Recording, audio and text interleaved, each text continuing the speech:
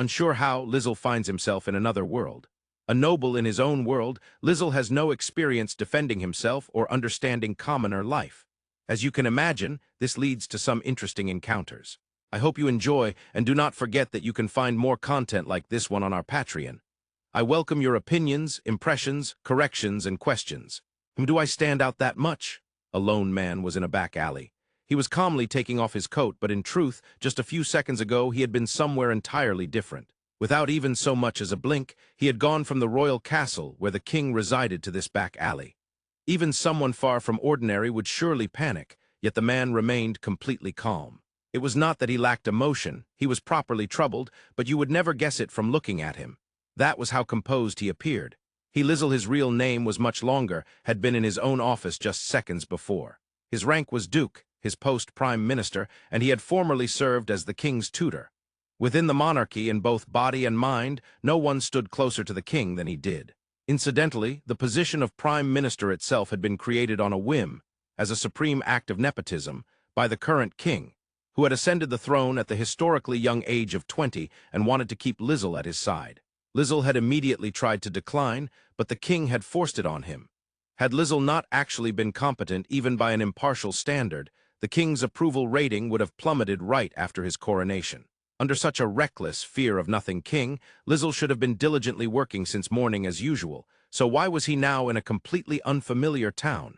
For the moment, he decided to get out of the dark alley. Fearless in his own way, Lizel headed toward the main street. The language is the same, the currency is different. For now, the value of the money is, I really do stand out a bit. Lizel disliked ostentation, so although his clothes weren't gaudy, they were sufficiently aristocratic that he still stood out even after removing his coat. Draping the coat over his arm, he continued to gather information from his surroundings without letting his thoughts break. This unnerving calmness, as his former pupil had put it, asserted itself even in this irrational situation. It wasn't that he felt no confusion, but he could suppress such emotions as unnecessary to grasping the present circumstances. Such self-control, enough that it would not be strange to call him inhuman, was a necessary ability in noble society, but Lizel's far exceeded the norm. He let his gaze drift casually around him.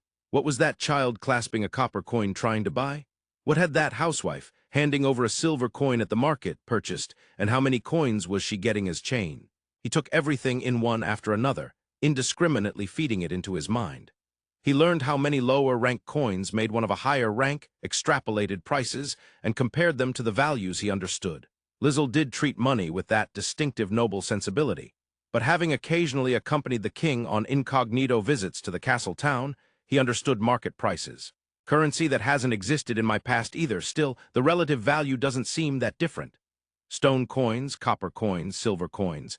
Their shapes and designs were unlike those he knew, but their value as ores was the same. Wherever he currently was, there didn't appear to be a radical difference in how things were valued. At this point, Lizel was already convinced that this was a different world from the one he had been in moments earlier. His thinking was certainly realistic, but he wasn't so rigid as to deny all things fantastical. It was just that another world was what best fit his current situation. And even if that idea was wrong, the only one it inconvenienced was himself. In any case, what he had to do did not change. He thought for a moment, and then with a decisive step walked toward his next destination. I'd like to see some of the higher denominations too. He had already grasped the value of the coins that changed hands at stalls and in the market. If things matched his expectations, there should also be gold coins and crystal coins, or something similar. He set his sights on a shop that would deal in such money and took a side street that was a bit less crowded than the main avenue. Nations are all built the same way wherever you go, it seems. Convenient enough. The place he was headed now was not particularly high class.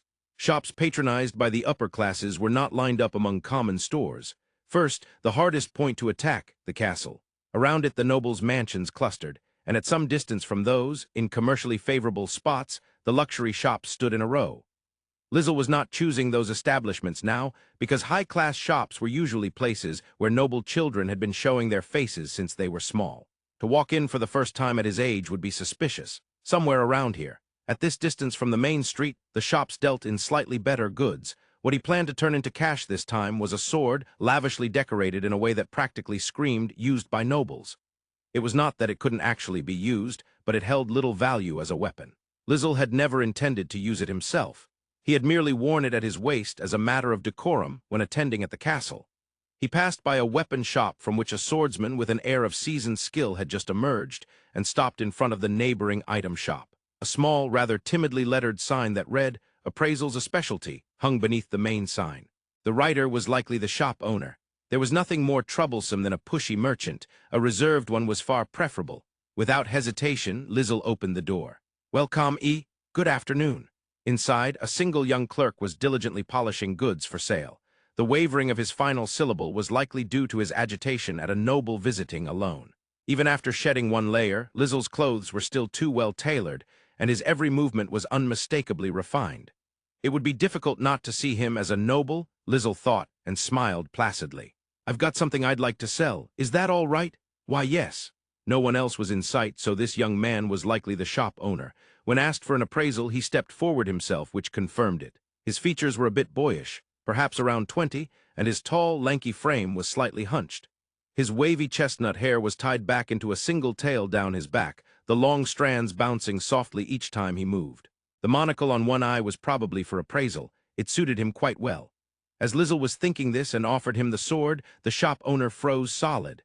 His eyes, however, raced busily over the sword, so he was still appraising it despite his shock. Satisfied, Lizel let his own gaze wander around the shop. It was likely a shop for those adventurers he had heard mentioned in conversations around town. Its location next to a weapon shop fit that idea. Adventurer was an occupation that hadn't existed in Lizel's world, but from the surrounding chatter, he had a rough idea of what such people did. "It's a magnificent piece of decoration. I've never seen a design like this," the shop owner finally murmured after standing there frozen. A heartbeat later, he seemed to come to himself, looked up at Lizel, went pale, and bowed deeply. My deepest apologies. I was terribly rude. No, I'm not going to get angry when you're praising it." From the man's attitude, more awed than frightened, Lizel could infer what nobles were like in this world. Whatever their station, if those on top were taken lightly, it was over. It was a problem if they were so feared that it approached terror, but it was also troublesome if they were seen as too familiar and treated as equals. In that regard, it seemed the nobles of this country kept themselves properly elevated. "So how much do you think it'll go for?" "Ah, yes, about 300 gold coins." Lizel smiled and tilted his head slightly. If the man intended to cheat him with an unfairly low price, he would panic and adjust the number upward. If he lacked confidence in his appraisal, he would look back at the sword. No merchant would dare pick a fight with a noble. If he had anything to feel guilty about, it would show. "No, please go ahead and buy it." "Why, yes." But the shop owner just mirrored Lizel's head tilt with a slightly puzzled look of his own. He neither re-examined the sword nor altered his price, proof that he had enough confidence in his appraisal and no intention of underpaying. Lizel immediately decided to sell it to this shop. Found a good one, truth in advertising. He's got the capital to handle walk-in purchases like this, and undoubtedly has connections to shops that can resell the sword at an even higher price.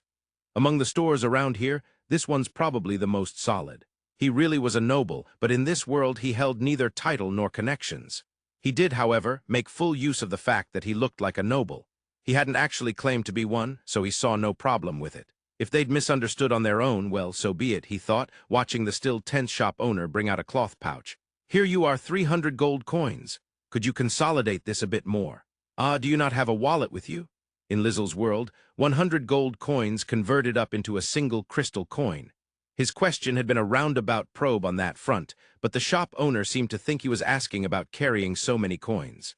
Judging by his reaction, such a higher denomination didn't exist in this world. In that case, how did they deal with large sums? Even with a wallet, the weight didn't change, he thought, as the owner fetched several wallet-like items from a shelf. Each was small enough to fit in a pocket, and all of them looked unlikely to hold even a tenth of the gold coins piled before him. These are the wallets I can sell you right now."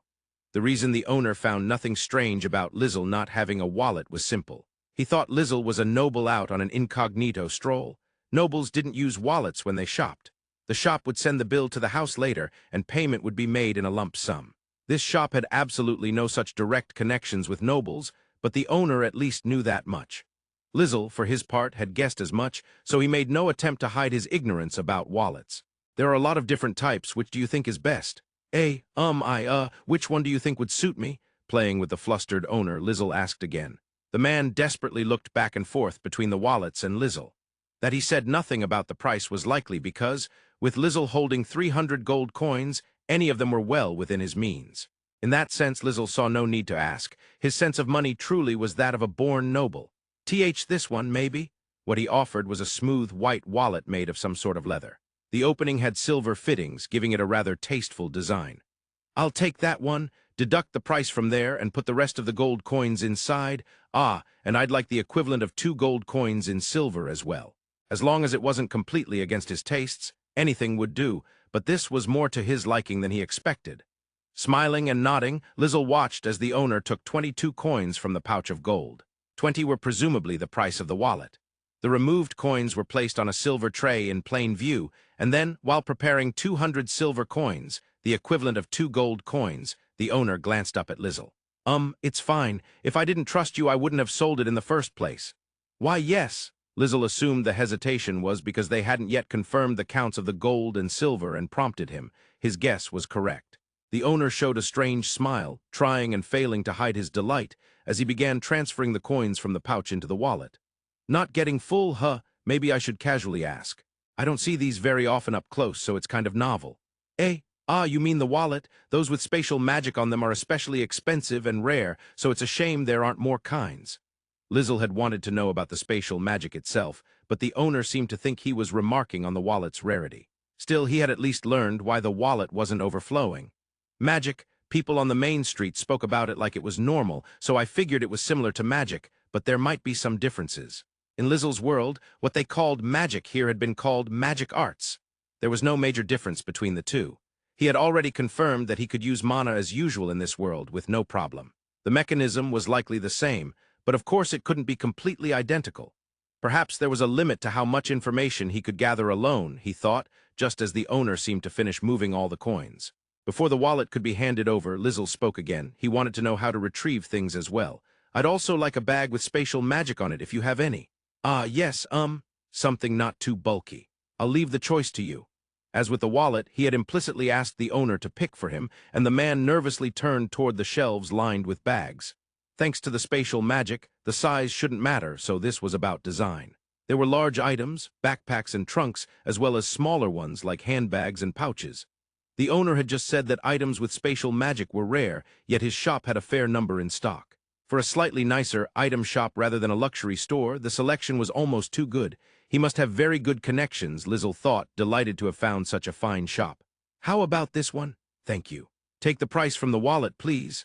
What the owner held out was a black leather waist pouch that could be threaded onto a simple yet stylish black belt. Even with his current noble-like outfit, wearing it wouldn't look out of place. That'll be 30 gold coins. All right, go ahead. Lizel watched closely, without making it obvious, as the owner opened the wallet. He simply slipped his hand in and pulled out the coins like a normal wallet. There didn't seem to be any trick to it. Relieved, Lizel accepted the lighter wallet and slipped it into the waist pouch he immediately fastened around his hips. Feeling no impact at the bottom of the pouch, he thought that until he got used to it, he might keep thinking he'd dropped it. He folded the coat he'd been holding and brought it close to the pouch. It vanished with a sensation of being smoothly absorbed. The width of the opening didn't matter. With the essentials now acquired, Lizel adjusted the belt for fit and looked back at the owner. Thank you. I'll be back again. Why, yes, thank you very. He smiled at the owner, who froze for a split second, then stepped through the door. Just as it closed behind him, he heard a voice from within and wondered, with some amusement, how the man would react the next time he came. Again? Again? I really do want solid information. He'd already felt it in the item shop. There was a limit to the information he could gather alone. Given enough time, nothing was impossible, but if there was an easier route, he naturally preferred it.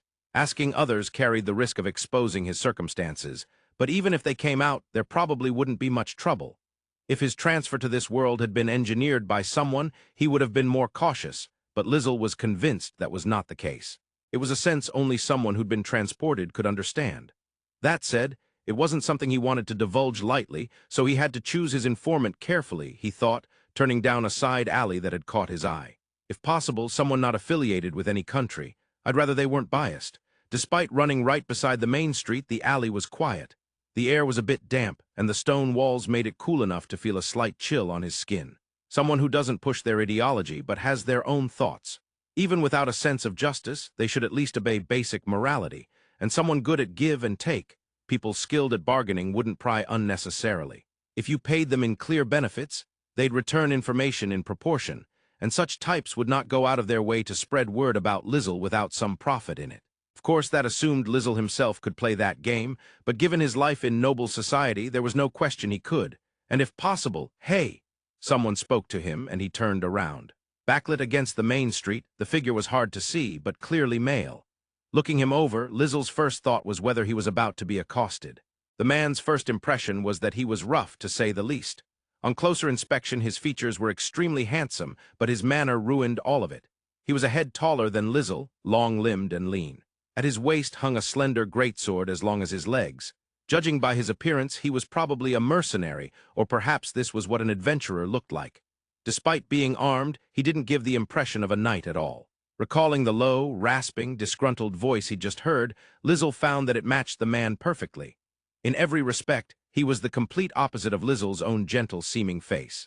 Lizel was alone in the alley, so the man must have been addressing him. Meeting the man's gaze, he smiled. The look directed down at him was sharp enough that someone faint-hearted might pass out on the spot. "What is it?" Lizel replied in a friendly tone, as if chatting with a neighbor, and the man's brows twitched slightly upward. Apparently he'd been surprised that someone could answer him so calmly despite his intimidating face.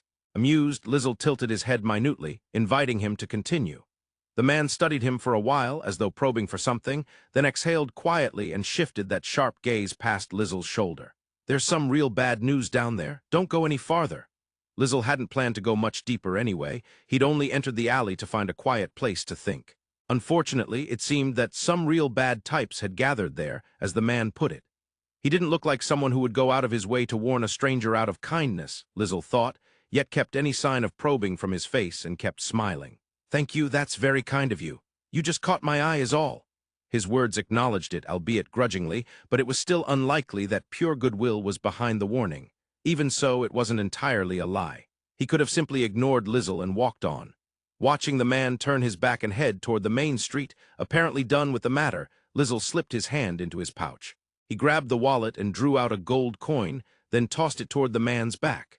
Just as the coin was about to hit the back of his head, the man turned and snatched it out of the air. Frowning faintly in puzzlement, he looked at Lizel, who smiled as before and held out another gold coin. "Would you spare me a little conversation? If it's trouble you want, find someone else. I only want to hear what you know. That's all probably, I won't force you." The man eyed him suspiciously, brows knit, then clicked his tongue once and took the second coin. The first was payment for the warning, the second, a fee for sharing information. Understanding that, he jerked his chin in a "follow me" and walked off, playing the coins across his palm. He didn't look particularly desperate for money, but Lizel had clearly piqued his interest. What information was worth paying gold coins for? Perhaps that was what he was thinking now. Watching his back, Lizel returned to the chain of thought he'd left off. An adventurer with no fixed national allegiance. Someone sharp enough to pick up on Lizel's intentions. Someone whose rough manner wasn't reflected in his actual behavior, suggesting a fairly high vantage point and broad perspective. Ideal. And if possible, if he's a bit of a busybody, that'll make things easier. Even if his actions weren't driven by goodwill, as long as Lizel ultimately profited, that was enough. Having encountered someone fitting so many of his conditions, Lizel silently thanked his own good fortune and followed after the man. The place Lizel was brought to by the man who called himself Gil was a tavern. The interior was closer to a bar, but calling it a bar didn't feel quite right when you could get a proper meal, and there were a few tables as well. It was still bright outside, so there were few customers, but it would probably get crowded soon. "Gonna rent the back room?" "Yeah," Gil called out to the man behind the counter and placed a few silver coins on it. Lizel himself didn't particularly want to be overheard, so he had no reason to object. The man who appeared to be the proprietress cast a brief glance their way. "Hello, nice to meet you." "Yeah." They were clearly an odd pair, but the man said nothing. Thinking this was quite a good place to have this kind of talk, Lizel followed Gil through a door beside the counter. Inside was a small private room with a single 4-person table, but it looked comfortable enough. "Mr. Gil, you seem to have connections here." "I just come often enough, Master Booze." I can't drink, so I'm fine." Hey, he says he can't drink. I can hear you." Watching Gil stick his head back out the door and trade words with the proprietress, Lizel sat down on one of the 2 chairs. It was the first time in hours he could properly rest his backside, and he let out a small breath of relief. Gil soon returned, a glass in each hand, and held one out to Lizel. "Here, thank you very much." He had declined, thinking it would be rude to come to a tavern and not drink anything, but contrary to his expectations, the glass held some kind of carefully squeezed fruit juice. He observed it for a moment, then quietly set the glass down without tasting it. Across from him, Gil swirled his own glass with a clink of ice, lips twisting into a smile as he looked at Lizel. "Want me to taste it for poison? If I were going to doubt it here, I wouldn't have called out to you in the first place." Lizel smiled mildly while cursing inwardly. So him calling out to me is part of the test set? Can't read him at all. Just as Gil had guessed, Lizel had intended to wait and see whether Gil would say anything about him not drinking before he so much as touched the glass. Of course, he didn't actually think anything had been done to the drink, nor that the proprietress was in on some plot to trap him. He didn't think so, but the moment the possibility dropped to zero was now, at the very instant Gil made that remark. He could maintain his own line of thought while also running a parallel track for a third party's thinking. Lizel was unusual for being able to do that, but Gil, for noticing it, was unusual in his own right. "So what do you want to ask? Then, for starters, how about an introduction from you, Mr. Gil? What do you want to know? I'm not trying to probe into you. I just find it odd to sit down and talk with someone whose name is all I know. You can tell me your profession or your history with women, whichever you like." Sidestepping Gil's searching gaze, Lizel calmly lifted his glass to his lips. As he had imagined, it was squeezed fruit, and the sweet acidity soaking into his tired body felt pleasant. What Lizel wanted to know was Gil's position. If he was going to receive information, the other party's standing mattered. He couldn't afford to pick up the wrong kind of information, and it would change what questions he asked. From the looks of him, he was without a doubt an adventurer, but Lizel wanted to confirm that as well. Gil sighed as if giving up, and stuck a cigarette between his lips after warning he was going to smoke. "Fine, you could find this out if you checked anyway, solo adventurer, rank B. No particular woman and no intention of getting one. You don't plan to, but it doesn't cause you trouble either. If that's how I look, I'll take it as a compliment." Snorting faintly, Gil lit his cigarette. He hadn't expected Lizel to respond to the part about his love life instead of his profession. Among adventurers, a solo rank B like Gil was widely known. One reason was that it was said you could only work solo up to rank D. Above that, you didn't exactly have to form a party, but most of the jobs were so hard that realistically you had no choice. For someone to climb to rank B solo in that environment, it would be stranger if his name hadn't spread. Yet Lizel showed no particular reaction to that. Completely natural, his demeanor gave nothing away, and even a man like Gil, plenty used to bargaining with others, couldn't read his inner thoughts. "He's a bigger deal than I thought, yet I've never seen him or heard of him, and him wandering around alone doesn't make sense either. You seem sharp, Mr. Gil. I'm wondering if I might be confusing you a bit." He wouldn't let Gil read him, yet read Gil's thoughts without mercy. The quick back and forth held a certain comfort, and Gil took the cigarette from his mouth and crushed the ember out, as if to say he intended to enjoy the exchange with the man in front of him. "If I ask, will you tell me? Do you want to know? I'd like to hear your history with women too, actually." Repeating his own words back at him from earlier, Lizel laughed softly. The elegant sound wasn't loud, and as he reached for his glass, Gil was all but certain the answer he was about to hear would be noble. "No profession. I have nothing that proves my identity, so my status is no different from someone from the slums. My history with women is a secret." The hand he had stretched out almost knocked his glass over, but he caught it again in time to avert disaster. Then he turned a sharp stare on the unreadable man before him, as if he meant to lay the others every secret bare. An ordinary person would spill everything under a look like that, but Lizel remained entirely unfazed and at his own pace. "Doesn't sound like a lie, but for something you're giving to a guy who's already confused, that's not exactly helpful. You're going to trust that I'm not lying. If you brushed off the women part, that means the things you don't want to talk about you just won't say, instead of lying about them. Don't test me every little step of the way." Lizel's eyes narrowed happily. He had chosen someone he thought would be reasonably easy to talk to, but having his intentions read this neatly was downright enjoyable. He had also clearly seen Gil nearly tip the glass earlier, but none of that showed on his face. "True, if I'd felt like making something up, I'd have said I'd cut down 100 women already. Bit too much bragging, don't you think?" Gil's lips curved with interest, and Lizel nodded as if it were nothing, then set both elbows on the table and laced his fingers. "Introductions are done. Shall we get to the main topic? From my side, I still don't know a single thing about you. Let's say that's because you didn't ask the right questions." Lizel smiled, and Gil answered with a distinctly sour expression. There was no doubt this man had things he didn't want asked. If their first exchange had already been made with all this in mind, then how many moves ahead was he supposed to be reading? Whatever. This time I'm just handing over info for the money he paid. If this were a negotiation where they were bidding against each other, that would be one thing, but this was safe information provision paid entirely up front. And the pay was ridiculously good. He didn't need to know the other's circumstances to do it. Whether he could leave it alone without getting curious, however, was another matter. So what do you want to know? Let's see, for the time being, how about the situation in this area? For an adventurer who often crossed borders, it was a safe enough question. You only just got here? Yes, I arrived today. Gil casually prodded and got a calm answer in return. The man who had just said his status was basically the same as someone from the slums was now claiming he'd come in from outside. Just who was he? Nothing smelled off around here lately. It's been calm. Lately? Yeah, a while back the Commerce Nation and the Demon Ore Nation were butting heads, but things have settled down now. Well, minor skirmishes happen all the time in that country, so nobody really cares. Nodding as he listened, Lizel recalled the map he'd seen at the item shop owners. The nearby countries had been drawn in broad strokes, with only the big roads connecting them marked, so he'd been able to memorize it without buying it. In his original world, too, the maps held by the castle were detailed, but the ones in circulation were about that level. The Commerce Nation, that was the one south of here, the center of distribution with lots of roads connecting to it. Mako Nation, Demon Ore Nation. If they're going out of their way to pick a fight with the Commerce Nation, then location-wise it's probably the country to the southwest of the Commerce Nation. It borders that big mountain range, so Demon Ore Nation would fit in terms of mineral veins. Producers and merchants squabbling is an everyday thing. I can probably ignore it. And you? No, thank you for the information. This country is quite vast, isn't it? I'm not sure I'll be able to see all of it. Gil had stuck his head out the door earlier and now came back with a fresh drink in hand. His complexion hadn't changed, so he seemed to hold his liquor well. Lizel could only envy that. If you want to look around the Commerce Nation, Demon Ore Nation, and all the rest in detail too, a month won't be enough. Even with a carriage it takes too long. I thought so. If the names of the other countries were being grouped under this one, then the surrounding nations were likely vassal states or something similar.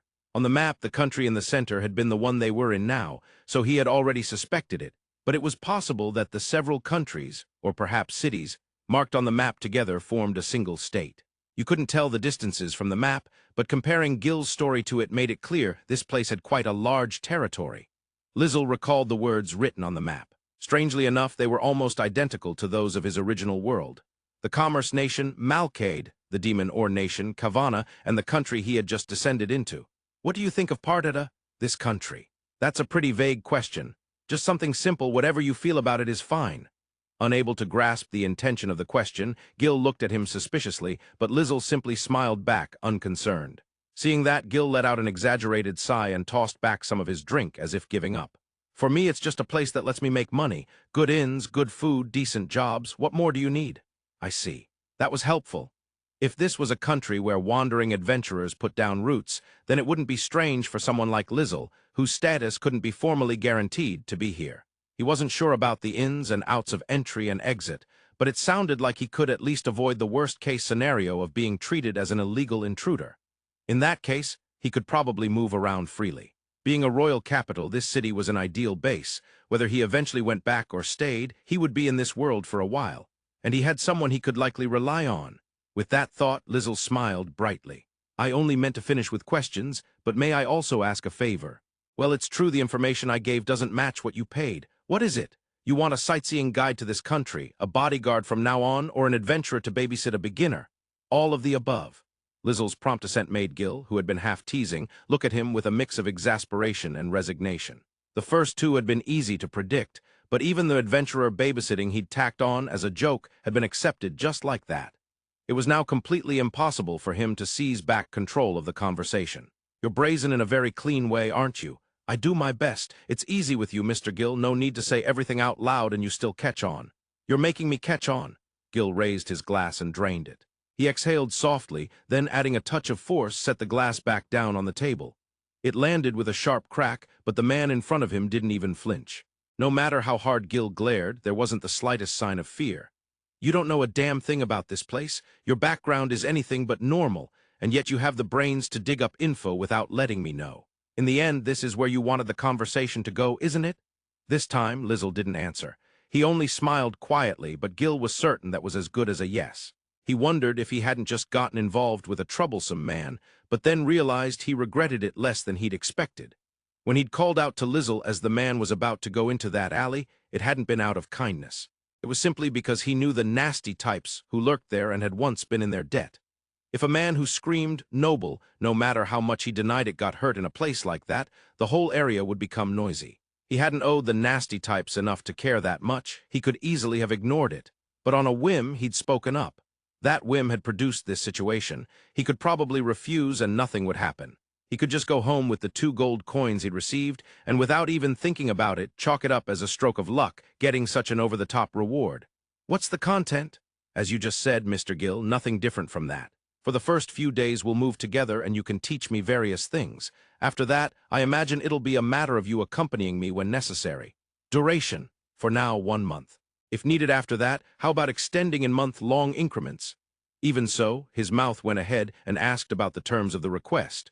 The instincts he'd built up as an adventurer were telling him not to let this client go. He immediately laughed that thought off as he caught sight of the man before him, his eyes narrowed in a satisfied, almost sly smile. The way Lizel's throat quivered, cuck, while he laughed made Gil wonder if even this had been within his expectations. A grown man like him was about to move on nothing but curiosity, that simple fact. How much are you gonna pay me? How much work will you do for me? Heh, you got a lot of nerve, talking like that to me. They had only met today. He couldn't go around being this interested in everyone he bumped into. So Lizel had forcibly turned Gil's interest toward himself. Being steered this neatly by the pretty boy in front of him wasn't an insult to Gil. If anything, it stirred his curiosity more than anything he'd felt before. Gil was frankly impressed with Lizel for picking up on a trait he hadn't recognized in himself and exploiting it. He wasn't so childish as to deny it out of simple stubbornness. He'd just finished all his guild requests and hadn't taken on any new ones yet. There was no reason to refuse. In a month I'll work you hard enough to drain every last coin you've got. I don't need an advance. After a month, you decide how much my work was worth. That's awfully generous. That level of confidence is very much to my liking. Lizel still didn't know the going rates here, but he nodded, thinking he'd manage somehow in a month. To seal the deal, they knocked their empty glasses together. First of all, could you show me to an inn? Easier if you stay where I do. That would be best. Once we get there, I'll tell you most of the things you've been wondering about. Looking forward to it. Watching Gil lead the way out of the room, Lizel nodded to himself.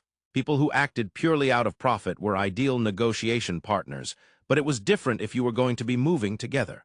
Of course, it was easier if they could think in terms of profit, but for a decisive factor, he preferred something else.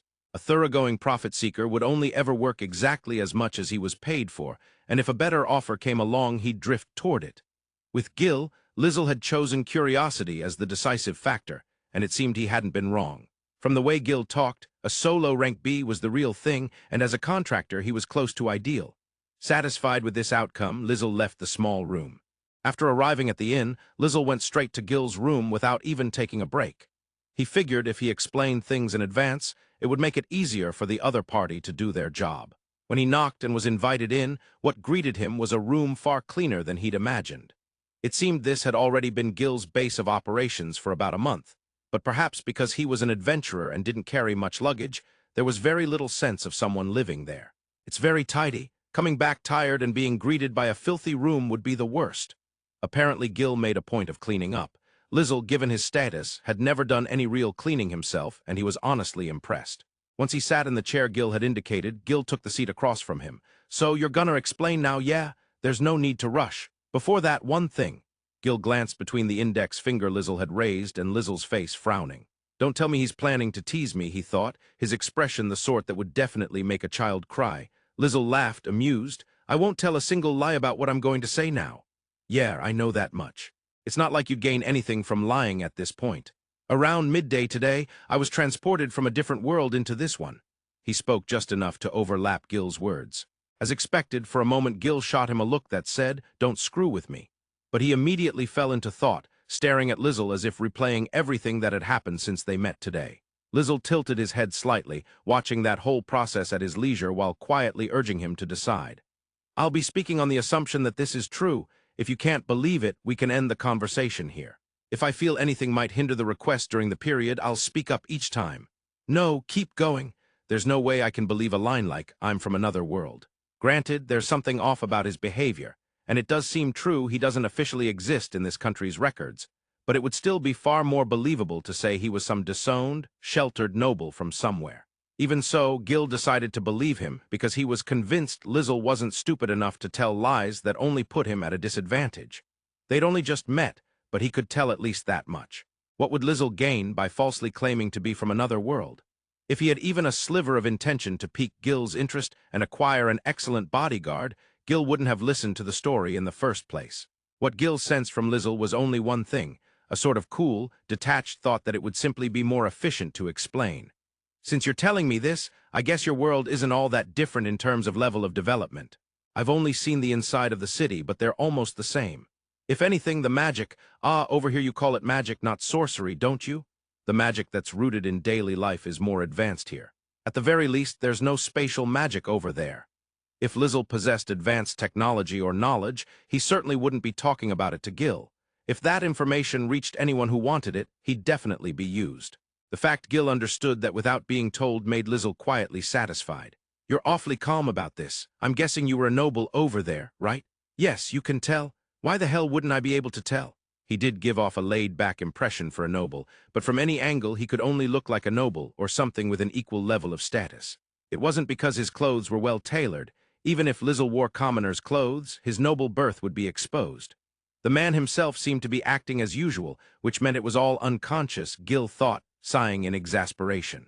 So there's a wide range among nobles. What rank are you?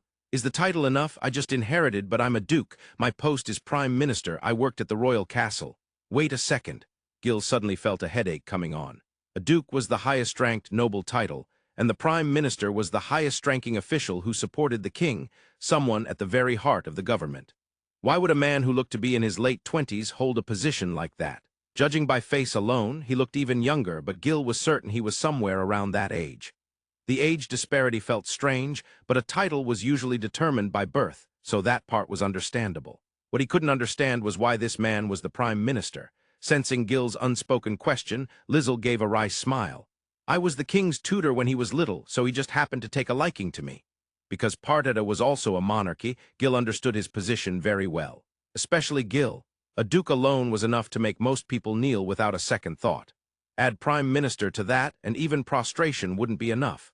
And as for being the king's tutor, Gil couldn't even imagine how exalted that position must be. He'd thought that if he heard the circumstances, he'd understand. Instead, the more he heard, the more this man slipped out of his grasp.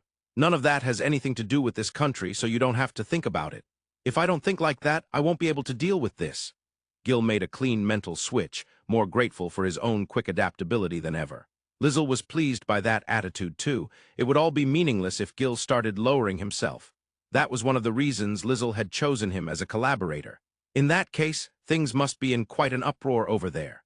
Most likely, I just hope His Majesty isn't doing anything reckless. Is he the type of king who does reckless things? As he asked, Gil saw Lizel's expression shift just a fraction. Whenever he said His Majesty, his smile seemed to gain the faintest hint of color. Lizel always wore a smile, to the point Gil wondered if that was the only expression he had. Now, for the first time, it felt like he was seeing Lizel's real smile. Given your age, that king's pretty young, huh? Is he that capable? Before he ascended the throne, he was quite a wild child. Even now the people affectionately call him the reformed delinquent king. Is that really affectionate? It brings back memories. Once he disappeared on his own somewhere, and when he came back, he'd burned down 2 houses. That surprised me. That's not a joke. Those 2 burnt houses had in fact belonged to corrupt nobles who had been making it very hard to catch them in the act, but Lizel omitted that part. Even so, it was true that the people adored their king, and that the nobles who served him respected him deeply. Lizel had never tried to educate him in a way that would benefit himself, but because they'd spent so much time together, it was inevitable they'd become close. When Lizel was appointed prime minister, the reason there was no major backlash was likely because the public trusted that the king was not the sort of man who would appoint someone useless to an important post purely out of favoritism. But he really is someone who was born to be a king. Politically, he was very capable, yet he occasionally did outrageous things. That was the general evaluation. However, those outrageous acts never harmed the country. In fact, sometimes they even benefited it, so his reputation was consistently high. The fact that his antics never caused harm had a lot to do with Lizel's behind-the-scenes support, but Lizel had no idea that the few people who knew this were, at that very moment, desperately stopping the king from running out of the castle to search for him. Well, if my absence really becomes a problem, I'm sure they'll figure out a way to bring me back. Until then, I'll treat this as a vacation and enjoy myself here. Figure out a way, huh? But you popped over here without any warning, didn't you? There's 0 leads. It's not exactly the same, but I'm pretty sure I felt something similar to teleportation magic. So maybe they can do something by applying that, You don't have that here? Teleportation magic. The term rang no bells for Gil. He'd never been good with magic, but if there were a spell that useful, everyone would have heard of it. Lizel had been thinking it might be interference between 2 teleportation magic spells from both sides, but apparently that wasn't the case. If teleportation magic simply didn't exist in this world, then the possibility of returning from here was slim. If he was going back, the people in his original world would have to work hard to make it happen. I think you understand the situation now, so if you ever see me behaving strangely, please tell me. As a noble, there's nothing off about you, but I get the feeling you're gonna end up doing something along those lines anyway. This is a rare vacation, so I'm going to do different things. You're the one who said I could tag along with an adventurer. Gil had indeed said that, but at the time he'd thought it was something that would basically never happen. If Lizel became an adventurer, they wouldn't even be at the level of feels a bit off. He would be nothing but wrongness. For now, getting some form of ID takes priority. Registering as an adventurer doubles as that, right? Yeah, not that anyone would think someone like you came to the guild just to get an ID. When that man walked in, the adventurers who had been browsing requests or waiting their turn at the counter all looked at him with hope in their eyes. His refined movements and well-tailored clothes, combined with a gentle face, made him look like someone of high status, no matter how you looked at him. His gaze drifted slowly across the room. It looked like simple curiosity, but also like he was evaluating his surroundings. He had probably come to greet the guild master. His clothes were a bit casual, so maybe he was there with a request. Whether it was an official visit or incognito, a request from a high-ranking individual was still a request from above. If possible, they all wanted to be the ones to take it. Quietly, they started warning one another off with their eyes. Everyone wanted connections to the high and mighty. So this is the guild, huh? Looks lively. Yeah, but then the looks of expectation immediately turned to disappointment. The moment they saw the person who came in after the man, they were certain. There was no way any request from him would ever reach them. Gil of the Single Blade, the name that always came up if you asked about the guild's top fighters, was following right behind the man. As an adventurer, his individual strength was rumored to surpass even rank S. If this man had managed to hire him, there would be no reason to pass the job on to anyone else. So he must have business with the guild master after all. Still, to think someone had managed to hire a man who never formed a party with anyone, no matter who asked. As the two of them headed for the reception counter, the other adventurers watched them go. The man stepped up to the guild's registration window, which happened to be free at the moment. The young male guild staffer behind the counter looked up from his paperwork and spoke in an utterly expressionless, matter-of-fact tone. "I'm sorry, but the guild master is currently out. What is your business?" Huh. The man made a puzzled sound, and the staffer frowned slightly in return. Needless to say, the man who had raised so much expectation and disappointment among those present was Lizel. After a solid night's sleep, he'd come to the Adventurers Guild with Gil in order to get a guild ID as identification. Over breakfast, Gil had given him a few basic tips for not standing out too much, but he still looked out of place. Gil could practically read the misunderstandings going through the room. He muttered a silent "my condolences" and inwardly was actually enjoying this a little. For registration, Gil, we don't need the guild master." "I thought so." Lizel looked up at Gil standing next to him to confirm. Sensing what that question meant, the guild staffer who had been watching them suspiciously now stared fixedly at Lizel. Fortunately for him, no one but the two in front of him noticed the rare moment of agitation that crossed his normally expressionless face. Their eyes met and Lizel smiled politely as if asking permission. "I've come to register as an adventurer. Is that all right?" "Yes, please wait a moment." His flat, monotone manner of speaking was probably just a habit. Combined with his lack of expression, it made him seem cold. Among the adventurers, people often wondered if this was really the right kind of person to be handling new registrations, but the man himself didn't care in the slightest. "That's the first time I've ever seen you look surprised, and this is the first time I've heard you wasting words." Gil narrowed his eyes and curled his lips into a smile as he looked down at the seated staffer. The staffer didn't bother reacting to that faintly sadistic smile. He simply snapped his stack of papers straight against the desk. As expected of guild staff, his attitude didn't falter even with Gil as his opponent. And he added, refusing to back down, "It's also the first time I've seen you working under someone. You sure talk a lot for someone who never opens his mouth." From first impressions, most people assumed the staffer didn't like talking. That was far from the truth. If there was a need to talk, he would talk endlessly, and if someone said something to him, he'd reply double. Maybe he actually likes to chat. That was the unanimous opinion of his fellow guild staff. I'm not putting Gil beneath me, though. Doesn't suit you. You're the one who suggested it, you know. You said it would help at least a little. Gil muttered under his breath, and Lizel chuckled softly in the same low voice. He knew perfectly well that it didn't suit him. Over breakfast, one of the tips he'd been given for not standing out so much was to change his way of speaking, and Lizel was dutifully following it. As a result, his formal speech had relaxed a bit, and his first-person pronoun had shifted to or. The one who suggested it, Gil, still found that first-person pronoun strange coming from him. Unfair. The effect was extremely minor, but Gil chose to believe it wasn't entirely useless. Before we start the registration, there's something I need to confirm. Yeah, the Guild, by its nature as an organization, reserves the right to refuse interference from the Crown. Therefore, nobles or knights in the service of the state cannot register as members. Gil already told me it's fine. Fine how exactly? As he asked that with his eyes, the receptionist glanced at Gil. Gil gave a short yeah and pointed his folded arms at Lizel. He's not a noble and he's got no ties to any. No problem, right? No problem. Huh, forgive me. Let's move on to the registration. I am Stud, in charge of guild reception. Stud brushed away what had just slipped out of his mouth and set 2 documents on the table. Gil watched, a thin smile on his lips, and let his gaze wander around the room. Every single person there had, at the exact same moment, started to say the exact same thing, and then fallen speechless. The only one who'd put it into words was Stud, but that was probably his own way of processing reality. No one else had processed it yet. Lizel wasn't a noble, nor from a family of equivalent standing. That fact alone was such a shock to them because he acted so completely like a noble. I just hope this doesn't turn into a hassle, Gil thought, letting his smile fade as he narrowed his eyes. One adventurer flinched under that sharp stare, but there was no stopping the rumors from spreading. Gil had never teamed up with anyone before, and now he was apparently working with a newcomer. Nothing good ever came from a rookie standing out. Lizel had said it would be fine, but Gil looked at him, bending slightly at the waist while still keeping perfect posture as he signed his name. Are you truly not a noble? If it comes out that you are, it'll be my head on the block. It's fine. You can investigate me if you want.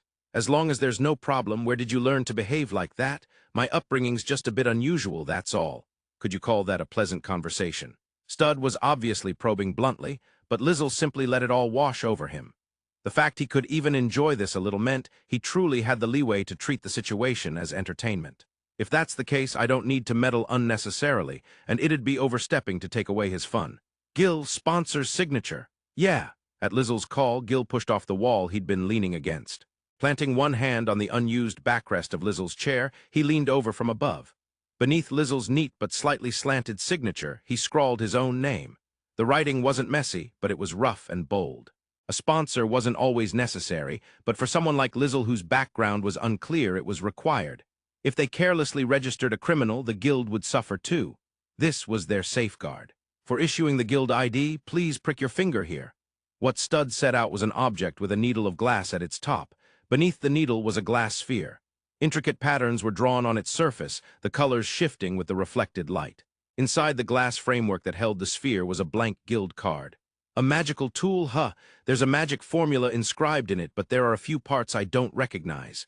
If you recognize even a few, that in itself is abnormal. The guild keeps its magic formulas confidential.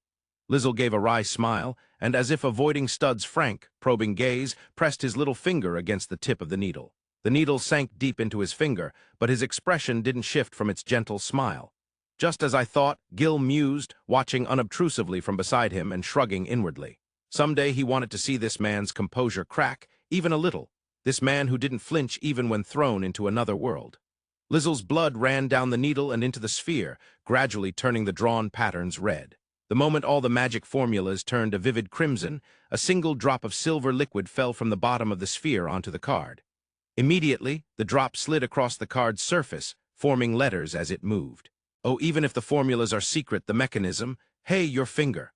Ah, is it done already? Prompted by Gil, he pulled his finger off the needle. He'd pushed it in quite far, blood ran down from his little finger. Without a hint of hesitation, he popped it into his mouth. Gil grimaced and snatched a cloth from Stud, pulling Lizel's finger away from his lips and pressing the still seeping wound with the cloth. You've got crap manners sometimes, you know that? You're surprisingly attentive, you know that? Someone like you sucking on your own finger and claiming it'll heal is just wrong on every level. Lizel frequently did things that would be considered unrefined in noble society, like what he'd just done. Of course, he never slipped up in situations where perfect manners were required, but when he could relax, a bit of roughness showed. Personally, he didn't see anything wrong with doing it now. But as Gil said, when he behaved like that, people did double takes. Being thought too well of was a problem in its own right, Lizel often felt. By contrast, Gil's outward demeanor was rough as hell, but in terms of manners, he wasn't bad at all. He noticed small things, and Lizel was well aware that Gil had been quietly covering for him here and there. Like earlier, when he'd wordlessly warned off the other adventurers with his gaze. Gil himself, used to working alone, had never really thought about it. When Lizel called him attentive, he clicked his tongue with a bitter look, as if he'd just learned something he'd rather not have known about himself. It's interesting seeing this unexpected side of Gil of the single blade, but your guild ID is ready. Hey! Once he judged the bleeding had mostly stopped, Gil tossed the cloth onto the desk. Stud calmly cleared it away and pulled the finished card out from under the magical tool. Lizel took the card and studied it intently. Guild, part at a Lizel F-rank adventurers, it was extremely simple, listing only the country, name, and rank. Without the faintly drawn guild emblem in the background, it would have been disappointingly plain. Because Lizel hadn't used his original, absurdly long name, it looked even barer. Gil, can I see your card? Ha! Frowning, Gil still reluctantly took out his own card. It too was simple. It just said Gil, and Lizel couldn't tell if that was a fake name like his or not. Unlike Lizel's, however, it clearly listed him as B rank, and the card's color was different. According to Gil, the color changed with rank as an anti-forgery measure. I'll explain things related to requests now. Do you want the full rundown? Let's see. Yes, please. Wondering if Gil would find it tedious, Lizel glanced at him. He saw Gil leaning against the wall right beside him. Doesn't look like he plans to go anywhere, Lizel thought with a smile as he turned back to Stud. In reality, even if Lizel had suggested he kill time somewhere else, Gil would probably have refused out of sheer laziness. Stud's explanation started with the basics. His flat, even tone made everything easy to follow, but it also had the side effect that the guild staffer at the neighboring window was nodding off. Lizel kept that to himself. He listened, nodding along, until one particular line made him interject for the first time. The guild keeps bestiaries and plant guides covering monsters and plants that appear in requests. You can also ask at the counter if there's anything you don't understand. Can I buy those books? Lizel smoothly cut in during a natural pause. At the first question Stud had received, he stopped speaking, and Gil cracked one eye open where he'd been half dozing. Reading them here is free, so you can just look them up whenever you need to. It's a hobby, acquiring knowledge, I mean. That's a good hobby to have. It wasn't sarcasm. Stud agreed out of genuine fellow feeling. However, books in the guild are not allowed to be taken out. It's not a secrecy issue, is it? They're freely available for viewing. It's simply a matter of the hassle of handling loans and returns and the number of copies we have. As he spoke, Stud tore a page out of his memo pad. Lizel waited silently while he scribbled something down. When he took the slip, Lizel saw what looked like an address and a shop name. This is a bookstore that deals not only in monsters and plants, but a variety of specialized texts. Their monster compendium is naturally a little behind the guild's latest data, but it should be more than sufficient overall. Thank you, Gil here. At his call, Gil pushed off from the wall. Resting a hand on the unused back of Lizel's chair again, he peered down from above. The street and shop name on the memo were familiar to Gil, though he'd never actually been inside that particular store. He wouldn't have trouble finding it. This place, huh? Yeah, no problem. In that case, I'd like to go right away. This was probably the happiest Gil had seen Lizel since they'd met. He rose, almost fidgeting with anticipation. Sorry. I'm not planning on taking any requests immediately, so could we continue the explanation another time? That's fine, or you could just ask the single blade there. No, I'll come back properly. Watching Lizel stand, Stud couldn't help wondering if he even intended to accept requests at all. There was certainly an obligation to do some work as an adventurer, but he simply couldn't picture the man in front of him actually operating as one. Stud started to rise to see them off, but a gentle pressure on his head stopped him. Thank you, Studcun. You're very kind. For a moment, Stud couldn't process either the warmth of the hand on his head or the meaning of the words.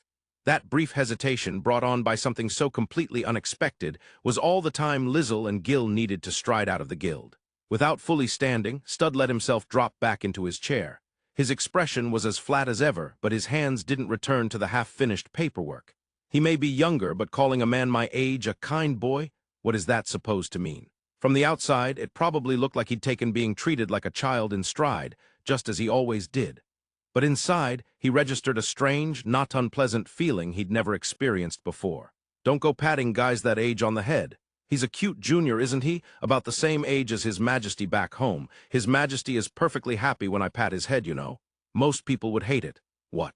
Gil had honestly been underestimating Lizel. No matter how much he acted like a noble, no matter how sheltered he was, Gil had thought that the man before him was already just an ordinary person now. But in this very moment, he realized that up until now, Lizel had simply been adjusting his pace to match Gil's. I'd like to buy every book in this shop. How much would that cost? Hey, cut it out.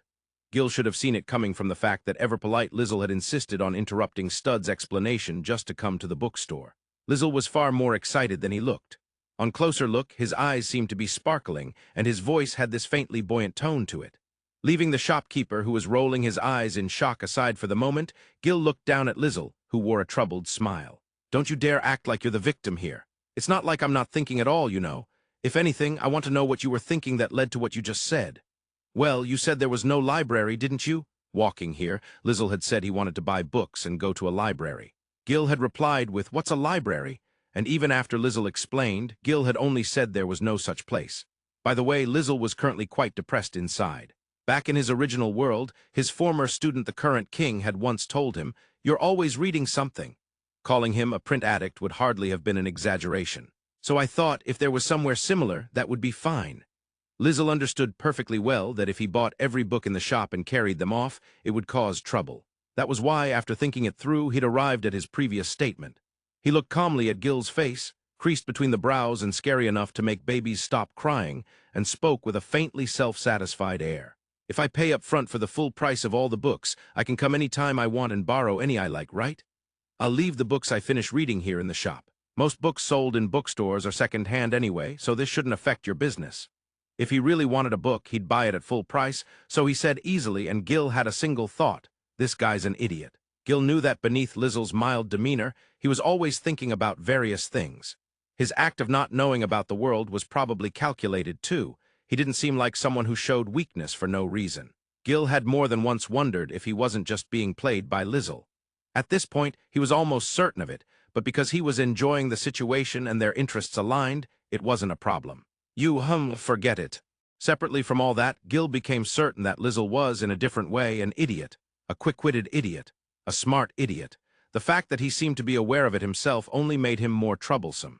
And the way he smiled in satisfaction up at Gil's utterly exasperated gaze, all while knowing exactly what Gil was thinking, was idiotic too.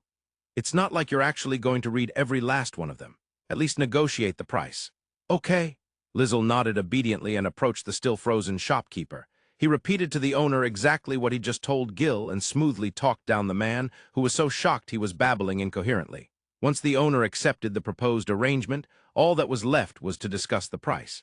It was such an absurdly risk-free deal for the shop that the owner was actually hesitant to accept too much money. In the end, Lizel secured the right to borrow all the shop's books for a price significantly lower than their total value.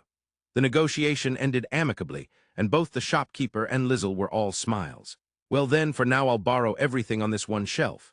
At least make it half. Gil, could you get the books from the top shelf for me? There's a stepstool right there, you know. Even so, Gil let out a resigned sigh and reached up. Lizel, telling the owner we'll bring them right back, emptied an entire shelf without mercy. Normally, Lizel was very considerate of others, but when it came to books, that restraint disappeared. With the shopkeeper watching them leave with a pained expression and thanking them nonetheless, Lizel and Gil stepped out of the store. Lizel walked along, absently stroking the pouch that, no matter how many books he put in it, never changed in weight or mass, clearly impressed by it. The two of them, side by side, drew plenty of stares in various senses, but they were both used to it by now. It's about time for lunch. Yes, I'd like to try walking around eating from food stalls. Doesn't suit you at all? Well, whatever. Let's go. For about 3 days after that, Lizel spent his daily life together with Gil. They were completely ordinary days, just meeting the needs of food, clothing, and shelter. But at least Lizel stopped doing things that made it feel like he came from a different world. He still stood out from those around him, but near the inn, the people who had gotten used to him stopped reacting to his every move. You could almost say he had blended in a little. After those 3 days, Lizel gave Gil free rein and holed up in his room. Even during those first 3 days, whenever Gil wasn't looking, Lizel had apparently been reading non-stop. On the 3rd day, when he returned all the books he'd borrowed and checked out a fresh batch, Gil had given him a look as if he were seeing something he couldn't understand. But that, as it turned out, was only the beginning.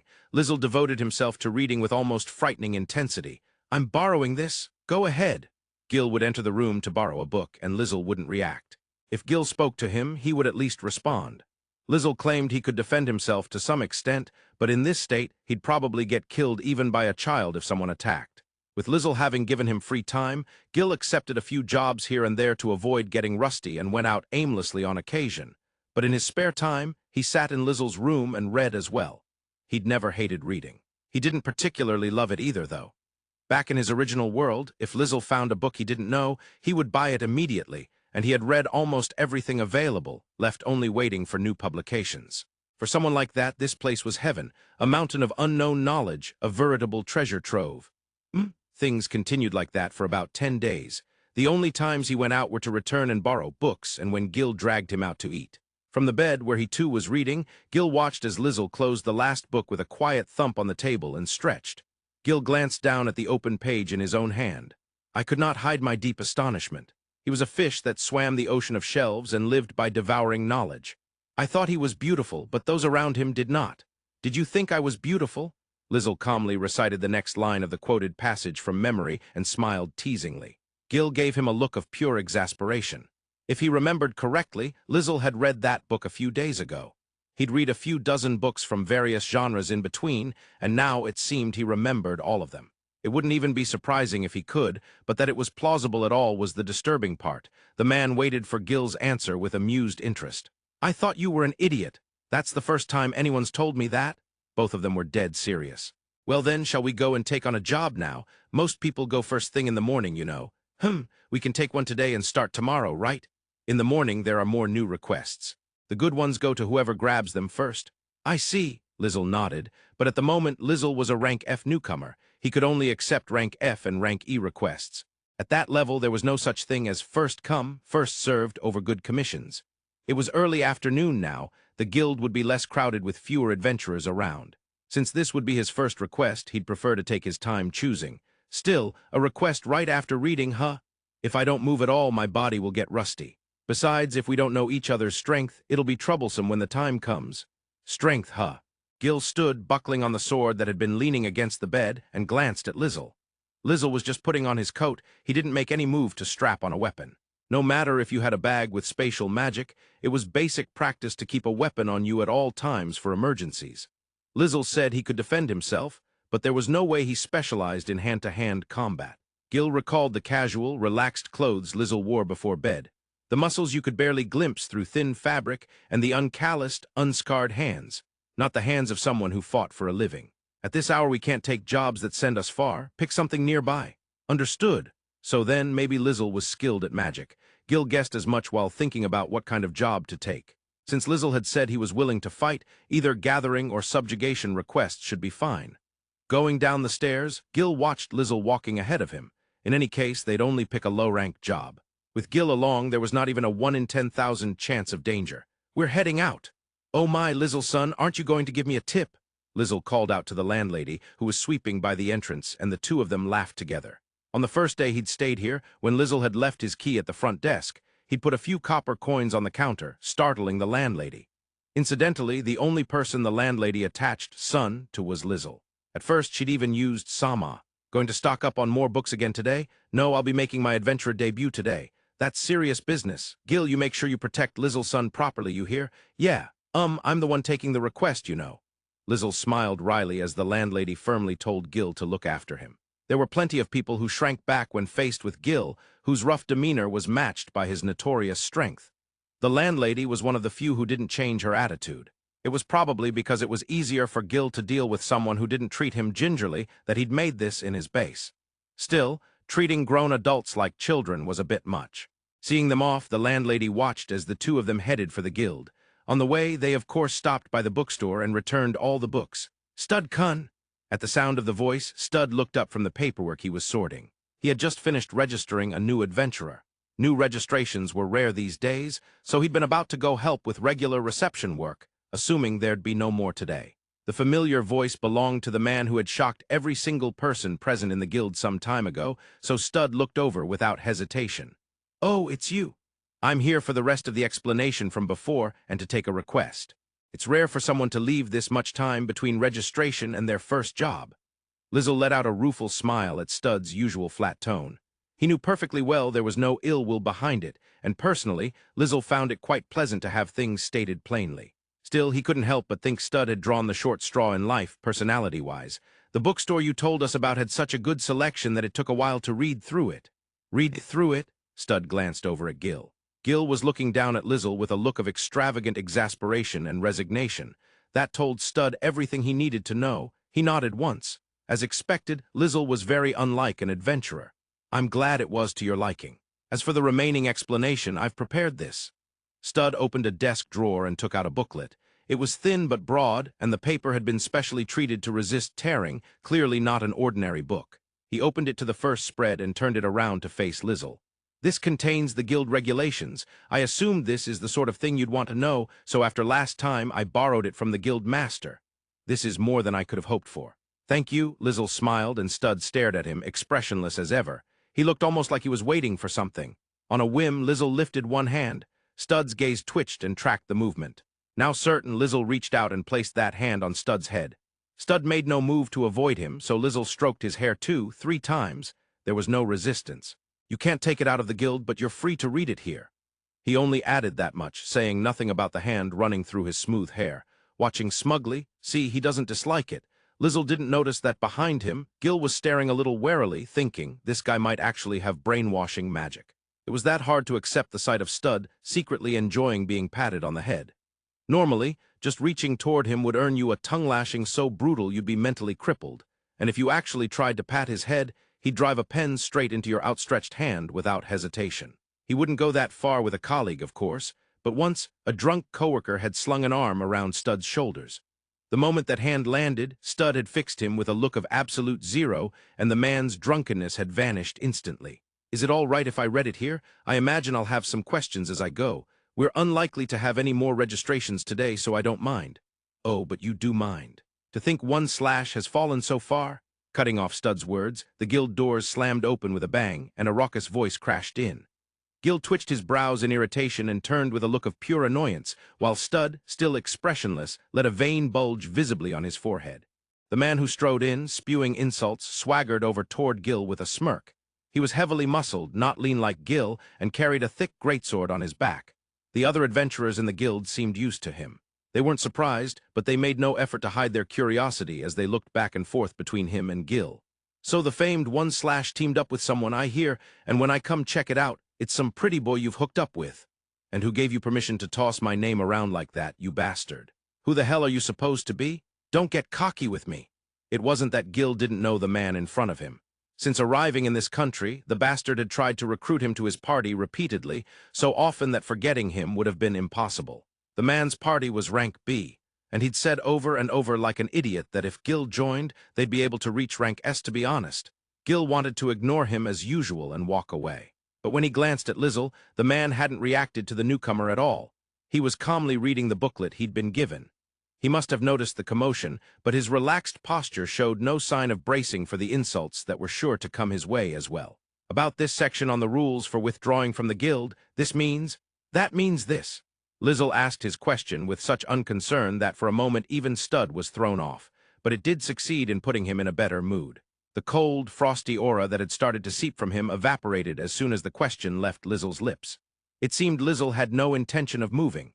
If Gil left now, the man's rage would surely turn on Lizel, so Gil sighed and faced him squarely. So you're following your master around, huh? How touching.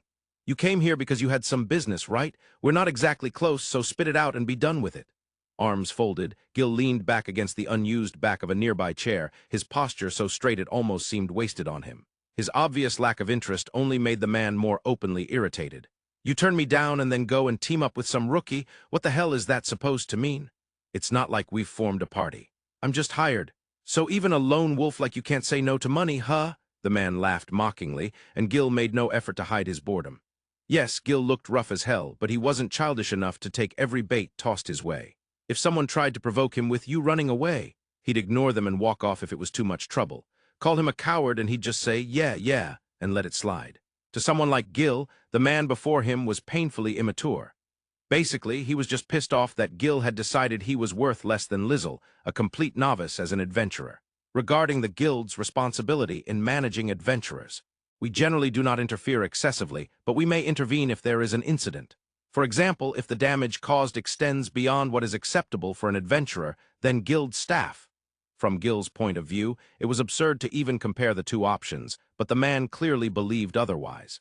As sensible questions and answers continued behind his back, Gil fobbed off the shouting man half-heartedly. Perhaps the casualness of his attitude showed. The man ground his teeth, then suddenly smirked. "Guess that pretty boy's really your type, huh? Got you wrapped around his little finger, has he?" So now he'd shifted to trying to drag Gil's reputation down. If Gil just radiated, "This is ridiculous," no one watching would believe it, and no one hearing the rumor secondhand would take it seriously either.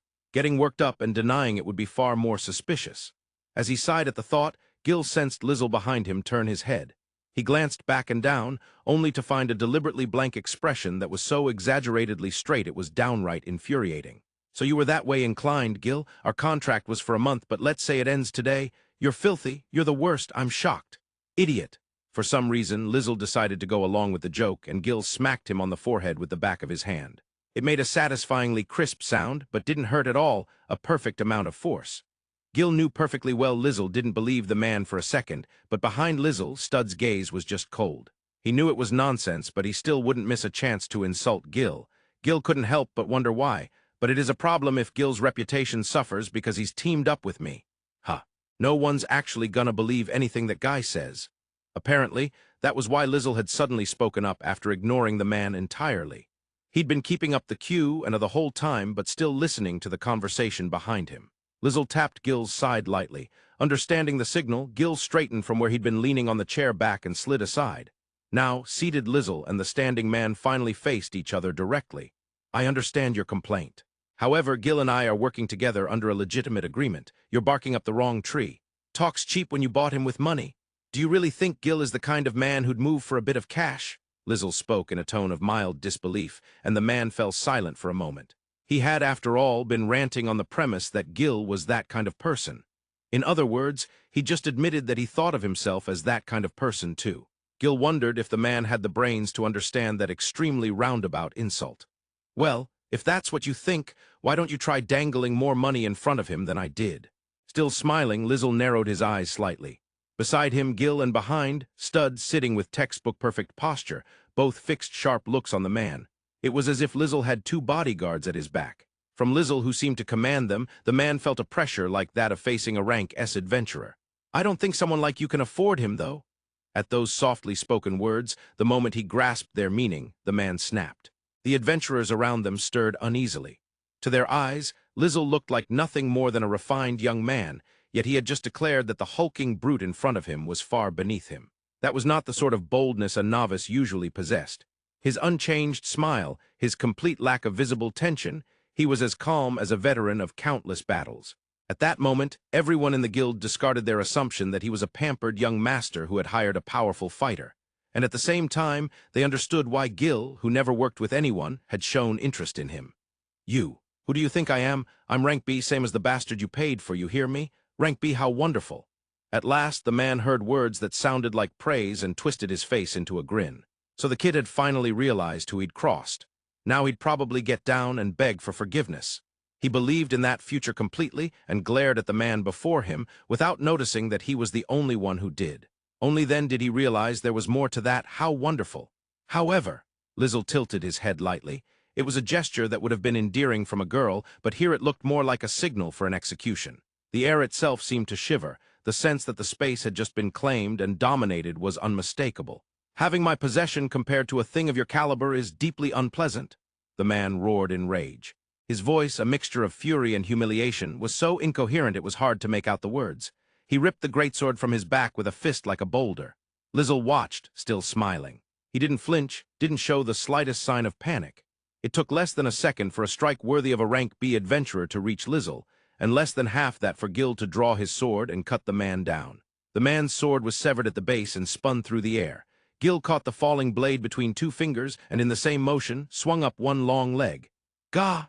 The kick struck the man square in the solar plexus with a crack of air loud enough to hear. His massive body was launched straight backward. The guild's door, which should have stopped him, buckled outward with a terrible crunch, and the man vanished outside. The strike had been so fast that everyone was left staring blankly. A moment later, the delayed wind pressure ruffled their hair. The silence that followed did not last long. "Hey!" Into the stillness, still ringing with echoes of destruction, fell a mild voice. Gil lowered his foot, slid his sword away as if nothing had happened, and looked back. There Lizel stood, one hand gently holding back Stud's arm, an arm he had probably been about to raise. The regulations say that guild staff are not to directly intervene in conflicts between adventurers, you know. They only say we are not obliged to arbitrate if asked. It's not forbidden. In that case, that's fine. I was just worried you might get punished for it.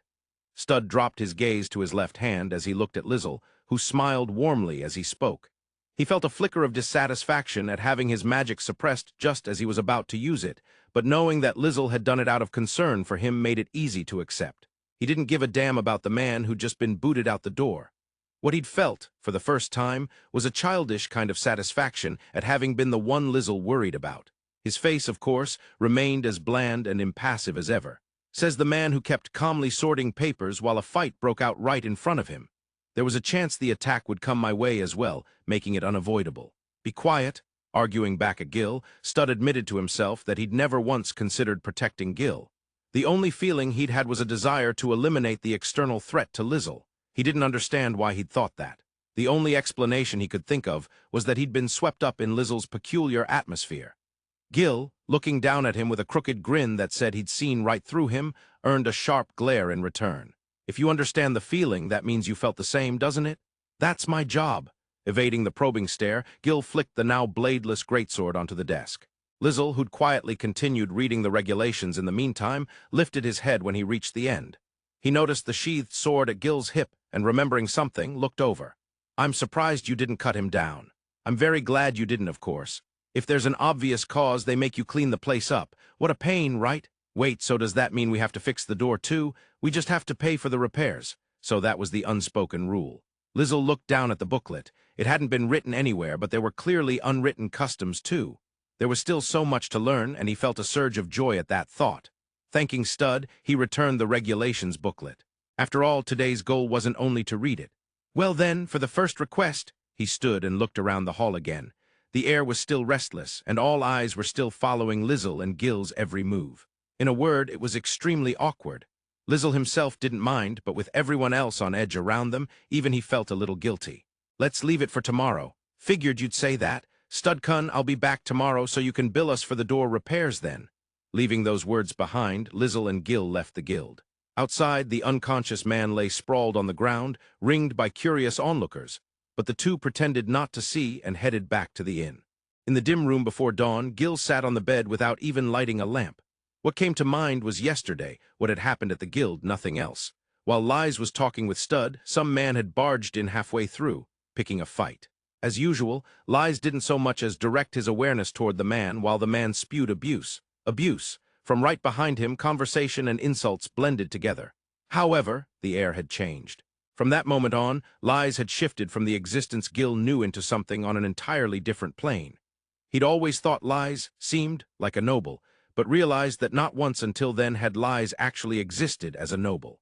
Lining up something of mine to be compared with someone of your level is deeply unpleasant. For the first time since appearing in this world, Liz had manifested himself as a noble. What had been dragged out in front of the enraged man was a quiet passion close to instinct, protect Liz. At first, when the man started harassing them, Gil had only been thinking that if the guy came at him, he'd just knock away his weapon and lightly knock him out. But he hadn't been able to stop there. He chopped through a thick greatsword right at the base, then kicked the man with enough force to crush his organs rather than merely knock him out, and even shattered a door he'd had no intention of breaking. He, who had always refused to serve under anyone and walked alone, had been made to submit in an instant. Smothering the laughter that welled up, he felt sure yet again that taking employment under Liz had been the right decision. This time he'd been swallowed by the pressure slammed down on the room, but from now on he should be able to act according to his own reason. Still, even then, he would move the same way as this time by his own judgment. "Since when the hell am I a knight?" He muttered the words and ended up laughing anyway. Hearing that term come from his own mouth struck him as absurd. "I feel like our start today got a bit spoiled, but the weather's nice and it's a perfect day for adventuring. 80% of the reason it got spoiled is you." The two of them walked, their feet crunching softly over the open grassland. At this distance from the city walls, monsters almost never appeared, and in the gentle sunlight Lize was more relaxed than usual. The chance of monsters appearing wasn't zero just because they were near the capital, but he didn't care. The military police in this country are very diligent, aren't they? Personally, I found it entertaining, so I don't mind. They were talking about what had happened that morning. It wasn't a rule that they had to eat breakfast together, but if they were going out together like today, there was no reason to avoid it either. It happened while they were leisurely enjoying the cooking of the innkeeper's husband, the landlady's man.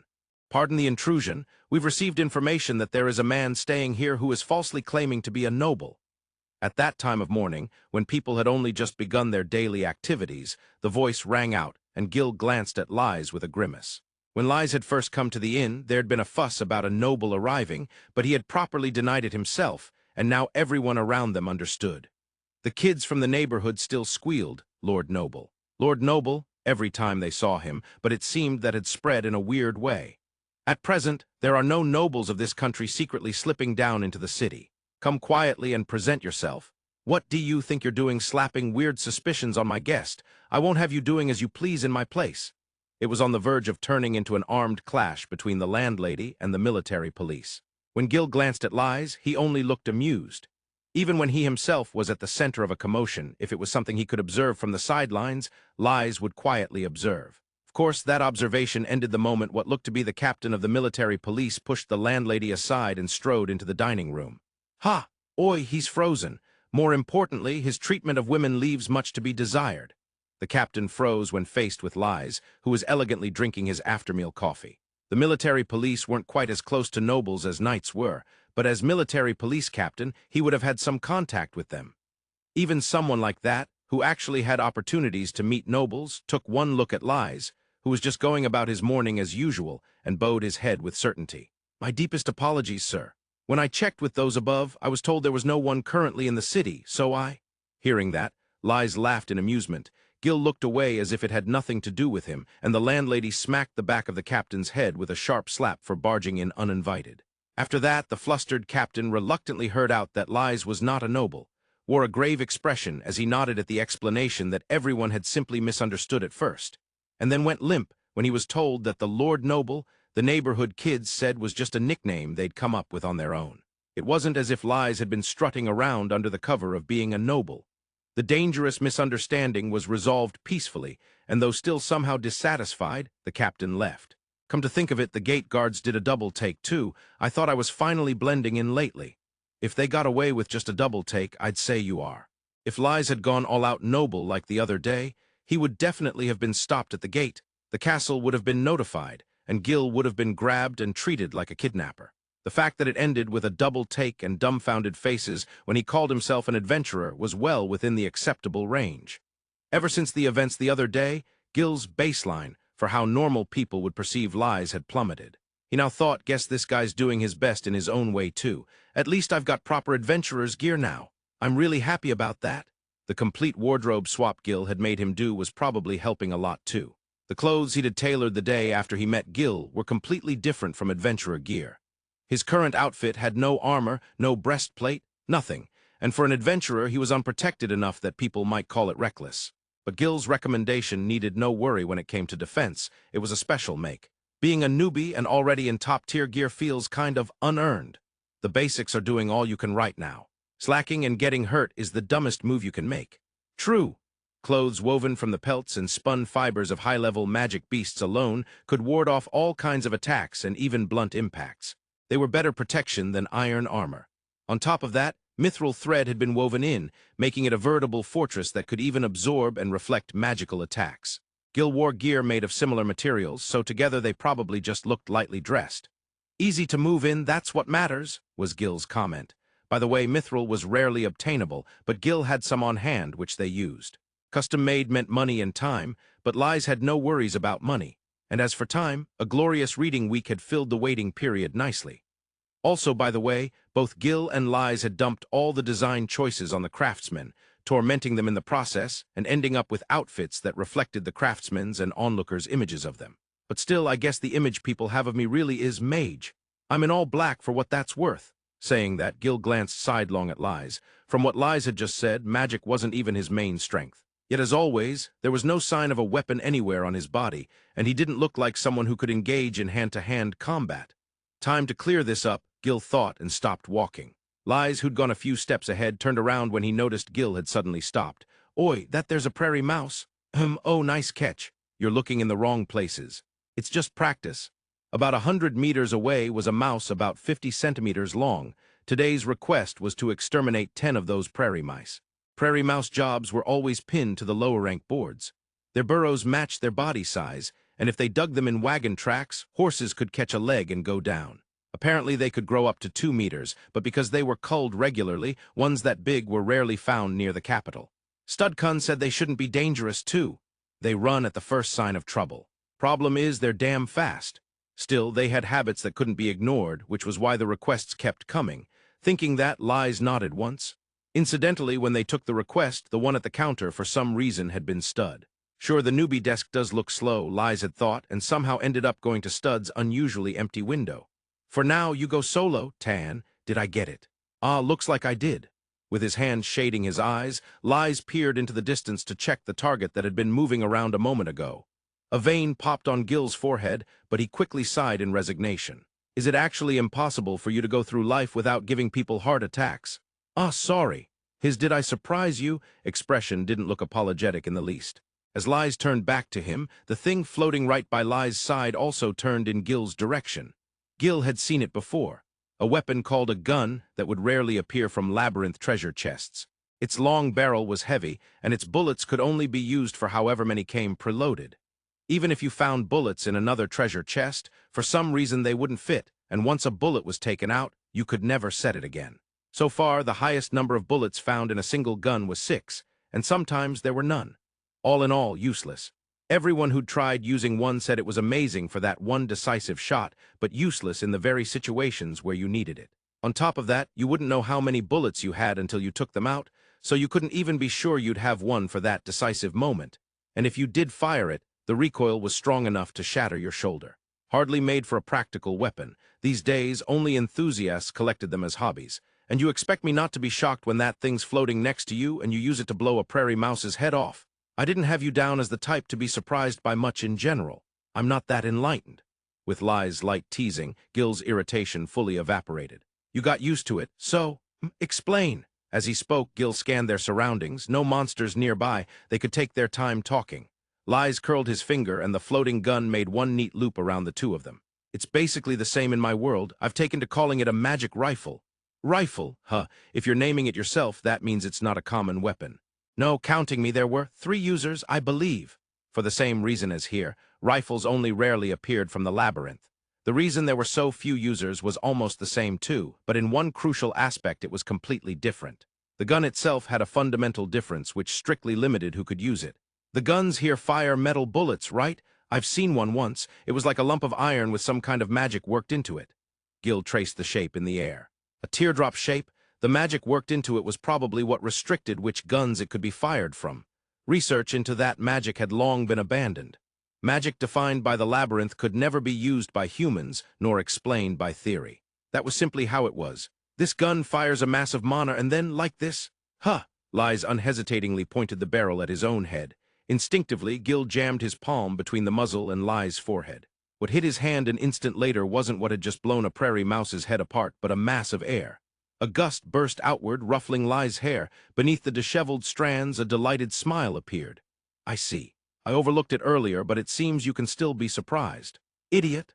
Using the hand he'd used to protect him, Gil smacked Liz on the head.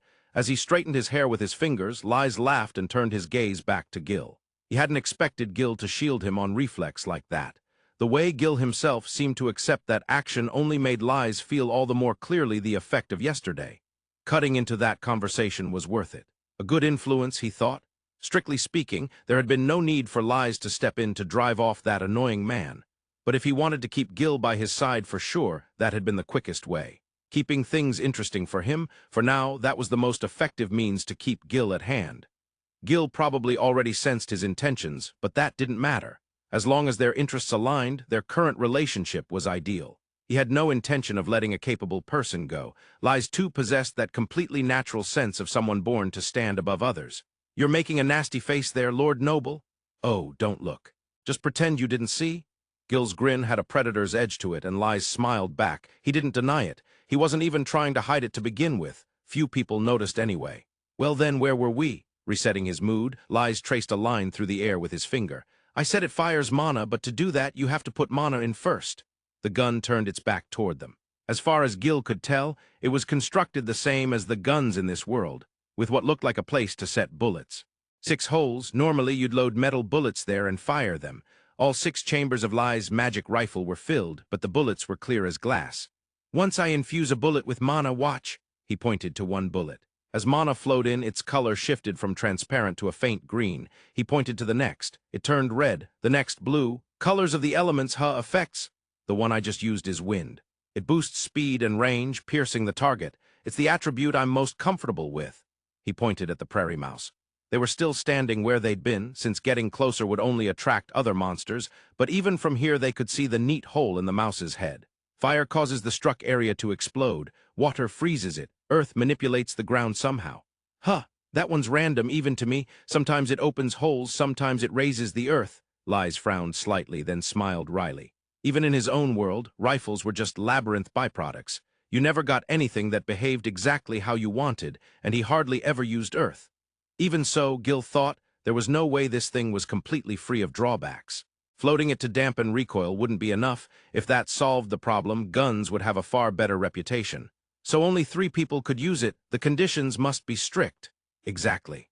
The truth is, normally they're the same as the guns here. You can only use what's preloaded. The mana, you mean? Then refilling the bullets is the real bottleneck. Right. And unlike magical tools, the bullets can't be refilled from the outside. Magical tools activated either by the user feeding them mana or by automatically absorbing ambient mana. But the clear bullets that came with a magic rifle were found already full, and like here, the maximum number recorded was 6. Use them up and there was no refilling, completely single use. The recoil was just as intense. They were known as incredibly impractical weapons, until one day, one of Lies' former students discovered a trick that was close to a cheat. You use teleportation magic to directly send mana into the bullets. If you can't channel mana, you still might be able to materialize it inside. Clever idea. Recklessly so. I did wonder what they thought they'd do if something went wrong. These things came from labyrinth chests. Tinkering with them could easily lead to the worst outcome. It had turned out well enough that time, but Lies had been genuinely furious. The odds of dying from meddling with dungeon items were not low. And the reason only 3 of you used it is, teleportation magic is exclusive to the royal family, isn't it? Oi. You know I'm barely involved. It's thanks to a royal daughter marrying into our house a few generations back. In the country Lies came from, the royal family was chosen by bloodline, a line that could use teleportation magic. That tradition dated back thousands of years and was still preserved, and every citizen took pride in it. Precisely because of that, to avoid thinning the bloodline, royal daughters were sometimes married into trustworthy ducal houses. Lies' family had been one such house. The child from that union wasn't especially strong-blooded, and there was already an heir to the throne, so they quietly inherited the title of duke. From the next generation on, the blood only thinned. My parents couldn't use it at all, and then, well, skipped a generation and popped out in me, maybe? And there's no way you get out of that without being dragged into something. But I did get out of it. My teleportation magic's pretty bare bones, and besides, the current king is said to be the greatest teleportation mage in our history. He's absolute, Lies said with pride, probably because he was a former student. Lies hadn't asked for the role, he'd been saddled with it by those around him. No one suspected him of scheming to usurp the throne. Lies himself had been careful to behave in ways that wouldn't invite such suspicions. It was also true that his teleportation magic was minimal. All he could manage was transferring mana itself for loading the rifle. True teleportation should allow the transfer of physical mass. In daily life, his teleportation was utterly useless. He didn't even know when he'd ever use it. But if it meant he could wield a magic rifle, he considered himself lucky. Even then, the recoil's too much, so I use it hands-free like this. Is that teleportation magic too? No, you see people do this sometimes, don't you? Mages who can freely control their flare balls. Same principle, that Gil could accept. Flare balls normally flew in straight lines, but skilled mages could make them curve or track targets. It was difficult and required intense concentration. Gil knew only a handful of people who could do it. Lize was apparently applying that principle to remote control his magic rifle. For the record, Gil had never seen anyone hold that control while casually chatting. The current king, though, he ignores recoil entirely and dual-wields these things. Monster, that's what the people who opposed him said all the time. With a cheerful laugh, Lize lowered the hand he'd raised to control the gun. The magic rifle, which had been floating in midair, vanished just like that. On how he'd done that, he only added, this part was a trade secret. The secret concerned his original world, so even if it spread here, it meant nothing. But as long as he existed here, Lize wasn't willing to assume that no one from this world could ever end up in his. He thought it highly unlikely, but as long as the possibility wasn't zero, he'd factor it in. What do you think? Will I pass for an adventurer? I don't see any problem, but... Right then, Gil grabbed Lize by the front of his shirt and yanked him forward. Lize instinctively tried to brace his legs, but failed and toppled into Gil. Gil held him up by that fistful of fabric. Lize, taking full advantage, grabbed the supporting arm and slowly righted himself. He smoothed the wrinkles from his clothes with a smile, not reproaching Gil at all. As you can tell, I'm bad at close combat. Figured. During Lize's grand reading week, Gil had been sure. Someone who could sit that still clearly wasn't in the habit of moving. His physical ability was probably about average for an adult male. In fact, Lize had no expectations of his physical abilities. It wasn't that he was bad at exercise in general, but he had absolutely no confidence when it came to combat movement. Contrary to popular belief, nobles were busy people. They had plenty of time for desk work, but little for training their bodies. With a weapon like that, you can handle close range. What's the effective range? With wind from 0 to 200 meters. If you don't mind risking accuracy, I can just about cover up to 300. At that distance, you get hard to guard. Let's say mid-range is your default. Time lag between shots? Virtually none. I can fire continuously. Running out of mana is the only real danger. Last time I tested, I burned out after about 300 rounds of full auto. Gil was, needless to say, a swordsman. According to him, he had no talent for magic and couldn't use it at all. Pure close quarters. From what Lize had seen of his moves the other day, he didn't look overly burly, but his raw power was on a different level. Lize inwardly tilted his head at why someone with that much mana couldn't use magic, but didn't ask. Close range and mid to long range, a decently balanced pair.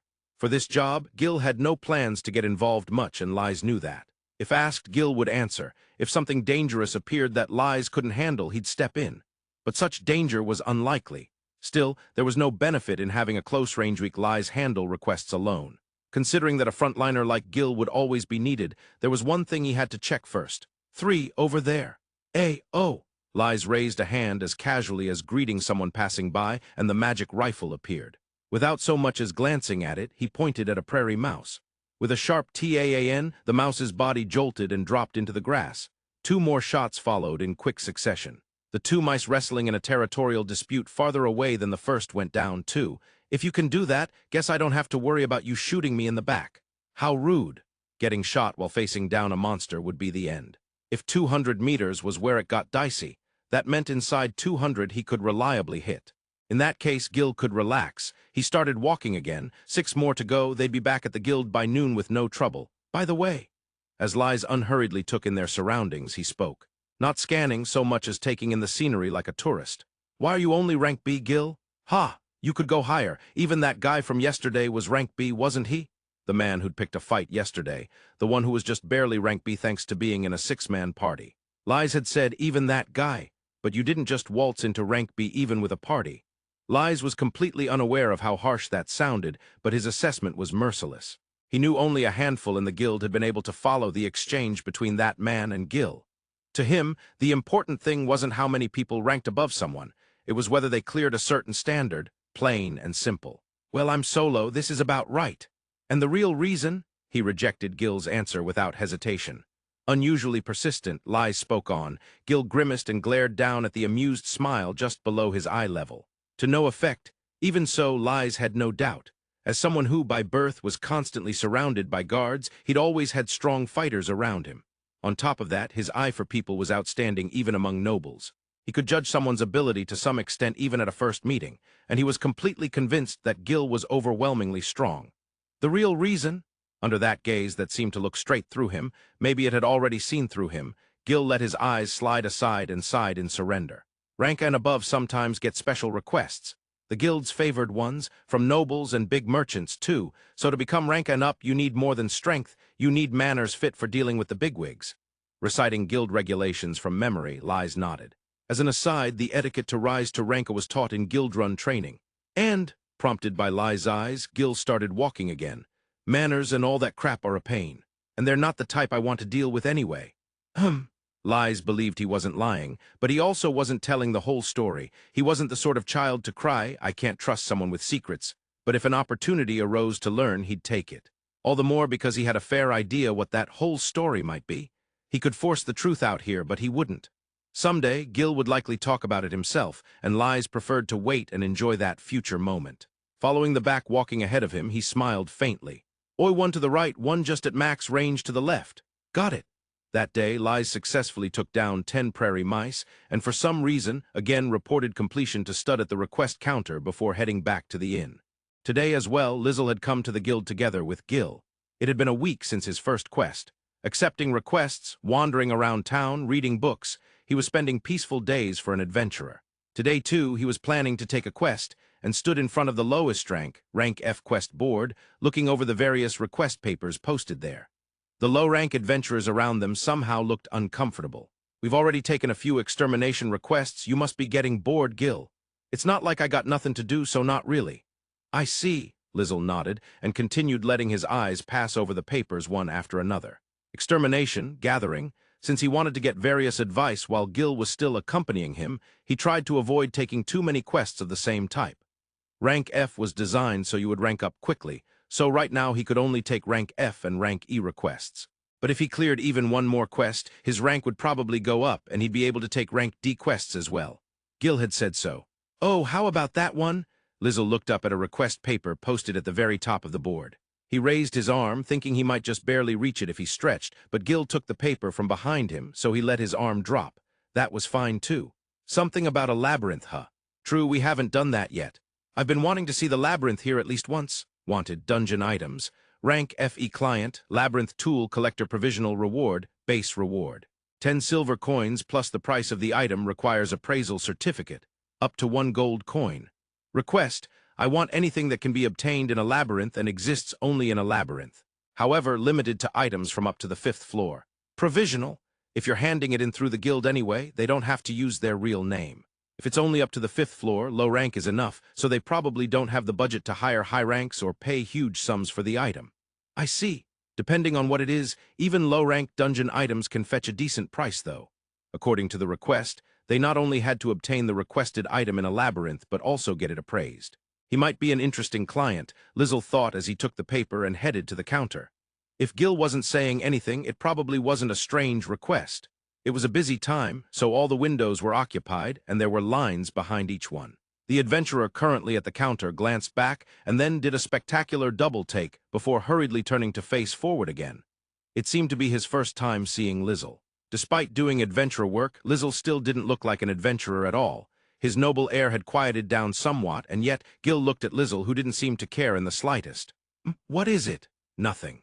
Lizel's gaze drifted toward some tables a short distance away. Several tables, left open for party discussions and such, were currently all occupied.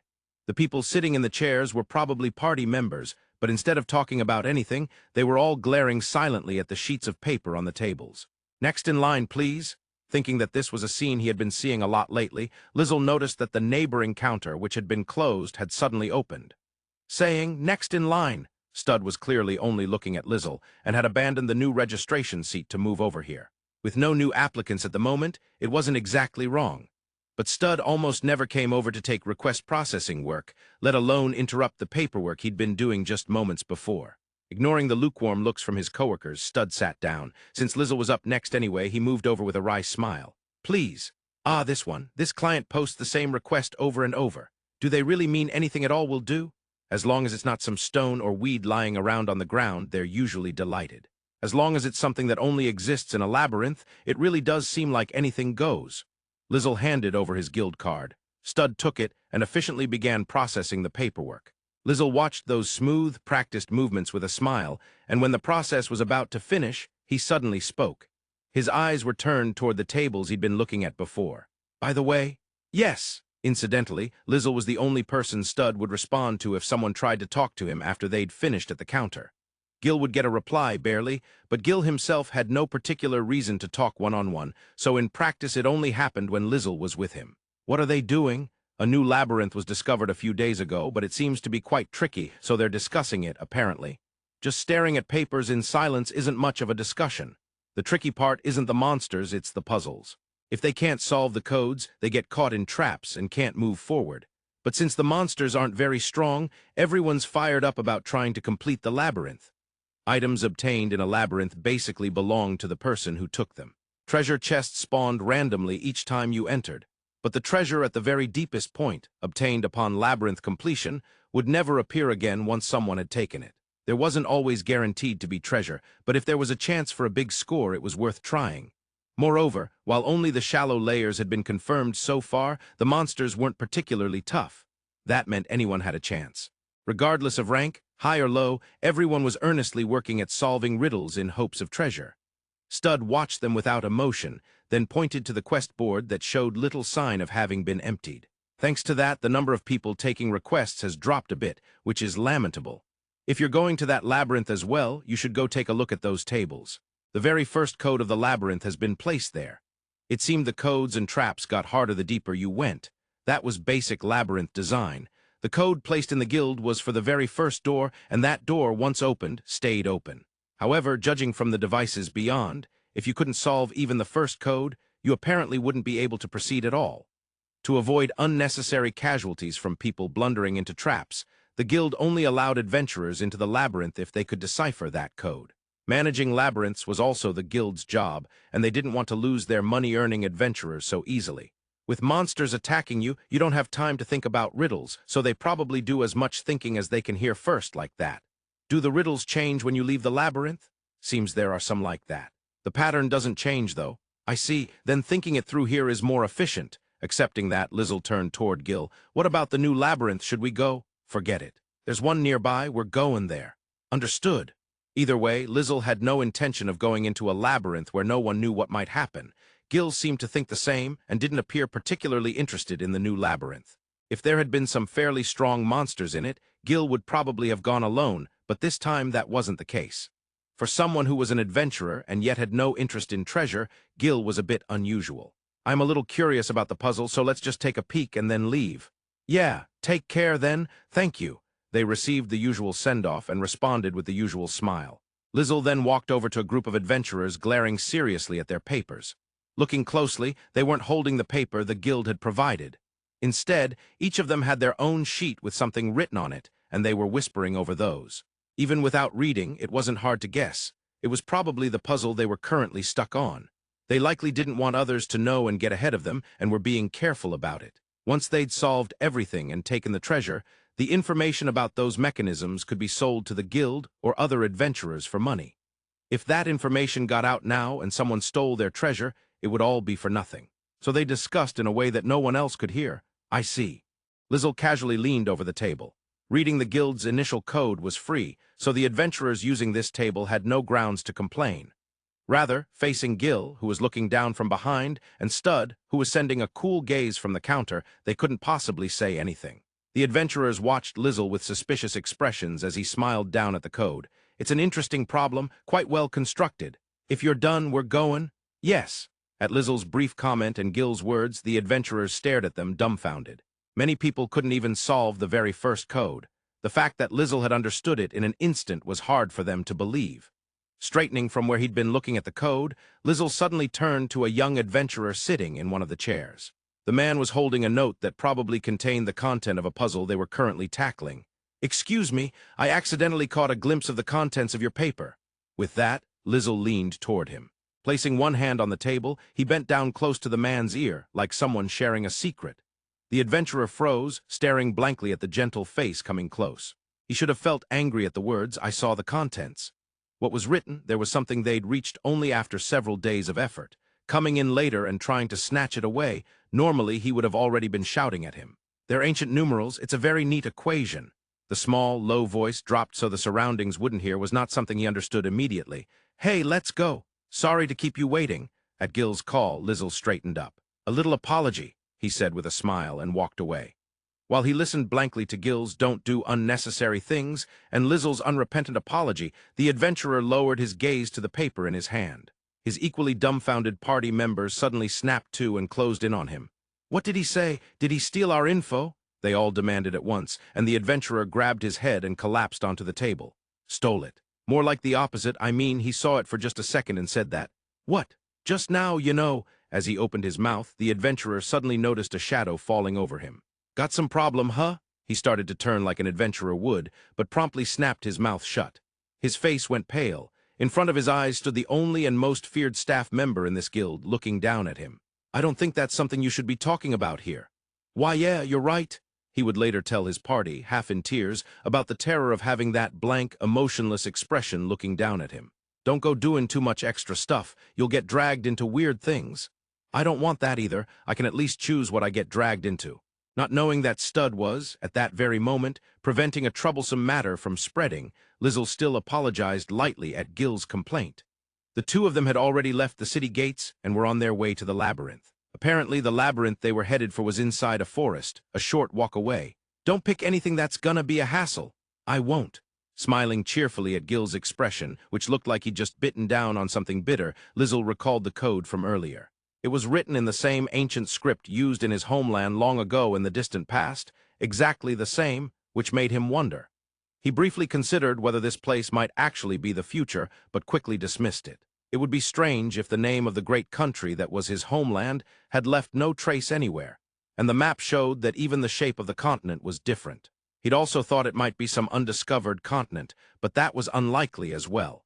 In the end, he settled on the conclusion that it was easier and more convenient if there weren't too many differences anyway.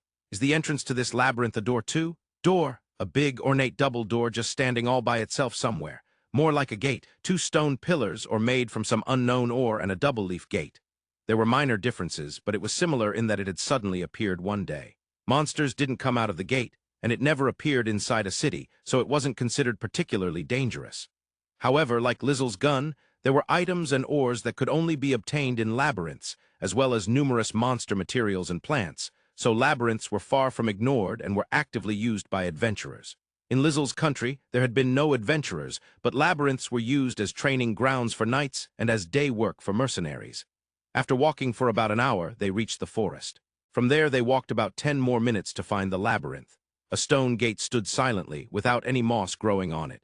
"Huh, doesn't the guild manage these?"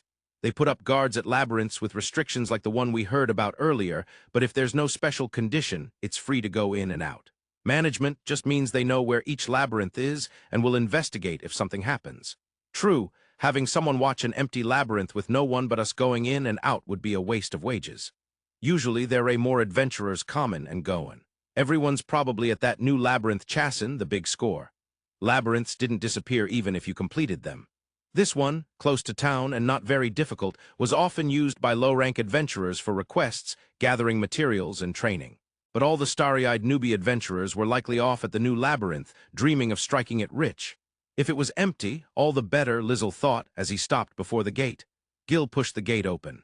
Without much force, the gate swung inward with a slight creak. The other side of the gate should still have been forest, but what spread out beyond was a stone, ruin-like cavern. "Let's go." "Yes." Secretly looking forward to his first labyrinth, Lizel stepped inside. Behind them, the gate closed by itself. Strangely, it wasn't dark. It was as if the whole cave was faintly glowing. A magic circle was drawn thinly on the floor and giving off light. "What's this magic formation?" "Magic circle. This labyrinth goes down underground, 30 floors if I remember right. Every 5 floors there's a magic circle like this, and you can skip straight to any floor you've already cleared after that." "Have you gone all the way to the bottom, Gil?" "Yeah, that's why it's reacting to me and lighting up. If we were in a party, you could use it too, but it don't matter this time." This request only called for dungeon items from up to the 5th basement floor. They ignored the magic circle and started walking. If they didn't specify a particular labyrinth, does that mean dungeon items don't really differ by labyrinth? Labyrinths with special traits have more stuff related to that trait, but the quality of dungeon items themselves doesn't change. That's why the base reward can be set and the request doesn't specify a place. And the up to 5th floor part? Most labyrinths ramp up in difficulty every 5 or 10 floors. Monsters get stronger, but the dungeon items get rarer too. "In this labyrinth," Gil added, Floors 110 are rank E, up to 20 is rank D, up to 29 is rank C, and the bottom floor is roughly rank B. That was assuming you were in a party. Almost no one tried to challenge it solo. Gil didn't mention it to Lizel, but he had completed this labyrinth 3 days after arriving in Pardita, alone, needless to say. It was that feat that had first spread Gil's name in this country. I'd like to see a boss at least once, but that's still impossible for me right now, isn't it? Yeah. The reason the lowest floor was so difficult was that there was always a monster called the boss in the labyrinth's final floor. Only by defeating the boss could you enter the deepest room, and many people stalled out there. Even after taking the treasure, for some reason the boss alone always revived. To keep from getting rusty, I come in once in a while just to kill the boss. Ah, so when you're gone from time to time, you're coming here. Here or another labyrinth. Their conversation flowed smoothly, but in fact they were being attacked by monsters even now. Since they already understood each other's capabilities, and this wasn't an extermination request, Lizel didn't always rush in to fight. When you defeated a monster in a labyrinth, the kill count was recorded on your individual guild card. But if it wasn't tied to a request, it was nothing more than a tally. Watching Gil cut down monsters mid-conversation with admiration, Lizel shot down the ones outside Gil's attack range. Strictly speaking, there was no need to help, but it was still a request Lizel had accepted. He had no intention of leaving everything to Gil. That said, he also had no intention of insisting, "It's my request, so I must do all the fighting." That would be terribly inefficient. What do we do with the monster materials? Don't need 'em. There were both the unique labyrinth monsters and ones they'd seen on the plains, but monsters that yielded special materials would never appear on the first floor. In a labyrinth, monsters' bodies would break down into mana and vanish if you left them. So Lizel simply nodded at Gil's answer and moved on, leaving the corpses where they fell. If we want dungeon items, we'll need to find a treasure chest. You never know where those'll spawn, so it's actually a pretty annoying request. I'm enjoying just looking at the labyrinth, though. The ruin-like cavern had beautiful patterns carved here and there, and sometimes even altars were erected. If there were no danger at all, it wouldn't be strange for this place to become a tourist attraction. As with all labyrinths, the scenery had nothing to do with the outside world.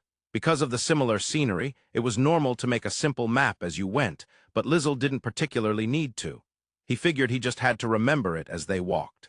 Gil also basically just moved along following what he vaguely remembered from before, so they advanced quickly without stopping. Peeking around corners as they went to search for treasure chests, they still hadn't found any by the time they came upon the stairs to the next floor. We probably haven't covered the whole floor yet. What do you want to do? Let's go down. If we're going to find one, we'll probably just stumble on it anyway. The staircase was steep and rather dark here. Gil went first. Lizel descended behind him, glancing at the patterns carved into the walls and idly thinking a handrail would be nice, when Gil suddenly turned around and clapped a hand firmly down on his head. Unable to brace himself in time, Lizel nearly tumbled headfirst down the stairs, but Gil grabbed him by the back of the collar and held him up. Something passed just above Lizel's completely motionless head. There was a sharp clang as something hard struck the stone wall. Looking at the shattered stone arrows scattered about, Lizel finally realized a trap had been triggered. "Why'd it react to me but not to you, Gil? That's your first line? Ah, sorry. Thank you very much." Sighing in exasperation, Gil let go of his collar. Lizel stood up slowly and straightened his neckline, looking exactly as calm as usual. You'd never imagine he'd nearly had his head blown open a moment ago. Gil had taken on bodyguard work in the past, and no matter how arrogant they were, every client panicked when faced with a life-threatening situation, sometimes even a grown man screaming his head off. Lizel had none of that. He picked up one of the broken stone arrows and examined it carefully. "You're awfully calm. It's my one redeeming feature." It was strange, but he'd thought as much from the beginning. If that calm had been born out of a spirit of self-sacrifice, Gil would have abandoned the job on the spot, but that wasn't the case with Lizel. It was more like, as long as he himself came out unscathed, he had no problem with risk. He was an easy client to guard, Gil thought, watching Lizel toss the stone arrow away. "Any idea why it reacted like that, Gil? Who knows, your head just happened to be at the right height. I am shorter than you, that's true." That sort of thing was just part of labyrinths. Quickly reaching that conclusion, they resumed their descent. Even though there were no visible sensors, things like this happened all the time in labyrinths.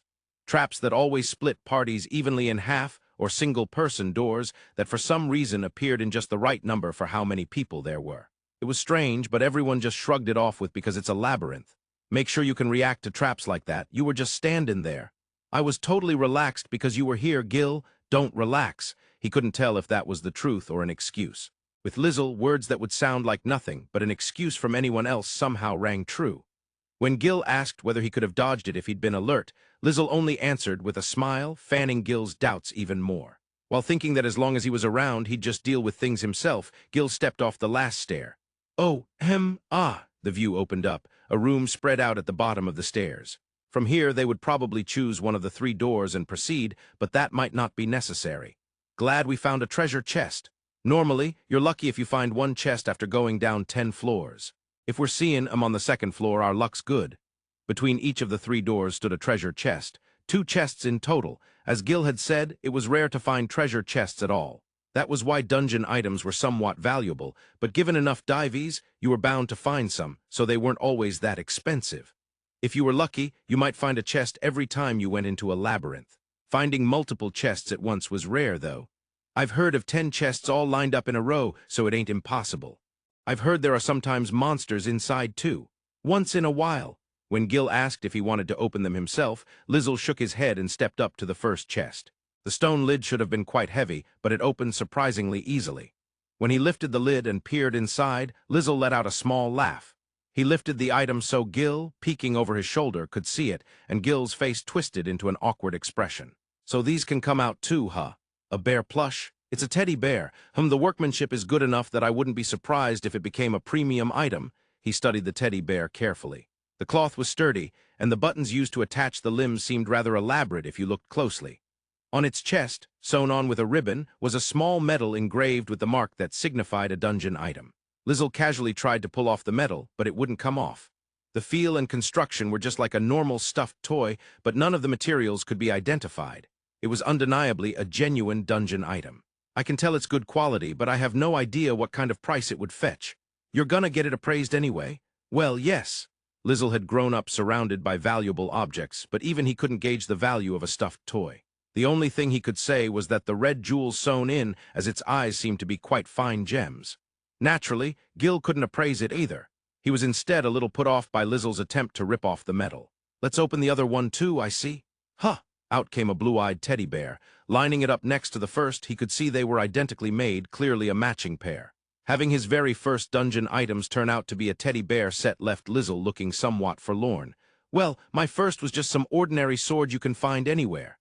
That sounds very labyrinth-like, though. He'd gotten a bit jaded. But a dungeon item was a dungeon item. Lizel had never heard of teddy bears coming out of treasure chests. He'd also heard you could get all sorts of why on earth this? Items from labyrinths, so he recovered before they'd even made plans to return home. Not that he'd been truly depressed to begin with. It would be a lie to say he had no feelings about the teddy bears, but still. Would a normal adventure-focused appraisal shop be fine? Sure. Can't exactly take him to a fabric shop. They were now heading to a certain shop for the appraisal. Passing by a weapon shop that gave off the atmosphere of a veteran swordsman, they stopped in front of the neighboring item shop. Confident in appraisal was written timidly on a small sign that still hung under the main item shop sign as always. This was the only place Lizel knew where he could get truly reliable appraisals. You're good at landing on the right places. Have you been here before, Gil?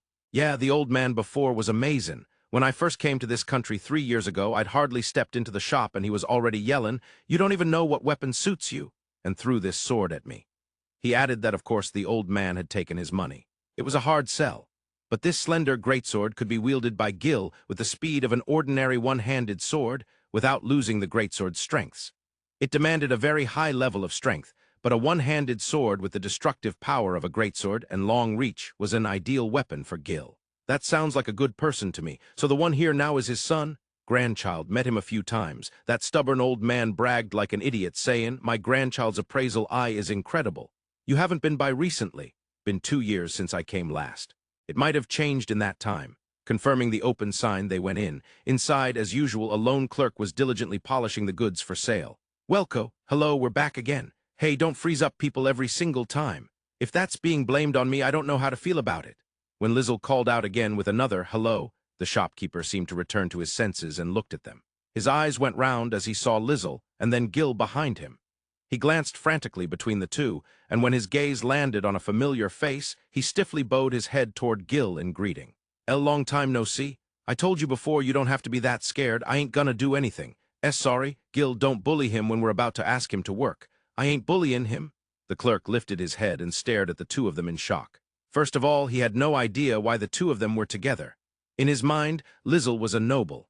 He couldn't comprehend why two people who looked so completely opposite were talking so casually. Seeing his obvious confusion, Lizel smiled. "I didn't say so last time, but I'm not a noble." "What?" Now he was even more confused. Until the clerk calmed down enough to conduct a proper appraisal, the two of them spent the time browsing the merchandise while he remained frozen in place. "There are dungeon items like this too, huh?" Having recovered from his earlier frozen state, the shopkeeper held two teddy bears and gazed at them in admiration. The monocle he'd put on actually suited his young face very well. He still looked as lacking in confidence as ever, but the earnest expression he wore while appraising them was one that made you willing to entrust the job to him. "I didn't think people would doubt so much that I actually became an adventurer. Sorry, but compared to before you, feel a little more approachable. That makes me happy." The shopkeeper hurriedly averted his gaze from Lizel's smile and turned back to face the teddy bears. Gil, wondering if that meant Lizel had been hard to approach before, glanced sideways at him. It was true that Lizel blended into his surroundings better now, but Gil felt that was simply because of the change of clothes. Incidentally, it had been rather hard to get the shopkeeper to believe not only the noble part, but even the adventurer part. Gil couldn't blame him. From what he'd heard, the Lizel the shopkeeper had seen before was from right after Lizel had first come to this side.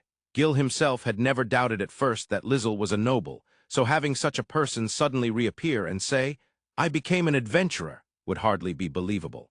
Telling Lizel not to bother the shopkeeper too much, as he kept trying to chat with him just to enjoy his reactions, Gil moved off to look over the sword care tools arranged on the shelves. Gil wasn't used to these things, so it took him a little time. As the two of them discussed what Lizel still lacked as an adventurer and picked out items, the appraisal finished. "How is it? These were found on the second floor of the nearby labyrinth, right?" "Yes." Lizel nodded, looking puzzled, and the shopkeeper lined the two teddy bears up for him to see. Their red and blue gemstone eyes caught the light and glittered. The fabric, the buttons, even the gemstone eyes, everything is from the labyrinth. For the second floor, that's a pretty good piece of work. Think the two of them together might go for about 1 gold coin? The client's budget went up to 1 gold coin. Of course, that was unrealistic here, but since they had the chance, he wanted to aim right up against the upper limit. Take what you can get, that was the policy. Gil had already told him.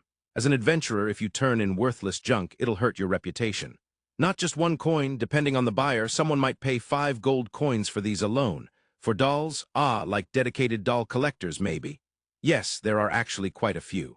About 2 gold coins for one, 5 for the pair, probably. These, Lizel and Gil both looked down at the teddy bears. Neither could understand that world, but if it were books, Lizel would understand. If it was a rare volume, he'd gladly throw money at it. A true maniac's world. Accepting that such things existed, Lizel nodded, while Gil, still unable to understand, wore a suspicious expression. However, if we look at them simply as dungeon items, then they're low-rank products. As dungeon items, he means in terms of usefulness. These are obviously 0, so as dungeon items they're appropriate for the second floor. Aside from dungeon item collectors, what regular adventurers cared most about was whether an item was useful. Excellent weapons and armor, of course, lamps that never went out, knives that never dulled, rare ores, those were all naturally valuable. Then there were things that were simply worth cash wherever you sold them.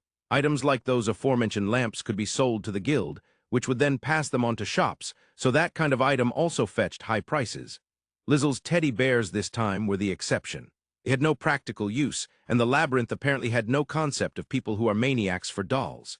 Incidentally, when a layer with treasure chests coughed up a dungeon item whose value didn't match the floor at all, adventurers would say, "The labyrinth bugged out." You do get low-rank dungeon items in the deeper levels, but almost never good stuff on shallow floors. This one doesn't quite qualify as a bug. At the end of the day, they're just plush toys. Lizel took one of the teddy bears and thought about what to do. It wasn't a bad idea to sell them to a maniac, but in that case, he'd have to dive the labyrinth again for something to turn in for the request. He'd never imagined they'd be worth this much, so of course he didn't have any substitute dungeon item. "Well, that's fine. Please write the appraisal for the price as a dungeon item." Are you sure? You just got tired of the hassle, didn't you?" You could tell. For an adventurer, turning down a chance to make easy money was unthinkable. Gil gave him a reproachful look, and Lizel narrowed his eyes and smiled. While the shopkeeper watched them in a fluster, the two held each other's gaze for several seconds. The first to look away was Gil. As expected, he clicked his tongue and let out a long sigh. When it came to adventure matters, Lizel accepted Gil's advice without question. If even Lizel wouldn't listen this time, there had to be a pretty good reason. Probably not just because it was troublesome. Whatever that reason was, Gil didn't know. Do what you want. Thank you, then, if you would. The atmosphere collapsed in an instant, leaving the shopkeeper gaping, but at Lizel's prompting, he hurried to prepare the appraisal certificate. He took a shop-marked form and smoothly filled in the amount. Lizel peeked at it. The amount written was 3 silver coins, no practical use, but some artistic value, so a decent price. For a low-rank adventurer's delivery, this was more than good enough. Dungeon items worth a whole gold coin generally only came from the middle floors and below. The client had no doubt set the ceiling with plenty of margin. Is it all right to hand them over just like this? Stick them in some random box. Then let's have them wrapped while we're at it. It is a plush toy, after all. He had clearly already come to terms with the fact that his first discovered dungeon item was a stuffed animal. The way he happily paid a little extra to have it wrapped showed how much he was enjoying this. The guild will need to check the contents, you know. Don't make it too hard to open. Then just put a ribbon-looking sticker on the box. Ah, that silver one there is nice. Why, yes, sir. They put the teddy bears into a sturdy black gift box about as big around as he could hug, then stuck a silver sticker with ribbons like a medal on top. The ribbon was black and white striped. The teddy bears, now transformed into a chic, grown-up present, were admired by Lizel with clear satisfaction. The appraisal certificate, incidentally, was slipped into an envelope like a royal invitation and placed inside the box as well. What was driving him to go this far? He was strangely perfectionist in odd places. And why did this shop have so many wrapping supplies in the first place? It was supposed to be geared toward adventurers. With both Lizel and the shopkeeper looking delighted at the ideal result, Gil could only watch with total incomprehension. He had told them to just put it in a box, but he'd never imagined it would go this far. Why do you put so much effort into things that don't matter? It's called having a playful spirit. I see. Nodding, Gil decided not to pursue it further. After that, they stopped by the guild and successfully delivered the requested item. There was no need to say that when Studcun saw the box Lizel took out of his pouch, he accepted it in silence, opened it to check the contents, then shut the lid again without a word. The request was officially complete, so there was no problem. Very satisfied, Lizel left the guild. Back at the inn, Lizel had his nose in a book. Not just today, he'd always spent every spare moment with a book in hand. He'd gone around to bookstores other than the one he'd been introduced to, picked out volumes with no overlapping content, and kept a stock of them in his pouch at all times. Thanks to the first store's good selection, he hadn't had to buy out an entire shop again. He glanced out the window and saw that the sun was beginning to set. Closing the book he'd been reading and stowing it in his pouch, he rose from his chair and left the room. He knocked on Gil's room, which was right next door. Gil had the habit of saying a word whenever he went out, so Lizel knew he was inside. Do you have a moment? What is it? There's something I wanted to ask. Invited in, he took a seat at the table, facing Gil. The room was as neatly organized as always. By the way, Lizel's room was a little cluttered with books he'd finished reading left lying around. So, that party we met at the guild this morning. The guild's crawling with parties in the morning. The one talking about the new labyrinth. The one whose notes I peeked at a bit. Ah, the guys you stuck your nose into. Gil didn't bother to hide the reproachful look in his eyes, and Lizel replied with a wry smile. It was understandable that he'd complain if his escort target went and dove headfirst into trouble. Lizel was used to being the one guarded, so he usually tried not to act on his own. But since he'd come all the way to another world, he wanted to try various things. He'd just have to get Gil to accept that. Do you know anything about them as an adventurer party? Gil raised a suspicious eyebrow. Lizel had never shown interest in the many adventurers around them before. Something about them bothering you? No, not really. I just thought it might be better to know. Might be. I don't know much myself. The information Gil gave him was all general stuff, things you could learn easily if you looked. He clearly didn't have much interest in other adventurers. All their members were young, but each was rank C to rank D, so their party rank was C, and people had expectations for their future. They mainly took combat-related requests. They were a typical adventurer type. Perhaps because of their age, they were quick to pick fights, but public opinion on them wasn't particularly good or bad. Now that you mention it, they did seem pretty mischievous. They've never tried to start something with me. That just means they know their place. Compared to the ones from before, they're much smarter. Think they've got room to grow? No idea. Well, it'll probably take a while for them to get to be. The higher your rank, the steeper the climb to the next one. Lizel had already gone from F to E in today's request, but that was a completely different matter. Only those the guild judged suitable for the next rank were allowed to rise, and there was no guarantee anyone would make it. As Lizel murmured, I see, Gil propped an elbow on the table and asked, So, what about their room to grow? You want them? No. But even if it's just a side investment, if I'm going to invest, I'd rather pick kids who have a future, right? Gil knew he was at Lizel's side because Lizel needed him. He'd wondered if Lizel needed that party in the same way, but apparently not, which made sense. He wasn't arrogant, but it would be troubling to be thought of as on the same level as kids like that. Just then, as Gil pondered what Lizel meant by invest, he heard a familiar set of footsteps. They were coming this way. For some reason, by the time Lizel stood and headed for the door, the footsteps had passed by and stopped. A slightly forceful knocking sounded at the same time Lizel opened the door and peeked out. "Oh, Lizel, son, so you were here. Sorry to trouble you. What is it?" "Well, I wanted to ask, just a bit." The landlady of the inn, owner of the footsteps, looked puzzled and lowered her voice. Her expression was somewhat suspicious, so Gil also stood and went over to the doorway where the two were talking.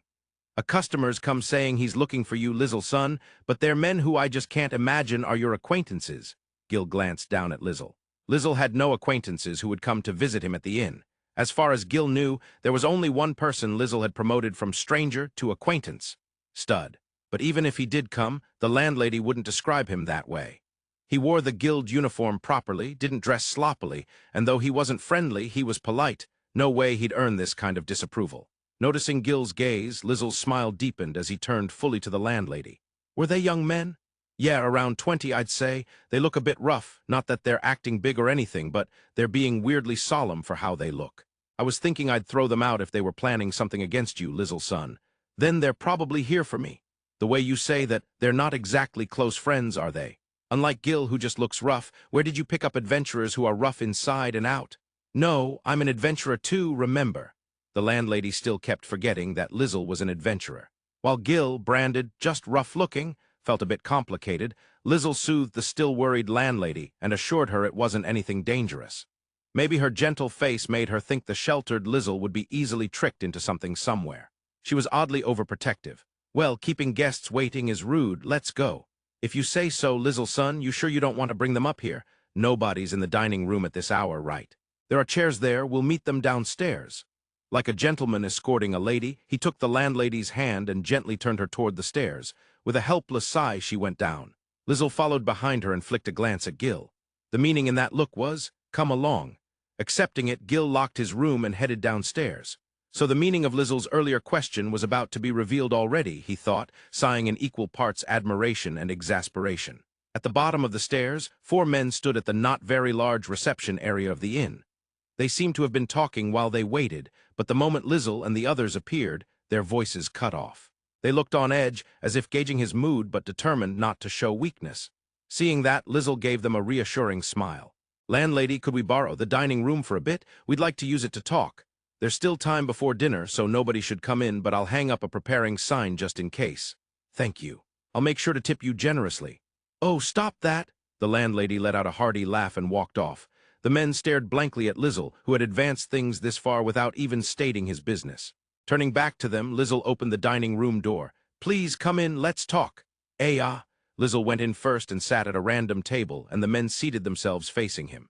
There were only 2 chairs per side, so the other 2 sat at the neighboring table. Gil stood diagonally behind Lizel. With a wall immediately at his back, he leaned against it, arms folded, and looked down at Lizel. The men were on edge, wondering when that gaze would turn on them. If they had to sit under that cold, sharp stare, they wouldn't be able to hold a proper conversation. That was how much Gil inspired in other adventurers.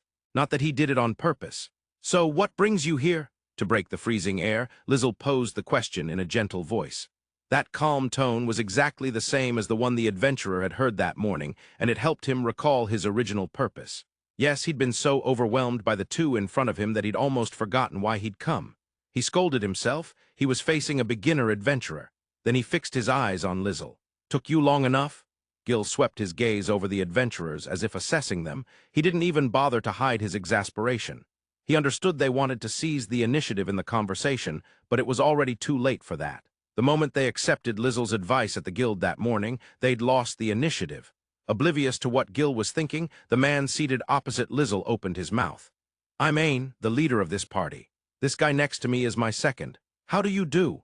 It seemed Ain would be speaking on behalf of the group. Lizel answered their brief self-introduction with a light smile. "Thanks to your advice this morning, we're currently in the lead in that labyrinth.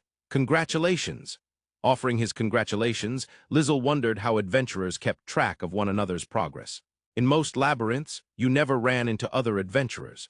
Even if several parties went in one after another, they could be in exactly the same labyrinth and still never see anyone else.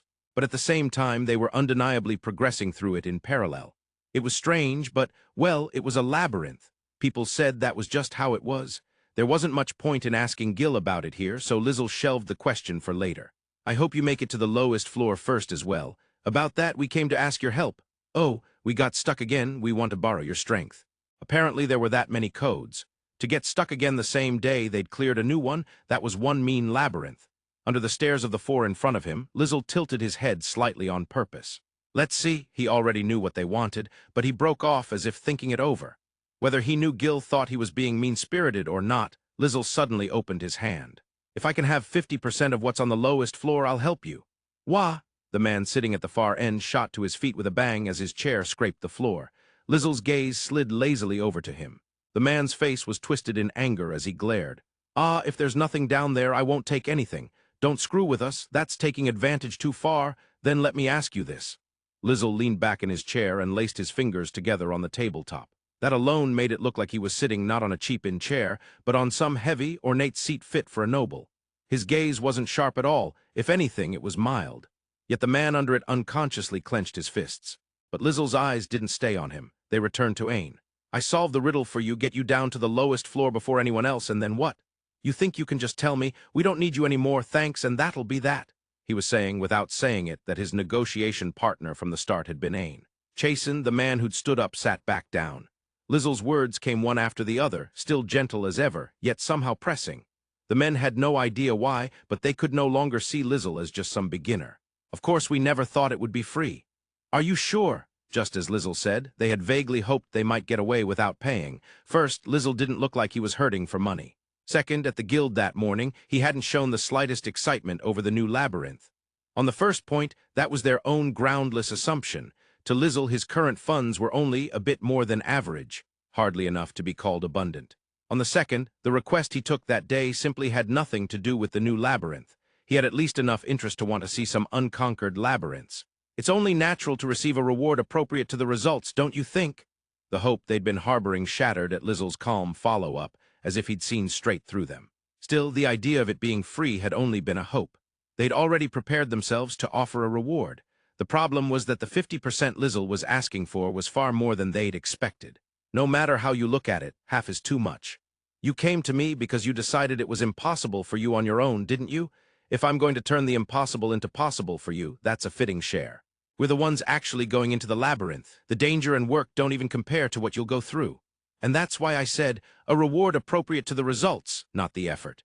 No matter what they said, Lizel answered placidly, and the men grew more and more worked up. The only reason no hands shot out toward Lizel was the man standing behind him. Gil still hadn't moved, but it didn't take imagination to know that if anyone reached for Lizel, his sword would come free of its sheath in an instant. Precisely because of that, Lizel could sit there smiling calmly, making no move to guard himself in front of their rising irritation. You seem to be under a misunderstanding about one thing. The hell's that supposed to mean? You understand that you're not in a position to be demanding concessions from me, right? When he flashed a bright smile with those words, the adventurers went blank for a moment. They couldn't process what he'd just said, and couldn't believe it had come from someone with such a gentle smile. I could just as easily go make the same 50% offer to some other party, you know.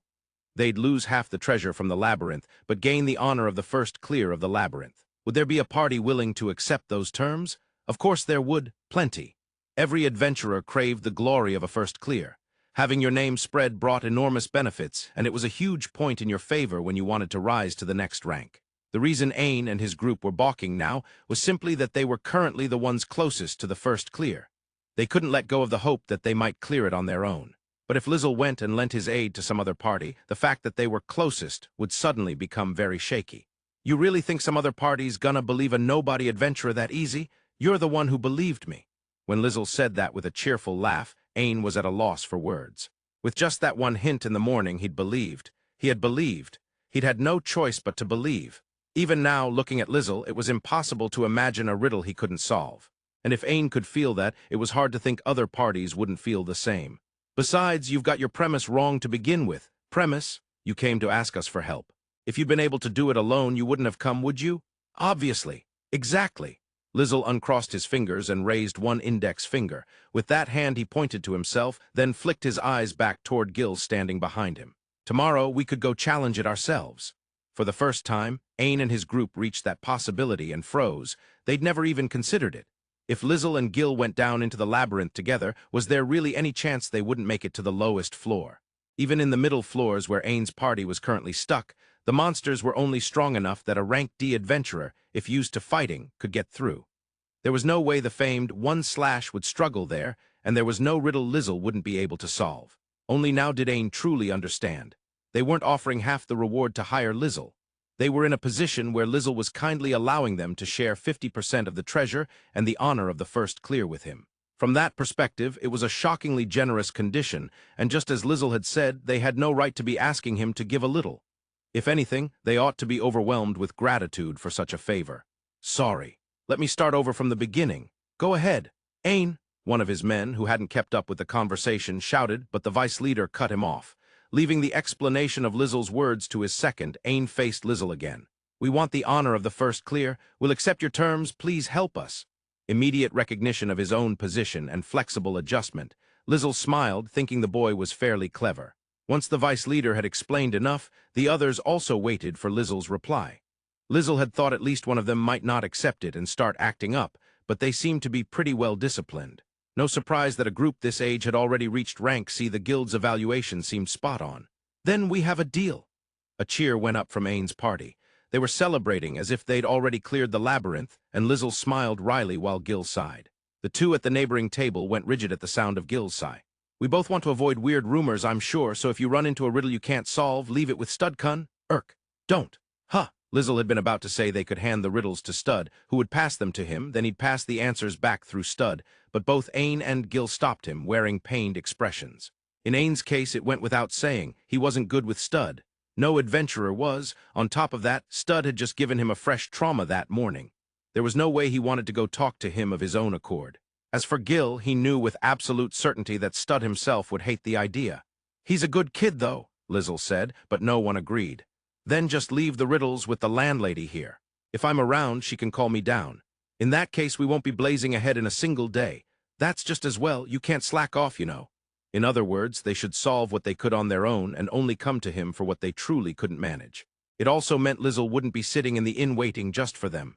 A side investment, huh? Gil muttered quietly, so that was what Lizel had meant earlier. He and Lizel would take half, but if they were going to hand the remaining half to someone, it might as well be to a party with prospects.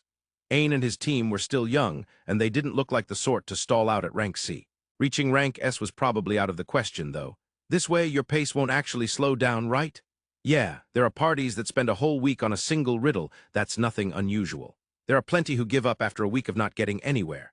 Just don't tell me you can't move on because the monsters are too strong. That would be a waste. We're not gonna. Even though they'd been so overwhelmed a short while ago, Ain and his men were talking to Lizel almost normally now, and Gil watched them. Lizel was clearly guiding the conversation that way. If he could control not only his own emotions but the other parties as well, he must have done very well as a noble.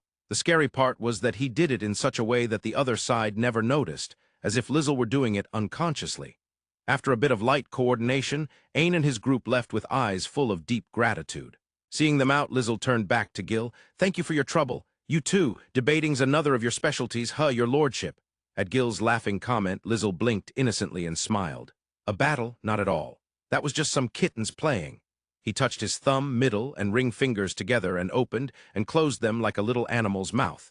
Gil laughed in genuine amusement and happily murmured that Lizel really was terrifying. By the way, that's supposed to be a fox here. What? Lizel's mornings weren't particularly early. In his original world, he'd either force himself up to ride to the castle for work, or a servant would sometimes wake him. Here, nothing interrupted his sleep. On top of that, this world was overflowing with books he had never read. It wasn't unusual for him to stay up reading until dawn, which only made his already bad wake-up habits worse. Adventurers, however, usually started their mornings very early. If it wasn't a work day, that was one thing, but on days they went to take requests, they moved with the sunrise. That wasn't just to snatch up good quests first thing in the morning. If they were heading for a labyrinth far from town, they had to depart early or they wouldn't make it back the same day. Nobody wanted to sleep outside if they could help it. Lizel, who had no such plans yet, slept as long as he liked until the hour when people normally began their day. If he absolutely had to wake early in the future, he'd either grit his teeth and manage it somehow, or, just in case, ask Gil to help. "Lizel-san, are you awake?" Lately, someone sometimes called out to him at that still dim hour before dawn. At the sound of the landlady's voice through the knock, Lizel blinked awake, even though it hadn't even been 3 hours since he'd gotten into bed. Back during his noble days, there had been busy periods when 3 hours of sleep a night was considered good. But that was different from this. He heard the sound of the door to the neighboring room opening, then Gil's usual voice mixing with the landlady's as they talked. "Oi, I'm comin' in." Gil opened the door without knocking and stepped inside. Looking down at Lizel, who was still drifting between dream and reality in bed, he brushed aside the bangs hiding his face. Lizel's half-lidded, faintly open eyes were exposed. "You're sleepy 'cause you're up readin' every damn night. If you say, 'I can't move 'cause I'm tired' in the middle of a quest, I'll deck you." "I've never said anything like that. I'm tellin' you, when it counts you won't be able to move." Cut it out. It was true that Lizel never let personal matters affect him during a request. He never showed the slightest hint of sleep deprivation. His composure was impressive. But as an adventurer, many of his requests involved danger, so it was best if he got plenty of sleep. It was a profession where his body was literally his capital. Maintaining himself in top condition was the most basic of basics. No matter how well things had gone so far, there was no guarantee nothing would happen from here on. That said, Gil never tried to take Lizel's books away. As the one hired to accompany him, Gil was confident he could cover for Lizel even if he did make a mistake, so while he grumbled, he never forced Lizel to sleep. Interfering with a person's hobby never led to anything good. There was also the simple fact that it was impossible to physically take a book from Lizel. "The usual's here. Is your room fine?" Lizel gave a little nod, but still didn't leave the bed. Gil sighed and called out to the landlady, who was busily opening the window in Lizel's room. The chilly morning air made Lizel shiver and burrow back under the sheets. The landlady laughed at the sight and left the room. Light, quick footsteps soon came up the stairs and the door opened. "Mornin', knock first." Sorry," the one who came in was Ain.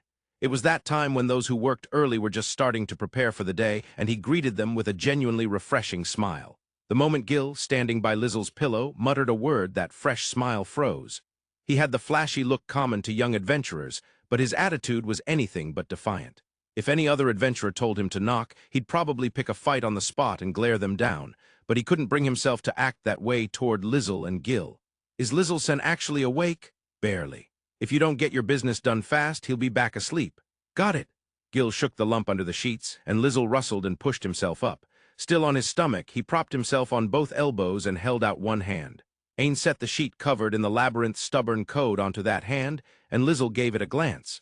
The page was crammed with non-existent symbols, a jumble of marks that could have been pictures or letters. Tracing them with his eyes, Lizel cast a faintly resentful look at Ain, who was fully awake at this early hour. "You could have stopped by on your way back yesterday. We really busted our asses yesterday, you know. The new floor was just one huge maze, so we brute-forced our way through, walking every damn path. Tons of monsters showed up, but we made a lot of progress on our own, and it was the middle of the night by the time we got back." "I see." From Lizel's perspective, he'd have appreciated it more if they came at midnight. He was definitely awake then, but that wouldn't fly for the inn. At night, the doors were locked tight. No one who wasn't a guest could come or go. That labyrinth was about 3 hours away by carriage one way. On days their return was delayed, they had no choice but to come see Lizel early the following morning. With eyes half closed, Lizel beckoned Ain closer with one hand. "What is it? I can't give you any advice about the code, you know. I spent all last night thinking about it and I still couldn't figure it out, so, whoa." Lizel silently patted his head. Startled, Ain jerked away from where he'd leaned in close to peer at the code with Lizel. Ignoring him, Lizel handed the sheet back. Ain, who accepted it in a daze, was clearly blushing. "There were 10 doors, right?" Why yeah. Go in the second from the left, then the 5th, 3rd, 7th, 4th, turn around. Go through the 5th door counting from the one you just came out of, then 4th, 9th, turn around. Wait, hold on, I gotta write that down." He was probably trying to praise Ain and his group for making it several floors on their own.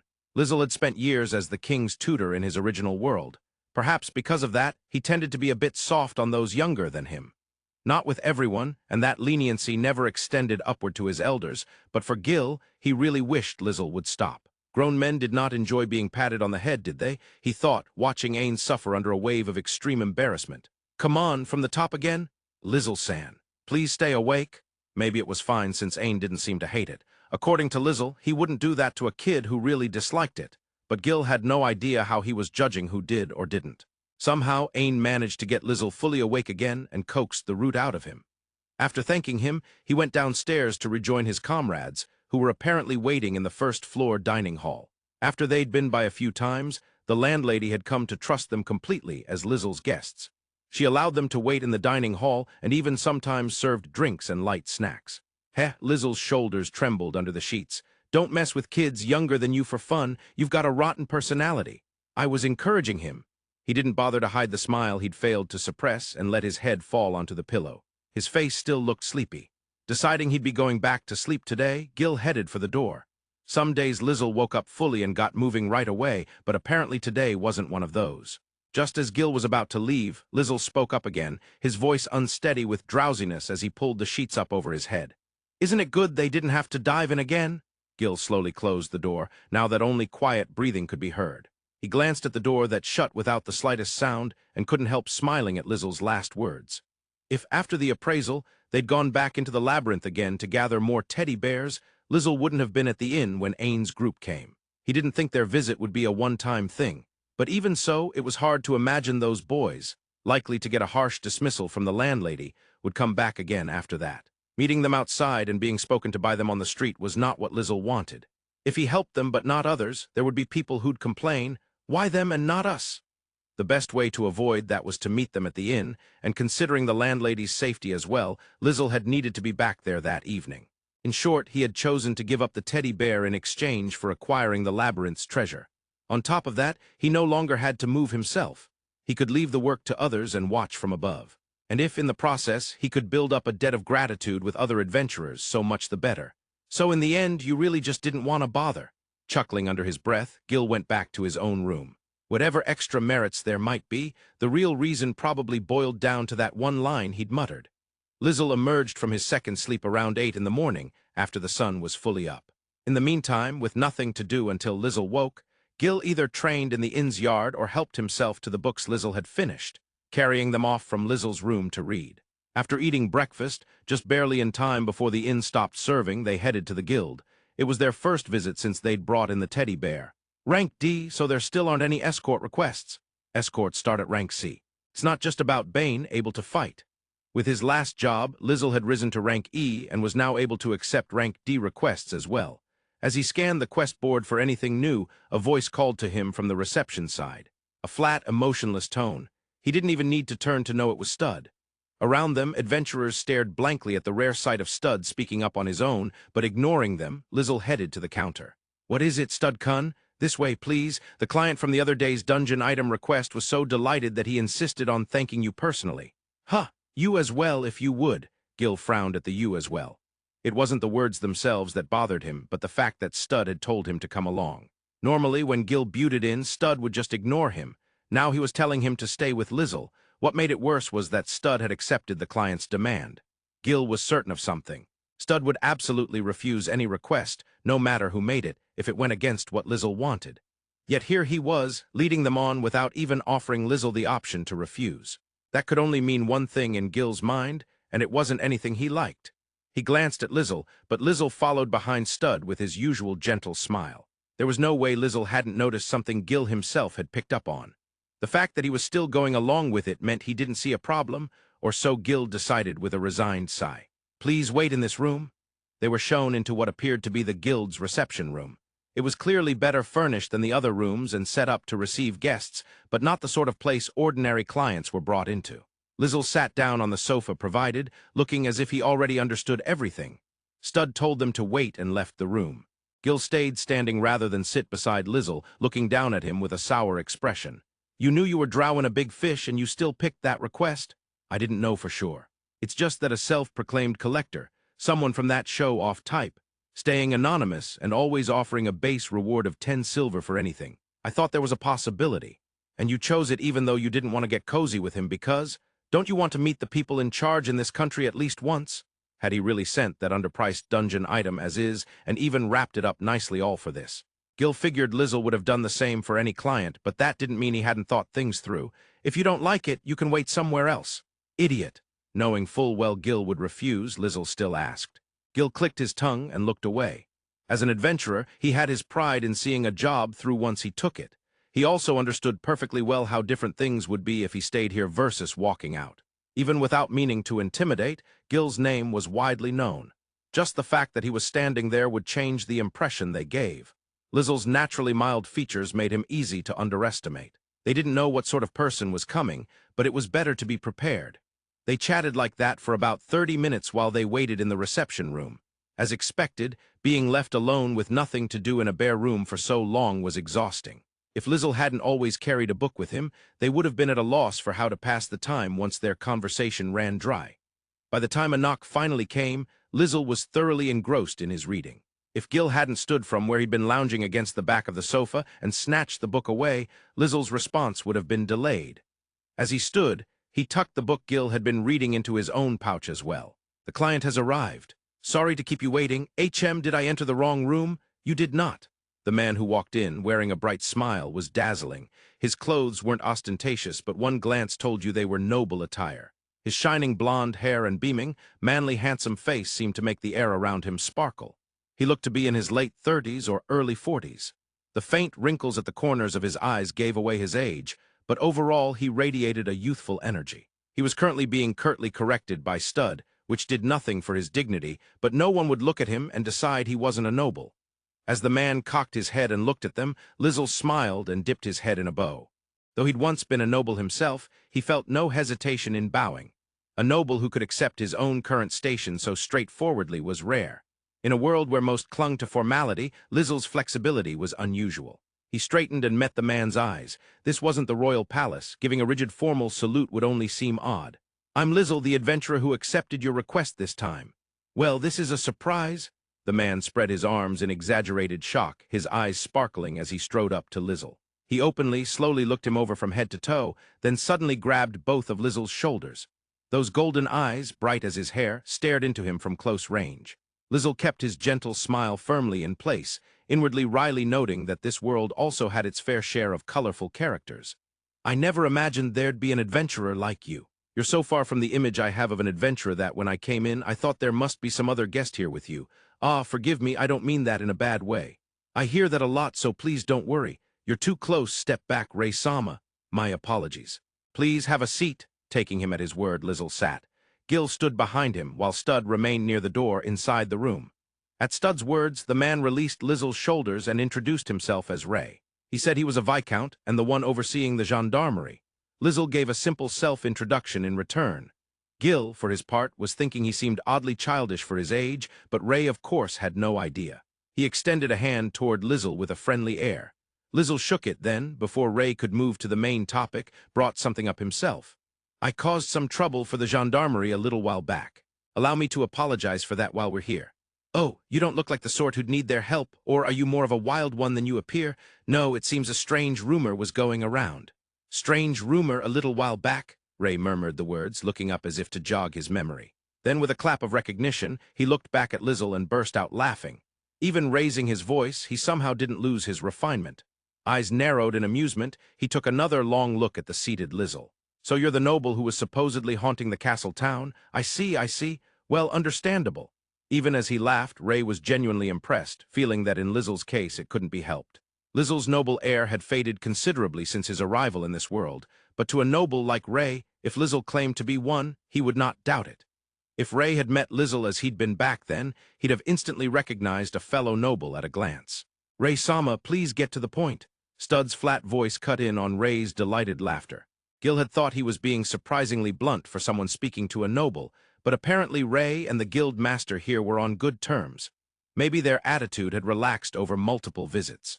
Or maybe they'd been like this from the start. "You're right, we should get to the point. I hear you came all this way just to see us. I hope we haven't caused any trouble." "Not at all. That rapping, that dungeon item, I haven't felt that kind of excitement in a long time. I came here because I wanted to thank you from the bottom of my heart." "You flatter us." Lizel gave a perfectly polite, non-committal response. At some point, Stud had placed tea on the table. As the fragrant aroma reached him, Lizel thought, "That's a good leaf," and watched Ray immediately bring the cup to his lips. Ray set the cup directly on the table instead of returning it to the saucer.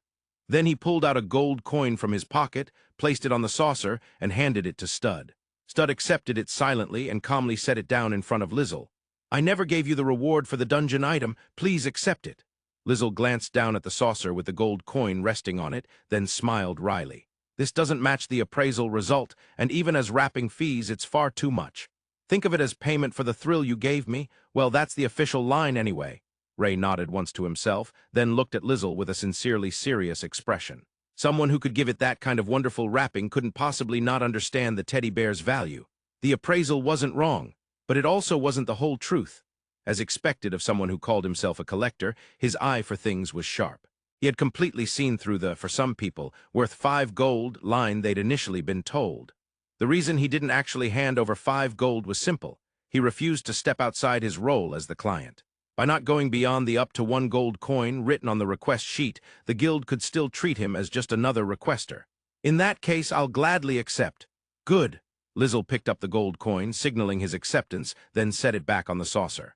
Since the tea had already been served, he brought the cup to his lips. He lifted the saucer from the low table, pinched the handle between his fingers, and tilted the cup slowly. After savoring a sip, he set it back on the table and smiled faintly at Stud in quiet approval of the taste. In Gil's eyes, that little exchange practically sent a flower sailing from Stud toward Lizel's head. He hadn't made any special effort, yet not the slightest clink of china accompanied his movements. That naturally elegant series of gestures made Ray blink in surprise and then give an exaggerated shrug. More noble than a noble. I never imagined there'd be an adventurer like you. I'd love to have my younger peers learn from you. You honor me too much. No need for false modesty, and if the famed 1/ serves under you, that only means he thinks you outrank me, doesn't it? You really don't need to say anything about me being too great and all that. Ray flashed a grin at Lizel, who smiled back a little awkwardly. Once, Ray had very secretly commissioned a personal escort request for Gil by name. He'd planned a stealth, unauthorized trip to the commerce nation Malcade, but the knight who usually served as his partner in crime was unavailable. So he decided to pick up a skilled hand from the guild, and while he was at it, see that rumored 1/ for himself. The request was rejected out of hand.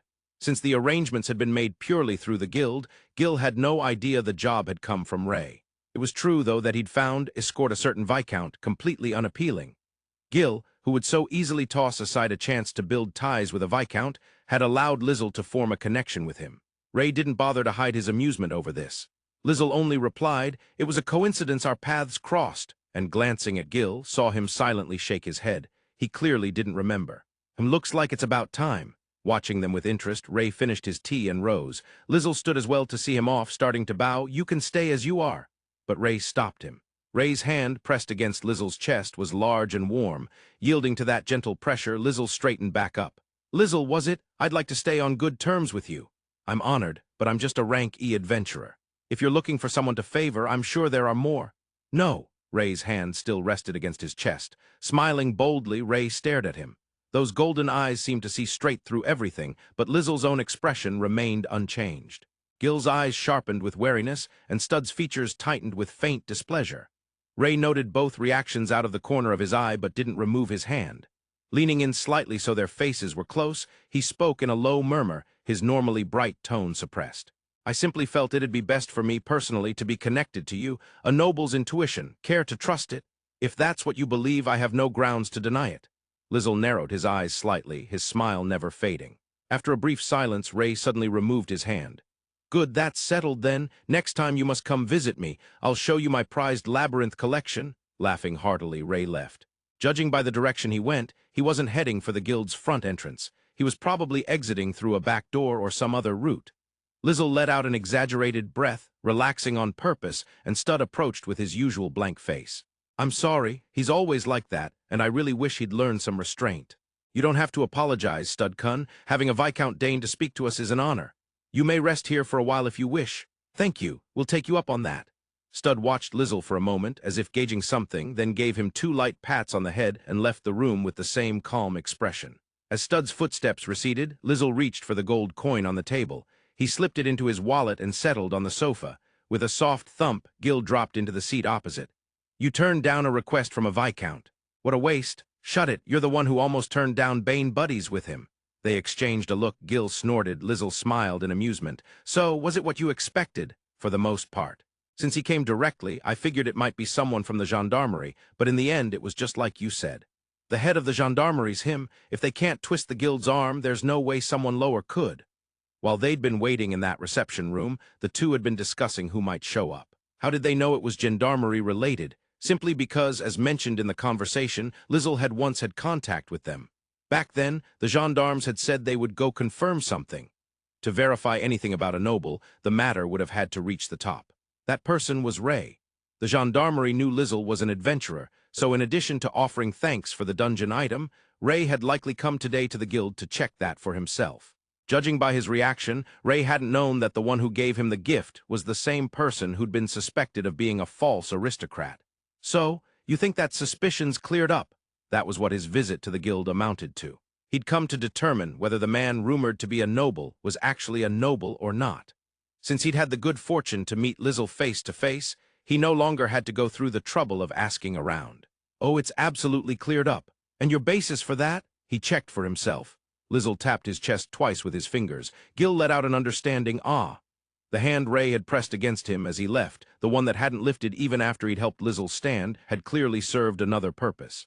If he'd been someone from another country trying to snoop around, he would have taken Ray's question as surveillance and shown at least a flicker of agitation. People might be able to keep their expressions in check, but not their hearts. Lizel had been deeply impressed that there were those who tried to read the movements of a person's emotions from their heartbeat. You, of all people, could probably lie so hard you'd fool your own heartbeat. Who knows? You're supposed to deny that one. Lizel had never consciously tried it, but the way he seriously considered if he could made Gil draw back a little. Ray-sama, it seems the adventurers who gave you that present were quite a splendid pair. Oh, your face is alight with joy. The elderly retainer waiting in the carriage looked at him with clear delight. Ray raised a hand to his face. Apparently he was indeed grinning. The old man sitting across from him had been with him since he was a child. He now gazed at Ray with the fondness of one watching his own son. Listen to this. That adventurer was actually the man from the false aristocrat incident. My, then his name has finally been cleared. Indeed, I thought he might be some ruined noble who fled after losing his place in another kingdom, but I was completely wrong. Not that I ever really believed it in the first place. Ray laughed loudly. If Lizel had gone around flaunting a noble name and acting however he pleased, the suspicion would have deepened. But he hadn't. Ray had only gone to the trouble of erasing even that faint doubt while he was at the guild to express his thanks for the gift, which to him was actually secondary. The investigation was the side job. Since he'd ended up speaking directly with Lizel, he no longer needed to ask the guild about the adventurer in question. After all, there was nothing more valuable than talking to the man himself. That sort doesn't fall so easily. His softly spoken comment didn't reach the retainer's ears. A noble abandoning his country alone usually only happened when they no longer had a place there. Their crimes exposed, their state turned against them, their wealth lost to the point they couldn't even pay another country to take them in. Only then would they choose exile and life as an adventurer in a foreign land over death. That was the depth to which one had to fall to leave with nothing but the clothes on their back, which was precisely why Lizel was different. Ray looked down at his own hand and clenched it. The utterly steady heartbeat beneath it had not only cleared up the misunderstanding, it had made it crystal clear that Lizel felt no fear toward Ray at all. It wasn't the heartbeat of a commoner facing a noble. If anything, it was the heartbeat of someone who stood at a higher vantage point. Terrifying, really. Ray-sama, all the more reason to build a friendship so he never becomes an enemy. Yes, I must absolutely invite him to my collection room next time. As Ray's beautiful features twisted into a daring grin, his retainer simply smiled back, thinking, my lord truly looks best when he's smiling. For the record, Lizel is genuinely showing proper respect to Ray. He's just been completely misunderstood. Around noon today, news finally spread among the adventurers that Ain and his group had conquered the labyrinth. Speculation ran wild about how they had done something absolutely impossible by the strength of mere adventurers alone. For a while, they would probably be badgered and praised to an annoying degree, but Ain and his group ignored it all and simply basked in their joy. They had obtained the treasure they found in the deepest part of the labyrinth. 1,000 gold coins. It would be strange not to be delighted. Though apparently their excitement had dropped considerably when they discovered those 1,000 gold coins weren't in a treasure chest at all, but just scattered over the floor of a small side room.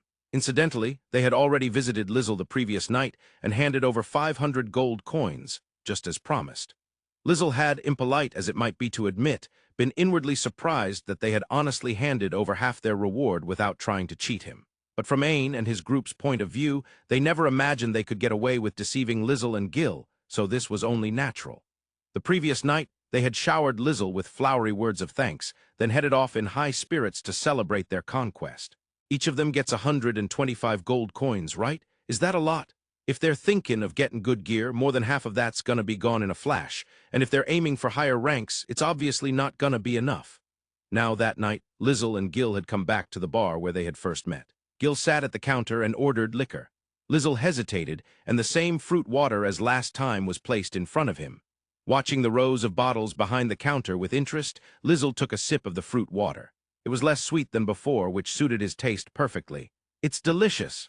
At Lizel's smile, the proprietress only flicked her gaze his way and nodded silently. She was never much of a talker to begin with. She wasn't friendly, but her skills were real, so customers never stopped coming. Lizel quietly set his glass down and, with one hand behind his back, took a cloth pouch from his belt. It was a pitch-black pouch embroidered with gold thread.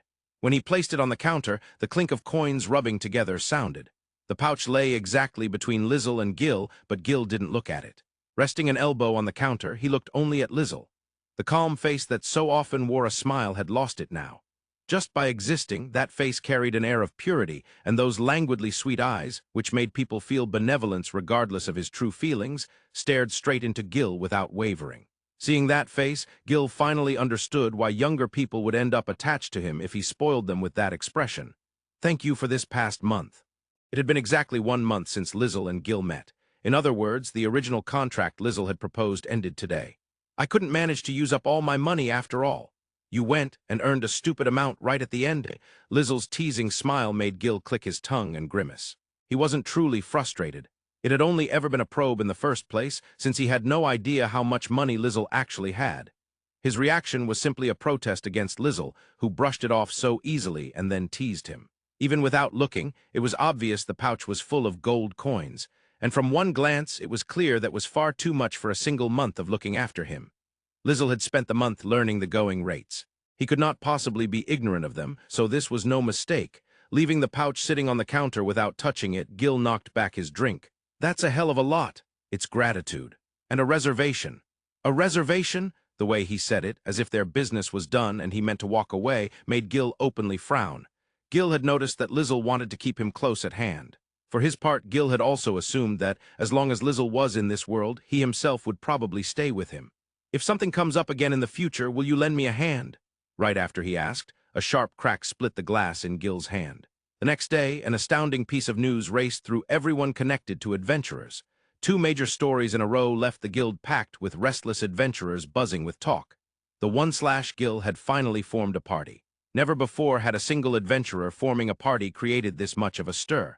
Those who knew Gil flatly dismissed it as nonsense. Those who knew both Gil and Lizel accepted it while still half-doubting. Those who were friendly with both simply tilted their heads and said, "Weren't they already together?" Stud, the only exception among those on friendly terms with the pair, now faced the very man at the center of the rumors with undisguised displeasure. Gil, receiving his cool, openly annoyed stare, snorted and looked down at him with lazy arrogance. "Don't sulk just 'cause someone you bonded with got stolen from you, brat. I have no idea who you think is attached to whom. You do it unconsciously, huh?" While handling the request completion paperwork, Stud finally tore his gaze away from Gil, who seemed in some way unburdened. Before meeting Lizel, Gil had truly lived up to the name 1/, a man like a naked blade. He and Stud had only ever exchanged strictly businesslike words. Gil had never once struck up conversation on his own. His expression was always stuck in a constant state of irritation.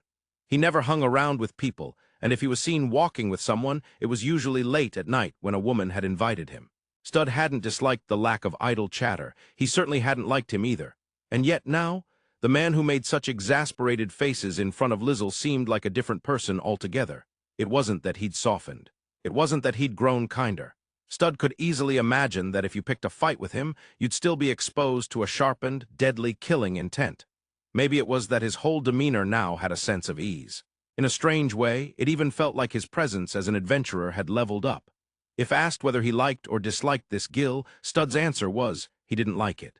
Just because you're not officially guarding him anymore doesn't mean you can go putting him in danger. "Who do you think you're talking to?" Stud had his thoughts, but in the end, that was the only thing he really cared about. Whether Gil changed or not had nothing to do with him. As long as Lizel stayed safe, that was enough. And yet he had no awareness that this alone was evidence of his attachment. No wonder Gil was exasperated. while Lizel, the person at the center of all this, was quietly feeling conflicted that this chance to finally be in an equal party was being ruined. The procedures seemed to finish. As Lizel reached out to take back his guild card, Stud suddenly caught his sleeve. "Then what's with that bruise on your wrist, you all-talk bastard?" He tugged the sleeve up a little, revealing a purple bruise encircling Lizel's wrist. It was clearly the mark of someone having gripped it tightly, faintly coloring Lizel's unusually fair skin for an adventurer. Once he let go, Lizel chuckled as he smoothed his sleeve back down.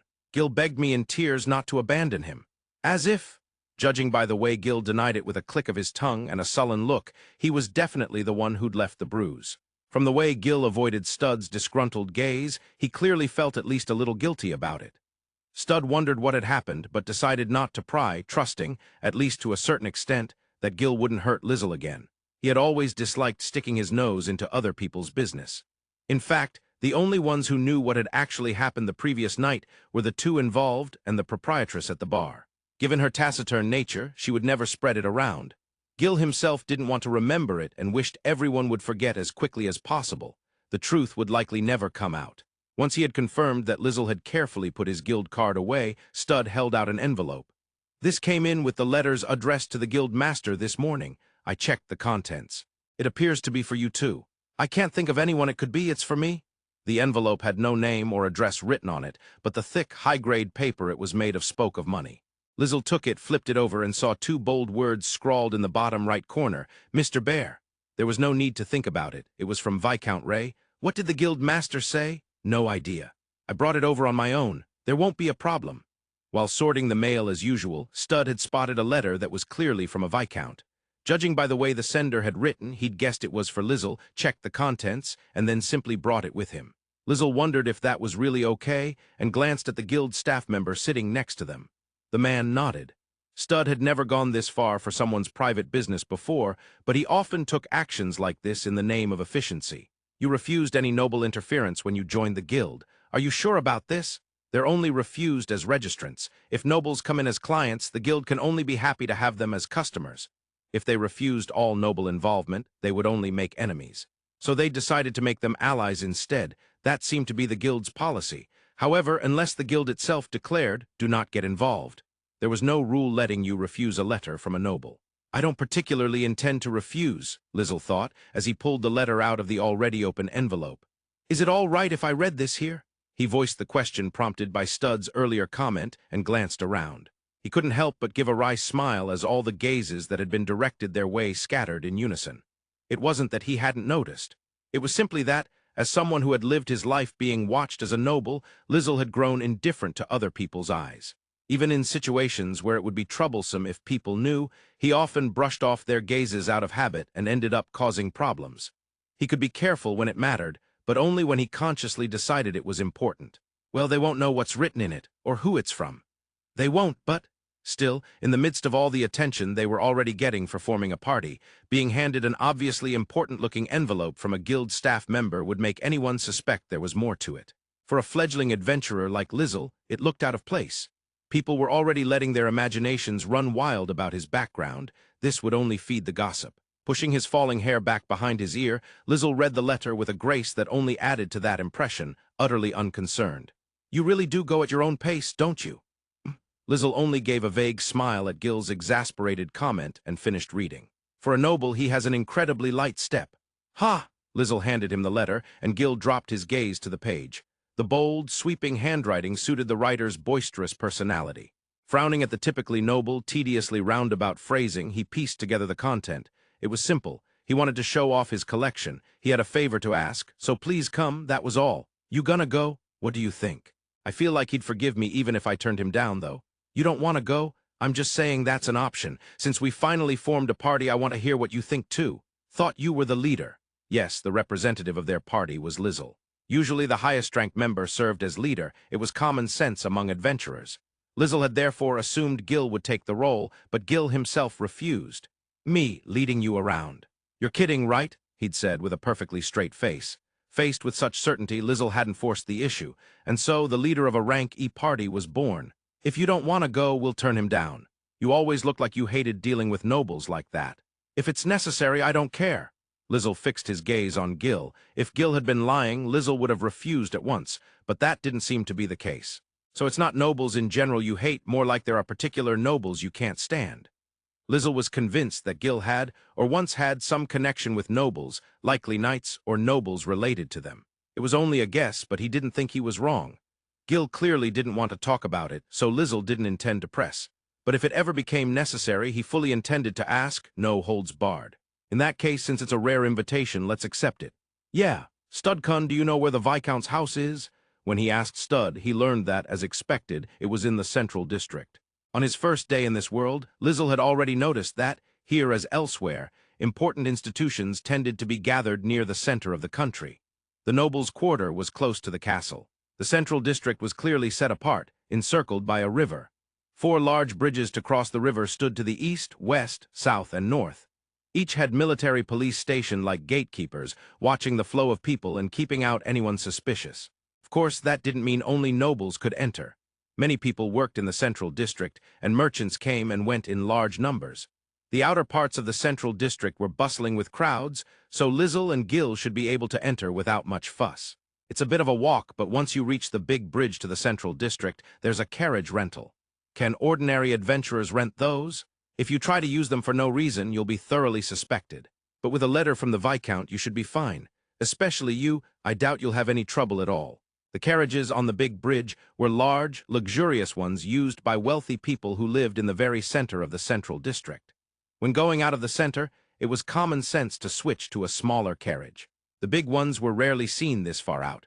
So if a couple of adventurers rented one of those to head inward, of course they'd be stopped. Proof that they were on a noble's commission would smooth it over. But adventurers with such proof were usually rank S or rank A. Even if a rank E adventurer had a Viscount's letter, they would definitely be viewed with suspicion. But when Stud considered Lizel, he came to the conclusion that Lizel probably wouldn't even need to show his guild card or the Viscount's letter. He could simply rent the carriage as a matter of course. The guards would no doubt assume he was a noble returning from an outing. The guild will send word ahead, visiting today won't be an issue. In that case, going straight over feels a bit much. Let's take our time and have a leisurely lunch first. And so, after lunch, inside a carriage that ran almost silently along the smoothly paved road, Lizel watched the scenery outside. The interior was spacious enough that Gil, sitting opposite him, could stretch his long legs out and still have room to spare. I never imagined we'd literally just be waved through by face alone. I do look like an adventurer, don't I? Not a typical adventurer, I'd say. The material of your clothes is better than most nobles. You're no different, Gil. Both Lizel and Gil wore outfits made entirely to order. Unsurprisingly, they looked quite unlike the usual adventurers. Lizel himself had thought he looked rather like a mage, but if the tailor had consciously brought out his noble bearing, this might be the result. Gil thought that, in his own case, it was more his contents than his clothes that stood out, but he refrained from saying so, not wanting to trouble Lizel, who was now worrying about whether he looked adventurer-like enough. There was no point in confronting someone with something they couldn't change. Maybe I should try dressing a bit rougher. Don't. As Lizel serenely veered off in a worrying direction, Gil shut him down. The carriage stopped with a soft jolt. After a short pause, the coachman opened the door and placed the folding steps beneath it. Watching Lizel sit calmly and wait through all this, Gil was again reminded that he really was a noble. Gil got out first, then Lizel followed and handed the coachman a silver coin.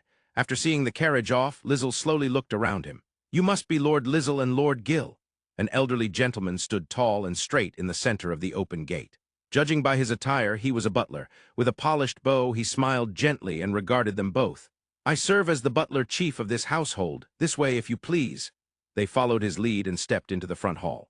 The expansive hall was lined with paintings large and small, an overwhelming sight.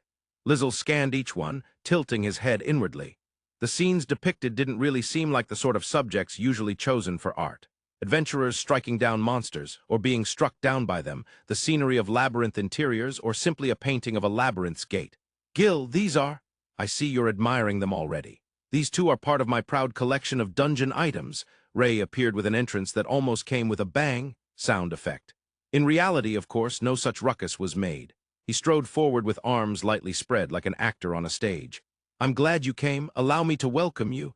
Thank you very much for invite. No need for that. I've decided I shall treat you as close friends. So please, both of you, speak to me as you normally would. He came up at a brisk pace and cut off Lizel's formal greeting. Calling adventurers his friends was certainly odd, Lizel thought, studying Ray as he came to a stop right in front of him. The man's personal space was simply small. He stood far too close. As if to escape the glitter of his golden hair and bright smile, Lizel took a step back. Ray closed the distance again. When a superior told you to relax your manners, it could mean one of two things. Either they truly meant it, or they wanted to see how far you would go, how much familiarity you assumed. If you immediately became casual, it was proof that you had never really respected them in the first place. Lizel considered whether Ray might have spoken with that in mind, but it didn't feel that way. He glanced briefly at the silent Gil, then back at Ray. In that case, I'll do as you say. Too stiff, then I'll speak more casually. Now you too, you're noisy. Ray didn't just test their distance. He outright demanded they close it. Seeing that, Lizel was convinced there was no ulterior motive here. Very good, Ray said with satisfaction, nodding broadly. Lizel could only give a wry smile. Now then, allow me to show you around. Before that, just as Ray turned on his heel, Lizel called out and rummaged in his pouch. He pulled out his intended item and held it out. He'd thought to hand it to the butler chief, but the man had vanished at some point. So Lizel handed it directly to Ray, a package wrapped in white and orange stripes, tied with an extravagant ribbon. As before, a fancy envelope was fixed under the ribbon. It was obviously a present at a glance. Ray's eyes lit up as he took it. A little gift. Magnificent, you're the best. Ray carefully unwrapped it, and when the gift appeared, his excitement soared to new heights. His already bright presence shone even more. He flung his arms wide and rushed at Lizel. Lizel thought he was about to be swept into a crushing hug, but Gil yanked him aside just in time, letting him narrowly avoid being squeezed. Ray didn't seem to care that his hands had come up empty. He looked again at the gift. It was a teddy bear with yellow gems for eyes, the contents of the second treasure chest Lizel had ever opened. He had planned to give it to Ray if they ever met again, and this invitation was the perfect opportunity, so he'd had it wrapped and brought it along. When the chest had first opened, Gil had unusually patted Lizel on the shoulder in consolation. Act your age and calm down already, old man. Now, it's nice to have someone so happy, isn't it? Wonderful, I am the happiest man alive right now. What a miracle I've just witnessed. Lizel wondered when he would finally calm down, but then, from somewhere, the butler chief appeared to settle Ray. The practiced way he handled Ray could only be described as the product of long experience. The teddy bear was entrusted to him and would probably be displayed alongside the previous one. They were then shown to the reception room by the butler chief. It wasn't as packed as the entrance hall, but there were still paintings on the walls and glass cases lined with dungeon items like a showroom. The paintings again seemed to depict scenes from various labyrinths. The figures in them looked almost overly realistic, actual adventurers perhaps. Are these portraits of real people? Exactly. Paintings did appear in any labyrinth, though not all that often. They were large, bulky, and not particularly valuable, so adventurers generally considered them a nuisance. Lizel and Gil both owned bags enchanted with spatial magic, but those were expensive, and most adventurers had nothing of the sort. Adventurers with no way to carry them usually just left the paintings where they lay. There was only one circumstance under which such paintings rose significantly in value, when the scene depicted was rare. Each painting showed a scene that had actually occurred in that labyrinth at some point in the past. Most of the time, that meant some utterly unremarkable corridor. But every now and then, a painting would show the labyrinth boss or a particularly mystical landscape. Such works fetched much higher prices. Most valuable of all, though, were those showing famous adventurers. Rank S parties, famous groups, renowned individuals, paintings that happened to capture them could reach staggering sums. Then a painting with Gil in it would fetch a good price, wouldn't it? No idea, and I don't ever want to see my own mug in one of those things. Oh, I do have one such piece. Care to see it? Don't. Gil scowled with deep, genuine dislike. Lizel, on the other hand, nodded eagerly. With a sly grin, Ray snapped his fingers. Almost immediately, a servant appeared, carrying a frame draped in cloth. With a flick, the cloth came away. Gil averted his gaze in open displeasure, doing everything he could not to look. Ignoring him, Ray and Lizel studied the painting without restraint. Within the 1-meter-wide frame, Gil was depicted slicing through something with an icy gaze. Whatever it was too large to identify, but judging by its size, it had to be a labyrinth boss. Oh yes, this one fetched a marvelous price, double value with both one slash and a boss in the same picture. It came from the deep floors too. Clearly the labyrinth knew exactly what it had on its hands. How much did it go for? 80 gold coins, I believe. I only got it through connections. At auction it might have gone for 200. You're quite popular, Gil. Lizel jostled his shoulder teasingly, but Gil simply caught his hand in annoyance and tossed it aside. Strong adventurers are popular then? Strength is one factor, but in the end, it's the appearance that makes a painting desirable. I imagine at an auction, young ladies would bid each other up to 200 just for this. Appearance, huh? Lizel stared at the painting for a while, then turned to stare at Gil himself. He had always thought Gil had a handsome face, but now he saw it clearly.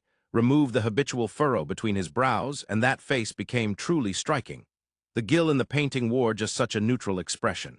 His long, narrow eyes, the straight bridge of his nose, his thin lips, every feature was flawlessly arranged. The languid gaze radiated a masculine allure. Until now, Lizel had mostly thought he simply looked rough and thuggish, but now he realized that slightly dangerous air must be exactly what many women found irresistible. Perhaps because Lizel stared so fixedly, Gil finally glanced his way, unable to keep his eyes averted. His brows were furrowed as always, his expression sour. But after a moment, with a resigned sigh, he raised a hand. He grabbed Lizel's head, covering his eyes with his palm. "Your stare is annoying. Sorry. Hey, get that thing out of here already." Gil watched the amused curve of Lizel's lips from up close, then shot Ray a withering glare. Ray burst into open laughter and signaled for the painting to be removed. Only then did Gil finally let go of Lizel's head. As he smoothed down his slightly mussed hair, Lizel glanced sideways at where the painting had been. "I wonder if my painting will ever show up. I won't hate it as much as Gil does, but I'd still be embarrassed. If that ever happens, no matter the price, I'll buy it myself. You have nothing to worry about?" There was no way he could feel at ease with Ray promising to do that, knowing full well that he would proudly display it. Hearing Ray's unashamed declaration that he wanted it, Lizel actually wondered if he should avoid entering labyrinths altogether. For now, all he could do was pray that no labyrinth took an interest in him. "Anyway, what was the favor you wanted to ask?" "Ah, yes." Turning the topic away, Lizel watched as Ray produced another envelope. It was formally written, sealed with wax. Lizel took it. It wasn't particularly thick, so he had no idea what it might contain. He shot Ray a probing look. "You'll be visiting Malkate eventually yourselves, I imagine. Use that if the need arises." Ray's eyes gleamed as he spoke. After Lizel's first meeting with Ray, the landlady had described him as a handsome middle-aged man. Lizel now found it very easy to imagine how popular he must have been in his youth, given that charming smile. He glanced down at the letter and turned Ray's words over in his mind. "Use it if the need arises," which meant adventurers like me will probably never have any use for something like this. "I don't see it that way at all." Lizel nodded, accepting that that was indeed what Ray meant. Gil only looked at Ray like he was something suspicious, and who could blame him? This was only the second time they had met. There was no reason to be treated with such hospitality. Gil was confident he had seen through Ray's true intentions, enough so that he refused to let his guard down completely. Ray, for his part, noticed Gil's wariness and yet never let his friendly attitude slip. It was, Lizel thought, exactly what you'd expect of a noble. Instead of giving the letter back, Lizel tucked it safely away. Ray watched with a satisfied smile and rose to his feet. "Now, let's get to today's main event. Enjoy my collection to your heart's content?" Apparently, that was the real purpose of their visit. Ray strode off proudly, leading the way. Afterwards, Lizel and Gil really were made to look at Ray's collection to their heart's content. Of course, it was very clearly to Ray's heart's content. Lizel was walking alone through the city today. He passed by the usual stalls and entered a street lined with slightly better shops. Using a small sign that read, rather unconvincingly, "Confident in Appraisal" as his landmark, he went into that shop. Inside, as always, the lone shopkeeper was busily rearranging the goods, never once letting himself sit and relax. Finding it endearing that the boy was working so hard he hadn't even noticed him, Lizel quietly closed the door. "Judge Kun, Lord Rizel, not that. Mr. Gil, no Lizel San," Judge groaned as he corrected the way he addressed him, and Lizel smiled as if praising a job well done. He came here every time he dived into the labyrinth and brought back dungeon items. It was about time Judge got used to him. Lizel looked up at the boy's tall, slender figure. He was still a cute junior, so Lizel was willing to give him as many chances as needed. If it were someone he didn't care about, he'd hate even having his name called. "Ah, congratulations on forming your party." That rumors even reached your ears. "Yes, you're not together today, I see. It's not like we're always glued together. We're adults, you know." Even though this was a shop aimed at adventurers, if the staff here knew as well, the rumor had spread more than he thought. It was all because of Gil's notoriety, no doubt. When Lizel walked around alone, no one realized he was the person at the center of those talks, partly because one glance at him didn't scream, "Adventurer." Thanks to that, adventurers who didn't know Lizel personally were completely convinced that the party member Gil had finally taken on was some terrifying master. "Are you okay?" "There are quite a lot of adventurers who admire Mr. Gil. If any of them bother you in a weird way, Just as Judge said, since forming the party, the number of adventurers approaching Gil had increased. Most of them were requests to let them join the party, which Gil ignored with daily exasperation. Lizel was often standing beside him at those times, but almost every one of them lost their nerve the instant their eyes met his. Low-rank adventurers all said the same thing, that just standing alongside him somehow felt too awe-inspiring. But Lizel didn't know that. He simply thought they were anxious about Gil teaming up with someone weak like him. "Well, I can defend myself to some extent, so it's fine." "Is it?" Judge answered as if accepting that, but the slight upward lilt at the end of his sentence showed he wasn't entirely convinced.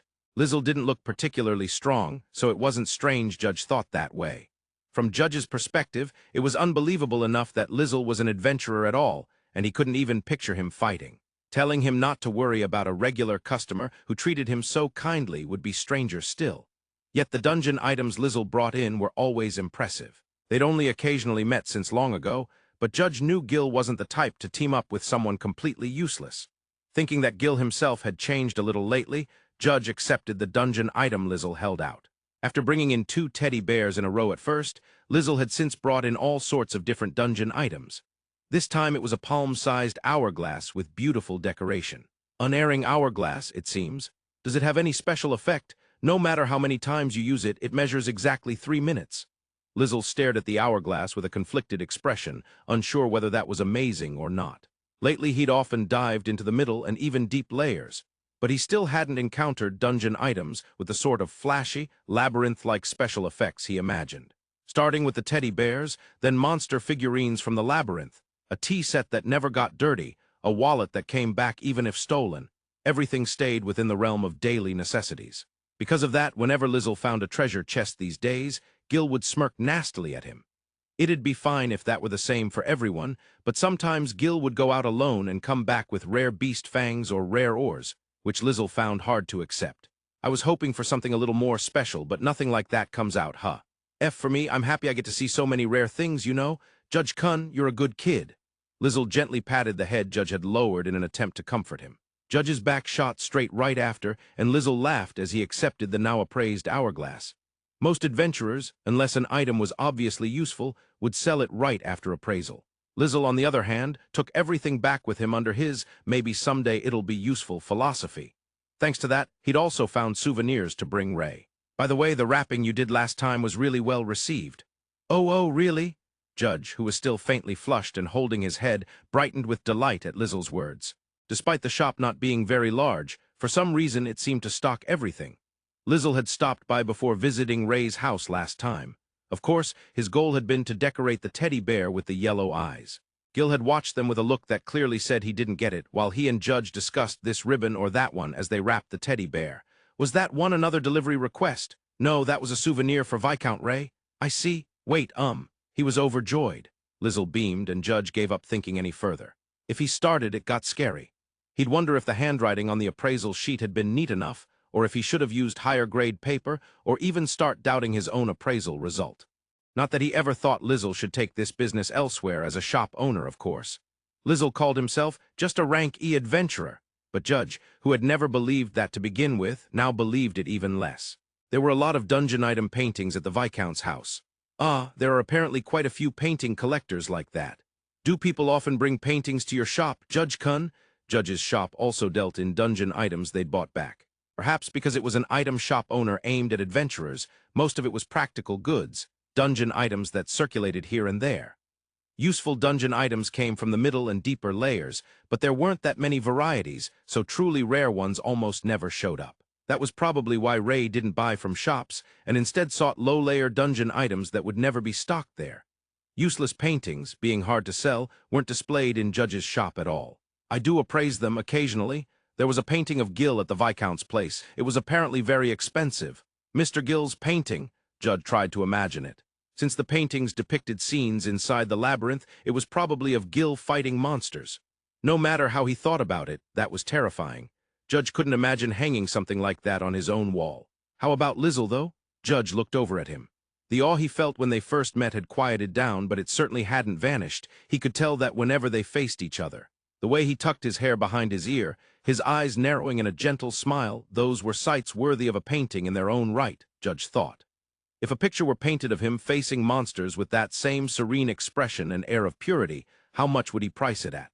He had his pride as an appraiser, but he couldn't confidently say there was no bias in the figure that came to mind. The Viscount said he wanted a painting of me too, but that'd be embarrassing no matter how you look at it, right? In that case, at this price, I'm sure I could find a buy. Gil was also mortified, which was very entertaining. Judge Kun, Lizel caught his small mutter and asked, and Judge blinked as if waking up. For an instant he didn't know what he'd just said. Then he realized his thoughts had leaked straight out of his mouth. Fortunately, it appeared Lizel, looking up at him, hadn't heard. Judge's face, which had gone pale, loosened in relief. When Judge shook his head and said it was nothing, Lizel didn't press him and just smiled. So you only appraise paintings and don't buy them? Ah, no, we do buy them. We just don't put them in the shop. We have an outlet to sell them through. An outlet? There's a shop that specializes in dungeon item paintings. We send them there. What a tremendously niche store, Lizel thought. Ray would probably love it, or rather, with a collection like his, he likely already knew about it. It's run by my grandpa's friend, Judge added. Thanks to the previous owner, the shop's network seemed quite extensive. Is it in this country? No, it's in the commerce nation Malcade. The commerce nation, just as the name implied, it was called the Holy Land of Merchants. Lizel had only recently heard the name at Ray's mansion. The capital city Pardada, the commerce nation Malcade, and the demon or nation Kavana, these three countries were, in fact, just cities within one kingdom. However, because of their nature, each functioned like an independent nation, so they all called themselves countries. The commerce nation was south of the capital city, about 5 days away by carriage if you wanted to go.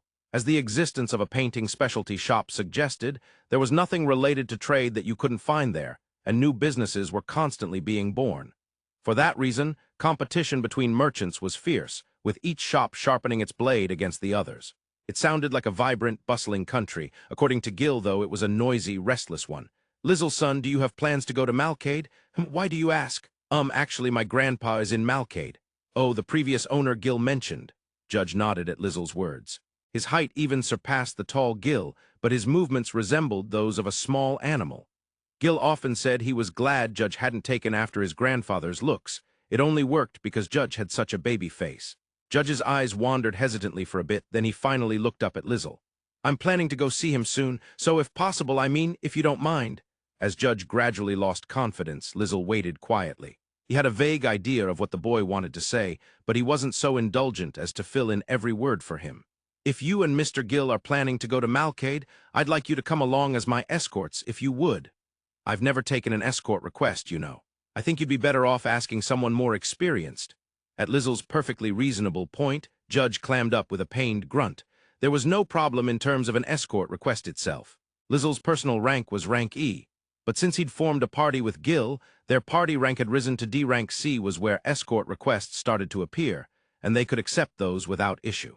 Even personal requests were put through the guild, because only guild-issued requests counted toward an adventurer's completed request total. So individual clients would go to the guild, and their request would then be assigned by name to specific adventurers. It was no problem for Lizel to accept the request. He'd always wanted to visit Malcade, and as a proper merchant, Judge owned his own carriage. Escorting someone he already knew would be easy. But for Judge's sake, he still thought a more experienced escort would be better. Gil had said he didn't often take escort requests either, partly because of solo restrictions. It probably also had to do with his dislike of eating and sleeping for days with people he didn't know. You don't want to? It's not that I don't want to. Don't make that face. Judge's curly, chestnut hair, tied together at his back, drooped in dejection as he looked at Lizel. Lizel cupped his cheek and gently stroked it. He brushed his thumb under the boy's eyes as if to cool the heated redness there, and Judge closed his eyes with a pleased expression. What do you usually do? You must have to go on buying trips sometimes. Grandpa knows some adventurers from back in his day. When they occasionally come by, I ask them. But if I always rely on them, it feels like I'm depending on Grandpa forever. Why not just put in a request at the guild? I don't want people being drawn in by the shop's name. Judge's grandfather was a true-born merchant who'd grown this shop all on his own. He never dealt in low-grade goods, which meant his prices were accordingly high. Low-rank adventurers rarely shopped here. On top of that, thanks to his precise appraisals and the fact that you could get anything if you asked, the shop had high esteem among those in the know. Judge thought that was all thanks to his grandfather, and couldn't bring himself to be confident in his own abilities. From Lizel's perspective, based on what Gil had told him about the previous owner's personality, there was no way the man would have left the shop to an incapable grandson, so Judge should hold his head high. I get how you feel. If Judge was trying to go see his grandfather without relying on him, it meant he wanted to prove he was managing just fine as a merchant. That was all the more reason he should grit his teeth and hire adventurers properly, Lizel thought, but saying that outright might be too harsh. He lightly flicked Judge's cheek and withdrew his hand. Is it absolutely impossible for you to use other adventurers? It's not impossible, but... At that gentle prompting, Judge turned his face away, one hand touching the cheek that still held a trace of warmth. After a brief pause, he kept his face turned, but slid his gaze up at Lizel. I want you and Mr. Gil. His squeezed-out voice carried a faint sweetness and trembled slightly. Judge wanted nothing more than for the earth to swallow him as he covered his reddening face. He had to brace himself with one hand on the counter, because the embarrassment made it hard to even stand. Through the gap in his other hand, he peeked at Lizel. For an instant, Lizel's face showed surprise, but it quickly shifted into a helpless smile. Seeing that, Judge thought, this is exactly why, and desperately kept his knees from buckling. It was that pampering gaze, he couldn't take it. It was that indulgent air, it made him weak. Lizel was the kind of person who made you feel like he'd forgive everything if you just clung to him. He scolded himself for thinking like that about a customer, but if he didn't, he wouldn't be able to hold onto his sense of self. He wasn't a child anymore, but here he was, acting exactly like one. Anyone would think that, and they'd be right. You don't have to be that embarrassed. I'm so. Judge's embarrassment left him unable to speak, but the one saving grace was that Lizel didn't seem to think anything of it. Lizel chuckled softly at his trembling hands and laid a palm on his back. I'll head home for today. I'll talk to Gil about the escort, assuming we'll accept.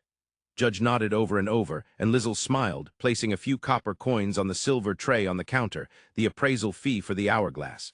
Wondering how Judge would cope if another customer came in like this, Lizel left the shop. Only when he saw him go did Judge slide down against the counter, clinging to it as he crouched. He slowly exhaled his trembling breath and pressed his hot cheeks to the cool wood to calm them. Staring blankly at the door, he thought of Lizel, the image his merchant's instincts and appraiser's eye, sharp enough to see through lies, had produced. He's not just a kind person, I don't think. But since that kindness toward him was real, he decided it was fine, and his overheated, useless brain drifted off into a daze. And that's why I think Judge Kun will bring in a request for us before long. Judge will, huh? After leaving Judge's shop, with nothing else planned, Lizel headed for the guild. It was just past midday, a time when the number of adventurers dropped. Gentle sunlight streamed into the guild, where the request receptionist sitting next to Stud was dozing off in boredom. The moment Lizel walked in alone, Stud silently left the newbie's desk and returned to his usual request counter, fixing his gaze on Lizel without looking away. Lizel took that as his cue to speak to him. Oh, you two know each other. When the guild has a large batch of dungeon items that need appraisal, we sometimes ask him for help. Apparently it had started in the previous owner's time, when Judge's grandfather had first sent a young judge in his place to the guild. Since the previous owner was famous for accurate appraisals, the guild had been taken aback when a child showed up instead. But Judge, whose talent had already bloomed, performed appraisals with even greater accuracy and speed, so they'd continued to rely on him ever since. Stud had also been at the guild since he was a child, and it was only natural that he and the similarly aged Judge often talked. We're the same age, so we ended up talking a lot. Are you too close? I get irritated by his lack of confidence, so I'd say we're reasonably close. In other words, he recognized Judge's skill as an appraiser. That was why Judge's low self-esteem annoyed him. It was hard to tell from his flat tone, but it was there. You're going to Malcade, right? When Lizel questioned him, Stud suddenly fell silent. It was rare for him, who usually answered like clockwork, to pause. He stared at his hands for a moment, then slowly raised his head to meet Lizel's eyes. His face was as expressionless as ever, making it hard to read, but to Lizel he looked like he'd made up his mind about something. Are you planning to move your base there? Base, Lizel echoed in his head. It seemed Stud thought Lizel might go to Malcade and never come back. It was true that adventurers rarely stayed in one country forever, but Lizel had no plans to move yet. He didn't feel he'd done enough in this country, this capital city, to justify leaving. More importantly, this was the place he'd been transferred into this world. He had no intention of casually relocating and missing his chance to go home. No, I'm just going for some sightseeing. I've never been. I see. Though his face didn't show it, Stud seemed relieved. Lizel reached out and patted his head. Anyone else might have found the way he sat there, expressionless, a bit creepy, but Lizel knew he didn't dislike it, so it was fine. While Lizel ran his hand through Stud's sleek short hair, sensing he was thinking about something, Stud muttered, "Even so, we won't see each other for a while. Stud Kun, were you planning to take any requests today?" When Lizel asked what he'd said, Stud brushed it off and posed the question instead. From the fact that Lizel had come without Gil, he was already certain Lizel had no plans. Just as expected, Lizel said he had none, and Stud stood up. "I'm going on break now. I'd like you to come with me. If you don't mind it being me, sure." He glanced past Stud at the receptionist, who flinched, then nodded, as if saying it was fine. The reason for that reaction was that Stud normally acted as though he had no need for breaks at all. According to him, he didn't get tired, so there was no need. Even when other staff urged him to rest, he would just shake his head. For him to voluntarily say he was taking a break was unbelievable. Even so, many of the staff looked at Lizel, standing in front of Stud, with warm, understanding smiles. It was common knowledge that Stud was attached to Lizel. The only one unaware of it was Stud himself. The veteran staff members who'd known him since childhood genuinely rejoiced that the boy, who'd always been in the guild and too calm for his age, had finally taken an interest in someone. The relatively new staff, on the other hand, simply found Stud's change amusing. The receptionist who had been nodding off earlier was now openly grinning, only to yelp an apology as Stud, hidden from Lizel's view, kicked the leg of her chair. "Let's go outside, please wait a moment, take your time." Lizel watched Stud stride off to the back at a brisk pace. He's just straightforward, doesn't show emotion much, that's all, Lizel thought, leaving the counter area. Even if there weren't many adventurers around, hogging the counter forever wasn't polite. He was about to go look over the request board when Stud returned much sooner than expected. "Sorry to keep you waiting, let's go." His guild uniform was unchanged, but he'd removed the badge he usually wore on his chest. Lizel assumed that was some sort of rule and followed the straight-backed Stud out of the guild. "Do you already know where we're going? There's a place nearby with good coffee. Is that all right? I'm looking forward to it." Stud stared at Lizel for a moment, then turned and started walking again. He must be pleased, Lizel thought. In its own way, Stud was easy to read, but only for Lizel. Outside his presence, Stud almost never showed visible emotion. So even if Lizel said, "Studcun is straightforward and cute," no one agreed. Gil, in particular, had vehemently denied it with an incredulous face. Just as Stud had said, the shop was only a 5-minute walk from the guild. The wooden building had an old-fashioned air, and the faint aroma of coffee reached them as they stood at the door. "After you," Stud said, holding the door open. Lizel thanked him and stepped inside. Since it was after lunch, the small shop was not crowded, only a few customers sat here and there. They sat facing each other at a table for two and each ordered a coffee. "Seeing Studcun outside the guild feels fresh. Was it too familiar of me to ask you out off duty?" "No, I'm happy you did." Lizel smiled and Stud nodded. Then he stared intently at Lizel's hands. Noticing his gaze, Lizel unclasped his fingers and turned his hands palm up on the table. Stud reached out, running his fingers from Lizel's palm up along his wrist. It tickled, but Lizel let him do as he liked. Stud gave him a sidelong glance, looking faintly satisfied, then focused on the now bare wrist. "The bruise is gone. Gil didn't go all out to begin with. If that one blade really broke down in tears, I would have liked to see it." 2 coffees arrived, and Stud withdrew his hand. Lizel just laughed at the remark, not in the least inclined to reveal the truth. Normally, if someone didn't deny something outright, you'd think it must be true. With Lizel, both possibilities always seemed equally likely. Thinking that Stud watched Lizel take a sip of coffee. "It's good. I'm glad it suits your taste." Feeling his own mood lift at Lizel's words, Stud drank as well. Because the guild ran until night, Stud often came here to clear his head with coffee. He'd never brought anyone along before. He had no regrets about bringing Lizel, of course. Instead, he simply accepted the strange but pleasant sensation blooming in his chest while wondering what it was. If it had been unpleasant, he would have rejected it, but it was something he'd never felt before, a comfortable feeling. "Hey, you're the guy who teamed up with One Blade, right?" Which was precisely why such interruptions were intolerably annoying to Stud. "I was expecting some real badass, but this is all. If you paid him to join your party, you should give up. He's way out of your league, rich boy." The bell above the door chimed as 3 men entered and headed straight for Lizel. They'd probably spotted him through the large window that let the sunlight in. Since Lizel was usually together with Gil, they'd memorized his face. Having confirmed Gil wasn't there, they'd decided to pick a fight. Lizel glanced around the shop and sighed. Of all places they had to choose here, there were other customers after all. "If you've got something to say, I'll hear it outside. Sorry, Studcun, let's do this another tea."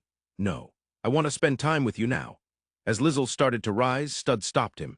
His voice, at odds with his calm expression, held an unconcealed and dangerous anger. His hand gripped Lizel's arm to hold him in place, and Lizel gave a troubled smile. It was the most straightforward he'd ever seen Stud, and it was rather endearing, but Lizel had no intention of dragging him into this. "Studcun, I promise we'll come again. I don't want another time. I want now. Be good and listen, okay? If you're here, I'll be as selfish as I want." Hearing Stud's flatly delivered words, the adventurers stared, eyes bulging, as if they were seeing something impossible. Which they were. Once the shock wore off, though, what really got to them was being completely ignored while the two calmly talked. One of them slammed his fist down on their table with a loud bang. "Look how attached he is, huh? But you're ignoring us and—" "Yes, I am attached. That's why." In the next instant, Mana surged around Stud with a soft, sinister rustle. His gaze, which held so much feeling when directed at Lizel, turned to the man as cold and hard as absolute zero. It wasn't just his eyes. The mana swirling around him sucked the warmth from the air, dropping the surrounding temperature. "If you interfere, I won't guarantee your life." Ice began to form where Stud's hand touched the table, spreading until it covered the man's fist. The frost crept up his arm, inch by inch. The man let out a strangled sound and yanked his hand back. With a sharp crack, his arm came free. From his fingertips to his elbow, it was completely encased in ice, and the cold radiating from it was so intense that even trying to brush it off risked freezing his other hand as well. As he stared at his unmoving fingers, his face turned deathly pale. Stud, still utterly flat in tone, spoke. "If you don't warm that up soon, they'll have to cut the arm off." Stud then turned his gaze away from the stunned men as if they no longer mattered. Lizel gave a wry smile. "Don't heat it too quickly, that'd be dangerous. It's better to warm it gradually." Snapping back to themselves at Lizel's words, the men let out wordless cries and bolted from the shop in a panic. They'd realized their arm was genuinely at risk. In truth, at that level it would probably be fine, Lizel thought as he watched them run from the big window. Leaving it unattended would have been dangerous, but from their reaction, it was clear they'd be trying to thaw it immediately. The exchange had taken place off in a corner and hadn't really carried to the other customers. When Lizel bowed his head apologetically, the tension drained from the room and the usual atmosphere returned. Stud briskly brushed the ice from the tabletop. "Try not to do anything too dangerous, Studcun. Will you hate me if I don't? No, I'll just worry about you." "I'm glad." Now that he'd realized how attached he was, Stud no longer held back. He hadn't really held back before either, but being aware of it made him all the more open in displaying that affection. Looking faintly pleased with himself, he held out his hand, and Lizel, smiling in resignation, reached to take it. "For some reason, kids younger than me really take to me. You know, hearing you say that like it's nothing is kind of creepy." Dinner time happened to overlap, so Lizel was shamelessly sharing a table with Gil. He'd been mulling over the day's events and voiced his question, only to be cut down without mercy. There wasn't much he could do about it. It wasn't like he did anything specific beyond, "It'd be nice to get along," Lizel thought, sighing. "Well, I might be a little softer on the ones I take a liking to. It's not even worth pointing out what's wrong with that." "What's that supposed to mean?" Lizel frowned back at Gil's expression of exasperation, then remembered and brought up Judge's escort request. The same-age duo were around 20. Lizel and Gil were in their late 20s. Judge was the type to get embarrassed after he leaned on someone. Stud was the type to lean and then double down. That was simply how it had ended up. Somehow it was a bit unexpected. Why are there so many lovers in the world?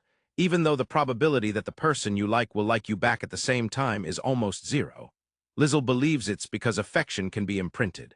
From the moment the other person realizes that they like you, they begin to recognize your existence, follow you with their eyes, and every time you show them affection, it's engraved deeper. If you want to be liked, you must make an effort to be likable, and one part of that effort is learning how to show affection in a way that wins the other person's favor.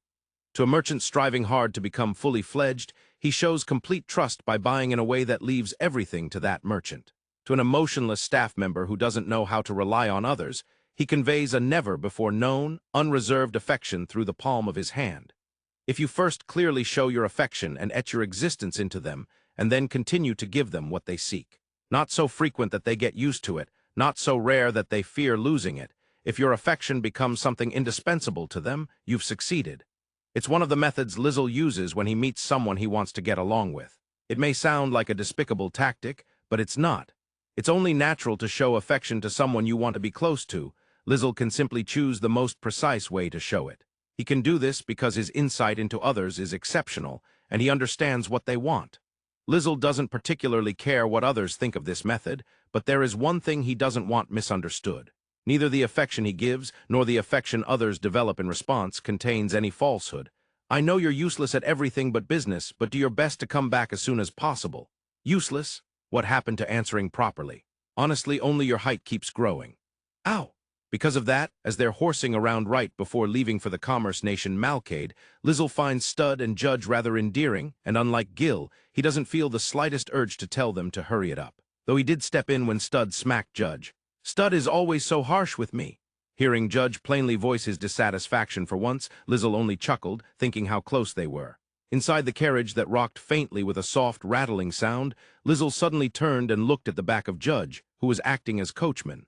Ahead, as far as the eye could see, stretched grasslands. If no monsters appeared, the mild weather would certainly lull one to sleep. The carriage Judge owned, of course, was primarily meant for transporting goods. One might think the items could just be put into a bag enchanted with spatial magic, but Lizel has heard, though he has yet to encounter such a thing himself, that among dungeon items there are many which are completely unaffected by magic. To transport such goods, a carriage is still necessary. Despite being for transport, its exterior resembled that of a stagecoach. A solid frame and a body covered not in canvas but in wooden paneling. The wood used seemed to be from the labyrinth. Despite the heavy, solid appearance, the whole thing was said to be lighter than a covered wagon. Out of consideration for the delicate goods it carried, the carriage hardly shook at all, an extravagant vehicle for the owner of a single shop. But it was precisely because Judge's store frequently handled dungeon items that such a thing could be specially made. Still, it was clearly intended for cargo. There were no windows, and there was only a single bench in the compartment, set back to back with the driver's seat. A plank projected from the wall that could seat about 3 people side by side. But thanks to Judge's thoughtfulness, it had been turned into an extremely comfortable seat. Though there were no windows, the back opened up entirely for loading and unloading, and the area behind the driver's seat also opened so the coachman could reach in to take out goods. Since they weren't carrying anything that needed such care this time, there was some cargo, but nothing problematic. Both openings were fully open, letting a refreshing breeze, faintly tinged with the smell of earth, flow through. Judge sat higher up, so his back was about level with the back of Lizel and Gil's heads, but that didn't interfere with conversation. The sound of hooves came in from outside, as the horses trod along the naturally formed road, packed hard by years of use. I was imagining something more like a covered wagon. "Hey, there's no way I could put you and Gil in something like that? You don't have to go that far, but this is really comfortable, thank you." As Lizel said, this was extraordinary comfort for a first escort request as an adventurer. Unless you were a very high-ranked adventurer, it wasn't unusual to be crammed into whatever space was left between the cargo. Normally, you spent the journey enduring motion sickness and back pain in a cheap cart until you reached your destination. And yet, Gil thought, glancing at the bench they were sitting on. What had once been a plain plank now had cloth spread over it, the backrest filled in, transforming it into a soft, cushioned seat. Gil himself didn't accept escort missions often, as he didn't like them much, but he could tell this treatment was exceptional. He wondered if this was appropriate for Lizel's first escort request and leaned his head back to look out. When he stuck his face out above the open top of the backrest, the same endless sea of grass met his gaze. "Gil, do you see something? It hasn't noticed us. Go straight ahead like this." "Why, yes." Lizel had no idea what Gil had seen, but Judge tightened his grip on the reins. Lizel, kneeling on the seat, leaned out as well but couldn't see anything. What was there?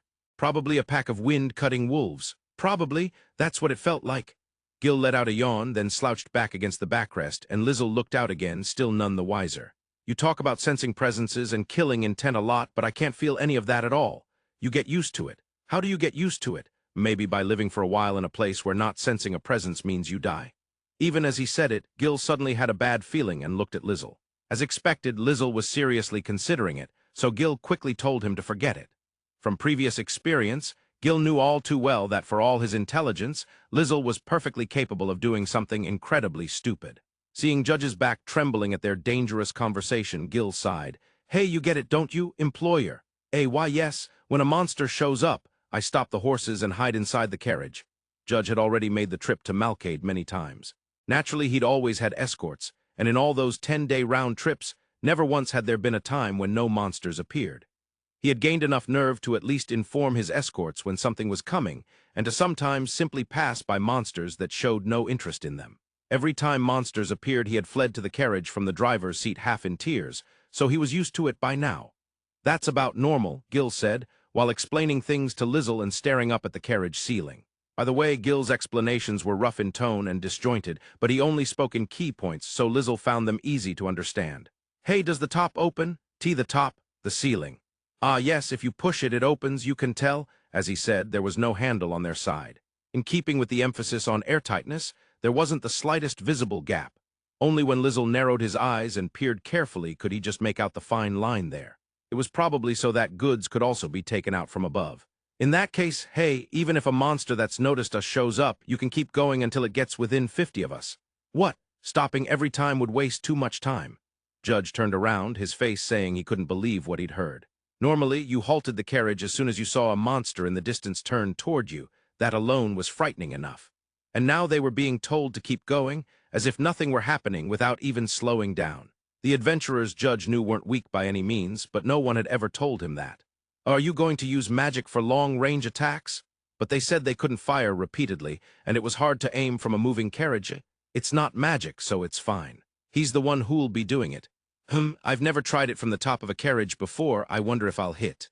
You're the one who casually fires away while walking and still hits the target. What are you talking about?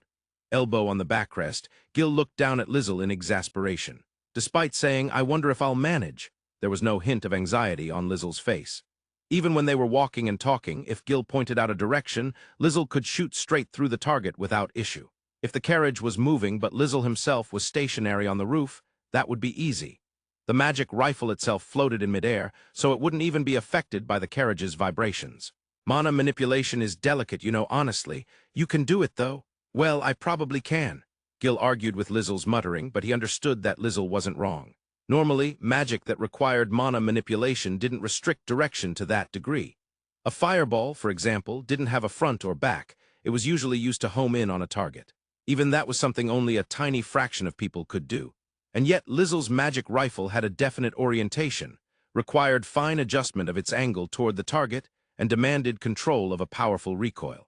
To be able to do that while walking and talking required extraordinary concentration and the ability to process multiple things at once. There was no way someone like that would suddenly be unable to aim properly just because he was on top of a carriage. Of course, Gil also understood that it would be tiring, so if too many monsters showed up, he intended to go out himself. Though, on an ordinary carriage escort request, it was rare for monsters to appear in such numbers. Lizel, that thing? Judge, who had fallen silent, suddenly started moving again. Even though he'd stiffened up, the horses still followed the road exactly as instructed. That spoke of a strong bond between man and horse. Pushing back wind, tousled hair from his face, Lizel reached for his pouch, pretending to take out the gun. It would be hard to gloss over it if he simply made it appear and disappear in an instant. I'll show you. Here, A.W. wait. Turning, Lizel held the gun out. Judge hurriedly checked that the road was straight, then accepted it one-handed. The solid weight was unmistakably that of a gun, and Judge's mind reeled at the thought that this was Lizel's weapon. Hey, it's fine. Gil looked questioningly at Lizel and asked in a low voice. Judge would naturally see that this wasn't a normal gun. Surely Lizel wasn't going to reveal everything. What was he planning? But Lizel only smiled serenely. After studying the gun for a while, Judge tilted his head just as expected. This isn't an ordinary gun, is it? Exactly, that's why I use it. The bullets are crystal, no mana maybe, but it doesn't look like you can reload it. Gil had expected Judge to see through it, but even he was impressed by the detailed appraisal. If Judge could discern the nature of even a tool from another world, then remarkable was the only word for it. Watching Judge examine the magic rifle with satisfaction, Lizel lightly pointed at the bullets. You're right. You can't pour mana into them, can you? No, I've never heard of bullets made of mana, but it is a dungeon item. Because it came from the labyrinth, anything went. That because it's from the labyrinth, logic naturally applied to dungeon items as well. No matter how impossible something seemed, well, it's from the labyrinth could explain it away, which was very convenient for Lizel. When I opened the treasure chest, it sucked up almost all my mana, so I think that's why it only accepts mine now. Only yours, it does look like a material that conducts mana, but I guess that can happen. No, it can't. But what about recoil? Of course it has recoil. I just work around that when I use it. As the two chatted amicably, Gil silently threw one retort after another in his head, at both Lizel, who lied so smoothly, and Judge, who believed so readily. Still, it wasn't a bad idea to prepare an explanation in advance for the times Lizel would have to fight alongside people other than Gil. If even a man with Judge's exceptional appraisal skills could be fooled, there was little chance anyone else would see through it. Lizel gave Gil an all-knowing smile as he sighed. So that's the story, Gil. Got it. I'll say I was there when you found it, too. You're brilliant. Whispering so Judge wouldn't hear, Lizel nodded, thinking they'd need consistency. Whenever someone possessed something good, there were always people who would throw baseless accusations at them. With Lizel, that might be one thing, but there weren't many who'd dare complain to Gil. Perhaps the blood of the item shop owner was stirring. Judge had been studying the magic rifle with obvious enthusiasm, but finally returned it to Lizel and turned to face forward again. A small sound escaped him, and his hands tightened on the reins. Far off across the grassland, small specks were gradually resolving into the shapes of monsters. Lizel glanced at Gil and saw him nod. The monsters had probably noticed them and were heading their way. From where he sat, Lizel couldn't see Judge's face turning pale at the sight of a shadow diagonally ahead, but it wasn't hard to guess. He patted Judge's back lightly. "We'll protect you, don't worry." Once he felt the tension leave Judge's back, Lizel stood up. Inside the still amazingly smooth riding carriage, he didn't even wobble as he looked up at the hatch in the ceiling. He pushed with both hands. After a slight resistance, it opened smoothly, proof of good maintenance. "Gil, I can't climb up." "Huh, you can reach it fine. Don't assume everyone can do pull-ups." Gil, who could lift his own body weight with one arm, wouldn't understand. How many adult men could do a pull-up strong enough to get their whole body up using just their hands on the edge? The ceiling being high to suit tall Judge didn't help. The hatch hadn't been designed for going out from the inside in the first place. Their exchange made Judge tremble with renewed anxiety. The earlier encouragement had gone to waste. Lizel, don't push yourself." "It's fine." "Gil, yeah." Judge had finally managed to imagine Lizel fighting, thanks to the gun. Now he once again found himself unable to reconcile that with the Lizel he saw. Unaware of this, Lizel called Gil's name, and Gil, still seated, reached out one hand. The gesture, almost like inviting Lizel to sit in a chair, made its meaning very clear, and Lizel gave a wry smile. "Should I take my shoes off? Just hurry up." Bracing one hand on the edge of the hatch, Lizel placed a foot in Gil's palm. Gil's arm, extended without any visible support, didn't twitch even when Lizel put his full weight on it. What kind of muscles did one need to be able to do that? Looking down at Gil's arm, which, under his clothes, actually looked rather slender for an adventurer, Lizel pressed upward in one smooth motion. Once his waist was above the opening, the rest was easy. He stepped down onto the gently curved roof. Judge, whose head stuck up slightly above the roof, looked back anxiously, and Lizel waved at him with one hand before turning to face their approaching problem. The shadows that had been only shapes before were now close enough to identify: green hyenas. He had never met them in person, but he remembered them from the monster compendium. Their coats were a dull greenish-brown. Perhaps because they lived on the grasslands, their rather large bodies bounded powerfully as they raced toward them. It was probably a pack. 8 in total, their movement was that of a hunt. If he hadn't been the prey, Lizel might have even found it beautiful. "Lizel, just stay like that, it's fine." Repeating his reassurances yet again, Lizel walked along the roof, bent down, and patted Judge's head lightly. Judge had no room to feel embarrassed. His eyes flicked back and forth between Lizel and the hyenas, all his nerves screaming anxiety. Being thought so unreliable might be a tiny bit of a shock, Lizel thought wryly, then smiled and drew his gun. "Are the horses okay with loud noises?" Yes, they're mostly fine," a clear cracking report rang in Judge's ears. Before the echo of the first shot died, another sharp crack followed, and Judge hunched his shoulders, still not understanding what was happening. A few seconds passed, with Judge completely lost. When he realized the sound had stopped, he fearfully opened the eyes he didn't remember squeezing shut. As he flinched and looked up at Lizel, Lizel calmly patted his shoulder as if to soothe him. "All done, eh?" Not understanding what Lizel had said, Judge stared blankly toward where the hyenas had been running. No matter how hard he looked, they were nowhere in sight. Looking more carefully, he spotted greenish-brown fur half hidden among the grass. Stunned, he looked back at Lizel and saw, hovering beside him, the magic rifle suspended in midair. "How does that?" "Oh, that's for handling recoil. I'm holding it with mana manipulation." The answer slowly made its way through Judge's muddled brain. The horse, moving steadily along in place of its useless master, could only be called excellent. Judge was never that knowledgeable about magic to begin with, and with his confusion on top, he had no choice but to accept Lizel's explanation as is. "Hate to break up the cozy moment, but there are 2 more. A voice rose from below, and Lizel tilted his head slightly. "Where, Gil?" "Same herd as those ones more to the front, lying in wait. Would have been nice if they'd run away." No matter how hard he looked toward the still distant road ahead, he couldn't see where they might be hiding. "Monsters are impressive," he murmured, standing up and raising the magic rifle. He fired a few shots into places that seemed likely. When the 2 remaining hyenas leapt out to attack, he intercepted them the same way as before. Once he confirmed there were no monsters in sight, Lizel finally dismissed the magic rifle. "I'll head back inside. Judge Kun, keep up the good work driving." "Why, yes. Still, it looks pretty high when you look down from here, Gil. What noble lady are you?"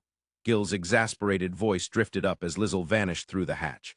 Watching him go, Judge gripped the reins again, his expression distant.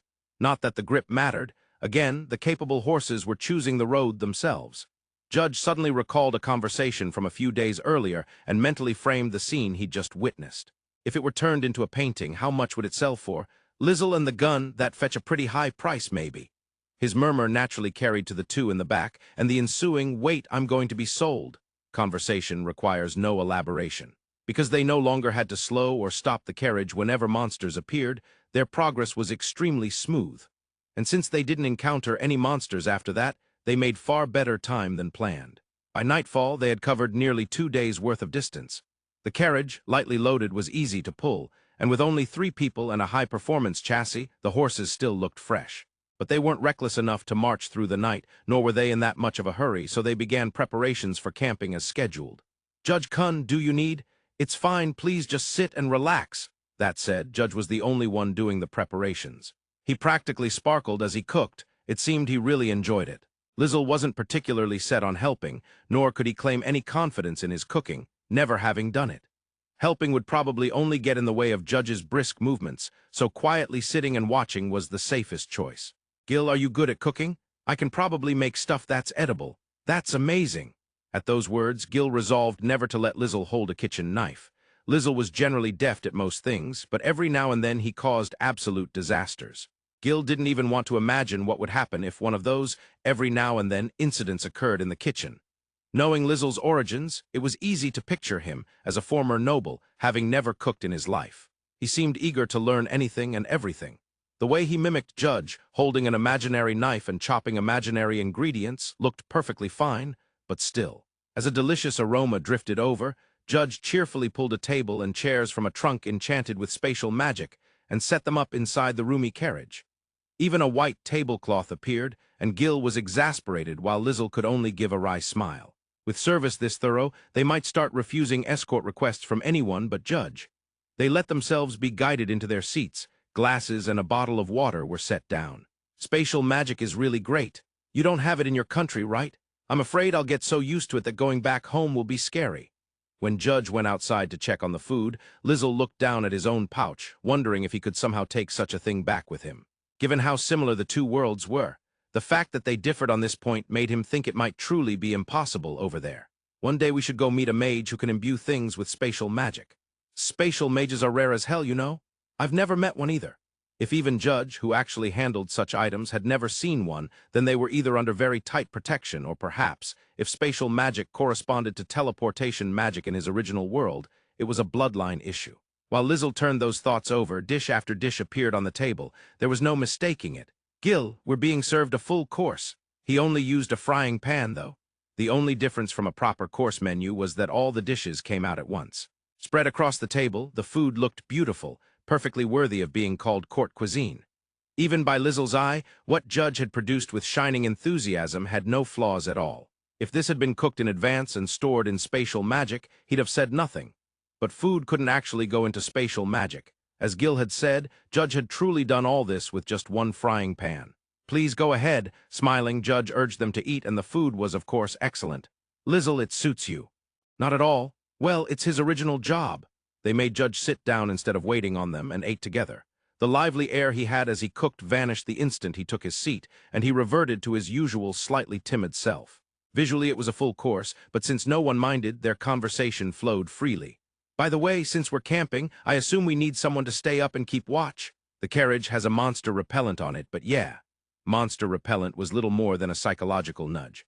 It only made monsters feel, "I kind of don't want to go near that." And of course there were plenty of monsters that didn't care. The horses were tied outside as well, so they still needed a lookout. "I can. You've been driving all day, you should rest." Judge volunteered, but they turned him down. If there were multiple clients, they would also take turns, but Judge was the only one. Letting the one person acting as coachman all day get exhausted would defeat the purpose. "Put me on first. I can't say I'm confident about waking up if I fall into a deep sleep." That's surprising. He's always terrible at waking up." "That's rude, it's not that bad." Lizel and Gil could take turns resting in the carriage, so naturally the two of them would take the watch. Lizel wondered if he'd actually be useful as a lookout. If he could see monsters with his own eyes, he'd be fine, but he couldn't sense presences or killing intent at all. Gil had said he'd just sleep during the day and handle the night watch alone, but Lizel had refused, so that idea was scrapped. As a matter of course, Lizel was assigned first watch, and Judge once again handled all the cleanup from dinner by himself. Lizel tried to help at least with that, but Judge, radiating that same cheerful energy as when he cooked, refused. Come to think of it, every time Lizel had visited Judge's shop, Judge had been cleaning or organizing his goods. Perhaps he was the type who couldn't relax unless he was doing something. Watching him lay down thick mats and blankets in the carriage with quick, efficient movements, Lizel couldn't help but feel a gap between this and Judge's usual demeanor. He's the type who devotes himself to others. Surprisingly talented, too, cooking and all that. The mats covering the carriage floor looked incredibly comfortable. If word of this got out, people would be fighting to take his escort requests. Glad that he'd accepted this job, Lizel went to sit in the chair set by the campfire. Naturally, it was extremely comfortable. Judge's words, "I could never let you sit on the ground, Lizel," came to mind. Judging by his tone, he hadn't provided such luxuries to any previous escorts. Maybe the full-course meal and other pampering were also firsts, but Lizel decided not to pursue that line of thought. Honest, good-natured children should stay that way. Do you think it's okay if I read? As long as you don't get so into it you forget everything else. In that case, Judge Kun, you have to really rest properly. Why, yes. Good night. Gee, good night. Taking out a book, Lizel smiled at Judge, who still looked guilty. He also reminded Judge not to hold back and end up sleeping poorly out of politeness. Blushing faintly and fidgeting, Judge disappeared into the carriage, and Lizel waved to Gil as well. If something happens, call me. You'd better sleep properly too, or I won't switch with you. Idiot, Gil muttered in exasperation and ducked inside. Lizel felt a strong urge to peek in and see the two tall men lying side by side, but restrained himself. He'd see it when it was time to switch shifts anyway, he thought, diverting his gaze from the half-closed back doors and opening his half-finished book. The faint smell of earth and the soft breeze were pleasant. All he could hear was the quiet rustling of leaves. The darkness of night only deepened the silence. The flickering firelight wasn't ideal for reading, but once in a while something like this wasn't bad at all. Lizel smiled softly. As for food, if it was in some sort of container, like a lunch box, it could go into spatial magic. Put it in as is, and it would either splatter going in and out, or the dish would come out without the plate and splatter anyway. A subtly unkind design. Closing yet another book with a soft thump, Lizel looked up at the sky. The moon was just past the point overhead. Time to change shifts, he thought, rising from his chair. In the end, nothing had happened, and all Lizel had done was occasionally add firewood so the fire wouldn't go out. Even that firewood was stacked right beside him, so Lizel hadn't taken a single step away from the chair. Careful not to make a sound, he approached and peered through the half-open carriage door. In the wagon, faintly lit by moonlight, two men lay curled up in blankets. As expected of tall men, Lizel thought that a carriage that should be fairly spacious felt cramped as he put a knee up on the step. He had been careful enough that only a faint creak of wood sounded, yet one of the heaps of blankets rustled and moved. "Shift already?" Gil pushed himself up, and because Lizel still had his shoes on and was on all fours, Gil looked straight at him.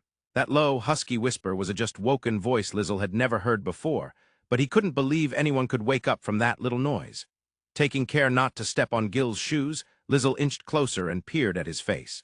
There wasn't a trace of sleepiness there. "Why are you waking up so easily? Did you really sleep properly?" Lizel asked in a small voice so as not to wake Judge.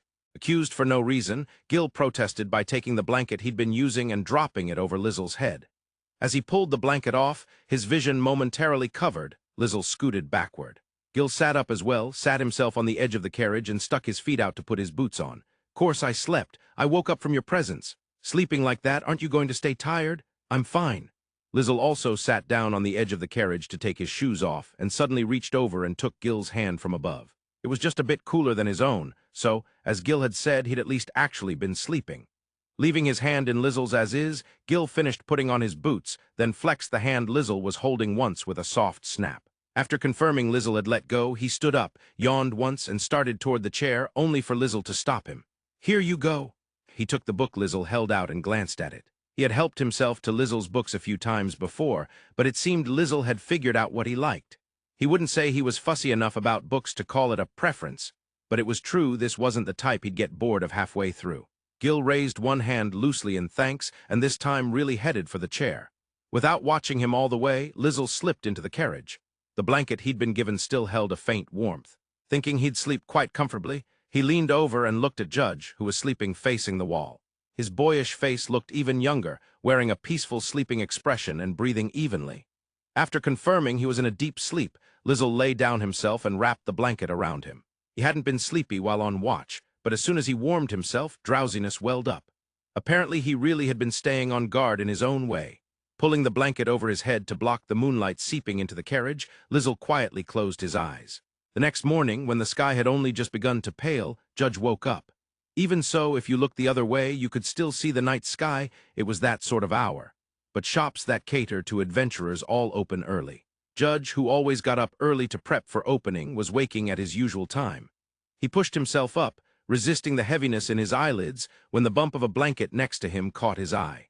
From tall Judge's perspective, it was a small bulge of blanket. He'd seen Gil there when he went to sleep, which made it seem all the smaller. Lizel would have liked him to stop calling it small, since he had a perfectly respectable average male height.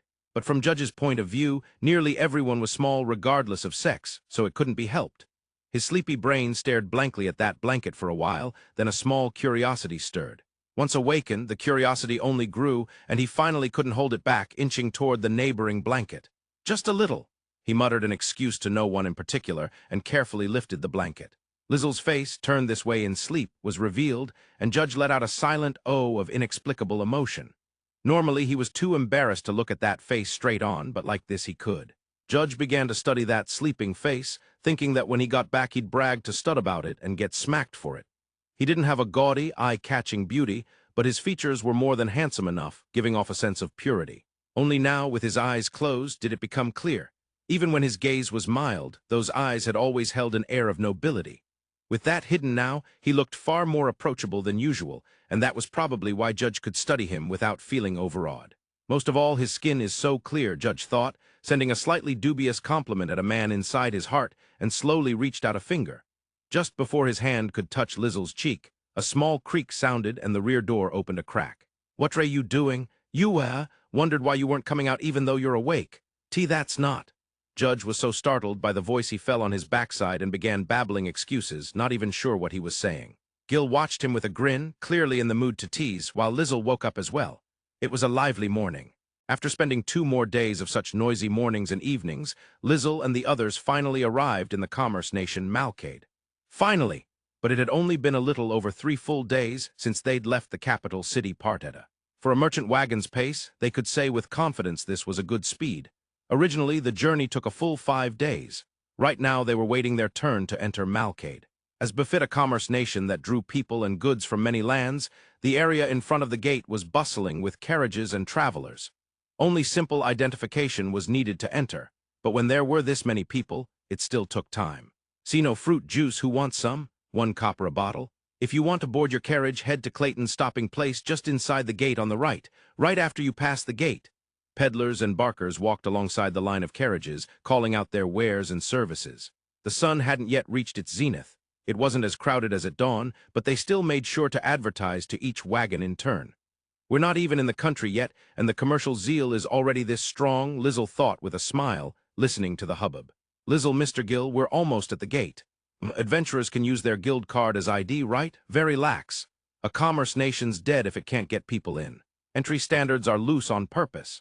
Loose entry standards made it easy for foreign scouts to slip in, but in exchange people, goods, and information flooded in. This must be holy ground for merchants. In fact, most of the carriages in line were owned by merchants. In a country like this, what you needed was a ruler with excellent political balance and enough ability to be trusted by countless merchants. Of course, the Lord of Malcade was no exception, though this country's case was a bit special. The only upstart in the region, right? You got a problem with that kind of thing? No, if they're capable, all the better. I'd go and invite them myself if I could. Gil, asking this of a pure-blooded noble like Lizel, accepted that answer with deep understanding. Stud, Judge, the people Lizel chose to approach on his own were all absurdly competent. Stud was said to be a future guild executive, and there was no need to say anything about Judge's powers of appraisal. Lizel claimed it was because capable juniors are just so adorable.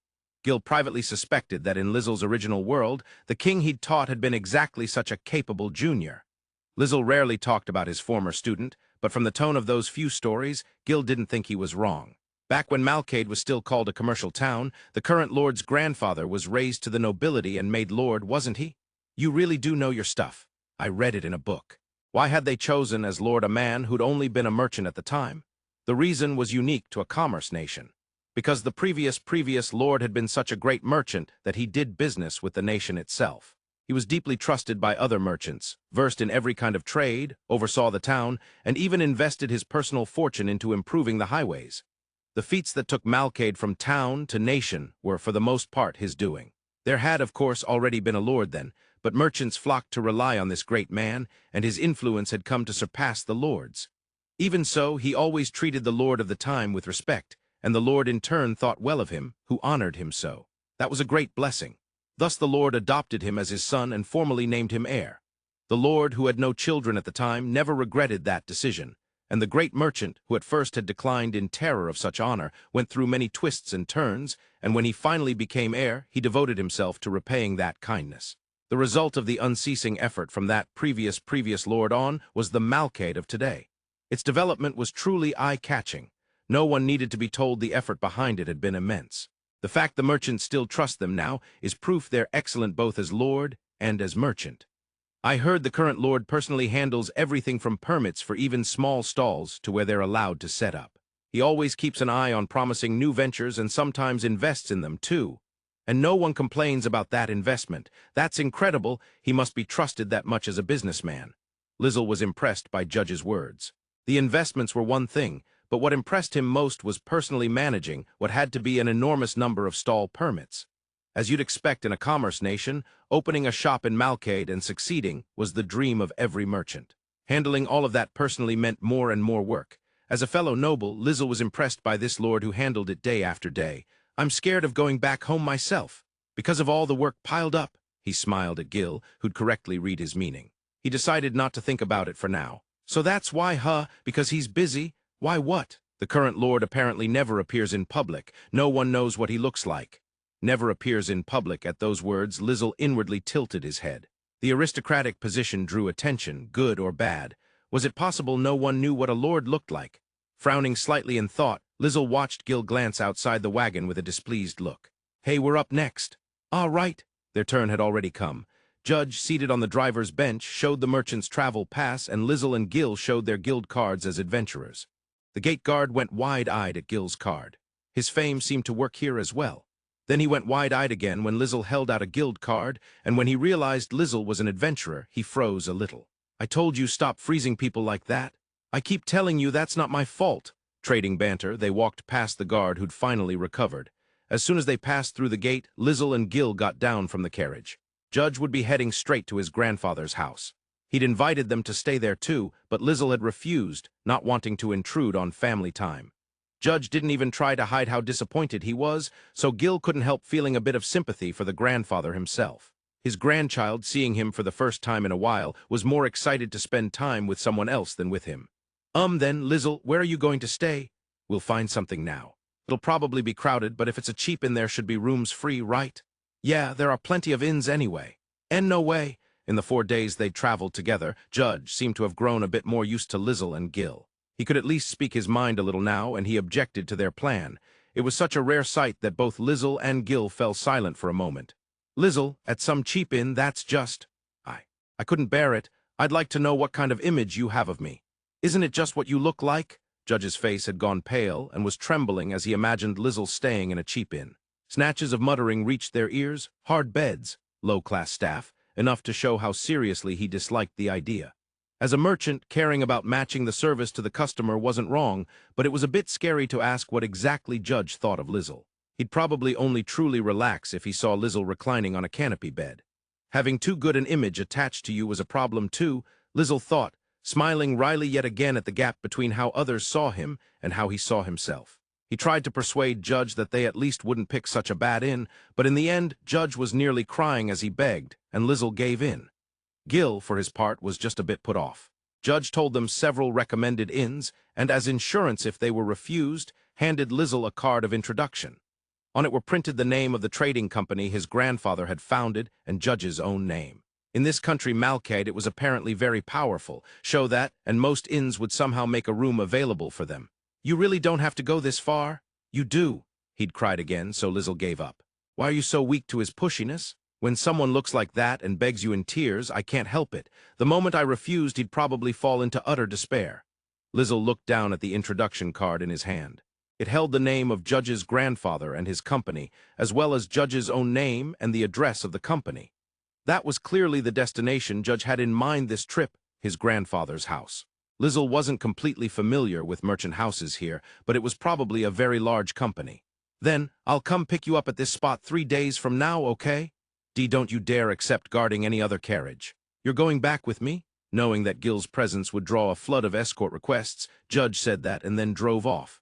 Many merchants came to Malcade to buy. On the way back, they could be attacked by bandits targeting their freight. That was why they sought strong guards. Although Gil's name was widely known, his face wasn't so much. It shouldn't really be a problem, Lizel thought, waving lightly to the worrywart Judge as he saw him off. Then he finally turned and looked around. It's really a jumble. I told you it's restless. Even right in front of the gate, there were food stalls and street stands crammed together, filling every reasonably open space with merchants. Every road was lined with shops, narrow alleys were stuffed with stands, and if you looked up you saw countless flags and posters hanging as advertisements. It was truly a city for merchants. Tourists and residents were many, and the streets were a chaotic crush. For now, let's look for an inn. We've got a few recommendations anyway. They set off side by side as usual. The main street felt even more crowded once they started walking, like there was always a wall of people directly in front of them. Lizel wondered how everyone managed to move at all as he followed Gil, who strode into the crowd as if nothing was wrong. Oh, excuse me. My apologies. Wait, Gil, do you walk behind me? Gil grabbed Lizel's arm, which had been buffeted back and forth by the human tide, and pulled him behind him. Lizel had never really walked in a crowd like this before. This outcome had been inevitable. Bumping into people, being bumped in turn, nearly swept away, Lizel smiled wryly and obediently followed behind Gil. Gil didn't so much as brush anyone. Not only did his rough appearance make people step aside on their own, he clearly knew how to move in a crowd. They walked in silence for a few minutes until, still facing forward, Gil suddenly reached his left hand back. As he did, he pushed lightly at Lizel's waist from the side, shifting him one step to the right even as they walked. Just as Lizel looked up at the back of his head to see what was wrong, he heard a click of someone's tongue as they slipped quietly past. Glancing sideways, Lizel saw a young man hurrying away. Was I marked as prey? Yeah, a classic of crowded streets, a pickpocket. A bag with spatial magic attached could be used by someone other than the owner. They could still take things in and out. Judge had given Lizel an item that prevented that, but of course that wasn't apparent at a glance. And highly skilled thieves could simply lift the entire pouch without you noticing. Lizel could only be grateful to Gil. In their eyes, Lizel, well-dressed and strolling along absent-mindedly, must have been the perfect mark. How did you know he was a pickpocket? You can tell if you look. You really do live by your instincts sometimes. I'm impressed. Chatting like that, they left the main street and slipped into an alley. The main drag stayed lively even at night, but most people preferred quiet to sleep, so inns were usually deeper down side streets where the bustle couldn't be heard. Some people liked the noise and stayed in inns on the main street, but neither of them were that odd. Passing a dubious-looking stand, they went up the stairs on a corner. That was their destination. One of the inns Judge had recommended had, luckily, a 2-person room free. Normally, they preferred separate rooms to relax. They'd always taken 2 single rooms up to now, but single rooms were mostly found in adventurer inns. This was clearly aimed at tourists, so of course there were no singles. But they'd only be staying a few days. Neither Lizel nor Gil had any complaints. They also didn't bother using Judge's name to force a room to be opened for them. The vacancy was simply good luck. We're picking Judge up in 3 days, so 3 nights, that's decent. Do you have anything you need to do, Gil? Nah, you have been to the commerce nation Malcade before, right? The gate guard sure looked surprised. That's just the rumors running wild. I've never stayed long enough to make this place a base. Resting in their room, they discussed the coming days. Gil had been to Malcade several times on jobs, but as he said, he'd never stayed for long. There was a guild here, so he could work as an adventurer, but he just didn't like how lively it was. He'd cleared all the nearby labyrinths in a few days and gone back to Partida. That was probably why he was so well known even in this country. Clearing 4 labyrinths in under a week was hardly a common feat. He had no particular desire to brag about that to Lizel. How many labyrinths Gil had conquered wasn't exactly vital information for Lizel. What about you? I'd like to do the classic sightseeing at least once around. Then let's go. There was nothing to do just sitting face to face at the inn. Without saying as much, Gil immediately stood, and Lizel smiled wryly and stood as well. I'll kill you, damn you! I'll kill you, I swear I'll kill you! A man was screaming at them, sword in hand, charging straight toward them. Wondering how on earth things had come to this, Lizel smiled wryly in a circle of space that had opened up in the middle of a seething crowd. Spectators around them kept a certain distance, staring at Lizel and Gil with unconcealed curiosity. They were in the very center of Malcade's famous market square. Lizel had been honestly impressed by the sight before this happened. In front of the Lord's manor lay a very broad plaza, absolutely packed with stalls. Everything from street stands to proper booths, selling food, weapons, and armor, sundries. It was the kind of scene that made you feel there was nothing you couldn't find here.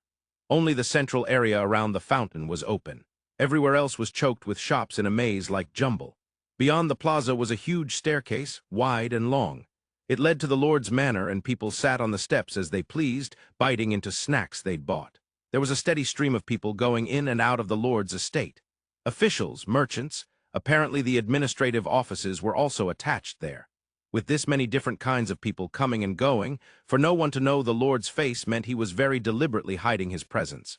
For someone who worked so energetically to choose such inefficient behavior, there had to be a reason.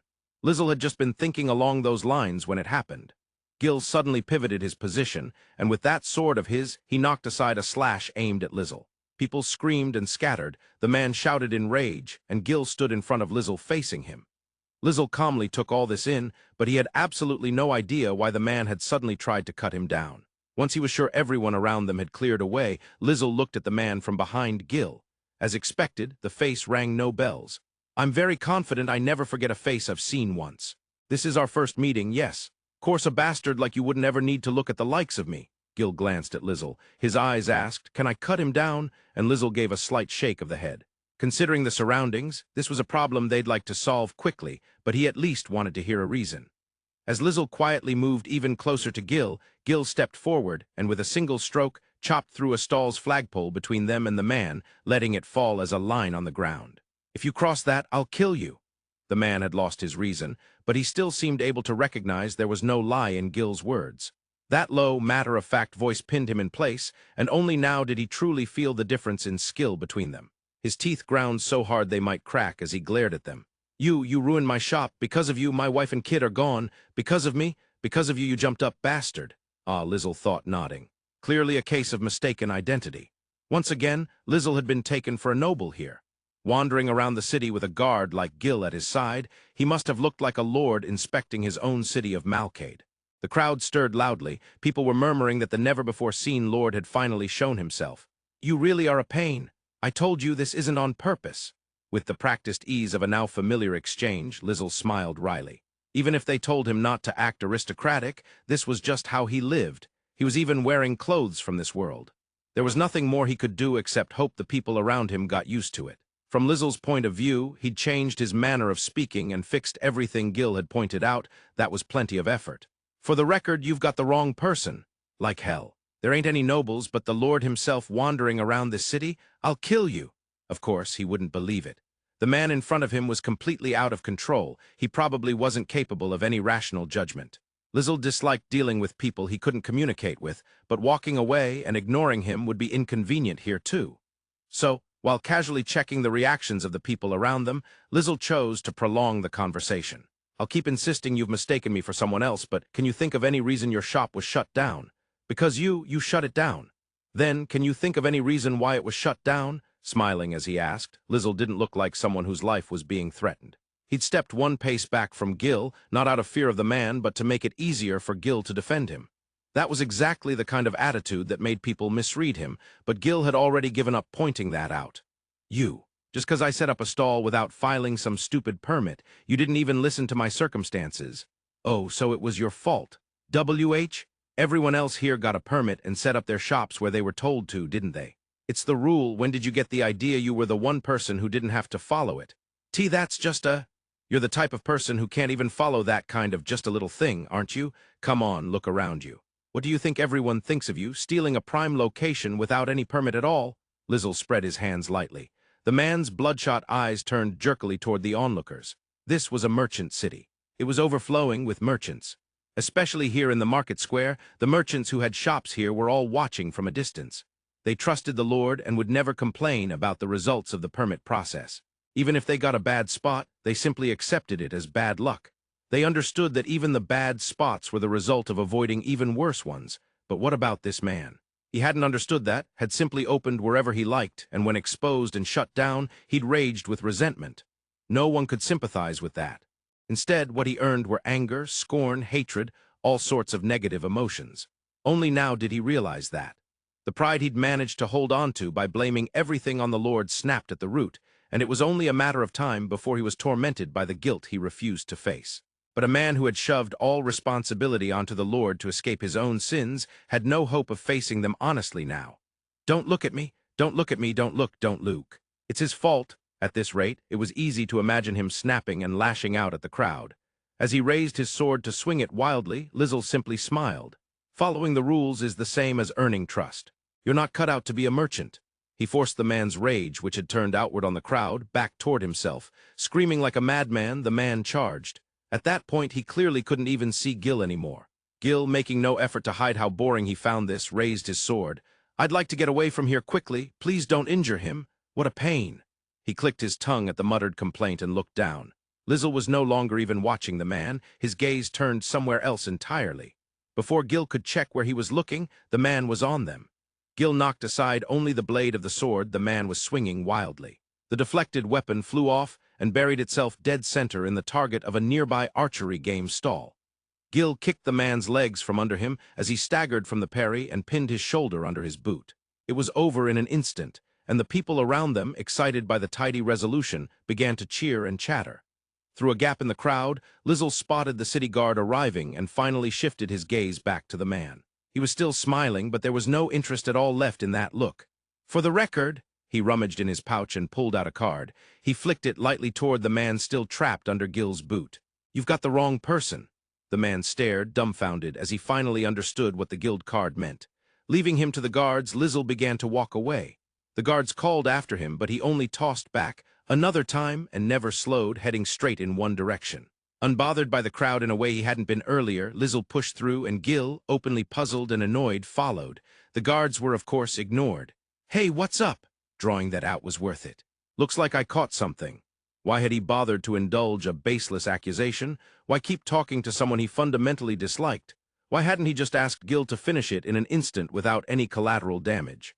Because Lizel had been certain someone would appear, and he'd been waiting for that person.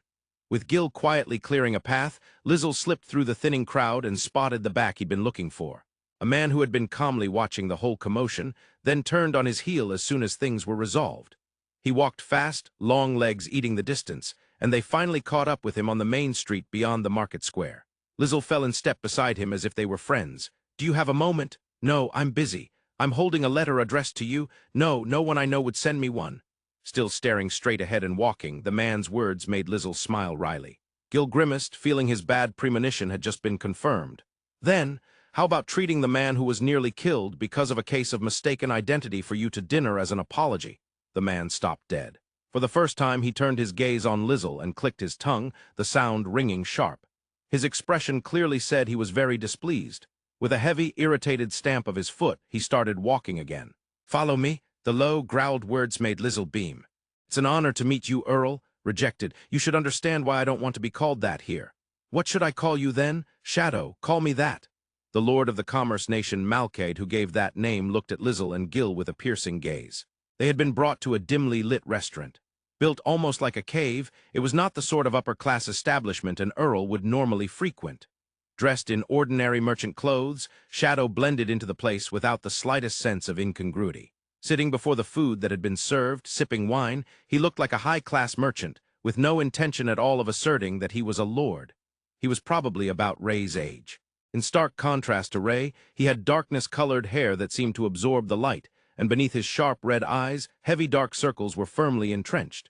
You couldn't call his features friendly by any stretch, but his looks were so beautiful they surpassed even that.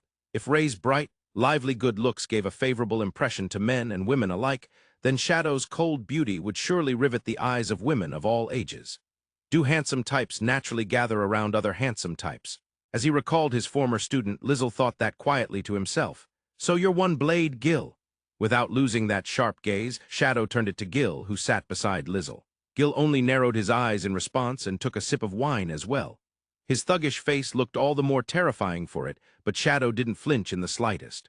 "I heard you formed a party, but it seems your personality hasn't softened. As expected, your information is quick. Rejected. I don't need compliments." He's a rather difficult person, Lizel thought with a wry smile, reaching his fork toward the dish before him. The beautifully plated pasta made it clear that this place was no mere restaurant. When he twirled it around his fork and put it in his mouth, the herbs that rose through his nose and the pleasantly spicy sauce left a strong impression. It was the kind of restaurant that was a bit pricey but served excellent food.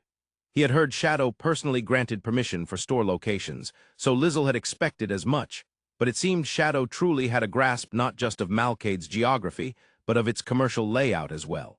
Evidence of that was how, after Lizel had pestered him, Shadow had come straight here without any hesitation. Among all the places where someone dressed like Shadow or Lizel and Gil wouldn't stand out, this was the highest ranked. For all his sullen expression, he did seem to have a genuine sense of apology. "Gil, this Munier is delicious. Please make it for me sometime."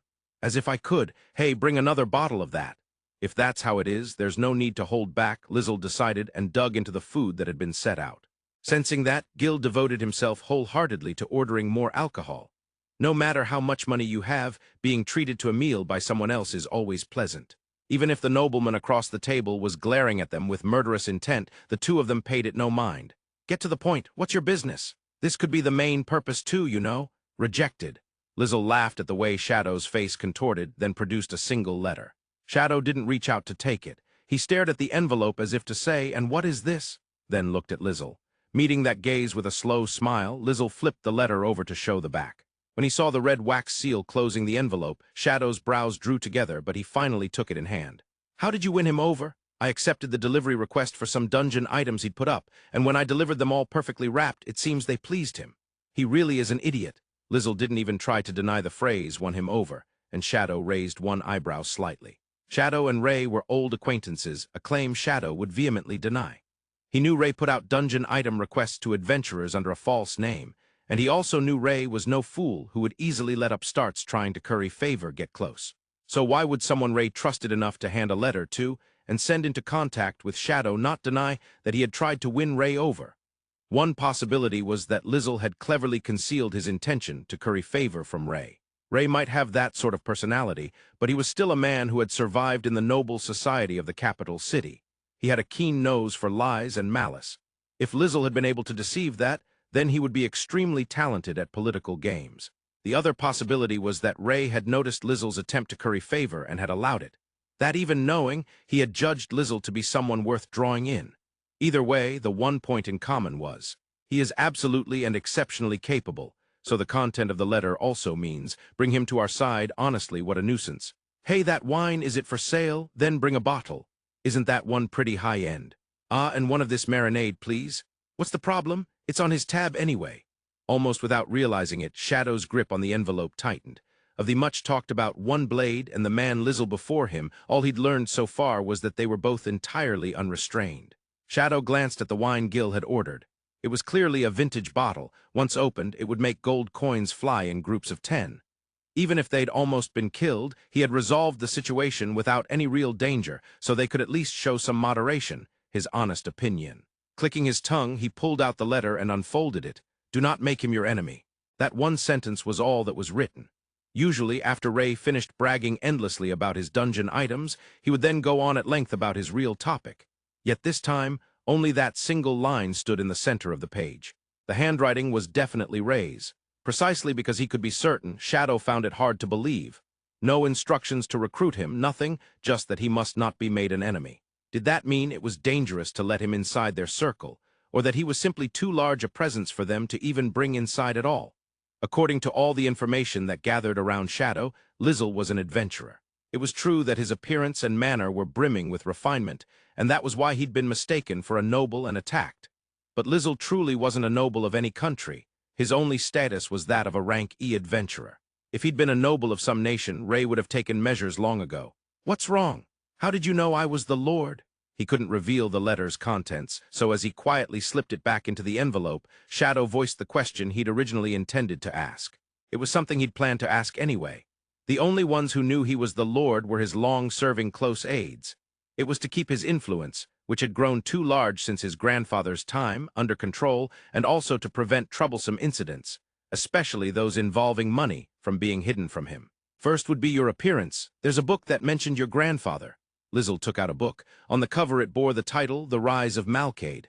It detailed the achievements of Shadow's grandfather and how Malkade had come to be called a nation.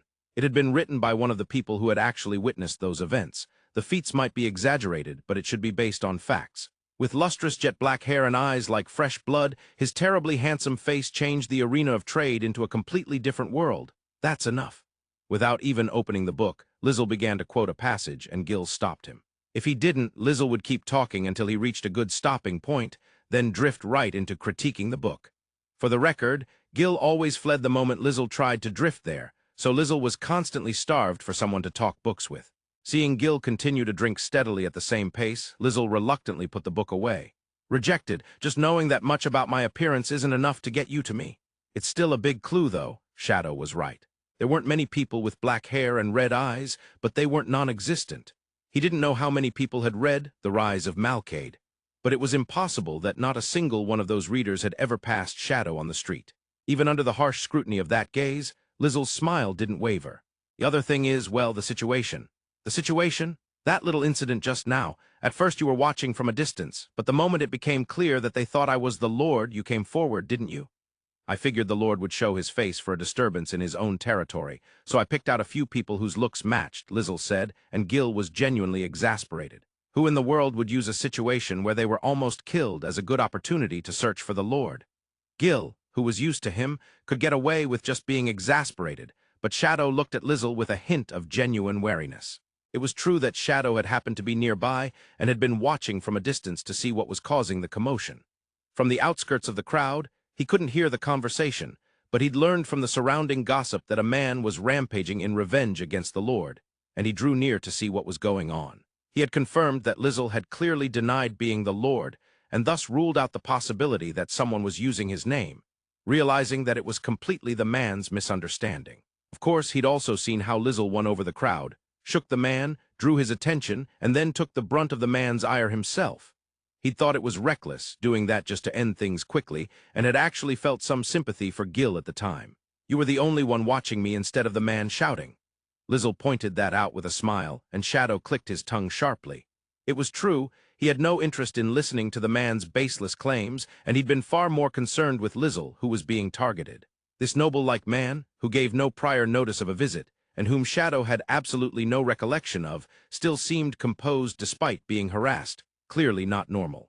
Now that he knew Lizel was an adventurer, he could assume the man had confidence in his skills even if he didn't look it. And if one blade was beside him, there'd be nothing to worry about. But at the time, he'd never imagined that Lizel was that eccentric adventurer from the rumors. After that, I just paid attention to your reactions while we talked. Rejected. I don't remember giving any clear reactions. I'm good at reading those kinds of things. You stepping forward was because you were worried about me, wasn't it? Rejected. Don't make baseless assumptions. A lord wouldn't get close to danger just because the topic was about him. It would have been quicker as a lord to summon the gendarmes immediately, and yet Shadow had walked toward the center of the disturbance. That was why Lizel had been relatively sure, but since the person himself denied it, he let it drop. After that, I just spoke to you directly and confirmed it. Rejected. I never said anything. Nobles have a unique air about them, don't they? There was no reason an adventurer should know that unique air. Unable to draw out any honest answers, Shadow was starting to feel downright irritated at Lizel. He knew nothing about Lizel's true nature, of course, but come to think of it, he didn't even know why Lizel had approached him in the first place. After talking to him a little, he could tell Lizel wasn't some shallow man trying to curry favor. That only made it more confusing. Normally, the more you talk with someone, the better you understand them. With Lizel, it was the reverse. The more you talked, the less you understood. So what was your reason for approaching me? Well, one reason was that letter. He said I could use it if I needed to, but I'd feel bad just holding on to something I was entrusted with, you know? Gil shot him a sidelong glare. What a flimsy excuse. In the first place, Gil knew that if Lizel had wanted to approach the Lord, he would have done so even without that letter. An adventurer normally would never have a chance to meet a noble, but Gil was absolutely sure Lizel could manage it. This time, too, there'd been no real need for the letter. Whether Lizel had deliberately avoided creating a debt or whether he had another reason, Gil couldn't say. Even so, he'd handed over the letter, maybe to lower Shadow's guard, or perhaps to do the exact opposite. So what's your real purpose? Apparently Shadow had come to the same conclusion, judging that the earlier explanation wasn't the main reason. It was, in its own way, a proper reason, Lizel thought wryly, setting down his fork. Seeing that, Gil drained his final glass of wine in one gulp, a wasteful way to drink such an expensive vintage. I'll be staying in Malcade for 3 days, and I plan to spend that time sightseeing. Rejected. What does that have to do with anything? His gaze said. Don't drag me into more trouble, and Lizel responded with a bright smile. Since it's my first night here, I wanted to have a delicious dinner. Thank you for the meal, he added, bowing his head, then left with Gil. Left behind were a stunned Shadow and a single glass of vintage wine that Gil had passed to Lizel, and Lizel had, in turn, set before Shadow. He slowly took hold of the glass and, like Gil, downed it in one go. The overly rich flavor seemed to slowly melt his brain. In short, Lizel had used Shadow as a makeshift tour guide. A restaurant recommended by the person who knew this country best would, needless to say, serve excellent food.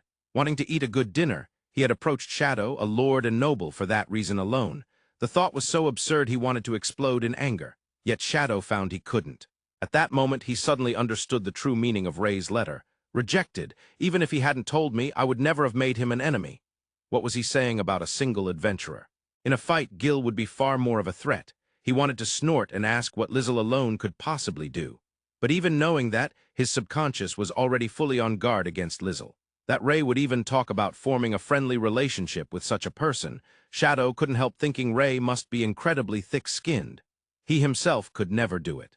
He was terrifying, Shadow thought, remembering that gaze Lizel had shown when leaving, a look from some distant, unreachable height.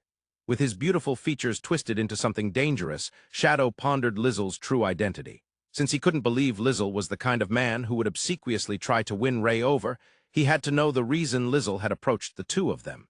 He wondered how much he could uncover, even in Malcade, where information flowed freely. He had no intention of making Lizel an enemy, but he was just as sure he was not someone to be left unattended. "May I take your plates? And the bill?" As the clerk brought over the check, Shadow crushed it in his hand with something close to murderous intent, but that was another story. You really provoked him. Was there a reason? If you want to leave an impression on someone the first time you meet, you go for impact, right? You'd leave an impression even without trying. Would I? An adventurer who looked exactly like a noble. Gil knew adventurers who imitated nobles, but Lizel wasn't pretending. His noble bearing was something you were forced to recognize as genuine. Incidentally, Lizel believed he was doing a fine job as an adventurer, so he was oblivious. At most he thought, maybe I'm still a bit too proper in how I act for an adventurer. Don't you think it's dangerous for the Lord to wander around alone, even if people don't know his face? He had someone with him. Oh, I didn't notice. Did he seem strong? So. They walked back toward the inn at an easy pace. Despite the late hour, the main street was lit and still full of people coming and going. The clientele had changed completely, though. The callers on the street were no longer plump matrons, but staff in crisp, light formal wear from the so-called adult establishments. The food stalls had thinned out, and the ones selling souvenirs had multiplied. I never know what you mean by so, Gil. Weaker than me, but stronger than the riffraff around here. I see. If the bodyguard had been stronger than Gil, Lizel might have shown more interest, but this time that didn't happen. His attention had already drifted to the nearby stalls, and despite having just eaten, he was eyeing some hot soup. You two have handsome faces, you know that? Come on, my girls would be thrilled. Come on in for a bit. Since it was a street under Shadow's management, there were probably no places that would seriously damage public morals. Even so, the caller's tone had a dubious ring to it. Gil ignored him completely, but Lizel watched the caller as he munched on the fried vegetables he'd bought, dipping them into the steaming soup. For all his shady tone, the man's clothes were surprisingly well kept. It was probably a legitimate business after all. Gil, it's fine if you want to go. I'll wander around a bit and then head back. Lizel had heard about what Gil had been like before they met from Stud. Gil himself had not denied it when Lizel asked if he had trouble with women, so apparently while he wasn't wildly promiscuous, he did dabble in women now and then. Since meeting Lizel, Gil hadn't gone out at night, at least as far as Lizel could tell, so Lizel thought he might be itching to go play. If Gil went out without leaving any trace, Lizel probably wouldn't notice at all, so it was possible he was already going out to blow off steam from time to time. Soaking a piece of vegetable in the steaming soup, Lizel looked at Gil as if testing him. Gil, for his part, looked at Lizel with pure disgust as he bit into the vegetable. What kind of man would be in the mood for womanizing after being told, "Go enjoy yourself with some girls," by a guy with such a clean, innocent face? Besides, Gil was not the type who enjoyed being fawned on by women while he drank. He preferred to drink quietly. He had no interest in sitting at a table, being chattered at while drinking mediocre booze, and paying a price that was too high for what amounted to a cover char. He'd rather spend a night with a clean, detached professional working the street. Not my thing. I see. Come back any time. the caller shouted after them. The man was nothing if not resilient. When Lizel finished his soup, he returned the cup to the stall and started walking again. He stopped a few more times, drawn by old books sold at the stalls, but they reached their inn before it got overly late. It was an inn you reached by walking a little way down a side street, and they could see several people standing in front of the door. "Ah, Mr. Lizel," the voice that called out to him in a somewhat hushed tone, perhaps because it was night, and the tall figure that came running over could only be Judge. Lizel saw the familiar gendarmes walking toward them behind Judge and understood at once why he was here, even though they'd parted that morning. "Oh, right, we did leave them hanging. Ah, from when they picked us up earlier." He remembered that when they'd been attacked earlier, the gendarmes had arrived and called out to them. He'd said something vague like "another time," then slipped away from the commotion, but apparently they hadn't let it go. "I heard they suddenly tried to cut you down. Are you all right?" "I'm fine, but why are you here, Judge Kun?" "I heard someone who looked like a noble got attacked, and I was worried. Then the gendarmes came to our place and asked if I knew where you were. I think they came to me because we entered the country together." "Sorry to interrupt your precious family time." Lizel gave a wry smile, and Judge shook his head vigorously in denial. For Judge, this had been a case of being indecisive about whether to go check on Lizel himself. Having the gendarmes come for him was a godsend. He'd assumed Lizel wasn't hurt, but seeing him unharmed in person, he finally let his shoulders relax. Lizel patted his arm to thank him, and then turned to face the gendarmes who had been watching them carefully. "You went to the trouble of looking for us so late at night. Was there some problem?" "No, we just need to confirm the facts from both sides." Gil muttered, "What a pain," and Lizel smiled wryly. There was nothing new for them to say. Plenty of people had watched the entire incident from start to finish, so the fact that Lizel and Gil were blameless should already have reached the authorities. Though, of course, that probably wasn't all of it, Lizel thought, taking out his guild card again. "I'm Lizel, an adventurer. I had the honor, if you can call it that, of being mistaken for the Lord and getting attacked, but that's all." "I see. Sorry for the trouble." One of the two gendarmes slumped his shoulders, deflated. In other words, he'd been suspicious. Suspicious that Lizel might actually be the Lord, whose face was not widely known. It wasn't a lie that they needed to confirm the facts, but if Lizel really had been the Lord, then quickly confirming that and showing they were doing their jobs properly would have been crucial. Their arrival at the scene had been a bit late as it was, and this had been a chance to restore their honor. "I understand your situation, but dragging Judge Kun around this late is not ideal. Mr. Lizel, I don't—" "Be quiet. You could have easily found this in by tomorrow morning with a simple investigation, couldn't you?" Lizel glanced at Judge, whose head Gil was now pushing down, then looked back at the gendarmes. Judge might not want his brief days with his beloved grandfather interrupted. At least, that was what Lizel believed. Even if they hadn't known, using him for their own convenience didn't sit right. He wouldn't have minded if the matter involved himself, but when it involved Judge, he felt the need to say something. "We needed to deal with this promptly. Promptly, for an incident whose entire story you already know?" "That's," the gendarme trailed off. Hearing both sides in any dispute was basic practice, but not an unbreakable rule. If responsibility was crystal clear without needing to hear both sides, they would usually detain only the assailant and take his statement. In this case, even though a blade had been drawn, there had been no injuries. It wasn't the sort of case where they had to go to such lengths to get Lizel and Gil's testimony, especially since Lizel and Gil had been dragged in purely by chance. If anything, they were the ones who should be demanding an explanation. Judge blinked, watching Lizel with fascination as he pressed them into a corner. It wasn't that Lizel was scolding them just for the sake of it. He had meant to say something about Judge's involvement anyway. The primary cause was the other gendarme, the young one standing behind, keeping silent. "You were just being protected.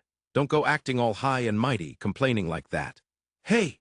The older gendarme barked out in panic at the young one's sudden outburst. The young man, who had been glaring at Lizel from earlier, kept the same hard stare even while being scolded by his superior. "What's with that guy? He's your fan, Gil. You're really popular."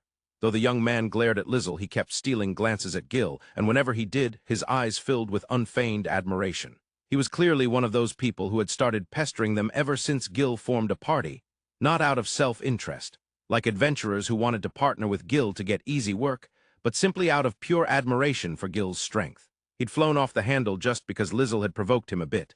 Young indeed, Lizel thought, gently stopping the older gendarme who was still scolding him. "So, was that all you needed to ask us?" "Ah, yes, we just needed confirmation. Just to be sure you're not hurt, are you?" "Yes, we're fine. With one blade there, how could he be hurt?" The young man muttered this under his breath, and the older gendarme's temple twitched, a vein popping visibly. He was clearly a difficult subordinate to handle, and Lizel gave a tiny shake of his head and a small, forgiving smile. But someone who lets his personal feelings color his duty, Gil doesn't like that. Lizel's teasing remark made the young man's shoulders jump. He snapped his gaze to Gil. Gil still didn't look at him. With an expression of utter boredom, he idly tightened his grip on Judge's head now and then, making the poor youth tear up. Lizel had no idea what was going through the young man's mind as he watched this, but perhaps he would adjust his attitude a bit. The older gendarme looked at Lizel with something like gratitude, and Lizel merely tilted his head slightly in response. "All right, Gil, don't tease Judge Kun too much." "Mr. Lizel," freed from Gil's hand, Judge ran to Lizel, who comfortingly patted him on the head. Soaking in that gentle touch, Judge darted a glance toward the young gendarme who was still glaring at Lizel. Perhaps because of Lizel's earlier words, the young man didn't voice any complaints, but his eyes were still full of hostility. Bathed in the feel of Lizel's hand moving through his fluffy hair, Judge suddenly spoke. "If you try to do anything to Mr. Lizel, I won't forgive you." The air froze solid. The two gendarmes had already learned, when they went to pick Judge up, what kind of family he came from. His grandfather headed one of the great trading houses, one that represented Malkade itself. And this youth, Judge, was that man's grandson. His words would shape the future of the gendarmes stationed in Malkade, even if he did look like a grown man melting under a head pat, even if he had nearly burst into tears just from being grabbed by the head. "Judge Kun, you shouldn't say things like that." "Yes." As Lizel's hand pulled away, Judge finally became aware of all the stares focused on him and blushed, looking down. The reason everyone was staring was not what he thought, but Judge had no idea. Incidentally, Lizel took his words as a joke, but Judge was completely serious. Proof of that lay in the two gendarmes who were still frozen, and Gil, who was thinking with a straight face that Judge had gotten quite bold in his declarations. Why didn't Lizel realize? Because he wanted his honest, shy, and adorable junior to remain exactly that honest, shy, and adorable. "Then please see Judge Kun home safely." Good night, Mr. Lizel, Mr. Gil." "Yes, good night." "Yeah." The three of them exchanged farewells as if nothing had happened, completely unaware. They didn't notice the pleading looks from the gendarmes, their desperate appeals for help at being left alone, just the two of them, with Judge after what he just said. The gendarmes showed not a shred of authority as law officers, actually afraid of the seemingly timid young man. Leaving the two men under a cloud and Judge waving goodbye, Lizel and Gil finally went into the inn. Afterward, the young gendarme became scrupulously faithful to his duties, though few knew the reason why. Lizel is properly showing respect to Mr. Shadow again, but since Shadow doesn't seem like he'd accept straightforward respect, Lizel tried approaching him from a skewed angle and, as expected, was misunderstood. Better to be remembered, even badly, than to be so dull you're forgotten. Maybe that's what he was thinking. A story from the original world, more of a side story or extra. It also serves as an explanation for settings that don't appear in the main story. There's no problem if you skip it. The young man works at the castle as a scribe. His family is that of a low-ranking noble. His father, the head of the current generation, actually got himself involved in corruption, and after various things happened, the family went up in flames. That's not a metaphor. Their family mansion literally exploded with a deafening roar. It was actually the work of the current king, said to be the greatest in history, but we'll skip that part. The young man himself had nothing to do with the corruption. In fact, he was the one who tattled, which is why he escaped disaster. Every time he recalls the destruction of the estate, he quietly thinks to himself how glad he is that he reported it, and how glad he is that he was competent. Precisely because he was capable, the current prime minister picked him up, and he was able to continue working at the castle as a scribe. Under the gentle prime minister, at first people said this and that about him because of his father, but he calmly fulfilled his duties. That same young man was now sprinting full speed through the castle. He feared no criticism thrown at him. He feared no maids who looked at him like he was trash and in the way. Even if some noble far higher in rank than himself complained because he failed to lower his head while rushing past, he was afraid of nothing. At this point, he was doing 100 meters in the high 9 seconds. Amazing. The deeper into the castle he went, the more knights appeared to block his way, yet he shook them off, never slowing even as they chased him, and charged straight toward the door he was aiming for. It didn't matter that the knights were treating him like some kind of national-level traitor. "Your Majesty the King!" Bang. He didn't make it in time to open the door and slammed into it face first. There was no way he could push on after that, and the knight guarding the door, along with the ones who had been chasing, moved to restrain him. But the young man was writhing in so much pain that the knights had no idea how they were supposed to restrain him, so for the moment they simply surrounded him and leveled their weapons at him. Footsteps could be heard approaching from the other side of the door. Hearing a voice from inside ordering someone not to open it, the young man clutched his throbbing face and forced himself upright. An instant before they could restrain him, he slammed his voice against the door as if to make sure it reached the other side. "Lord Lizel has disappeared." Boom! The door flew open, knocking down the two armored knights who were supposed to be heavy and solidly braced in front of it. Appearing, there was a young man with a sharp, handsome face. His hair was a perfectly pure silver, with not a single clouded strand, and he was the true and rightful king of this country. No one who looked at him would dare criticize him for being young. The dignity that overflowed from his being naturally inspired awe in those around him and made them kneel. He was a born king. "Where is he?" "In his office." Before he could even finish, his arm was grabbed. Before he could follow that hand up to the king, the scenery around them flipped in an instant. From the king's private chamber to Lizel's office. The young man realized this must be teleportation magic. It was an experience granted only to the chosen few, and the mana that enveloped him was simply overwhelming. Thinking about it, the missing Lizel had apparently made fairly casual requests of the king to use this spell for him. But there was no time to be moved by his first experience with teleportation magic. Striding heavily across the room toward Lizel's desk, the king shouted in a voice that crashed into the young man's skull like a blow. "Liz!" No answer. The king fell silent for a while, as if trying to sense something, then clicked his tongue and looked at the young man. The young man snapped to attention, straight-backed, and waited for the king's reaction.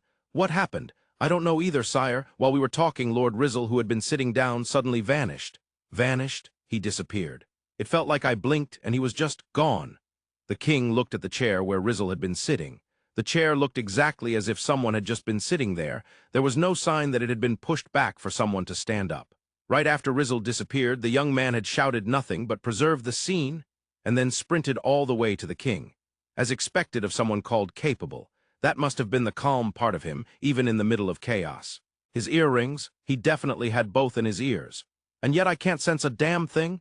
Roughly raking his fingers through his bangs in frustration, the king clenched his teeth, a hint of anxiety seeping through. The young man had never seen him this shaken. Lizel, who wasn't here right now, might understand, but everyone else knew only the free and easygoing king. Even when he'd blown up the young man's mansion, he'd been laughing his head off. It was something of a trauma. When the guards finally hurried in, the king only barked, "Don't come in," then folded his arms and dropped heavily into Lizel's chair. For a second, the young man felt a chill at the thought that the king might vanish too, but there wasn't the slightest sign of that happening. In contrast to the young man's quiet relief, the king's mood only worsened. Perhaps he actually wanted to disappear and appear at Lizel's side. Just then there was a knock, and an old, rasped yet still clear voice could be heard. "Your Majesty the King, I am coming in." "Yeah." Before the young man could go to open the door, an old man entered the room, one of the king's close aides. His advisor, other than him, no one, whether the king's actual father or anyone else, could treat the king like a child. Of course, other than Lizel, that is. "I hear Prime Minister Lizel has disappeared. Apparently he just suddenly blinked out and he's nowhere to be found. Do you have any idea what might be the cause? Even the earrings aren't reacting." My. The king seemed to have regained a bit of composure. With his lips pushed out in a sulk, he looked his age for once. The earrings in Lizel's ears were something the king had specially made and gifted him. One was an earring for storing his magic rifle. It was a special piece only possible because the king was the greatest teleportation magic user in history. Naturally, Lizel couldn't make anything like it. The other contained mana, into which the king had poured his own absurdly vast mana right up to the limit. Mana that had been strongly influenced by its owner possessed the property of showing a faint reaction when its owner was in danger. It had originally been made so that Lizel could sense when the king was in danger. But if the king called out strongly to it, it would respond as well, so he had just tried that earlier, with no result. If there was no reaction from that earring, it meant Lizel was nowhere in this world. That was why the king was panicking. Why the hell did Liz have to vanish? There you go again with that way of calling him. The Prime Minister dislikes it, saying it sounds like a woman's name. That's exactly why I call him that. It wasn't that he wanted to annoy him. It was because only the king had the standing to force through something Lizel disliked. In short, it was a childish possessiveness. From childhood, Lizel had taken care of him, and he wanted to be the only one for Lizel. Incidentally, what was the Prime Minister doing right before? The young man was pointed at with the old man's chin and recalled the conversation from right before the chaos. They had been talking about something incredibly trivial, so trivial he hesitated to say it aloud in the current situation. Come to think of it, there's that trick to organizing documents. You're not particularly good at organizing, Prime Minister, but you know the tricks. Because I'm not good at it, I've studied it properly. Speaking of sorting, there's Kamaboko. Disappeared. What's Kamaboko, Prime Minister? The young man muttered in his heart. We were just normally sorting documents, talking about tricks for organizing paperwork. How come that guy has that kind of knowledge and still can't keep things in order? For the first time since Lizel's disappearance, a smile appeared on the king's face. It was a crooked, smirking sort of smile, but it was a smile nonetheless, proof that a moment ago he hadn't even had room to laugh. In any case, it was no clue at all. However, the advisor seemed to remember something. He stroked his splendid beard with a quiet I would like you to hear this as the ramblings of an old man. I don't have the time to listen to ramblings. Then I shall say nothing. If it's got even the slightest thing to do with Liz, talk. The advisor chuckled ho-ho, while the king twisted his handsome face in anger and shouted at him. To be playing around with the king when he was in that state, the young man almost respected the old man for such composure. He did think the advisor was awfully calm, considering Lizel had gone missing, but he knew it wasn't because he disliked Lizel. As far as the young man knew, the advisor and Lizel actually got along quite well. As fellow scholars, they probably hit it off. Have you heard the story that the world has a reverse side? Not something like an underworld or criminal society, right? Indeed not. It is the tale that there exists another world, like a reversed reflection of this one. The story was so outlandish that the king's face twisted in a spectacular grimace. It was practically a fairy tale. Liz never told me anything like that. I also heard it secondhand. A friend of the man I heard it from had a great-great-great-grandfather who supposedly came from that world. One day, he suddenly leapt over the boundary between worlds and arrived in this one, which was similar, yet entirely different, so the story goes. Sounds sketchy as hell. Sketchy or not, if such a world really did exist, it would explain why Lizel had suddenly disappeared. The earrings didn't react, yet the king was absolutely certain Lizel was alive. The king clenched the earring at his ear hard. It was the one he'd forced Lizel, who had hated it, to cram full of mana, dragging it out of him until he was at his limit, his consciousness faint, his breath ragged. There had not been the slightest reaction indicating a crisis even before he'd heard Lizel had vanished.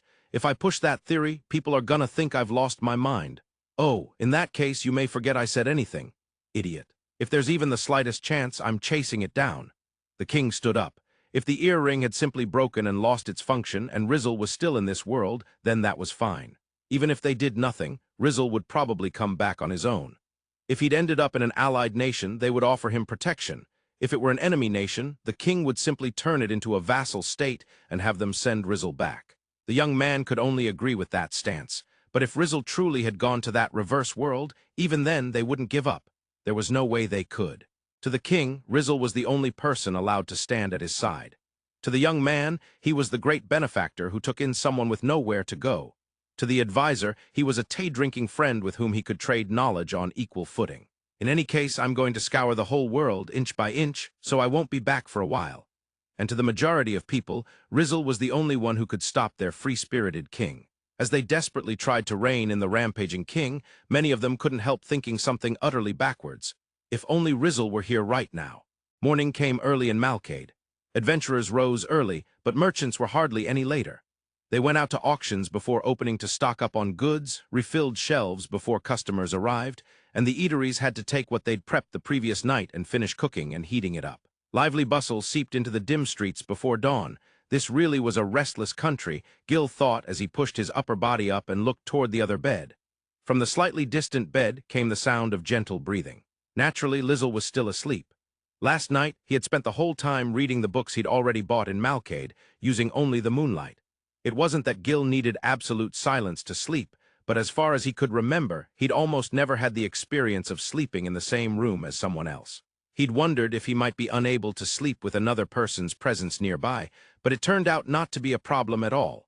Whether that was because it was Lizel, or whether he could do it with anyone, he didn't know. After confirming that Lizel was completely asleep, Gil adjusted the blanket to cover the tips of his feet that were faintly peeking out. The fact that he was doing something like this himself felt horribly out of character, but if something bothered him, he couldn't help it. To blow away the churn of self-disgust, he thought about wandering outside and quietly cracked open the wooden window. He immediately felt someone's gaze. It wasn't just like being watched. He was sure they really were monitoring him from outside. He had pushed through something reckless with the Lord yesterday. He'd expected surveillance, but the speed of their response was impressive. He decided going out wasn't the best idea and looked back at the still sleeping Lizel. For Gil, forming a party with Lizel had been the natural thing to do. Lizel was going to keep working as an adventurer, and if Gil was going to stay with him, then of course they would be in the same party. Since he wasn't being hired as a bodyguard, he had no formal duty to protect Lizel's life. As a party member, worrying about the other's safety was only natural, but if someone asked him whether there was any difference from before they officially formed a party, he would answer, "No, so what had changed?" Something in Gil had definitely and clearly changed, but it was hard to explain. If he had to put it into words, his awareness had shifted, and when awareness changed, the way he existed changed with it. The person he was now was probably a different person from who he'd been before meeting Lizel, and only he understood that change. NN. He'd opened the window so silently that it made no sound at all, so Lizel shouldn't be waking up. Still, perhaps he'd sensed someone moving nearby. His body stirred faintly. Lizel claimed he couldn't sense presences, but humans unconsciously did just that. Gil simply trained that sense up for combat. Sometimes he wondered if you might actually be more sensitive to presences while asleep. Hiding his faint smile, he walked over to Lizel's bed. He picked up one of the few books stacked on the bedside board. Lizel often took a few books he'd finished and thought would suit Gil and left them out. Everything on the bedside board was probably in that category. Without choosing too carefully, Gil dragged a chair over to the slightly open window and started reading. Now then, could he finish one book before Lizel woke up? It was while they were eating breakfast that it happened. They were sitting together at a table in a bustling common dining hall, eating bread, when a man in a crisp black tailcoat walked in and started handing something out to the seated customers. He blinked rapidly at the combination of Lizel refined man and Gil rough-looking man, but still approached them with a bright smile. "An auction, is it? Well, this is that sort of city. There are events practically every day. Here you go." Along with his sales pitch, he handed them a flyer, and they both leaned in to read it. It seemed to be an auction experience, held at a large event hall nearby, open to tourists as well. But experience didn't mean it was trivial. The lots ranged from items worth a single silver coin up to ones that required gold coins. For most people, it would be less auction experience and more auction watching. The flyer printed in large letters the name of the merchant company hosting it, the location, entry fee, and opening time. It also listed the general types of items to be sold, with illustrations packed in all over the page. Apparently, a certain merchant house held these regularly whenever they'd gathered enough rare curiosities, masterpieces, and dungeon items. It doubled as promotion for their business, and while they'd probably take a loss on some items, it was a clever tactic. Lizel studied the flyer as he popped the last bite of bread into his mouth and swallowed. "Ah, Gil, look. They're auctioning books. You've read damn near every book already. What if there's something rare?" Gil, long since finished eating, propped an elbow on the table and took the flyer Lizel held out. It did say books in the list of lots, but that alone didn't tell them if they were valuable. If they were books from a labyrinth chest, they'd be one-of-a-kind treasures. The dungeon books Gil knew were filled with nothing but amazing successes and hilarious failures that had happened inside that labyrinth. And for some reason, they always used real names, so any adventurer whose blunders got written up would desperately try to get the book and burn it. Of course, not every book was like that. "You wanna go?" I was planning to spend today going around all the bookshops in Malcade." "Either way, you're hunting books." Avoiding Gil's exasperated gaze, Lizel looked back down at the flyer. The starting time was when the third bell rang. It would be over by the sixth bell. In that case, he could tour bookstores until then and still go to the auction. Whether half a day would be enough to hit every bookstore was another question. "Gil, let's go to the auction together. Then I'll just meet you there at the time." "Yes." Lizel smiled at how Gil agreed without a single complaint and slipped the flyer into his pouch. For today, they were acting separately from the morning. They knew they were being watched, but trailing around bookshops all day would be nothing but boring for Gil. Lizel didn't know what Gil usually did when they split up, but he was sure it was more meaningful than a bookstore crawl. He'd already confirmed that the surveillance carried no hostility, and he didn't believe Shadow would pull anything stupid here. "Well then, see you later." "Yeah." They paid the bill and parted at the door. The watcher was probably assigned to Lizel, but if there were at least two of them, one might be on Gil as well. Lizel, who hadn't noticed at all until Gil mentioned it, of course had no idea if the watcher was still following him now. Not knowing made things easier in its way, but if he said that to Gil, he'd probably get a sour look, Lizel thought as he summoned up a mental map of Malcade. He craned his neck to look up at the advertisement banners strung across the sky over the main street, searching for bookstores, sometimes buying something random from a food stall and asking for directions. Doing that, he found there were quite a lot of bookshops. For now, he decided to start with the closest ones and let the banners guide him into a side alley, where he entered a bookstore that occupied a cramped space, stacking books even on the floor to make ends meet. It was the very image of an alley bookshop, cluttered but strangely beautiful. Lizel would read anywhere, but if there was a better environment to read or choose books in, he would of course opt for it. Walking along the narrow passageways, Little more than gaps between shelves, in the shop run by a single elderly owner, Lizel's eyes suddenly fell on one particular book. Oh, there's a continuation of this researcher's work. He picked it up and checked the publication date on the back. It had been printed several years ago. It was a sequel to something he'd read before. It was a magic research monograph, but he remembered it being extremely hard to read. Not because he was ignorant, but because it completely ignored the proper structure of a research paper and was written however the author pleased. Kid, you buying that one? It's so unreadable that the author's personality is totally transparent. In a way, that's what makes it interesting. Can't argue with that. Perhaps because there was only one customer, the old shopkeeper had been watching him. The look that had asked, "You really gonna buy that?" shifted in an instant. Hearing Lizel bluntly call it hard to read put him in a very good mood. Despite his rough-looking exterior, his laughter was low and muffled, perfectly fitting for the master of a bookshop. Lizel started stacking up books in one arm, picking out ones in lines of thought he hadn't touched before. Since coming to this world, Lizel had already read over 1,000 books. Excluding overlaps in content, even if he tried to buy only in fields he'd never read, it was nowhere near enough to empty out a shop like this. Books in completely new genres, and other works by authors he liked. He dropped them one after another onto the counter, and the shopkeeper's eyes went wide. Most shopkeepers at the places Lizel visited wore a similar expression. By the time he'd selected about 50 books, the stack on the counter hid the shopkeeper's face. "Then, could you recommend me some as well? It's fine if they overlap genres." "Why, yeah." Once he realized Lizel had carefully chosen nearly 50 books, not just grabbed them at random, he understood the young man was a serious book lover. The shopkeeper's face broke into a delighted smile, but he also steeled himself. He couldn't recommend anything half-hearted now. He studied the books lined up, and from the kinds that weren't there, inferred that Lizel had already devoured those areas and let out an impressed grunt. Recommending something in a genre the other already read was more nerve-wracking than pointing them toward something completely new, since their eye would be sharper. "You're buying 2 books by this guy. You like him? Ah, the magical tool researcher. I like his diagrams. Then try this one." The shopkeeper wriggled out from behind the mountain of books, went to a shelf, and pulled down a volume. Gil had wondered how the short old man reached the high shelves, but the way he handled his well-worn stepladder showed years of practice. There wasn't the faintest hint of danger. He plopped a fairly thick book into Lizel's hands. "This is also magical tool research, but the contents? Interesting, isn't it? It picks a fight head-on with the books you're reading." The coverage overlapped entirely, but the direction was the opposite.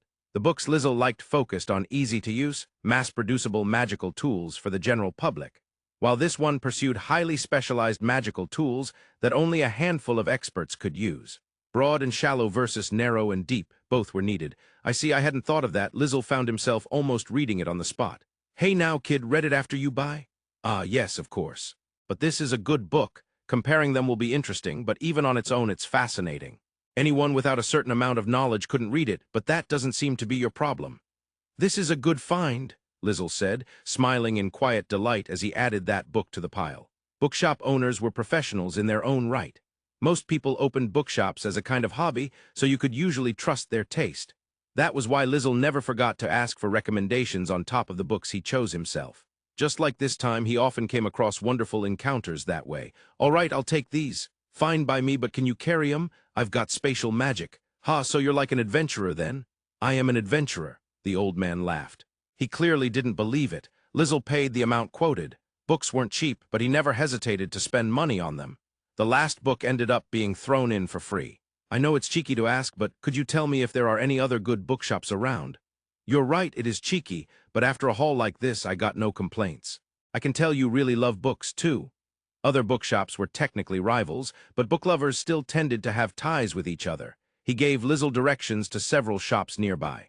Nearby still meant a fair bit of walking, but going around them all before the auction started seemed possible, as long as he didn't get too wrapped up in talking about books. Lizel thanked him and left the shop. He still couldn't sense any surveillance, but he started walking without worrying about it. Still, he thought of the unseen watcher. Being forced to tag along on his bookstore crawl, they were probably bored out of their mind. He had no intention of stopping, though, so all he could offer was a mental "my condolences." After that, Lizel visited several more shops and bought a huge number of books. This truly was the commerce nation Malcade. He'd managed to obtain such a variety that he probably wouldn't be running into any new books for a while. With a feeling that was somewhere between delight and loneliness, he hurried toward the auction hall where they'd agreed to meet. As expected, he'd gotten carried away talking books. As he approached the venue and started to look around for Gil, he stopped. He'd found him before he had to search, and now he hesitated, tilting his head. He could have just walked up and called out to Gil, who was leaning against the gate of the hall. But there were two adult women chatting away beside him. They looked like tourists, the kind who liked to pick up local company for a little fun. Women like that wanted to spice up their trips, so if they sensed someone who wouldn't play along, they usually withdrew quickly. But they must have really liked Gil. His blatantly annoyed expression was surprisingly amusing, so Lizel watched from a distance until Gil finally noticed him. Gil shot him a resentful look that clearly said, "Hurry up," so Lizel walked over to the entrance. As he pushed himself off the gate, the women followed Gil's gaze and turned to look at Lizel. "My companion's here." "Oh, what a shame. Looks like we can't join you then." Up close, both women were real beauties. Seeing how Gil hadn't bothered to hide how annoyed he was, it was no surprise the other men were shooting envious glares his way. The women looked at Lizel and smiled, then waved their hands lightly as they left without any real sign of disappointment. The reason they gave up so easily after clinging to Gil was Lizel himself. They'd apparently decided Gil was a hired bodyguard working the auction for this obviously well-born young gentleman. If he was on duty, then nothing to be done, so their reasoning went. "You were watching for a while? You noticed? Hey, well, at least they were thoughtful women. That's good, isn't it?" The way they'd taken one look at Lizel and immediately realized Gil was working had the air of women used to dealing with guards and attendants, likely from good families. "At a time like this, you could have tried to get closer to them," Lizel added, and Gil just snorted idiot, striding through the hall doors.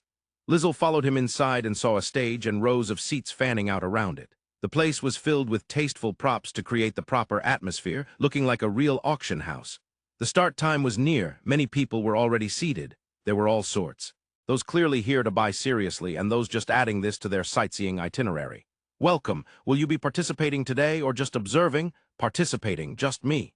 "Then please take this number 37 paddle. Enjoy your time." Looking closely, it was the same man who had handed them the flyers at breakfast.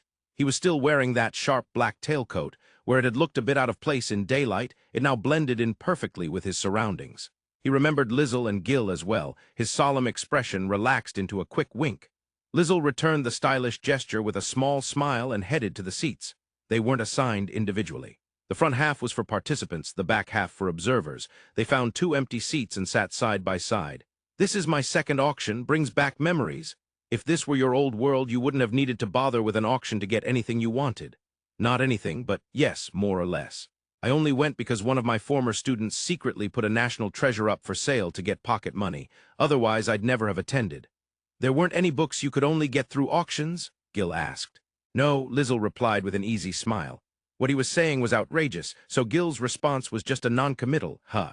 The bits and pieces Lizel shared about his ex-students were certainly entertaining, but they usually weren't the sort of stories you could laugh off, so Gil never knew what else to say. Of course, he liked those borderline insane tales, and he didn't dislike the gentle smile Lizel wore when he spoke of students only Gil had ever heard of, so he had no complaints. "Thank you all for waiting." The lights went down and a bright spotlight popped on over the stage. It was time. Perhaps because auctions carried a strong association with the night, the master of ceremonies in his tuxedo stood confidently center stage and declared the opening. "We now begin the 23rd Malcade Specialty Auction. They've held quite a few," Lizel murmured softly, applauding along with the crowd. "Yeah." Gil, of course, sat with his arms folded. Lizel glanced sideways and wondered if there was anything that actually got Gil excited. If you asked Gil, he constantly wondered whether Lizel would ever lose his composure instead. "Please enjoy yourselves and take part to your heart's content. Our first item, a Dungeon Origin small healing potion starting at 4 silver coins. 4 silvers and 50 coppers. 5 silvers." They were starting with less rare items, apparently for the tourists treating this as an event. Healing potions took work for apothecaries to make. They weren't produced in huge quantities, but they weren't exactly rare either. Lizel already had several he'd bought from Judge's shop. Small referred to the degree of healing. It could close shallow cuts or burns with a single splash.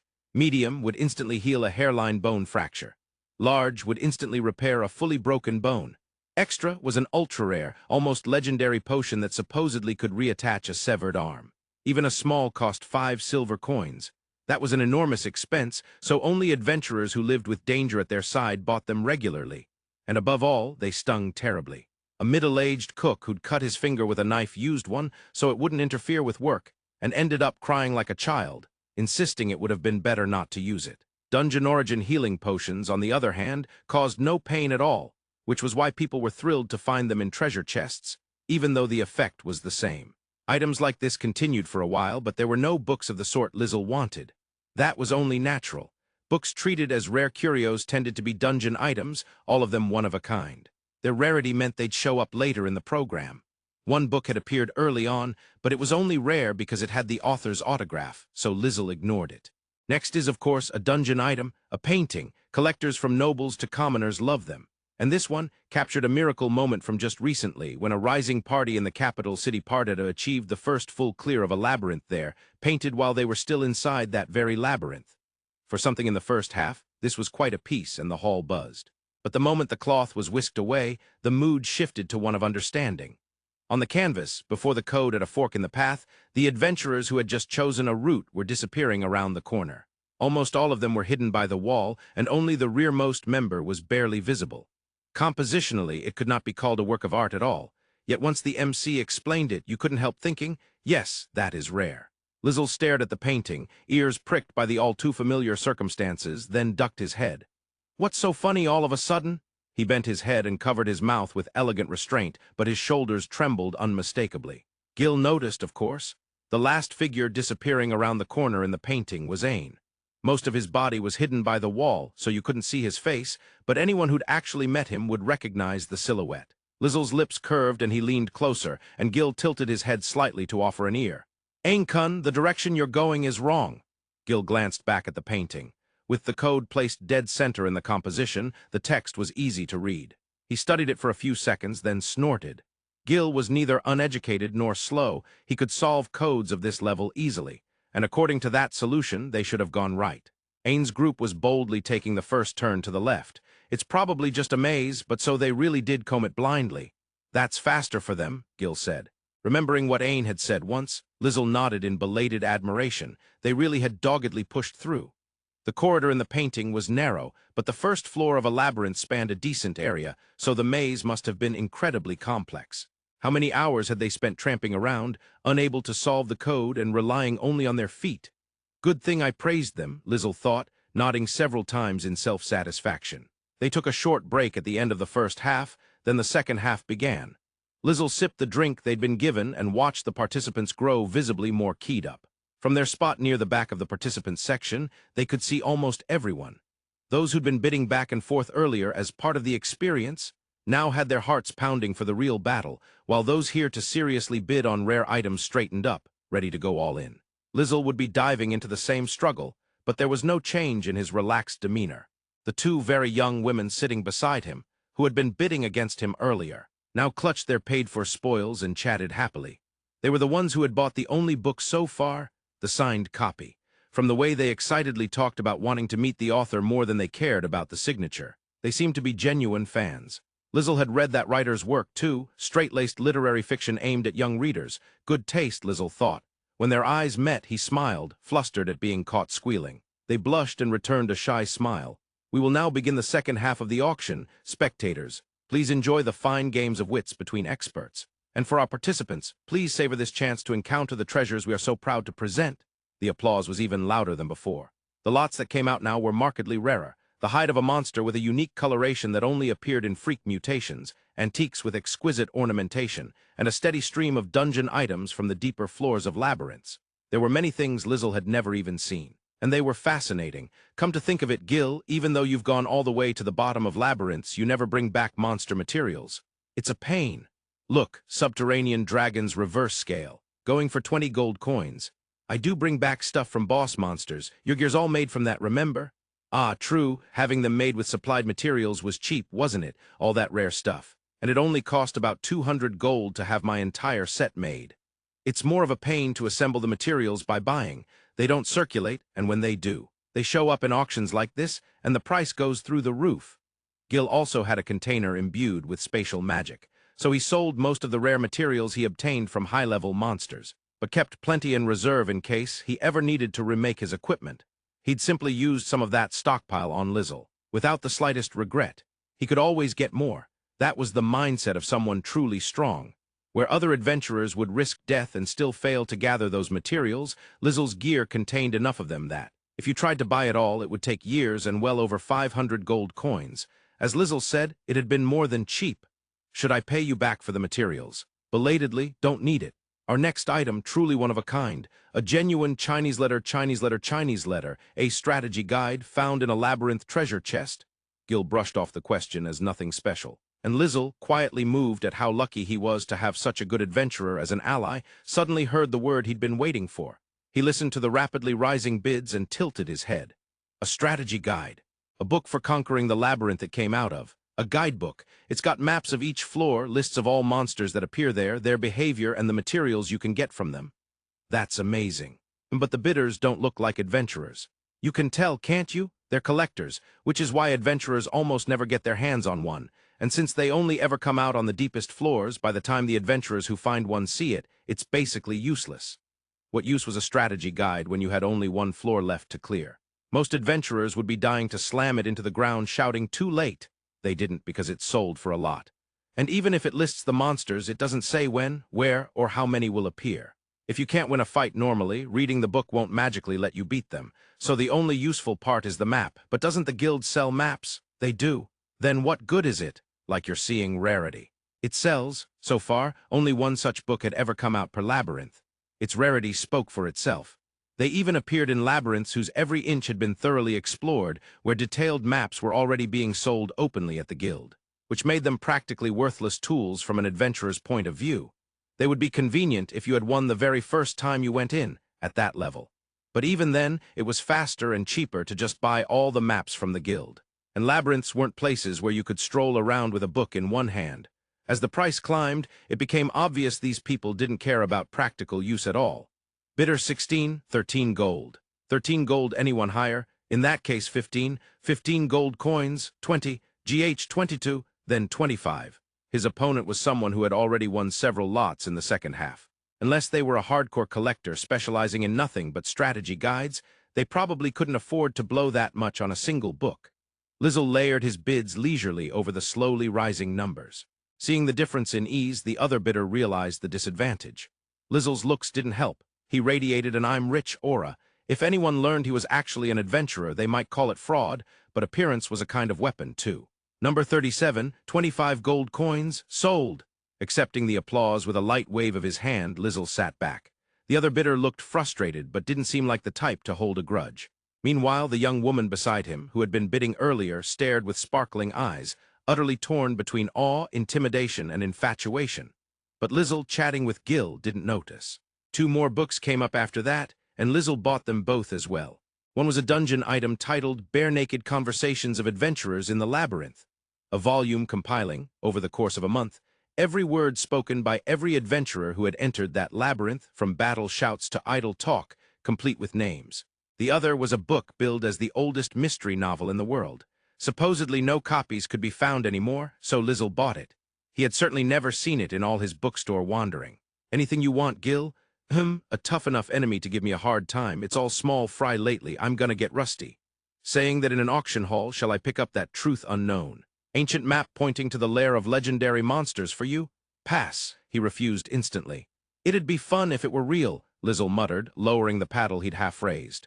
In the end, he only bought books, but he was thoroughly satisfied. From morning to night, surrounded by new books, this was a dream life for him.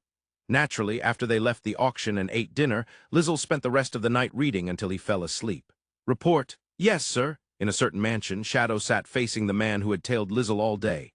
The content of the report was nothing like what Shadow had envisioned. A vein throbbed in his forehead. "And from that, what can I learn besides he likes books?" I don't really. You expect me to believe he really came here just to sightsee?" Lizel had tossed out all sorts of ominous hints that had thrown Shadow off balance, but his day had been sightseeing, exactly as he'd said.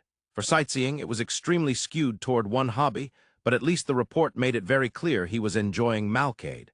He hadn't made the slightest move to approach Shadow, nor had he done anything remotely suspicious. It was Shadow who'd chosen to overinterpret things. Even so, the fact that he'd set one of his top operatives to tail a man who'd spent a peaceful day as a tourist wore on his nerves like sandpaper. The man, watching him anxiously, ventured a question. "My Lord Earl, should we continue surveillance tomorrow?" "Denied. Return to your usual duties." He no longer believed today was a smokescreen. It wasn't wise to take his eyes off Lizel entirely, but he couldn't keep tying up his scant number of stealth-capable elites on one tourist. Precisely because Malcade drew all kinds of people, such personnel were always in short supply. Seeing his subordinate out of the room, Shadow rubbed his eyes wearily. The dark circles etched beneath them hadn't faded in years. Those two stand out. If anything happens, word will spread fast enough. According to the information he'd obtained, they would be staying 3 days. Shadow decided he would not step foot outside during that time, and turned back to his never-ending pile of paperwork. Lizel sat in a certain cafe, a book open in front of him as he compared it with several sheets of paper. The calm scene on the open terrace, an elegant young man either reading or looking over documents, drew the eyes of passers-by and soothed them at the same time. From the shop's point of view, having Lizel there improved the atmosphere and made people think, maybe I'll stop by. So there were a few more customers than usual. It was just past the normal breakfast time, when they rarely had any customers, but the seats were slowly filling one by one. That was without a doubt thanks to Lizel. They even ended up giving him a little extra baked sweets along with his tea order. It was a fairly wide street, but not crowded with stalls like the main street. The bustle was just enough to feel pleasant. Whenever the faint clatter of passing carriages drifted by and he looked up at the sky, he could see advertising flags fluttering and cutting across the blue, just as expected. After spending the previous day surrounded by Malcade's famous noisy crowds and the thunderous voices of hawkers, it was the perfect place for Lizel to catch his breath. Although, catching his breath was only half true. He was really waiting for someone. Among adventurers, Gil's face and name were well known. Because of his strength, he drew not only admiration but also envy and resentment. Despite being rank B, rumors said he could go toe-to-toe all by himself with rank S parties. There were no small number of rank A to rank S adventurers above him who did not find that amusing. You'd think people would become more thoughtful the higher their rank, but at heart they were all the same rough adventurer type. It couldn't be helped. This was a business that attracted people who intended to use brute strength to make money. Today, Lizel had dropped by the Commerce Nation Guild out of curiosity. He wanted to see what guilds in other countries were like, and to take care of some incidental business. While he was there, Gil apparently got picked into a fight by what seemed to be a rank A party. You might think Lizel could have just gone to the guild alone, but when he'd first suggested that, Gil had grimaced. He had warned Lizel that he'd definitely get dragged into something. Either way, it seemed he was fated to get involved. In that case, it was better if he himself didn't take any damage, so Lizel was grateful that Gil had come along with him. If someone picked a fight with Gil, it didn't have anything to do with him, so he could sit here calmly and wait for Gil to finish his business, the fight. I'll go have some tea at that cafe over there and wait for you then. Yeah. When Lizel walked off like that, the rank A party who had started the fight had stared in astonishment. Depending on how you looked at it, it seemed like Lizel had abandoned his companion and walked away, but he didn't think for a moment that Gil could lose. To call it abandonment was absurd. If possible, he would have liked to ignore them even when they picked a fight, but if someone came slashing at you one-sidedly, you couldn't just let it go. What he'd said a moment ago was spoken with a smile to Gil as Gil caught their sword with a put-upon expression. Even here, a little ways from the guild, faint murmurs could be heard. Judging from that, it seemed the fight was over. Lizel gathered up the papers he had spread out and poured the last of the tea from the pot. It had gotten quite lukewarm, but that was fine. Before long, he spotted Gil walking over. Lizel flicked the pages he was holding like a flag, and Gil came closer and dropped heavily into the chair opposite him. Good work. If you're gonna pick a fight, do it after you've got the strength for it, idiots. Who would you actually struggle against, Gil? I'd like to know that myself. Lizel chuckled at Gil, who drained the freshly poured tea in one gulp and pushed over the plate with the mildly sweet baked sweets he'd deliberately left alone out of the two that had come.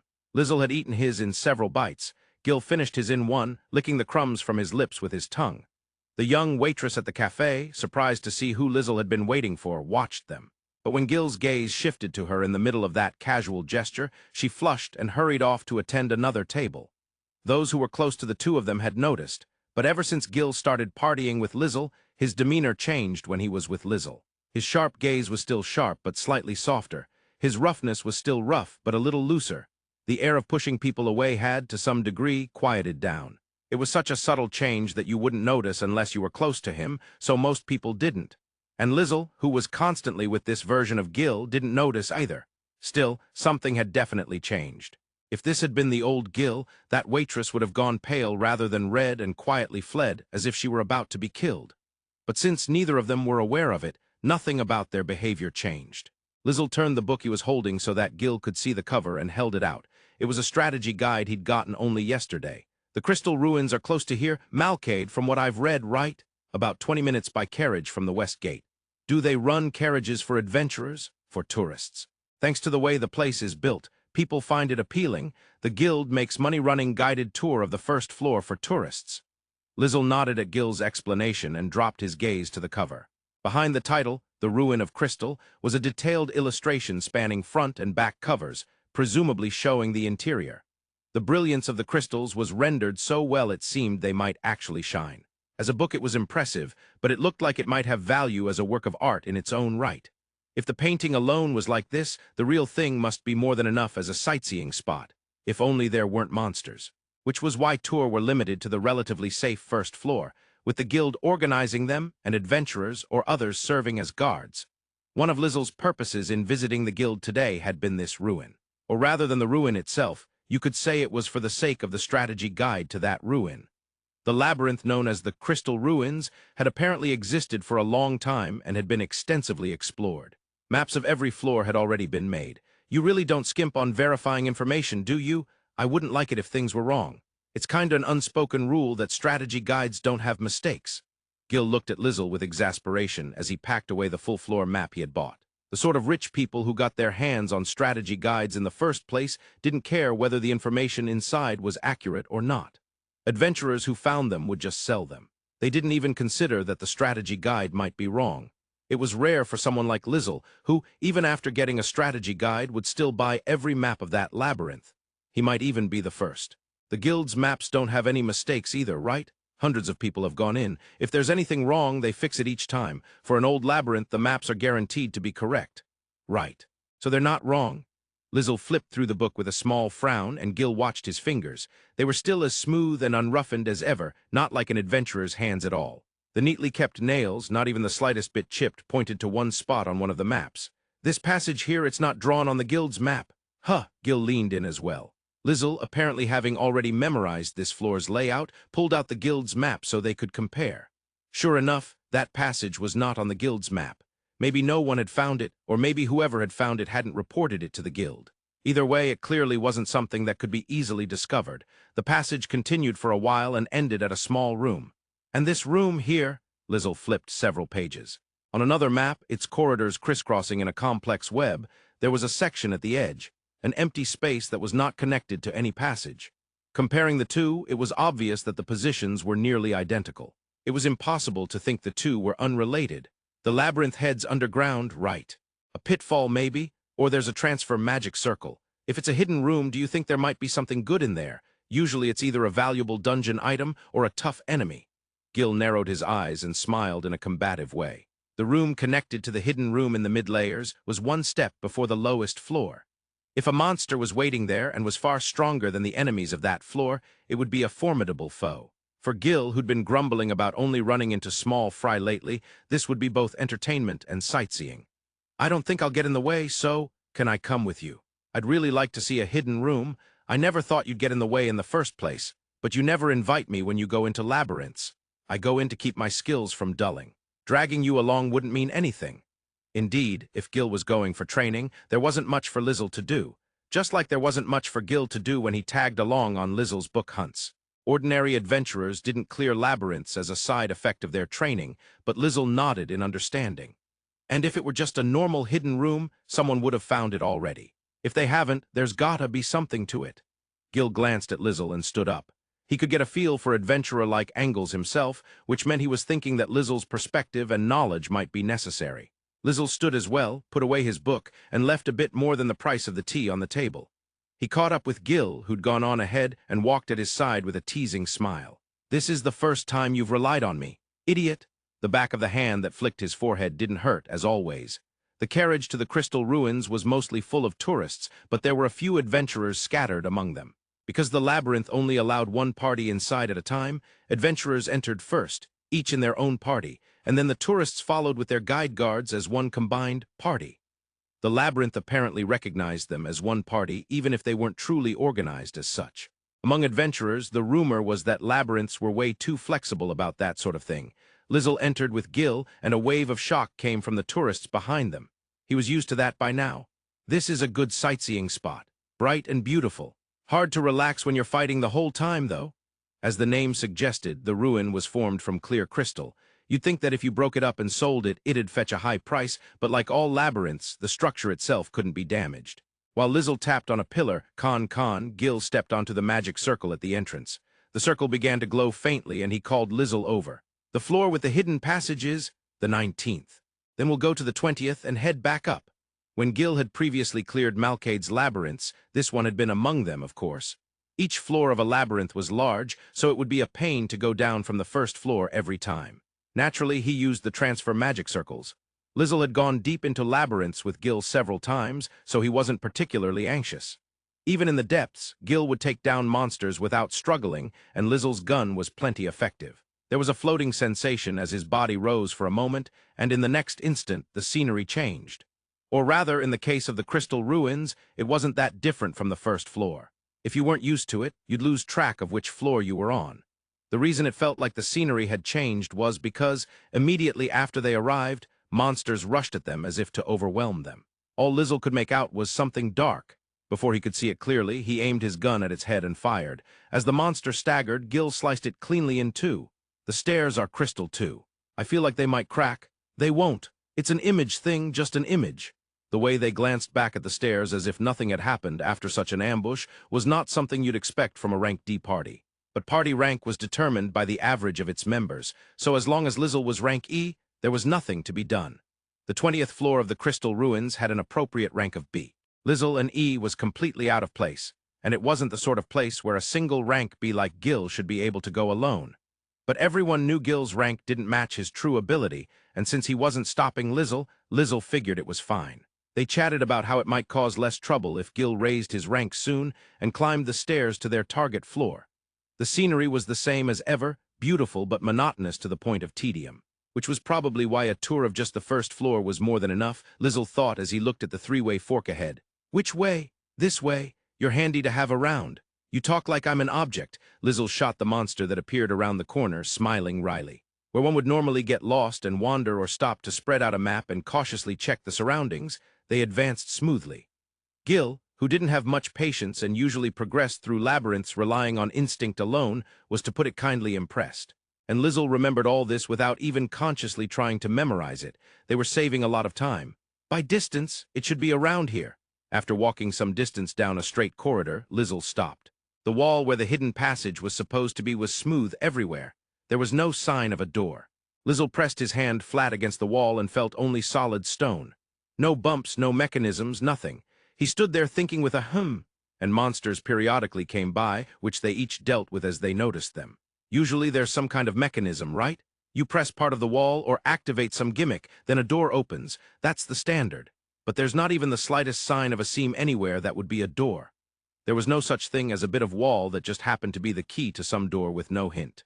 Normally, you'd first notice a faint change in color or a step, think it's suspicious and investigate, realize it was a door to a hidden room, and only then start looking for how to open it. But the problem wall here was perfectly smooth. Even Gil couldn't imagine a door being there. No wonder no one had found it yet. In that case, Lizel suddenly raised his gun and began firing rapidly at the wall. With every shot, there was a high, ringing keen as the bullets were deflected, and Gil, wincing at the noise, watched what he was doing. He was cutting down monsters drawn by the sound when it happened. Lizel, smoothly shifting his aim as he fired, reached one particular section of wall, and from that spot alone came a dull thud instead of a sharp ring. He fired several more rounds along that line. Only one spot produced the dull sound. After that, the sharp ringing returned. He moved closer to the section that had sounded different and searched for it. Just as he'd expected, he found a mark where the bullet had chipped the surface instead of bouncing. Tracing that mark, Lizel smiled. Labyrinth walls did not take damage. If that was a rule, then this wall was either not a part of the labyrinth, or it was something the labyrinth itself recognized as to be broken. Who'd think to exploit an unbreakable rule like that?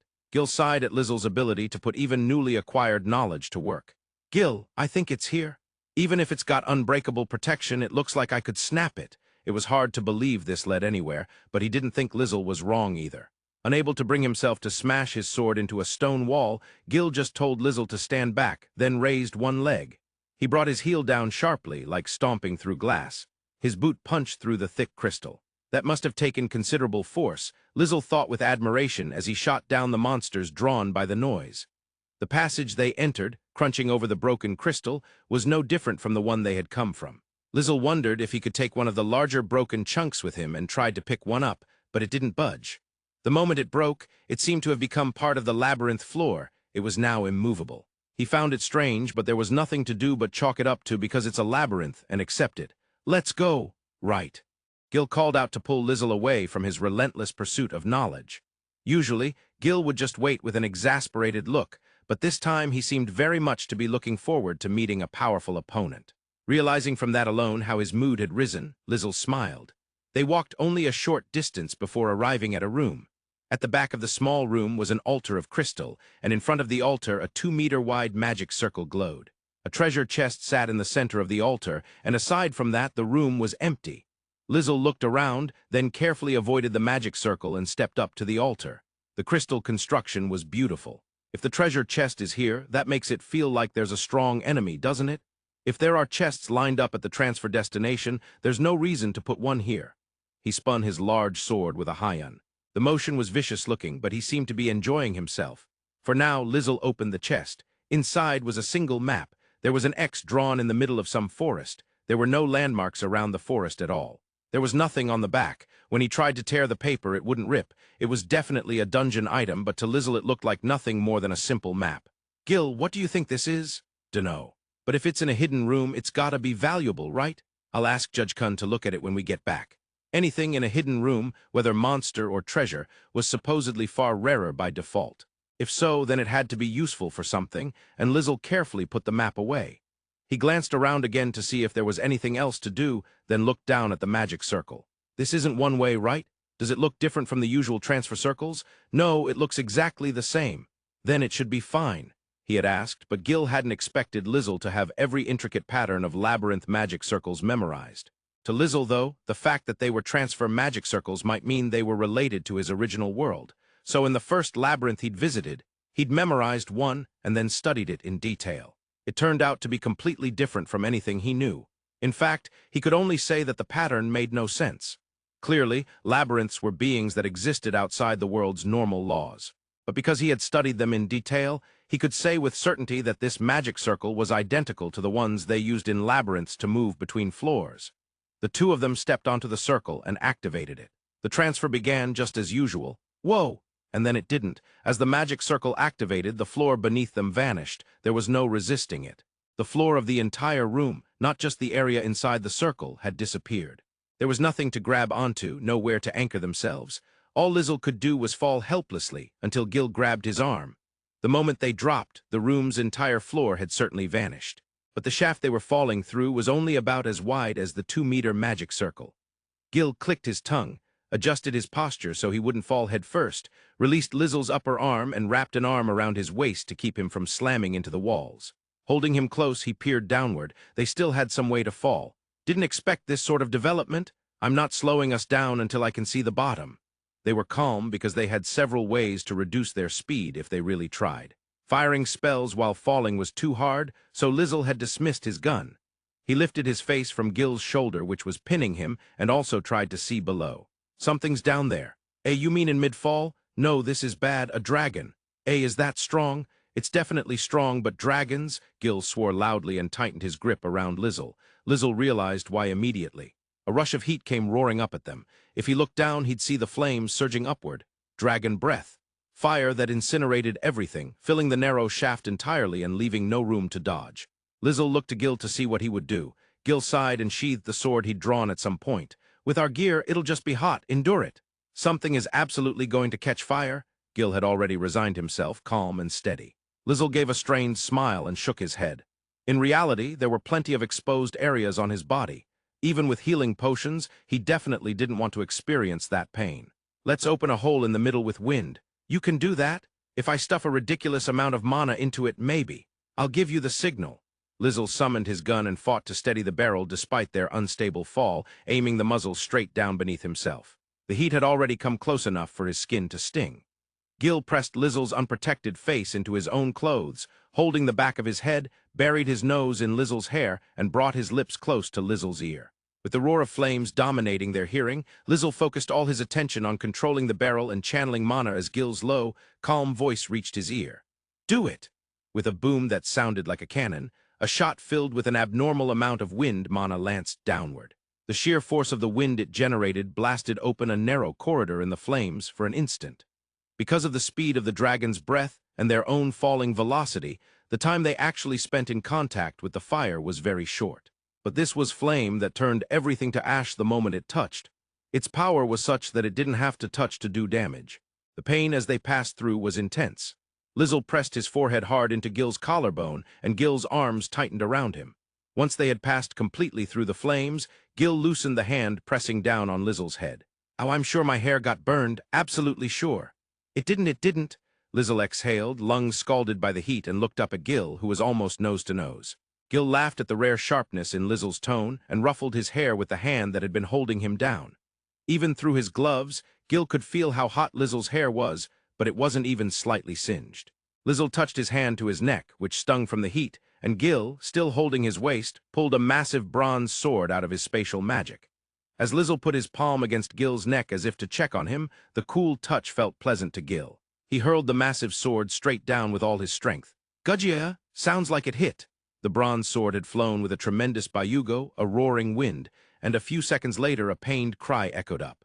They were getting close to the bottom. "No second wave, looks like," Gil muttered, and Lizel, relieved, relaxed his body. Gil glanced at him. "We're going to slow down. Can you still move?" "Of course," Lizel smiled. Gil knew he'd used an enormous amount of mana on that cannon-like shot. But Lizel would have said honestly if he couldn't do it, so he hadn't used up everything. Lizel understood that draining his mana to the point of collapse here would cause trouble. He wasn't the type to use up all his mana out of self-sacrifice and leave himself unable to move. On the other hand, he would calmly use his mana right up to the edge where he could still move. "I said I'm fine." Lizel gave a wry smile and pointed his gun at the wall. This time he channeled fire mana and fired behind Gil's back. The blast hit the wall and erupted in a big explosion. The blast pushed both their bodies sideways. Thanks to Gil bracing them with his legs, Lizel didn't slam his back into the wall. Gil's boots scraped loudly against the wall, but the labyrinth didn't take any damage. Plastering himself to the wall, he dug his fingers in as if to grab hold. The overwhelming force in his grip scraped at the crystal with a high-pitched screech, but thanks to his top-grade gloves, his hands were uninjured. "All right, I'm going again." "Yeah." Lizel aimed at the wall near Gil's boots. One shot into the wall, then another along the line of their descent, and another. With each hit, bullets imbued with water mana created ice, forming small footholds along the wall. Gil's boots crushed them immediately as he slid, but as Lizel repeated the process, their falling speed gradually decreased. "Ah, I can see it now." A subterranean dragon, decent size. Several dozen seconds after the breath, a chamber came into view below, along with the gigantic form of a monster. The bronze sword had pierced its lower jaw nicely. Blood dripped from its mouth as it glared up at them. Their slowdown had worked. They weren't going to die from the impact anymore, they'd probably just break a few bones. Satisfied, Gil stopped Lizel, who was still firing. "I'll shoot a bit more." "You think I don't notice?" The hand Lizel had on Gil's shoulder trembled for a moment with a small clatter, then went still. Shaking in the limbs was a classic early warning sign of mana exhaustion. In bad cases, it spread to the whole body. To realize that Lizel had forcibly suppressed something he shouldn't have been able to stop made Gil feel a great wave of exasperation and a flicker of irritation. Exasperation and annoyance at Lizel, who refused to show any weakness to him. "Gil, don't bite your tongue." Cutting off whatever Lizel had been about to say, he looked down at the subterranean dragon bearing its fangs. He kicked at its snout as it snapped upward to crush them, using the rebound to spring away sideways, gouging furrows in the ground as he landed. He gently set Lizel down, but his mood was far from gentle. Drawing his sword, he pushed Lizel's shoulder and made him sit. "Stay put. Okay, have fun." Lizel smiled as he watched Gil go, and Gil's grip on his sword tightened. As he felt the familiar rush of facing a strong foe, he also became aware of a small, cold, killing intent within it, and he smiled faintly. Lizel had annoyed him enough to make that gentle voice sharpen. There was no way he could forgive that, no reason to leave this thing alive. He knocked aside a massive claw that came swinging down, then laughed savagely and charged at the huge subterranean dragon. After they returned to Malcade, ate a quiet dinner at the inn, and Lizel, for once without a book open, sat on the bed. He smiled up at Gil, who was looking down at him.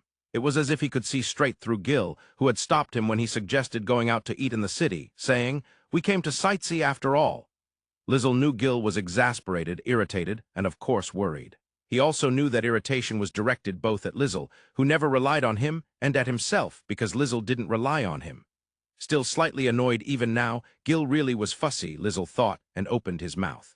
I've never shown anyone the shaking from mana exhaustion before. Ha! Well, there haven't been that many times I've run low on mana, but not even once. Gil stared at him, as if to say, "What are you suddenly talking about?" Lizel went on regardless. "I've never raised my voice from pain, or complained honestly either. I know it would be easier not to hold it in, but I've gotten so used to suppressing it that it's become normal. It's bad of me. When it's just the two of us, I end up spoiling myself." He gave a self-deprecating smile. "I'm not used to being on equal footing with anyone," he said, and Gil's eyes widened. Gil had sensed that he was the only one allowed to stand as an equal, but the fact that he thought of it as being allowed meant it hadn't really been equal. Having that confirmed made emotions well up in him without a name. Lizel just smiled at him and slipped under the covers. The best cure for mana exhaustion was sleep. "Rely on me in a way that's easier to understand," Gil murmured. In his hazy mind, Lizel answered that he already relied on him plenty, but the words probably never reached Gil. Lizel doesn't wake up very well. However, as long as he gets enough sleep, he can wake up whether it's early morning or at dawn.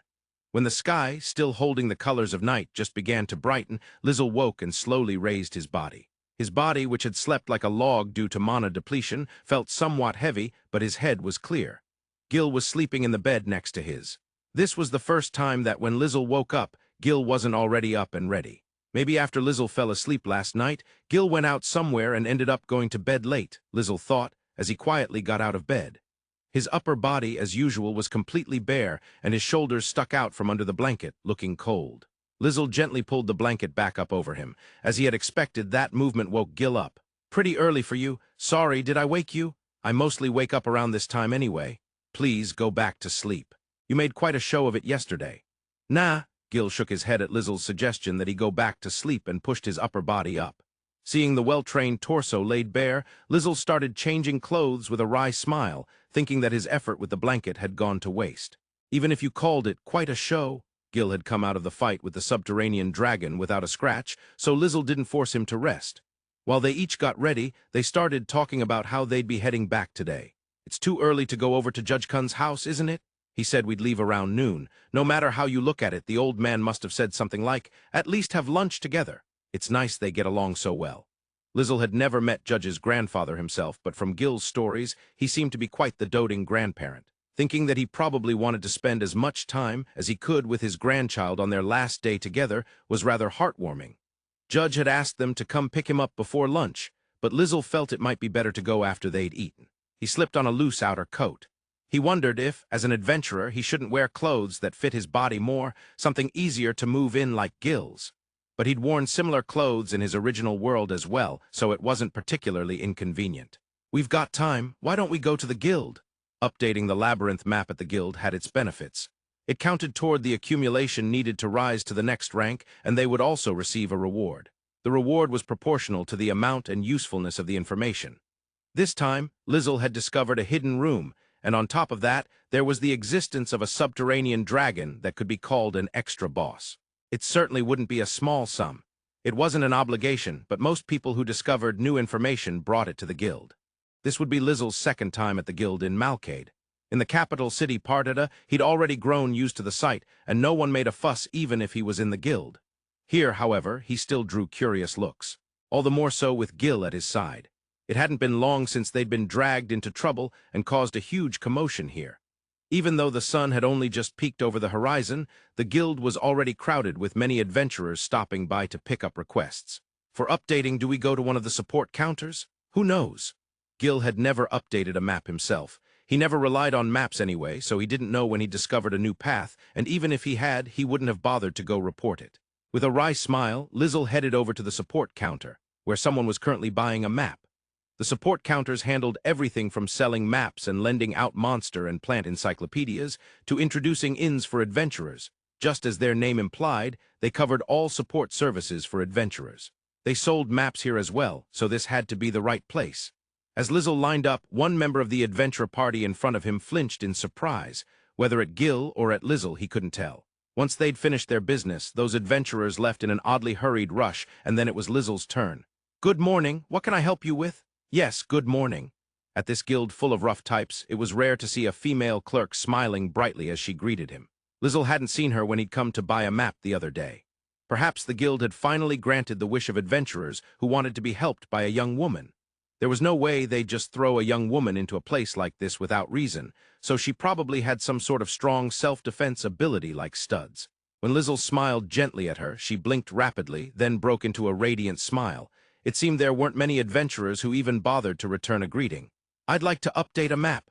"Of course." "Which labyrinth?" "The Crystal Ruins." "Eh?" Her cry of surprise set off a matching murmur from the adventurers within earshot. "That labyrinth's so old, there hasn't been an update in years. It's been completely explored. I happened to find something." "You happened to?" As Lizel smiled, the clerk let out an impressed "who" and nodded. At that moment, a man suddenly shouted, "Hold it right there!" A broad-shouldered young man strode over, glaring at Lizel. "Trying to show off in front of Layla-chan, huh? Faking info's a pretty high-risk move, you know. Is that your name?" "Ah, yes, it's a lovely name." "Whoa, thank you. Quit hitting on her already." Lizel had no intention of hitting on her. This was a conversational habit picked up from noble society, a kind of greeting, and Layla herself probably took it as nothing more than a simple compliment. The man, however, obviously didn't see it that way. To Gil, watching the smiling Lizel and the delighted Layla, they honestly looked no different from a grandfather and his grandchild. He'd probably get an earful if Lizel heard him say that. There was no need to ask to know that the man was interested in Layla, and he now stood facing Lizel with an air of bravado, as if eager to show off in front of her. "The Crystal Ruins, and some pretty boy like you thinks he's got new info? In other words, in other words, in other words. Show me proof?" Gil glanced at Lizel, who looked like he was enjoying himself.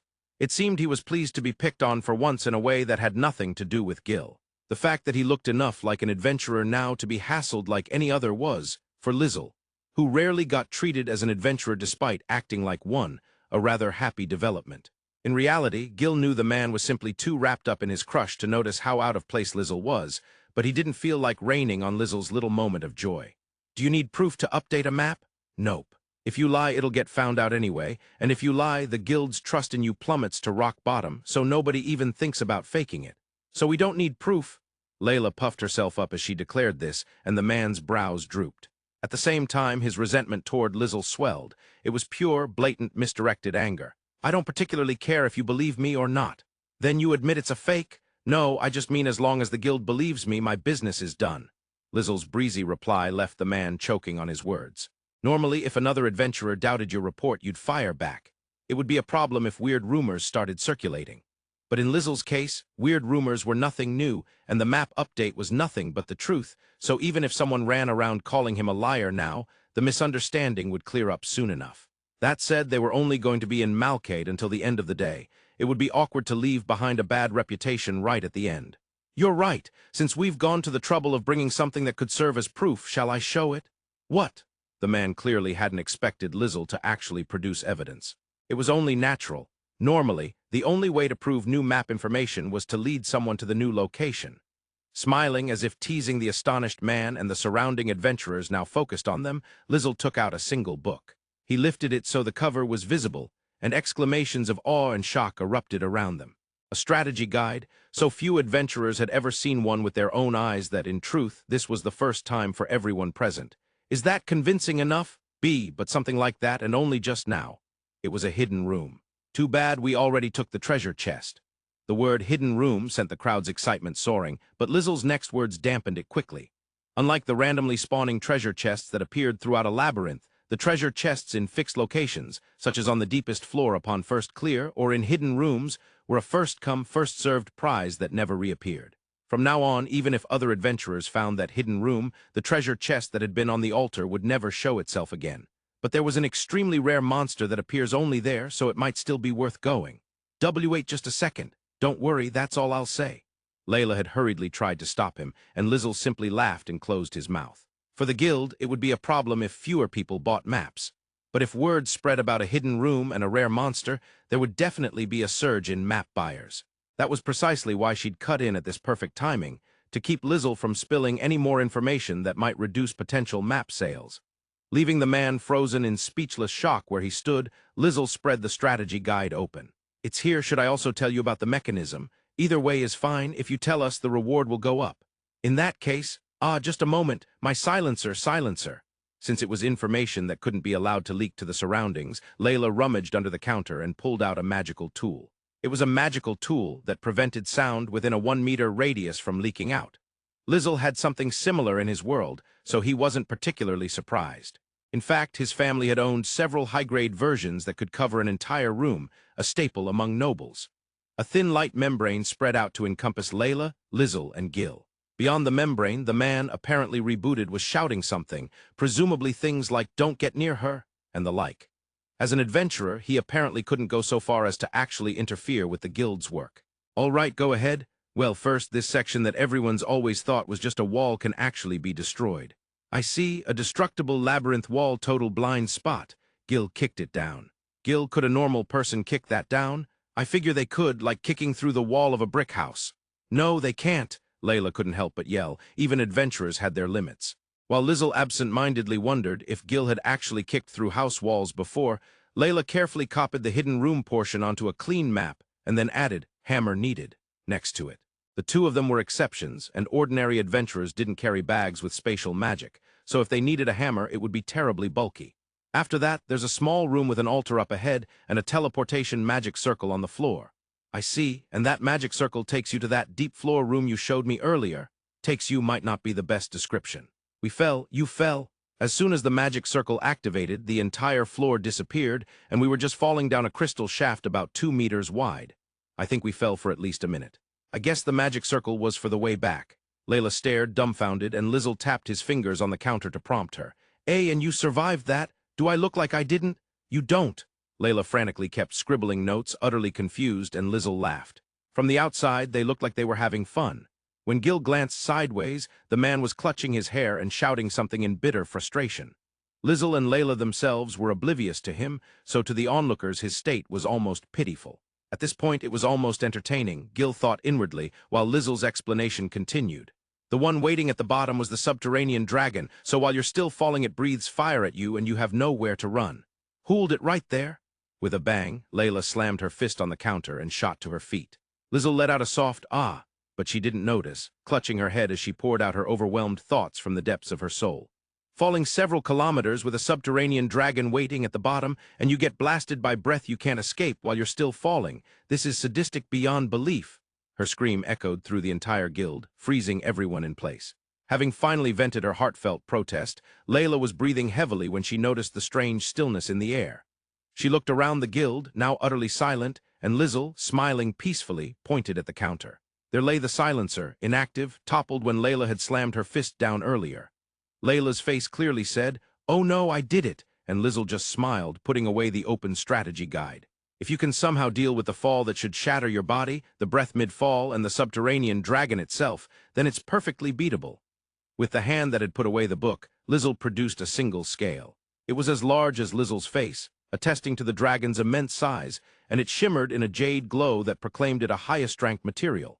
He glanced sideways at the man who was staring blankly in their direction, and smiled. "Will you believe the proof now?" "Why, yes." The man had slipped into polite speech. Mind now fully chilled, he took a proper look at the pair again.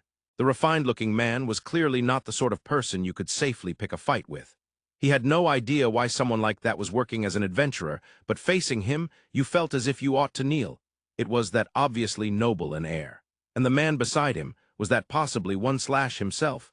The all-black clothing that covered him, the piercing gaze, the distinctively shaped greatsword at his hip, it all matched the rumors.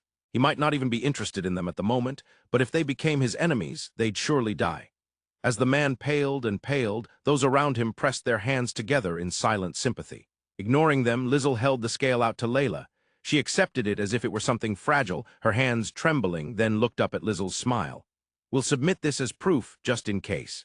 Some people don't seem inclined to believe. But a dragon this size and this color, this would go for 10 gold coins just like that. The dragon was big, so we took a lot, it's fine." "Gil did," Lizel added. In truth, Lizel had tried to help as well, wanting to get as many as possible before the dragon broke down into mana, but he hadn't been able to make a dent.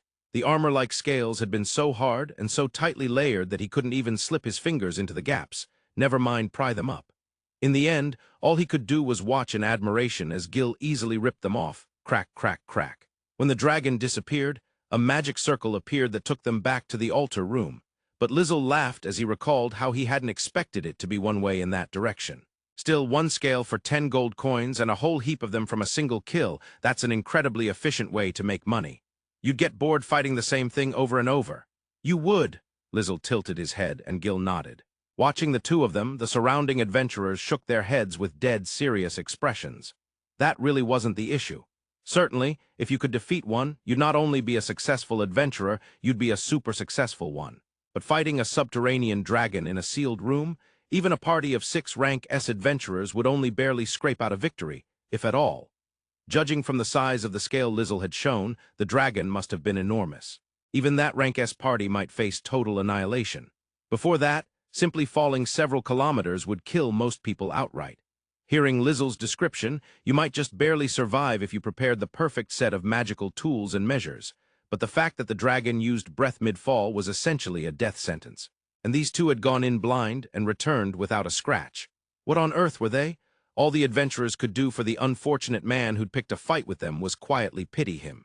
No one would have imagined for a moment that the pair's party rank was D. In fact, when Layla took Lizel's guild card to confirm the map update and saw that he was rank E, her eyes rolled back in shock. Lizel, as she handed back his card while still wide-eyed, was understandably confused at this first-time reaction. Are you all right? Ha! Layla twitched, her pupils returning, and nodded rapidly. I kind of feel like we should already be processing your rank up. I just advanced, actually. I haven't even been an adventurer for 2 months yet, so rank E suits me just fine. But keep this up and one day you'll get arrested for fraud and won't be able to complain about it. Surely not. Lizel laughed lightly, unaware of the surrounding devastation. Every adventurer who heard rank E promptly rolled their eyes back. Newcomers stepping into the guild screamed at the sight. Besides, if they went and ranked me up on their own, there's a certain someone who'd sulk. Huh, nothing. Well then, thank you very much. He meant Stud. Once, when Stud had been busy, Lizel had gone to an idle-seeming clerk's counter instead. Without changing his expression, Stud had kicked the clerk right off his chair and sat down as if nothing had happened. The clerk on the floor had no idea what had just happened, but Lizel skipped over that part in his recollection.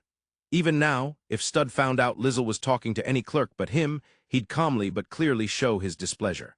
Since this was Malkade's labyrinth, it was inevitable that the procedures had to be handled in Malkade. As Lizel thanked Layla and turned to leave, he froze. Every adventurer who was facing their way had their eyes rolled back. Anyone would stop moving upon seeing such a horror scene. Gil sighed and nudged Lizel onward. Once Lizel was gone, they'd probably all return to normal. Behind them, Layla finally noticed the state of the guild around her and screamed, "Hijia!" as Lizel and Gil retreated from the building. Still, maybe I should raise my rank a little faster. Huh? As they walked away from the guild, Lizel muttered this, and Gil, honestly surprised, asked back. Just as he'd said earlier, Lizel wasn't the kind of guy to obsess about rank, nor did he care about other people's opinions. Gil looked down at him, wondering what brought this on, and Lizel glanced up, thinking it over. Doesn't it reflect badly on you if your party member is rank E? I don't care. I don't care what people say about me, but it would be a problem if my rank caused people to question your results. Idiot. Gil cut him off bluntly, genuinely exasperated. Like Lizel, he placed no value on others' evaluations. He had become an adventurer simply because cutting down monsters was the best way to stay strong, and the job paid well enough to keep going. Whether others thought highly of him or not, and whether that was because of Lizel or anyone else, meant nothing to him. Whether you're rank S or rank F, a king or a criminal, I'd have been right here at your side all the same. Could you at least not stick with the criminal part? Lizel shot back cleanly, but with a smile. A person you could trust never to betray you, no matter what was precious. They weren't someone you could find just by looking. Then let's get some breakfast, take one last look around town, and head over to Judge Kun's place. Yeah. Agreeing with the ever-unruffled Lizel, Gil glanced back. A few adventurers who just heard what had happened at the guild were tailing them, watching. The ones whose gazes carried hostility were probably aiming for the dragon scales Lizel apparently owned. They must think Lizel, not Gil, would be easy to handle. Gil sneered at their clumsy little scheme, lip curling faintly. Why on earth would people like that think they could handle someone that even Gil, no matter what tricks he used, would never be able to control? He casually let his hand rest on his sword and turned his gaze toward the direction that hostility was coming from. If he could feel it, then they could feel his in return. Are all those posters waterproofed with magic, I wonder? Probably. Answering Lizel as if nothing was amiss, Gil narrowed his eyes. The men who had just been planning to wait until Lizel was alone froze in place with a creak. Sweat broke out across their skin, the sense of mortal danger swelling with every moment, yet their bodies refused to move as if nailed to the spot. By the time they realized this was killing intent, Their bodies were already trembling on their own, resigned to death. As that killing intent grew thicker and thicker, and they felt like they might faint, a gentle voice washed over their ears as if clearing it away. Gil! At that one word, the killing intent vanished. Lizel had turned back, looking quizzically at Gil, who'd fallen a few paces behind, and then his gaze drifted past Gil's shoulder. That endlessly calm gaze settled on the man standing only by sheer force of will, his body shaking. The man could only stare blankly as Lizel's lips curved in a soft smile, a well-shaped index finger rising to lightly press against those lips for an instant. "We're sightseeing while we're here, so please let us enjoy it in peace." The man nodded without thinking, and Lizel took that as assent, nodding in satisfaction. Taking the exasperated Gil along, Lizel walked away. No thought of trying again ever surfaced in the man's mind. Whether that was because of Gil or because of Lizel, even the man himself never knew. After Lizel finished his risotto, watching with some amazement as Gil ate meat even this early in the morning, and thinking, what a carnivore. And Gil finished his meal thinking, you'll be hungry again in no time eating just that. They headed toward Judge's house, peeking into shops that caught their interest along the way. Judge's family was one of the leading merchant houses in the commerce nation Malcade. They were also an old family that had contributed greatly to Malcade's development, originally building their position through trade. Ever since Judge's grandfather had used those connections to open an item shop in the capital city Pardetta and found great success, they'd stopped being purely trade-focused. Among the famous shops lining a major street in Malcade was the place where Judge was currently staying. The main house was apparently located somewhere with more convenient routes for transporting goods, but the grandfather's base of operations was here, and the address Judge had given them undeniably pointed to this building. You could call it a bigger version of Judge's item shop in Pardetta. Where that shop was small enough for Judge to manage alone, this one had several clerks working the floor. As they walked in, several voices rang out in unison. Welcome, apparently customer service training was taken seriously here. This is quite something. But in terms of the quality of goods, Judge Kun's shop might actually be better. Different customer base? True. Judge's shop targeted adventurers, dealing in goods that combined quality and practicality. Their quality was so good that even non-adventurers visited. In contrast, this place was filled with tourists, and the goods were many and varied, priced more affordably. The store's size was on a completely different scale, but in terms of sales, they might be about even, or Judge's shop might even be ahead. No wonder his grandfather was so proud of him. As Lizel looked around for a clerk who didn't seem too busy, wondering whom to speak to, one of the staff happened to glance their way. A middle-aged man who appeared to be the person in charge of the store, he observed Lizel and Gil discreetly, then approached. "Would you be Lord Rizel and Lord Gil by any chance?" "Yes, Judge Kun told you we'd be coming." "He did. He asked that we guide you upstairs when you arrived. This way, please." They let themselves be led toward the back of the store. It seemed the second floor served as storage for inventory, and the third floor was the living quarters. Climbing a staircase that would have looked right at home in a nobleman's mansion, Lizel looked up at the clerk ahead of them. "You recognized us pretty quickly, because you were just as Judge described." "May I ask how he described us?" he said. "There'll be a pair, a man who looks like a noble and smiles kindly, and a very strong-looking man all in black." The clerk laughed softly as he said it. He must have known Judge for a long time. With a fond smile, he added that Judge had spoken very warmly of Lizel and Gil. Lizel glanced back at Gil, who was climbing the stairs behind him. Gil made a sour face at the mention of his clothes. He'd complained often that the black getup made him too conspicuous. Lizel, amused, threw in a bit of consolation. "At least you're less conspicuous than a full suit of armor." "Stuff it." Sadly, even that consolation fell flat. At the top of the stairs, they found another door. The living quarters were likely beyond it. The clerk knocked a few times, and from the other side they heard the patter of quick footsteps. The door opened with a small creak, revealing Judge's flustered face. "Lizel son, Gil son, I'm so sorry. I meant to wait for you downstairs, but there's no need for that. You're the client, act like it. I couldn't possibly." With his monocle removed, Judge was clearly in his private mode. His fluffy, long chestnut hair was completely unbound and spreading everywhere, and combined with his size he looked like a timid lion. "Are we early?" "And no, it's just Grandpa's been preparing all sorts of things as souvenirs and—" "Judge, here, take this too." "I said that's enough already." So that was it. His grandfather had been fussing over him so much he couldn't even get ready to leave. An elderly man holding some odd magical tool poked his head out from deeper inside the house and called to Judge. His gaze fell on Lizel, then on Gil, and froze. Gil scowled and subtly averted his eyes, but it was too late. "Gil, I've heard about you from Judge. You haven't changed a bit." "Shut it." As the old man strode closer with heavy steps, Lizel slowly had to tilt his head up. He was tall enough to be a fitting grandfather to Judge. Even with age, his back hadn't bent at all, and he might even have been the same height or taller than Judge. His wavy chestnut hair, streaked with white but still thick, and the vigorous, youthful air about him would make it easy to believe he was Judge's father instead of his grandfather.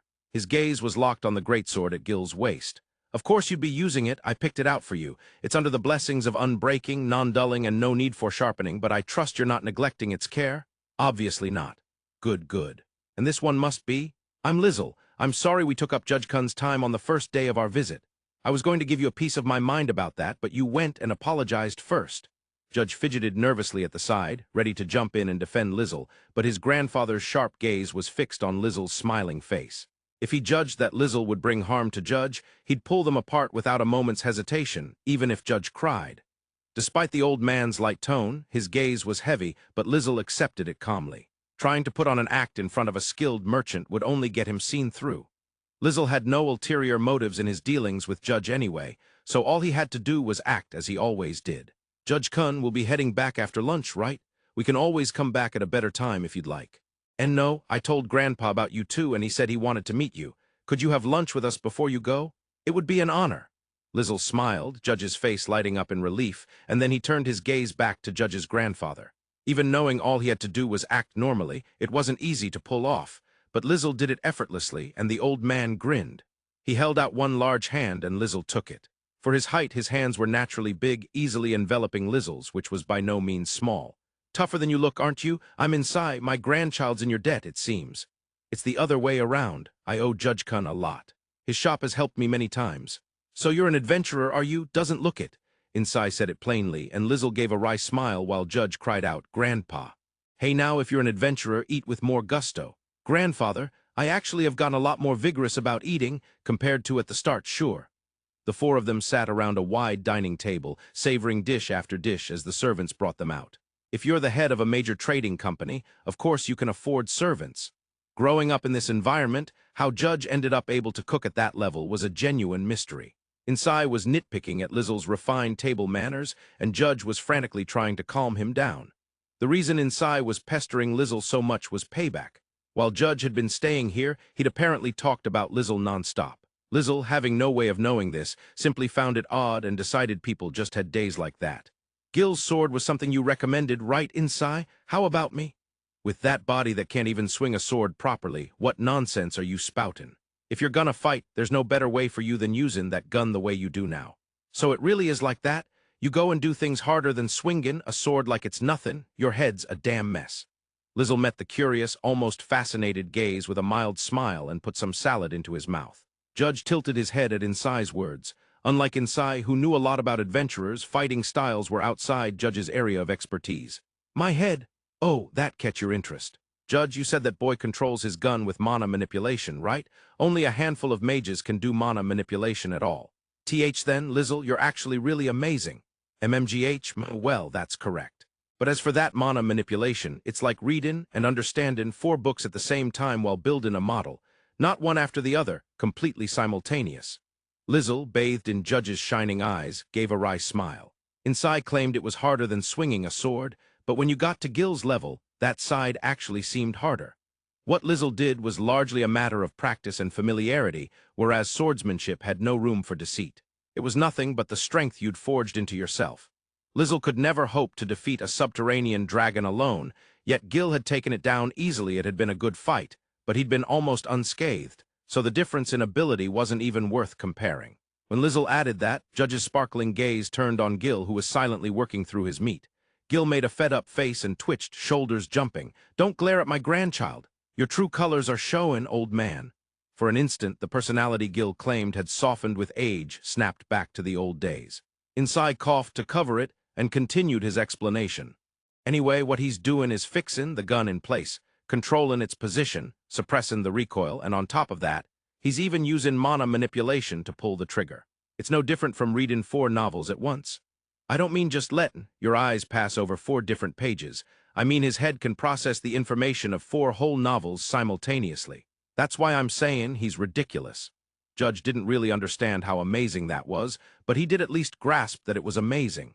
As for Lizel, he wasn't sure whether "your head's a mess" was praise or an insult, and he didn't know which way to take it. After that sort of idle chatter, they finished the lavish lunch, and tea and small cakes were brought out. "Ah, I'll go get ready for departure. Please take your time. You're not gonna eat dessert with your grandpa on your last day? You're the one who said we should at least eat lunch together." Judge drew his usually droopy brows together as if steeling himself, then stood from his seat. Apparently he'd told the servants ahead of time, because only 3 portions of dessert had been prepared. Insai slumped his large shoulders, his big frame somehow looking smaller. This trick used to keep him here at least 2 extra days. He's gotten dependable." He was a repeat offender. There was no room for sympathy. Gil's cold stare and Lizel's resigned one both landed on Insai, but his steel-plated heart bounced them all off. When he glanced at Lizel, whom he blamed for Judge's newfound backbone, Lizel was thanking the servant for the tea and cake and accepting them with a polite gesture. The man Judge had been calling Lizel's son, the entire time he was here looked far more like a noble than he'd expected. Even something as simple as thanking a servant didn't quite suit him. It felt more natural to see him accept service as a matter of course. Because Judge had taken to Lizel so thoroughly, Insai had half worried his grandson had been schemed out of something. But Judge's changes hadn't gone in a bad direction at all. If anything, it was thanks to Lizel treating him in a way that both spoiled him and still raised him properly. On that account alone, Insai supposed he could acknowledge the man. "Here, take this. Yes, since it's been served, I won't let it go to waste. I can't eat what I can't eat."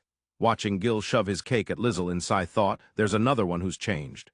A few years ago, when they'd first met, it would have been unthinkable.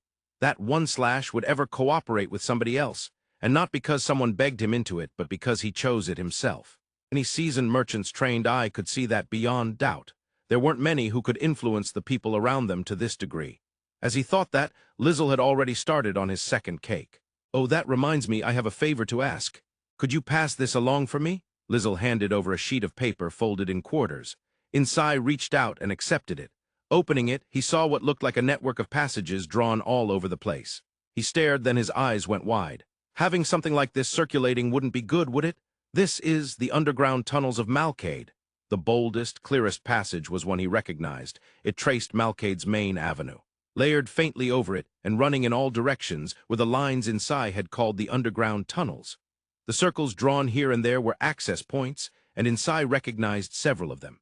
That was how he understood what he was looking at. The only ones who knew about the tunnels were the Lord, and now that Insai knew the truth of who had once helped develop Malcade, a few of the current heads of major trading houses. If something like this spread, it would be a serious issue. Some of these tunnels led directly to the Lord's manor, and others allowed entry into Malcade without passing through the gates. Pass it on to who, exactly? To Earl Shadow. "You know him, don't you, Insai?" Lizel smiled lightly and popped another bite of cake in his mouth. Insai glared, wondering just how much he knew. No one knew Insai was aware of the Lord's existence, not even Judge. The few big merchants who also knew Shadow all kept their mouths tightly shut and publicly claimed, like everyone else, to have never seen him. For Lizel to see through that, it would have been strange if Insai didn't treat him with caution. Even in his old age, his eyes as an active merchant were sharp as blades, and they bore straight into Lizel. "No need to stare like that. I got the map by chance." By chance? It was tucked inside a book I bought at auction. It was an old book, and this page was stuck in like an illustration. Most people probably just saw it as a random page that didn't make sense. Lizel pulled a book from his pouch and showed it. The cover of A History of the World's First Mystery was worn, as its title suggested, but its overall condition wasn't bad. Apparently, hiding paper with books was common no matter the world, Lizel had thought at the time. The only reason he realized it was an underground tunnel network was because he understood how such things were structured in his original world. A royal family needed escape routes, and the castle where Lizel had worked had them as well. Of course, he'd confirmed while sightseeing in Malcade that the access points actually existed. "The reason I guessed you knew the Lord was because I figured your house must surely have sworn cooperation to every generation of the current Lord's family." "Oh, let's hear why." "Because it was written in this book. Said your trading company also helped with Malcade's early development. Why are you always carrying books around with you?" "That's why you don't look like an adventurer," Insai grumbled, and Gil silently agreed. Lizel sulkily put away the freshly produced The Rise of Malcade, which he'd just taken out. "So because my predecessor cooperated, you think I still am?" "Yes, without a doubt." Lizel spoke with certainty, his lips curling in a teasing smile as he narrowed his eyes slightly. "Judge Kun is a very dutiful, good boy. There's no way the man who raised him isn't the same." "Ha ha ha ha!" Inside burst into loud laughter like he was expelling a swelling delight. Judge, startled by the genuinely joyful voice, stuck his head in. Seeing Gil wave him away as if to say, "It's fine," he relaxed and went back to his preparations. Throwing up both hands in surrender, Insai still couldn't quite stop laughing as he drained his tea. "So, you know Shadow's name. You've met him then?" "Yes, he treated me to dinner." "You mean you wrung a meal out of him?" "Ha ha ha, out of Shadow no less." Judging by how casually he said Shadow, they seemed quite close. Given that he was much older than Shadow, perhaps he saw the man as little more than a kid. Hearing Lizel had made Shadow buy him dinner only amused him. There was no hint of reproach. "Got it. I'll make sure the map gets to him." "Please do. You want me to pass your name along too, Lizel?" "As you like. If you do, though, I'm sure he'll make one hell of a sour face." "Well, that won't do. I'll be sure to mention it." He had quite the personality. Lizel found himself impressed that Judge had grown up so pure and straightforward under this man's roof. Perhaps it was a case of learning by negative example. Insai had even apologized to Gil before about forcing a greatsword on him on his grandfather's orders.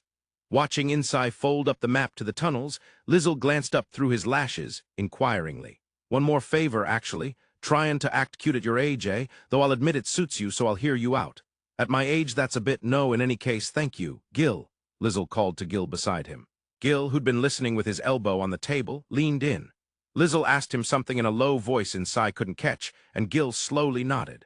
Gil almost never objected to anything Lizel did, as long as it didn't put Lizel in danger. "What a secret talk at your age?" Insai complained like a sulky kid. In front of him, Lizel pulled several items from his pouch and laid them out.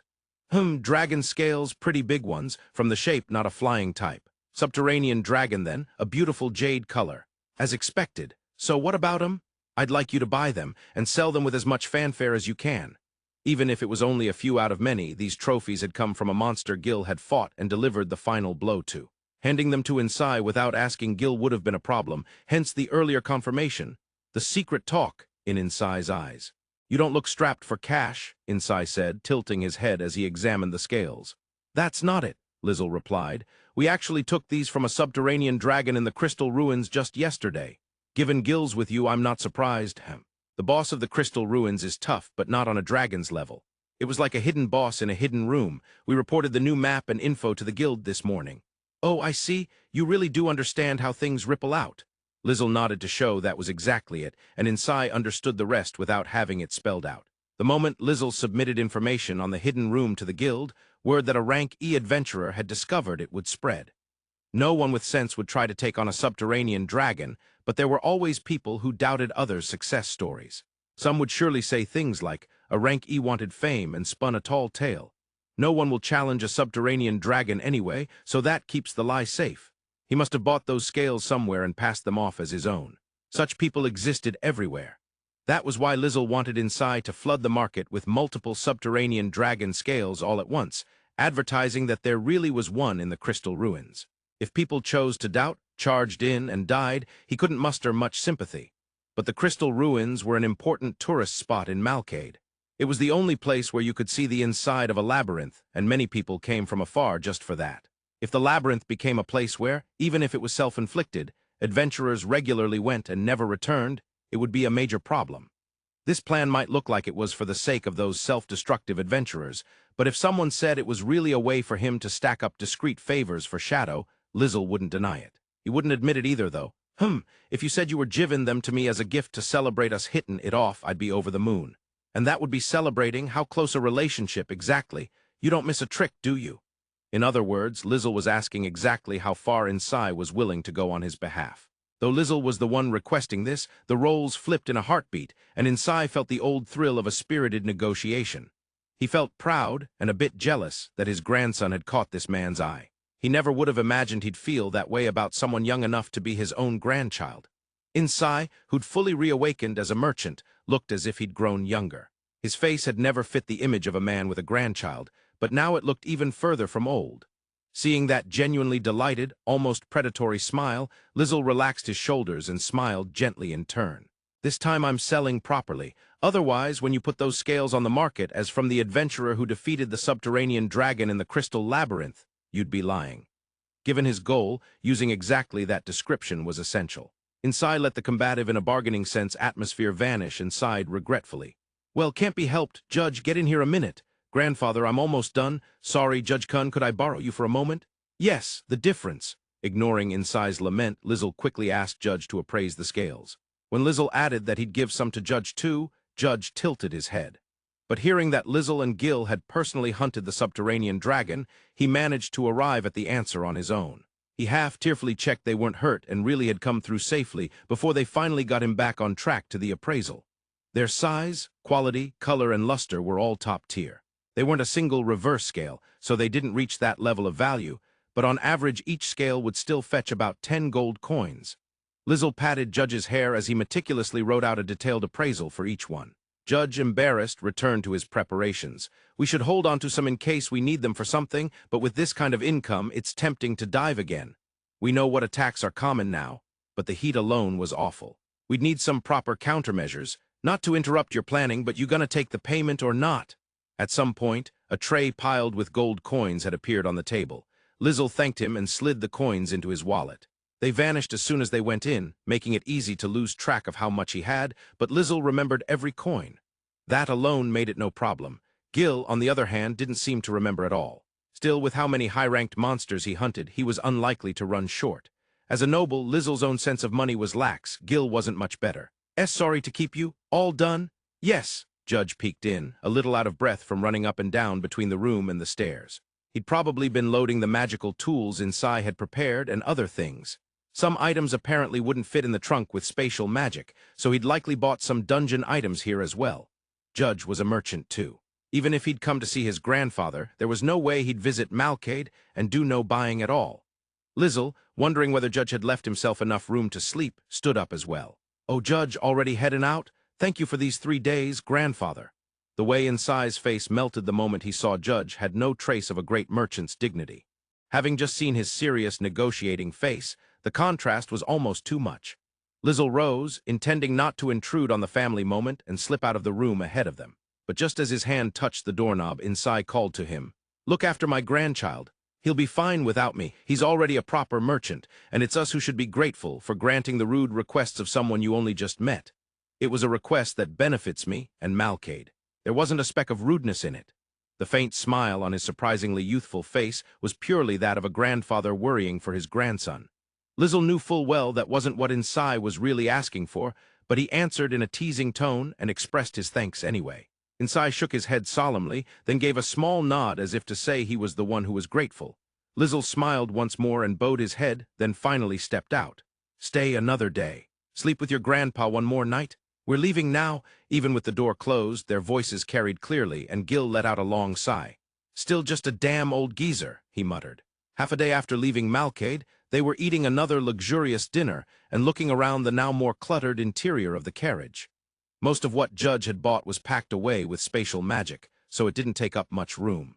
But dungeon items and such that couldn't go in were indeed more numerous than before. Lizel doubted that Judge, who was so attentive to their comfort, would let the carriage get cramped, so these were almost certainly things Insai had shoved on them as they were leaving. "Still, are you and Gil really going to be able to sleep side by side tonight, Judge Kun?" Sorry, grandfather is. I'll sleep sitting, it's fine. At least try sleeping curled up together once. It'd be funny. Then you let Judge use your arm as a pillow while you sleep, and I'll do it. If you do that, both options are torture for me. Why, you're not serious, right? Right, the two hopelessly immature adults toyed with Judge, because being taken seriously only made them want to tease more, and Judge, as always, reacted perfectly. Of course, they wouldn't actually do it. If they did, Judge wouldn't get any sleep. Judge brought Lizel a side table, probably bought in Malcade, and some hot tea, then said goodnight and crept into the carriage. No screams rose from inside, so it seemed Gil had spared him any further torment. Lizel smiled at the teapot beside him on the box they were using as a table. Judge truly did dote on others. Later, after both of them had gone to bed and some time had passed, but still well before their usual changeover, Lizel lowered his eyes to the book in his hands, its pages lit by the flickering firelight, and reached for his cup. The tea had grown lukewarm and lost much of its aroma, but with the fire drying his throat, it was still welcome. The flames crackled softly. Lizel thought it might be time to add more wood and raised his head from the book. At that moment, he felt a faint wrongness. He didn't stop moving, though. He reached for the firewood as naturally as if nothing was amiss. Lizel couldn't sense presences or killing intent the way Gil did, but he was extremely sensitive to changes in the atmosphere after years in noble society. whether the other party held affection or hostility toward him, whether his last remark had just stepped on a landmine or eased their wariness. Nobles all hid their true feelings, but Lizel could still sense them and adjust his responses. Now, what he felt was that the air of the forest had shifted. They were a short way off the main road, not at one of the prepared carriage rest stops, but a little deeper in near a stream. Visibility wasn't perfect, but this spot was open enough to be easy to defend, and any monsters that appeared would be spotted immediately. It was, in short, an ideal camping place. Just as Lizel tossed the logs into the fire and leaned back in his chair again, a faint creak came from the forest to their left. Steel clashed with a clear metallic ring. One of those pieces of metal was an arrow shooting in from the forest. The other should have been Lizel's all-metal gun, which he'd reflexively swung into the arrow's path. But what had actually intercepted the arrow was the knife thrown from the carriage. Lizel shut his book with a soft snap and placed it on the side table, then turned to the carriage. "Were you actually sleeping?" "I was. And Judge Kun?" "Asleep. Even if he wakes up, he won't come out." Without a sound, Gil stepped down from the carriage and positioned himself in front of the rear door. At night, they always left that door cracked slightly open, but now it was shut. This low-voiced exchange wouldn't reach Judge. And as Gil said, Judge was sensible enough that even if he woke, he wouldn't open that door. He knew he couldn't do anything in a fight. If you hired guards, the one being guarded also had to understand their role, or there was no point. "Bandits. If we're seeing arrows, it's either humans or goblins. There aren't any goblins around here, so highwaymen or something like that." As they whispered, that faint bowstring sound, Kariri, came from deeper in the forest again. This time there were several at once. Gil clicked his tongue softly, muttering about cheap bows, still perfectly composed. Lizel slipped behind Gil's back the instant the bowstrings sang, and arrows, their tips razor-sharp, hissed toward them faster than the sound of wind. None of them came within a few millimeters of Gil. His sword was already drawn, knocking them all from the air. A split second later, Lizel fired his gun toward the forest. He fired exactly as many shots as there had been arrows, all in precisely the same directions. Peeking past Gil's shoulder, Lizel sent bullets along the exact reverse of the arrow's flight paths, tracing those lines perfectly back to their origins. There had been 4 arrows, but Lizel only heard 3 groans, the proof of hits from the darkness. "Huh, I missed one." "No, your aim was right. Either he dodged, he's got real grit, or he died instantly." "Might have dodged. They're a bit too coordinated for mere highwaymen." Lizel flicked his wrist, and the muzzle, which had been aimed at the front forest, swung to point behind them. He fired several shots into the seemingly empty trees.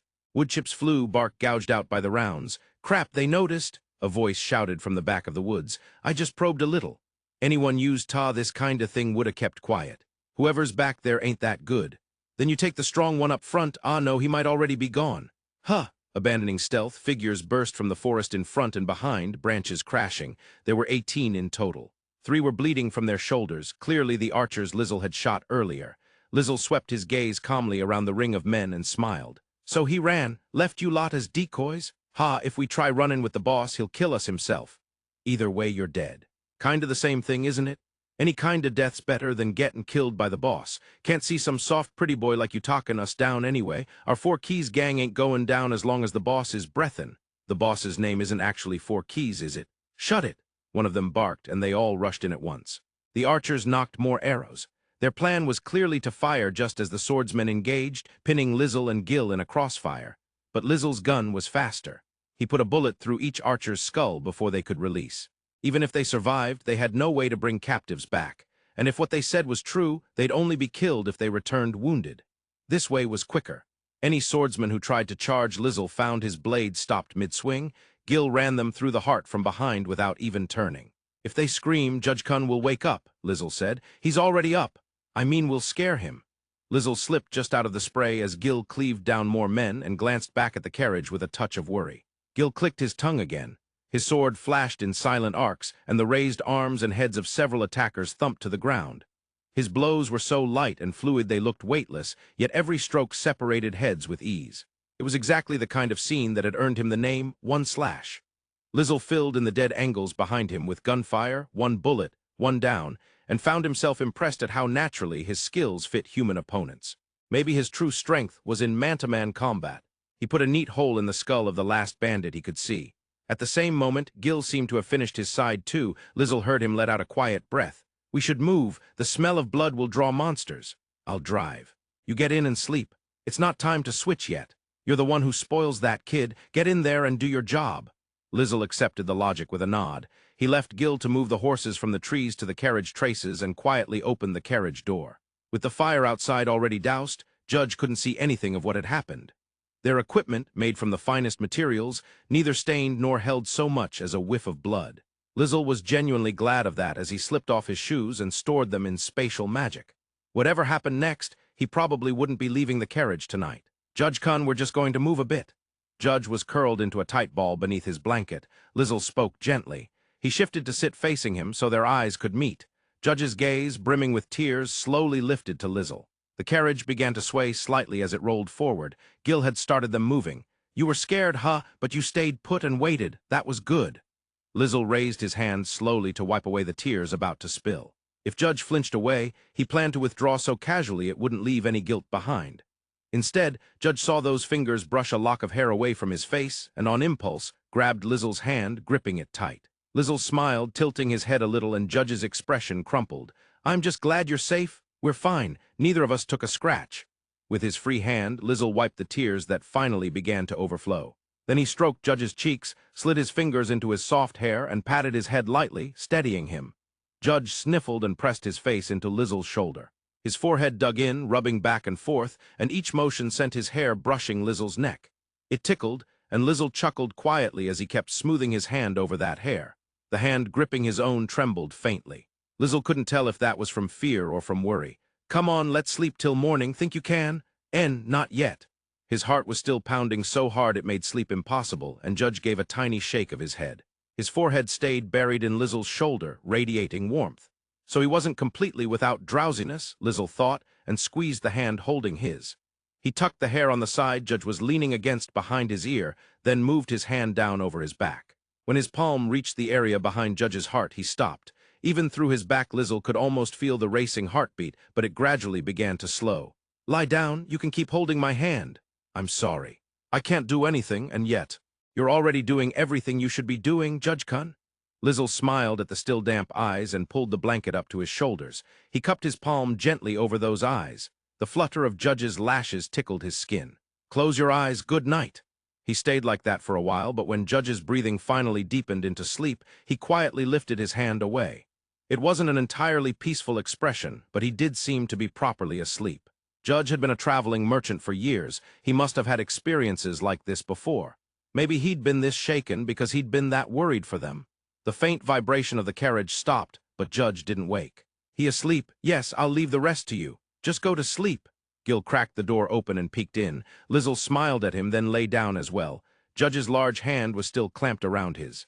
There was no prying it free, and Lizel had no intention of trying, so he drew the blanket up with his other hand, moving carefully. Watching this, Gil let out a small sigh yet again. You're spoiling him too much, he muttered and closed the door. There are several reasons why Stud is in charge of new adventurer registrations at the guild. One is that he's the most unapproachable person in this guild. By forcing newcomers to deal with him first, the guild wants adventurers to get used to that sort of thing. Conversely, it's also to thoroughly break adventurers who look down on guild staff right here at the start, so they never get the idea to oppose guild employees again. Another reason is that he has completely memorized the guild's numerous regulations, so no matter what kind of question is thrown at him, he can answer it calmly and mechanically. On top of that, even in the capital city Parteta, there aren't that many new adventurers turning up every day, so during the downtime he's capable enough to flexibly help with any other task that comes up. That concludes the explanation. Do you have any questions? He always does his work in the same flat, mechanical manner, but recently there has been a small change. Stud's eyes, which used to stare unblinkingly at newbie adventurers with an expressionless, oppressive gaze, now slid away the moment he confirmed a new adventurer entering the guild. Before the adventurer, who up until now had had no choice but to tremble under that fixed stare no matter who came and went, could notice the oddity, the gaze returned to him. No questions? There aren't any, right? There can't be any. Say there are none, say it. If there are, I am telling you to hurry up and ask. Are you listening? The flat, monotone voice feels like it carries pressure that crashes down on you. Anyone who registers with this guild passes through this at least once. Naturally, there is no one who laughs at the adventurer who's at a loss for words. On the contrary, because the pressure today is stronger than usual, sympathetic looks gather from around them. On the shoulder of the adventurer who can no longer even nod or shake his head, the hand of an active adventurer, probably the one who brought him here, is placed with a light pat. They're adventurers who originally registered in another country, but back when they once tried to act tough toward the staff here, they received Stud's baptism. Encouraged in silence, the new adventurer lifts his face as if steeling himself. I don't have any questions. Of course, there was no way he could manage to ask anything, and the end of his sentence shrank and even turned polite. Seeing this, Stud is convinced there really are no questions. He has no intention of neglecting his job. Before the adventurer can stand, Stud rises from his seat and, without sparing him another glance, walks off toward the completed requests counter. He opens the closed reception window there and turns his gaze straight toward the person he'd confirmed entering the guild just moments before. You're earlier than scheduled. It went smoothly. I'm back, Studcun. The new adventurer, who happens to witness the fearsome Stud quietly enjoying the gentle hand stroking his hair, nearly faints. Though he somehow manages to avoid falling off his chair thanks to the get used to it, whispered to him. The Four Keys Gang, was it? Sounds like a stupid name, but I've been hearing it a lot lately. Stupid sounding, or rather, no, never mind. You were attacked, understood. The guild will mobilize all our strength and move to exterminate them. It's fine. We already wiped out the ones who attacked us.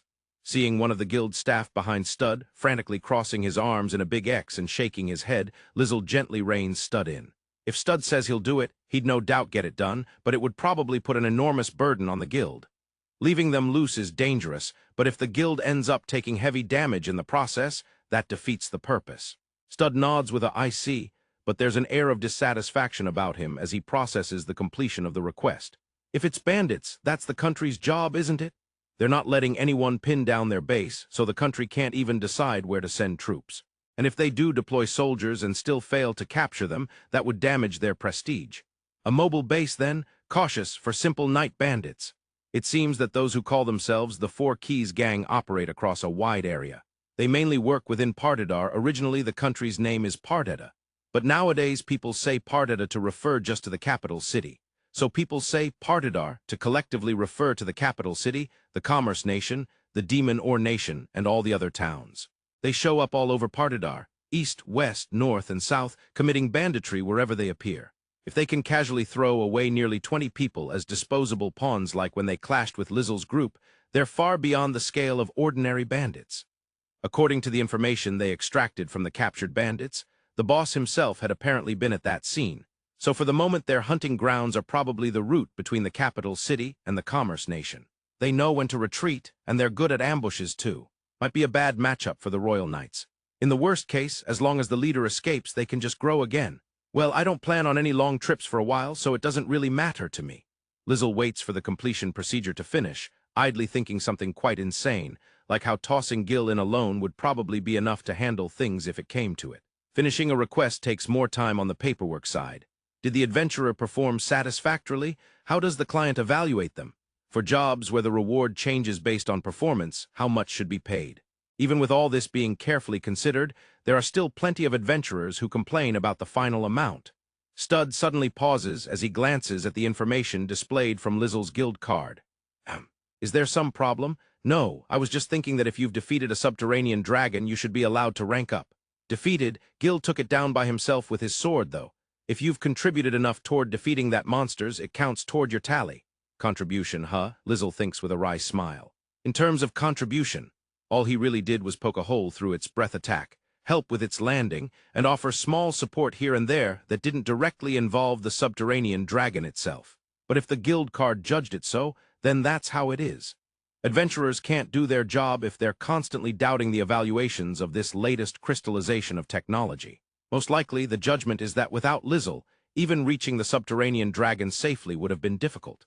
In contrast to Stud, who remains as calm as ever even as the words subterranean dragon appear, the adventurers within earshot inside the guild are left dumbfounded.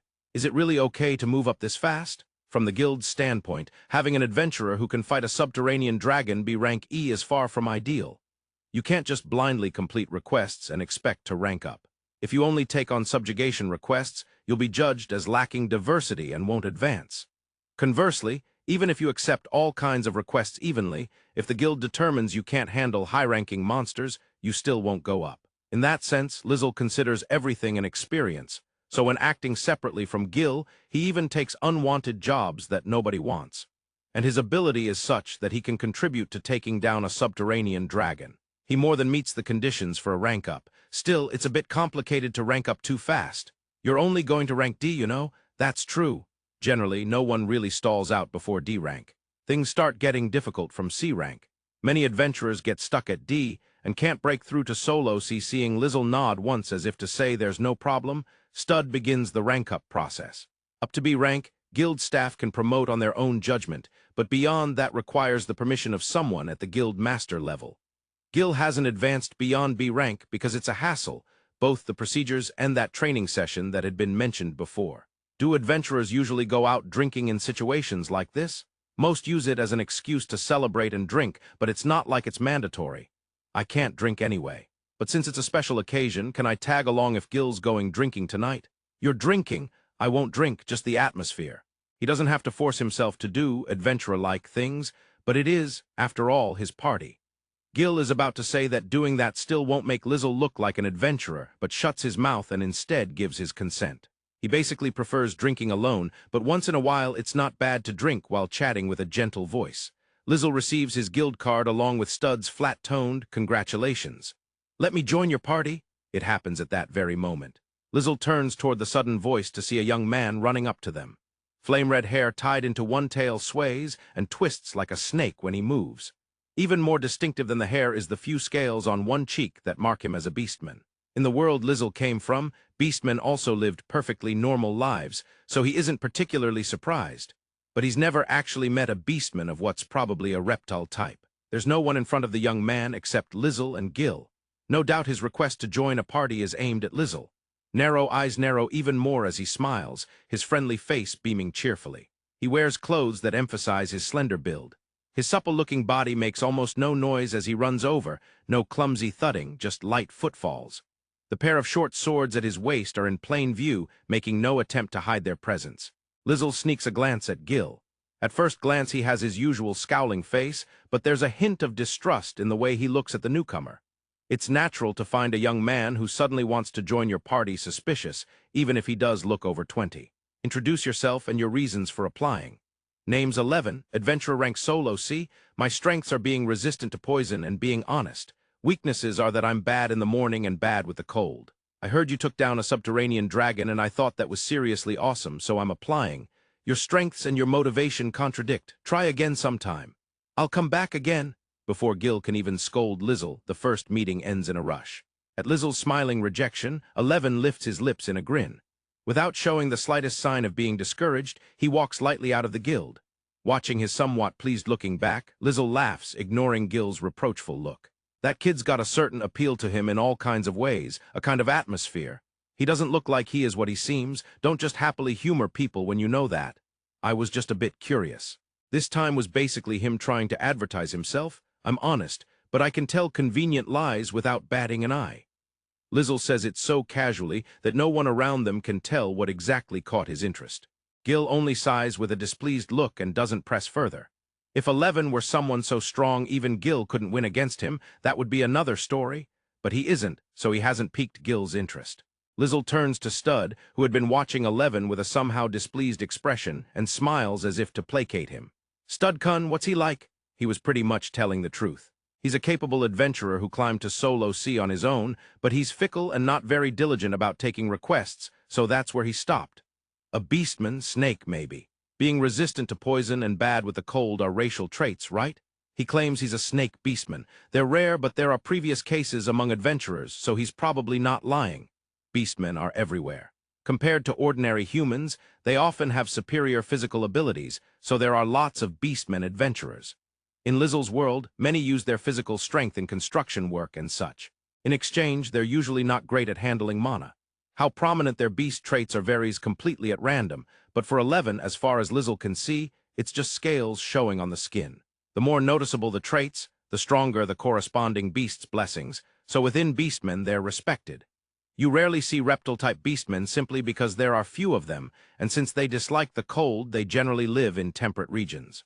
Lizel never saw any in his old world simply because their living areas didn't overlap. Are you going to let him into the party? That would be a bit difficult. Stud doesn't quite understand what he means by that answer, but at least it sounds like he won't be joining, and that's enough for Stud to feel relieved. After thinking a bit, he looks up at Lizel. If you are going out drinking tonight, may I join you? He keeps his voice a bit lower out of consideration for being on duty, and Lizel smiles and nods.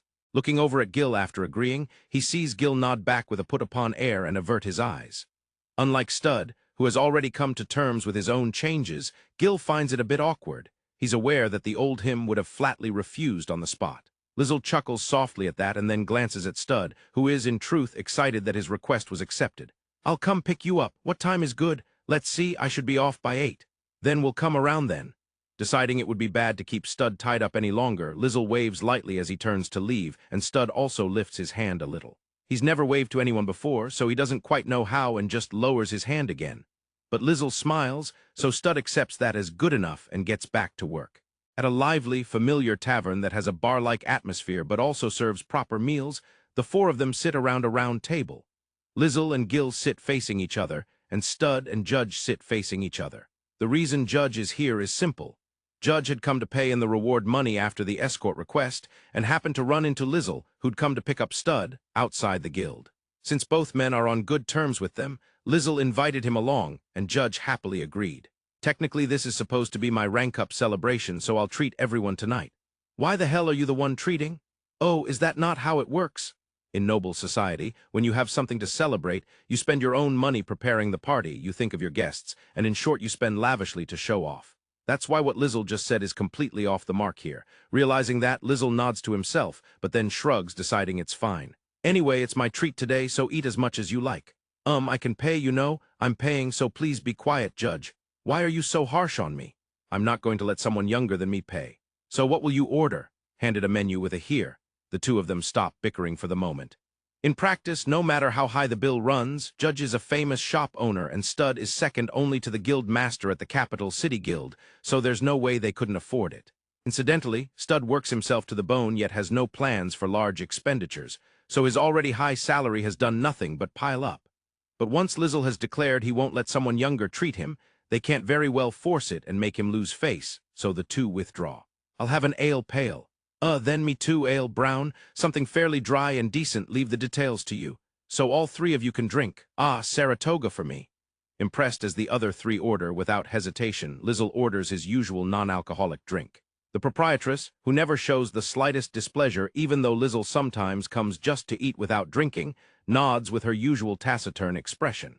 She has the skill to perfectly satisfy even Stud's vague order. After they've also placed a general food order and the proprietress has left, Judge looks at Lizel with a surprised expression. You can't drink, Lizel? That's a bit surprising. Wine would suit you. It's just how my body is. One sip and I start getting drunk. And when you get drunk? Unfortunately, I don't remember. My former student said it would be better if I didn't drink, so I must be a pretty awful drunk. According to him, I become the exact opposite of my usual self. Embarrassing, Lizel says, without actually looking embarrassed. The first time he got drunk was at his parents' home. Losing your memory from drinking is something that must never happen in noble society, where even verbal promises can't be taken lightly. Since then, he has abstained. Lizel's father laughed and said it wasn't a big deal since he hadn't done anything particularly strange while drunk. But because Lizel had never completely trusted the words of his father, who has such a unique sense of things, he'd grown more convinced that he must have done something odd and cut out alcohol altogether. The only time he drank again after that was when his former student, now the king, absolutely insisted. Even then, the next day, when he asked how he'd been, the king only grinned and wouldn't tell him. The only word Lizel managed to extract was the opposite.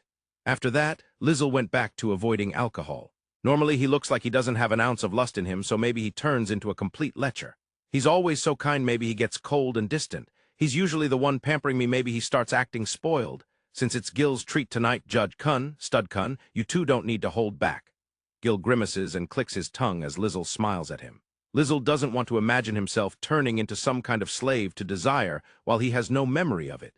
Gil also seems to sense he doesn't have the upper hand here and doesn't voice any more complaints. Judge keeps sneaking nervous glances at Gil, while Stud, now that it's confirmed Gil is paying, opens the menu in earnest. Before long, the proprietress brings out 4 mugs and glasses and lines them up on the table. Should we at least do a toast? If you want to do it, go ahead. It's a celebration, so let's. Congratulations on the rank up. Stud, you could put a bit more into it. Judge looks like he wants to complain about Stud's flat delivery, but gives up halfway and lifts his own mug.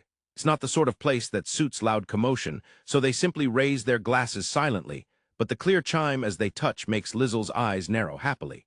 For all their grumbling, the three of them are genuinely congratulating him. Because Lizel understands that, he doesn't hide his joy, and the three all feel that it was worth doing. Gil drains his first drink in one gulp. Judge, surprisingly, also drinks steadily. Stud sips his slowly, then stares into his glass. It's good. I'm glad. Proprietress, looks like you might have a new regular. Is that so? Lizel calls out to the proprietress as she happens to be passing by, and she answers with her usual faint nod. Since he stopped her anyway, the other three take the chance to order more food. Watching that, Gil smiles faintly, thinking that as always, and especially after a day's work, the two younger men are quite hungry. Seeing them keep ordering one thing after another, he's impressed they can put away so much while drinking. How was this escort request? I'm sure this dolt caused you all kinds of trouble, but compared to other escorts, the trip was probably rather comfortable. There it is again, dolt. What? With that huge frame and that slow movement, don't tell me you think you weren't a bother at all. Judge falls silent, and Stud lets out a quiet snort with his same blank face. Lizel smiles wryly and tilts his head. Judge Kun didn't cause me any trouble, but your escort conditions are ridiculously good, aren't they? You, after all that hospitality, did you really think that was normal? I'm just confirming, that's all. When I'm hiring Lizel, of course I'm going to, well, do at least that much. Judge looks embarrassed, and even Stud nods seriously at that part. Lizel, however, is very aware of himself as an rank E adventurer, so he can't quite agree. Naturally, given the choice, he'd prefer good conditions to bad, but he doesn't understand what about him hits their soft spot and gets him such noble-like treatment. Gil, whose expression says, I get the feeling, but that was a bit much, is likely thinking the same thing, or so Lizel assumes. In reality, Gil is thinking, I understand the impulse, but they're overdoing it. Maybe we really should take a normal escort request at least once. You just end up making the client feel guilty for how they're treating you. Gil grins, and Lizel pouts a little before wetting his throat. His drink has a drier bite than ordinary fruit water and goes down even easier for him. Realizing that the proprietress must have remembered his preferences over the course of his visits, Lizel can only feel grateful. Judge, wearing a somehow grave expression, looks up at Lizel. When you say a normal escort request, you mean being made to sit on the floor with the cargo and crammed into some tiny space. If you took the request, they wouldn't be forcing you, I don't think. No, I can't bear it, having you treated like that. With a clunk, Judge sets his mug down and trembles, imagining who knows what. Lizel orders him a refill in his empty mug, pondering whether this is drunkenness. Judge never struck him as particularly strong, but if he were weak, he'd have refused in the first place, so Judge is probably still basically sober. Even so, the quickest way to rank up is to take a variety of requests, Lizel thinks, and glances at Stud. Of course, I'm also opposed. If you simply want to rack up numbers, Judge can keep putting in escort requests as many times as necessary, and you can just take those. Doesn't sound like something a guild staff member should say? As long as there's a record, it's fine. You yourself are an exception, going all the way up to be rank almost entirely on subjugation requests. If that's what it takes, I'll put in as many requests as you want. It's fine. For now, both of you calm down. Here, stuffed cabbage rolls are here. As soon as he passes them plates, the two quietly start eating. Very obedient. With a sigh, Gil orders another round. The proprietress keeps clearing away empty bottles. Spurred on by Gil switching to ordering whole bottles, the two younger men start emptying their glasses more and more quickly. Lizel, half because he finds it amusing, and half because they're drinking for the first time in a while and clearly want to cut loose, keeps pouring from the bottles each time their glasses are empty. After several ales, Judge moves on to wine. His cheeks flushed, he smiles slackly. Come to think of it, I've got something to brag to Stud about. As if anything you brag about would be something I'd be jealous of. Stud's expression doesn't change at all. His complexion doesn't either. They've both drunk a fair amount, but their speech is steady, and both Lizel and Gil are surprised at how strong they must be.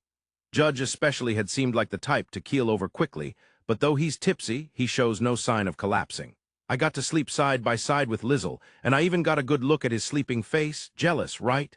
Being suddenly brought up, Lizel blinks and looks at Judge.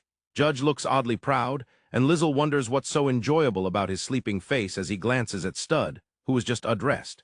He'd expected Stud to snort, thinking it natural for an escort mission, but that expectation is completely betrayed. All three of them see it, an imaginary bolt of lightning strike down behind the still expressionless Stud. When you say side by side, how close are we talking, you lucky dolt? The way back was a bit cramped, so about like a semi-double. Plus, he even held my hand. The fact that this is a conversation between two men who are well past being boys just makes it all the more absurd. Lizel, who is at the center of the topic, has already adopted a watchful posture with a gentle smile, ready to accept whatever comes. Gil coughs, trying and failing to hold back laughter. When Judge mentions the hand-holding, the three of them see a second lightning bolt strike down behind Stud. Judge puffs out his broad chest, and Stud, apparently annoyed, straightens his posture and looks up at Judge from below with his usual flat face. Aren't you acting a bit too cutesy, considering merchants are all schemers?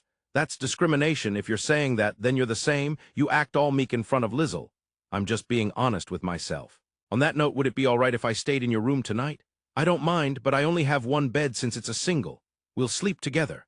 With that abrupt shift in topic and that deadpan, smug face, Lizel finally realizes that Stud is, in fact, drunk.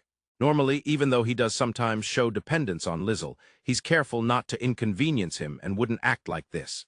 Lizel doesn't find it a bother, but he does wonder if Stud will remember anything in the morning, and thinks this while conveniently forgetting his own situation with alcohol. He pictures the bed he always uses and wonders whether two men can even fit in it. Maybe they should move to a double room just for tonight. If he says he wants to sleep together, then sleep together with him. You're enjoying this, Gil? Gil grins, watching Stud out of the corner of his eye. Following his gaze, Lizel sees Stud's opaque expression turned toward him, staring. If you look very carefully, there's a hint of pleading in his eyes, something most people would miss, but Lizel catches it and smiles wryly. Aside from the bed getting a bit cramped, he has no reason to refuse. He soothes the sulking Judge, who mutters that it's not fair and agrees. Stud nods once and then immediately collapses. Gil hurriedly reaches out so Stud doesn't faceplant into a plate, but the fact that he doesn't twitch at all lying, there is enough to make them worry. Maybe he drank too much. Studcun, are you all right? When he hits his limit, he always suddenly falls asleep, so I don't think there's anything to worry about. Didn't think you'd hold up better than him. That's surprising. Under Gil's gaze, Judge gives his usual bashful smile and admits that people say that a lot. The fact that he neither apologizes nor flinches shows that he, too, is drunk. It's probably about time to call it a night. They'll be walking back to the inn with Stud, but Judge will be returning alone to his shop. It's not that far from here, but if he gets too drunk or it gets too late, it'd be worrying. Proprietress, thank you for the meal. Sure. She nods once and smoothly hands the bill to Gil. Maybe she heard their conversation at the start, or maybe she simply judged that Gil is the one who should pay in this group. Gil pays with a scowl showing no hint of drunkenness. Lizel smiles, thinking he'd like to see a thoroughly drunk Gil someday, and gently shakes Stud's shoulder. Studcun, come on, let's go home together. We're going home together. After a brief pause, a small but clear voice answers. Maybe he sobers up fast, Lizel thinks, but despite his answer, Stud's body doesn't move from where it's leaning on the table. When Lizel pats his back gently, Stud's hand reaches back and grips his hand in a clingy way, but it doesn't seem like he can lift himself. Even when the guild staff have drinking parties, the normally dependable Stud almost never ends up like this. But tonight, maybe because he's surrounded by people he trusts, he has let himself go. Guess we should have Gil carry you. I don't want that. This time the reply comes instantly. Stud stands up slowly. He doesn't wobble, but given how he's usually so sharp, the sluggishness is unusual. Judge, who has seen this a few times and knows he'll be all right, opens the door and glances back. Stud, you okay? I don't need your concern. Why are you always so cold to me? Stud walks through the open door and Judge slumps, shoulders sagging, his brows drooping. When Gil, having finished paying, is the last to step out, the door closes, shutting off the tavern's warm buzz. Outside, the street is wrapped in darkness, nearly deserted and quiet. Lizel, still sober, feels his mood settling. Well then, I'll head this way. Are you sure you don't want us to see you home? Yes, and I'd be really happy if you invited me again sometime. Lizel smiles and nods at Judge's tentative words. Judge smiles brightly, gives a small wave, and walks off. Lizel has, if not a perfect grasp, at least a solid understanding of the safety in the areas he frequents. If there were a bad part of town between here and Judge's shop, he'd insist on escorting him, but this is a nice neighborhood with good streets and good security. He's confident nothing will happen. And as Stud says, Judge isn't the type to just stand there and take it, which is another point of reassurance. Let's go. You're really soft on younger guys. They're cute. Dunno how you see it, Gil mutters, looking down at Stud. The chill that he usually radiates has softened, and although his tone is still flat, there's a vaguely dazed air about him. It's complicated, but the fact that he can now recognize that difference probably means they've become closer. If Lizel has taken a liking to him, then no doubt he's far more capable than ordinary people. Gil has no intention of denying that. Whether they can or want to be friends is another question, but this feeling of being drawn into the same world by Lizel is something that only those involved can understand. Put nicely, they're comrades. Less nicely, they're rats in the same hole. Come to think of it, Studcun is unusually combative with Gil. Lizel suddenly speaks up. It's true that Stud, who is all flat indifference to those he doesn't care about, sometimes snaps at Gil. Before Lizel came, he simply didn't talk much to Gil at all, but increased opportunities for conversation wouldn't, by themselves, change how he treats someone. Gil nods with a sigh. I kinda figured. The only reasons he picks fights with me are that he resents me for traveling with you and mutual dislike. He'd hate to hear me say it, but we've got similar parts. Lizel thinks about the similarities between the two men who don't seem alike at all, and soon understands. Red flickers atop a roof. The quiet, clean-up-like execution ends as if nothing happened. It's not that he can put those similarities into specific words, but Lizel agrees that the two are alike in some way. On the rooftop, something red moves. Stud, still holding the ice knife, melts it down and lets it fall into the pool of blood before silently dropping back to the street. We should hurry and go to bed together. Yes. Let's leave the talking for tomorrow. Lizel smiles as if nothing has happened. Gil looks past the pool of blood, sighs once, and thinks that in that sense Lizel is just like Stud. Gil is a bottomless drinker. He doesn't get hangovers. Judge stays tipsy for a long time once he gets drunk. He does get hangovers. Stud takes a long time to get drunk, but once he does, he goes down pretty quickly. He doesn't get hangovers. All three are basically strong. This time, they just drank too much. Stud did not know where he came from. By the time he became aware of himself, he was already living in the dark, surviving by doing nothing but killing people with ice mana. Weapons that melted away without leaving any evidence seemed to be highly valued. And he spent his days killing the people named by a man. It was always the same man who appeared from somewhere from time to time, earning money for it. He felt no value at all in the money that was handed over to him, and since he only used it for the bare minimum of food, there was always some left over. Gold coins were heavy and noisy to carry around, and the young Stud never even reached the idea of depositing them somewhere, so he simply buried them in one place or another in large clumps. Those days came to an abrupt end. An adult different from the man who always brought him information about his targets appeared before Stud. Stud felt no sense of danger. He didn't consider what he was doing to be wrong, and there was enough of a gap in ability that he was certain he could kill the adult in front of him if any harm was intended.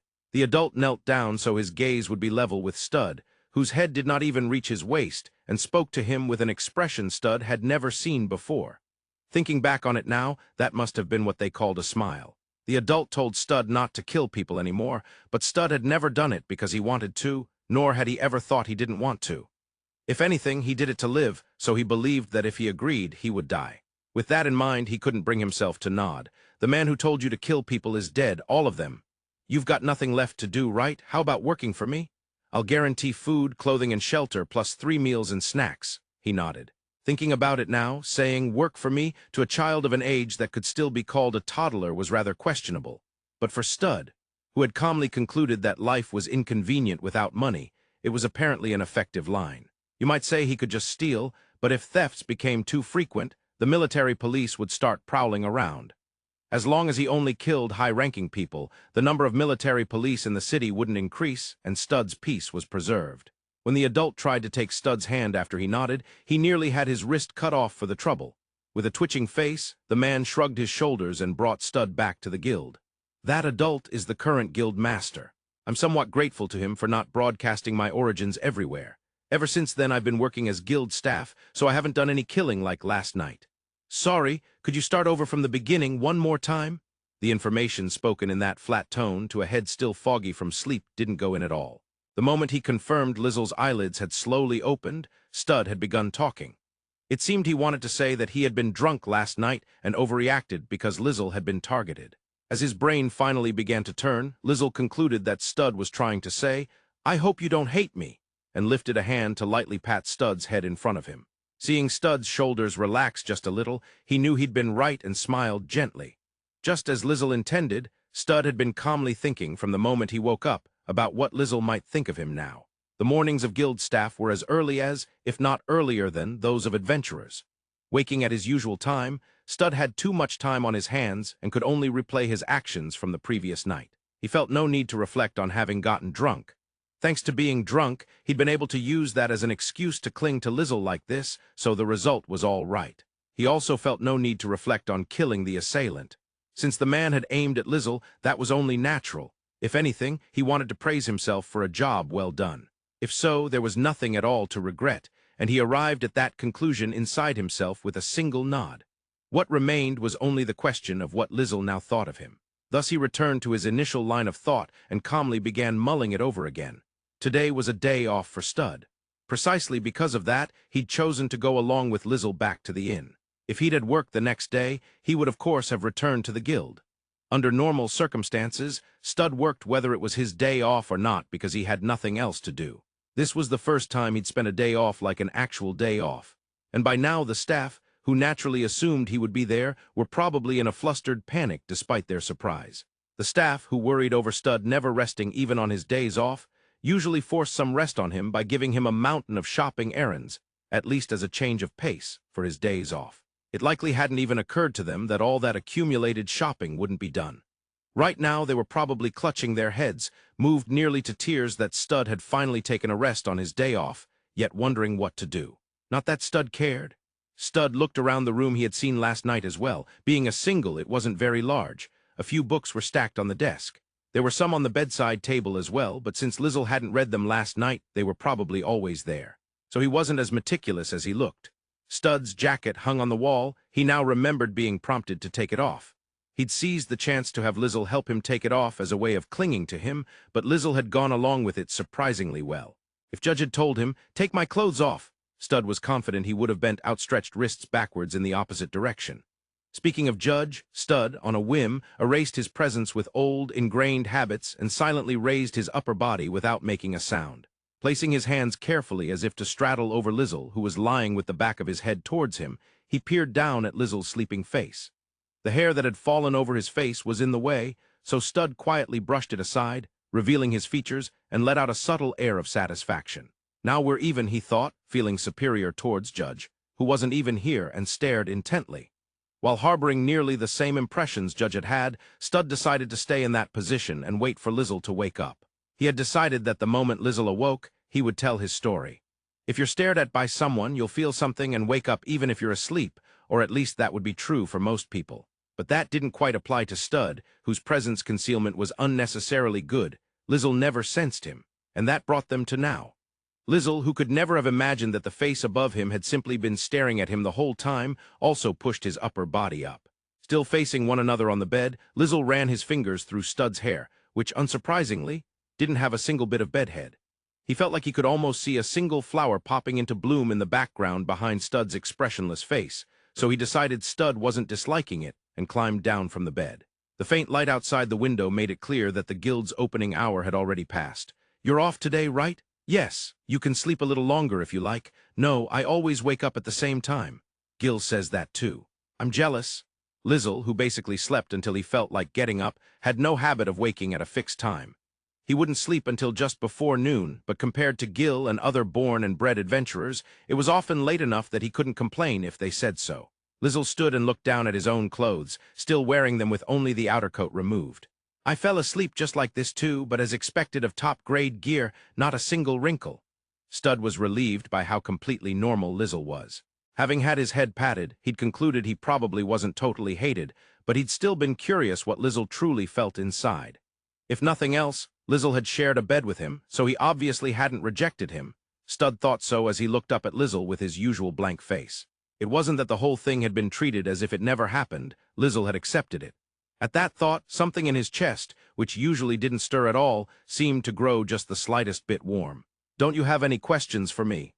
"Let me think. I'm a little worried whether what happened yesterday will cause you any trouble, Stud Kun." The man was clearly some kind of bandit. "Even if his body is found, it won't be an issue." Stud answered flatly to Lizel's faint smile. In truth, flowers were popping one after another in his mental background because Lizel was worried for him, but even Stud himself didn't notice that, and Lizel had to stifle a laugh, finding it amusing. Lizel bent forward to bring his gaze level with Stud, who was still sitting on the bed, and gently cupped both his cheeks as if to admonish him. "If something similar happens in the future, don't get involved if it will put you at a disadvantage. I will give full consideration so that you are not inconvenienced. But you're telling me to just watch. I can defend myself too, and if something happens to you, that's more inconvenient for me." Depending on how one listened, that could be taken as I'll have fewer people who move for my sake. But Stud felt nothing but great joy at those words. For Stud, kindness without calculation or disguise was what was truly frightening. Kindness without a reason always carried the risk of vanishing for no reason. If the kindness Lizel showed him had been that kind of reasonless kindness, Stud would never have accepted that hand, no matter how drawn to it he might have been. But it was different. Lizel was kind to Stud precisely because he was competent. Stud knew Lizel had no intention of exploiting him and that there was no malice. He merely had a tendency to like capable people, a tendency stronger in him than in most. Even so, kindness with a reason would not go away as long as Stud continued to uphold that reason. Understood. If something similar happens, I'll act only within the range that causes no trouble for you or for me. That feels a little different from what I said. Lizel chuckled at the way Stud seemed to have convinced himself with his own interpretation and withdrew his hands. With his eyes following that retreating hand, Stud also stood. If you like, shall we have breakfast together too? I'd be glad to. Lizel smiled at Stud's expressionless nod and handed him his jacket. After putting the jacket on and stepping into the corridor, clear early morning air flowed in through the open windows. Listening to the slightly lively sounds from downstairs, people must have been starting their day. The two descended the stairs together. Think Gil's still in the room? No, he seems to have gone out early this morning. He might have slipped into the labyrinth to warm up a bit. No adventurer dove into a labyrinth just for a warm-up, but Stud didn't think anything of it and simply nodded. He had no interest or concern as to why other adventurers entered labyrinths, so he wasn't surprised by Gil's behavior. He just thought, so there are people like that, I see. He was, however, certain that Gil would be back by the time he had to leave Lizel's side. Or perhaps he simply thought Stud wouldn't leave Lizel until Gil returned. Given last night, Stud had no desire to leave Lizel alone either, so on that point his guess wouldn't be far off. After confirming with Stud that the inn's breakfast was fine, Lizel pushed open the dining hall door. Most of the people staying in this inn stayed for relatively long periods, so almost everyone was used to Lizel's presence. A few adventurers who caught sight of Stud behind Lizel nearly choked on the food they were shoveling down, but just barely held it in. These were adventurers capable and prosperous enough to afford this not-so-cheap inn, so their agitation would pass quickly, though the impact would linger. "Oh, Lizel-san, did that boy stay over last night?" "Yes, it was already past your bedtime, landlady, so I didn't get a chance to ask permission. Do I owe you for the room?" "You shared a room, didn't you? I don't mind. I'll throw in breakfast too. Huh, that uniform's from the guild, Lizel-san. You really are an adventurer, huh?" "You still didn't believe that?" Lizel gave a wry smile at the landlady's hearty laugh. She still, as always, casually popped the fact that Lizel was an adventurer right out of her mind. But with guild staff at his side, she finally seemed convinced. Her attitude towards Stud, who bowed and thanked her for taking care of him, was the exact opposite of how she'd treated Ain and his group. Apparently she was in a far better mood this time. Social standing and manners really do matter, Lizel thought as he sat at the table they were shown to. "Good morning, Mr. Noble. Good morning. You came back even though you said you were going somewhere." "Yes, good morning. Teach me more study again, okay?" A little girl toddled over to the table and beamed up at him as she spoke. Despite the trouble that had arisen before, the children in this neighborhood still found it amusing and refused to stop calling him Mr. Noble. The girl was also staying long-term at the inn because of her parents' jobs, so Lizel saw her frequently. Incidentally, Gil had made her cry once. They'd just run into each other when Gil was in a foul mood, so it was really just bad luck on both sides. "Today you're with a different big brother, huh?" Smiling, the girl turned her gaze to Stud. Stud, on the other hand, remained utterly expressionless. Coldly, perfectly expressionless as always. The flat silence made the girl's expression falter with a small huh, and she began to fidget, glancing at Lizel for help. Lizel, having decided to observe their first contact, only smiled and did not throw out a lifeline. When he waved to the girl's worried parents to show everything was fine, they relaxed, whispered, "He's just a bit awkward," and also settled into watching. Their target of concern thus became both their own child and Stud. Since Lizel and her parents were both there, the girl didn't cry, but flustered, she tried her hardest to talk, looking up at Stud. "Are you Mr. Noble's friend?" Well, big brother, you have a really pretty face. Thank you very much." At long last, a reply came, and the girl instantly broke into a smile. Lizel, for the record, could tell that Stud, for all his flat delivery, had been thinking hard about how he should respond. Since he worked constantly at the guild, Stud had no chances to interact with children. That silence had been the result of carefully considering how not to harm Lizel's reputation with his actions. But even Stud had to admit that might not be the best way to treat a child. In the end, with that simple word of thanks, the girl seemed satisfied and skipped back to her parents. "Was that a compliment?" "It was. Do you usually teach children?" "Only very occasionally. It seems people find me easier to approach than Gil." On days when he didn't take requests at the guild and went out for a change of pace from reading, Lizel was sometimes accosted by children. Children coming home from the local school never approached if Gil was there, but if Lizel was alone, they would call out to him. If he had the time and was in the mood, Lizel would gladly help them with their homework. On days when he wasn't, he refused, so it truly was only sometimes. His explanations were considered easy to understand and often earned gratitude from the children's mothers. But when those mothers later learned he was an adventurer, they were uniformly shocked and confused. However, when the children once playfully brought him a young man, apparently a student at some prestigious academy, and Lizel calmly explained that man's report for him, the grown-up's opinion of Lizel skyrocketed. Being good at study seemed to win parents over in any world. The young man had had dead eyes and muttered to himself when they brought him in, but after listening to Lizel's explanation, he'd gone home overjoyed, shouting, "Now I can finally sleep." Come to think of it, you did call him your student once. You seem used to teaching. I was like a private tutor, but I only ever taught that one student. As they were talking, breakfast was brought out. Breakfast menus tended to end up similar day after day, but since this inn had many long-term guests, they never stopped thinking of ways to vary it. Rice, bread, noodles, the staple alone ranged from pizza to sandwiches, among other varieties, and there were potatoes as well, making for a rich line-up. Today the basic breakfast was minestrone soup packed with sausage, baguette, and salad. Anyone could have free refills on those, and if you paid an extra fee, they'd add meat or fish. Those extra dishes took some time since they were made to order, but the inn staff prepped most of this the night before. Being an innkeeper was not easy. They finished eating their meal as they chatted. As Stud slowly drank his after-meal coffee, his gaze suddenly shifted to the outside of the dining hall.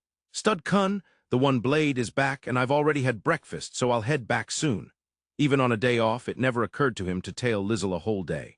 From what he'd heard, Stud was as sensitive to presences as Gil, no doubt because of his assassin-like past work. It seemed he'd sensed Gil returning. That's a nice skill to have, Lizel thought, as he tilted his head slightly at the way Stud, having drained his coffee, stared fixedly at him. "I don't know why you're being targeted, but please be very careful." "Thank you, you be careful too, Stud Kun." At Lizel's words, Stud gave a small nod and stood. Lizel fluttered his hand in farewell, and Stud raised his own as if to answer. Then, as always, lowered it without actually waving. Just as he was about to step out of the dining hall, he ran right into Gil, who was coming in from the other side. Gil had likely just taken a quick shower. Stud regarded him in his usual flat way. Gil, hands still on the door, looked down at him thinking, "What now?" and didn't move aside. Stud walked under Gil's arm through the open door and started past him, then suddenly stopped. "Quit it with the you two look alike, battle junkie. Like I want to say it either." Apparently, Gil's words from last night had reached Stud up on the roof. Gil grimaced back at Stud's obvious distaste. Their glaring match in the one exit of the dining hall was far too intimidating for ordinary people to squeeze past. "Don't block the doorway," Lizel called over. The two of them glanced at him, then Stud resumed walking. "If you want to stay by his side, then protect him with everything you've got. One blade." Leaving only that, Stud walked off, and Gil snorted as if to say he didn't need to be told. If Gil and Stud ever fought, Gil would definitely win. That was precisely why Stud could leave Lizel to him. It wasn't something as pretty as trust between them, just a simple fact. To Lizel, watching this exchange with coffee in hand, it only made their similarity more obvious, and he smiled faintly. "I can only think of that thief lot we dealt with. The arrows were exactly the same." Lizel and Gil were walking side by side toward the guild. Because Lizel's party rank had risen to C, he was now able to take B-rank requests as well, and he wanted to see if anything new had appeared on the quest board. He wasn't hurting for money, but he wanted to build experience, so he visited the guild fairly diligently. As they walked, they discussed the previous night's attack, neither of them showing any sign of tension. "I don't think there are any thieves dumb enough to go for revenge just because you killed some of their buddies. The fact that they're coming after me and not you is, I don't know. Maybe they think I'd be easier. You're the one who shot at the one we let get away. Maybe they're holding a grudge." In his original world, Lizel had maneuvered carefully so as not to make enemies, but in this world he found himself the target of grudges time and again. Sometimes it was hatred because he'd formed a party with Gil, sometimes because he'd spoken with Layla. But for Lizel, who in his old life had never been free to gain certain experiences because of his position, he seemed almost to enjoy them now. Of course, that was only on the premise that his life wasn't in danger. Lizel's personal view was that all experiences were worth gaining at least once, even if they put him at a temporary disadvantage. But we didn't hear a peep for the 3 days it took us to reach the capital city afterward, so I doubt it's just a grudge. If it were a simple grudge, the attackers would already be dead. But it's not over yet. Lizel smoothly picked up where Gil left off, smiling. Gil sighed in exasperation. It wasn't as though he'd felt some gaze from beyond the attackers the way Lizel had, yet Lizel still spoke as if there was something more. In fact, Gil had sensed another presence separate from the attackers. Sensing a presence that thoroughly concealed was something that could only be called intuition, but he was sure he wasn't mistaken. If someone like that existed, then the attackers had only been decoys. Assuming they wouldn't be targeted anymore would be far too optimistic. The same arrows, the thief-like attackers, it's all on purpose. Guess they want to scare me? I can't say I don't get the feeling. I'd like to crack that calm of yours at least once myself. You're not supposed to be siding with the attackers. Lizel gave an exaggerated sigh and thought over this unseen, actual assailant. If the person truly hated Lizel, this wasn't the method they would choose. Most likely they wanted to place him under constant pressure by having him feel continuously targeted, making him anxious. The desire to slowly torment their prey bit by bit was sadistic, yet childishly so. And the fact that they were aware of Gil's presence, yet still made a move, gave off a decadent air, as if they didn't care what happened to themselves as long as they were entertained. The problem was that their chosen method wasn't merely childish. It would probably have been effective if it wasn't me they were up against. You think there's anything that could shake you? You really think that, do you? I really do. Gil stated this with a straight face and pushed open the guild doors. Now that their party rank was C, they could take B rank requests. Wondering if there were any interesting ones posted, they headed for the quest board. As the two of them discussed which request might be good, a light set of footsteps approached. Gil glanced back and nudged Lizel with his elbow. Lizel, who had been staring at a flyer that read Urgent, Theater Help Wanted, raised his gaze. Ah, yesterday's? I'm 11. Please let me join your party. All right, start over. Solo C rank, strong points, good voice and good looks. Weak points, I look scrawny and I stand out too much. You're both good looking, so I thought I'd feel insanely superior if I joined your party, so I'm applying. You dropped the lies, but as adventurous self-promotion, that's a failure. Try again another time. I'll be back. As a number of eyes around them looked on in exasperation, the lack of ridicule was proof that Eleven's words weren't lies. However, that was not how an adventurer was supposed to pitch himself to join a party. With that unchanging smile, Lizel rejected him, and 11 grinned and strolled out of the guild as lightly as he'd come in. Gil looked down at Lizel, who was seeing him off, with a dubious expression, then sighed as he glanced at the request sheet in Lizel's hand. You're gonna take that? It just caught my eye. Urgent, Theater Help Wanted rank, non-client, Traveling Theater Troupe Phantasm, reward, 10 silver coins plus bonus details. Recruiting personnel who can flexibly assist with setup and backstage work as needed. Those capable of using magic to infuse mana into stage devices also welcome.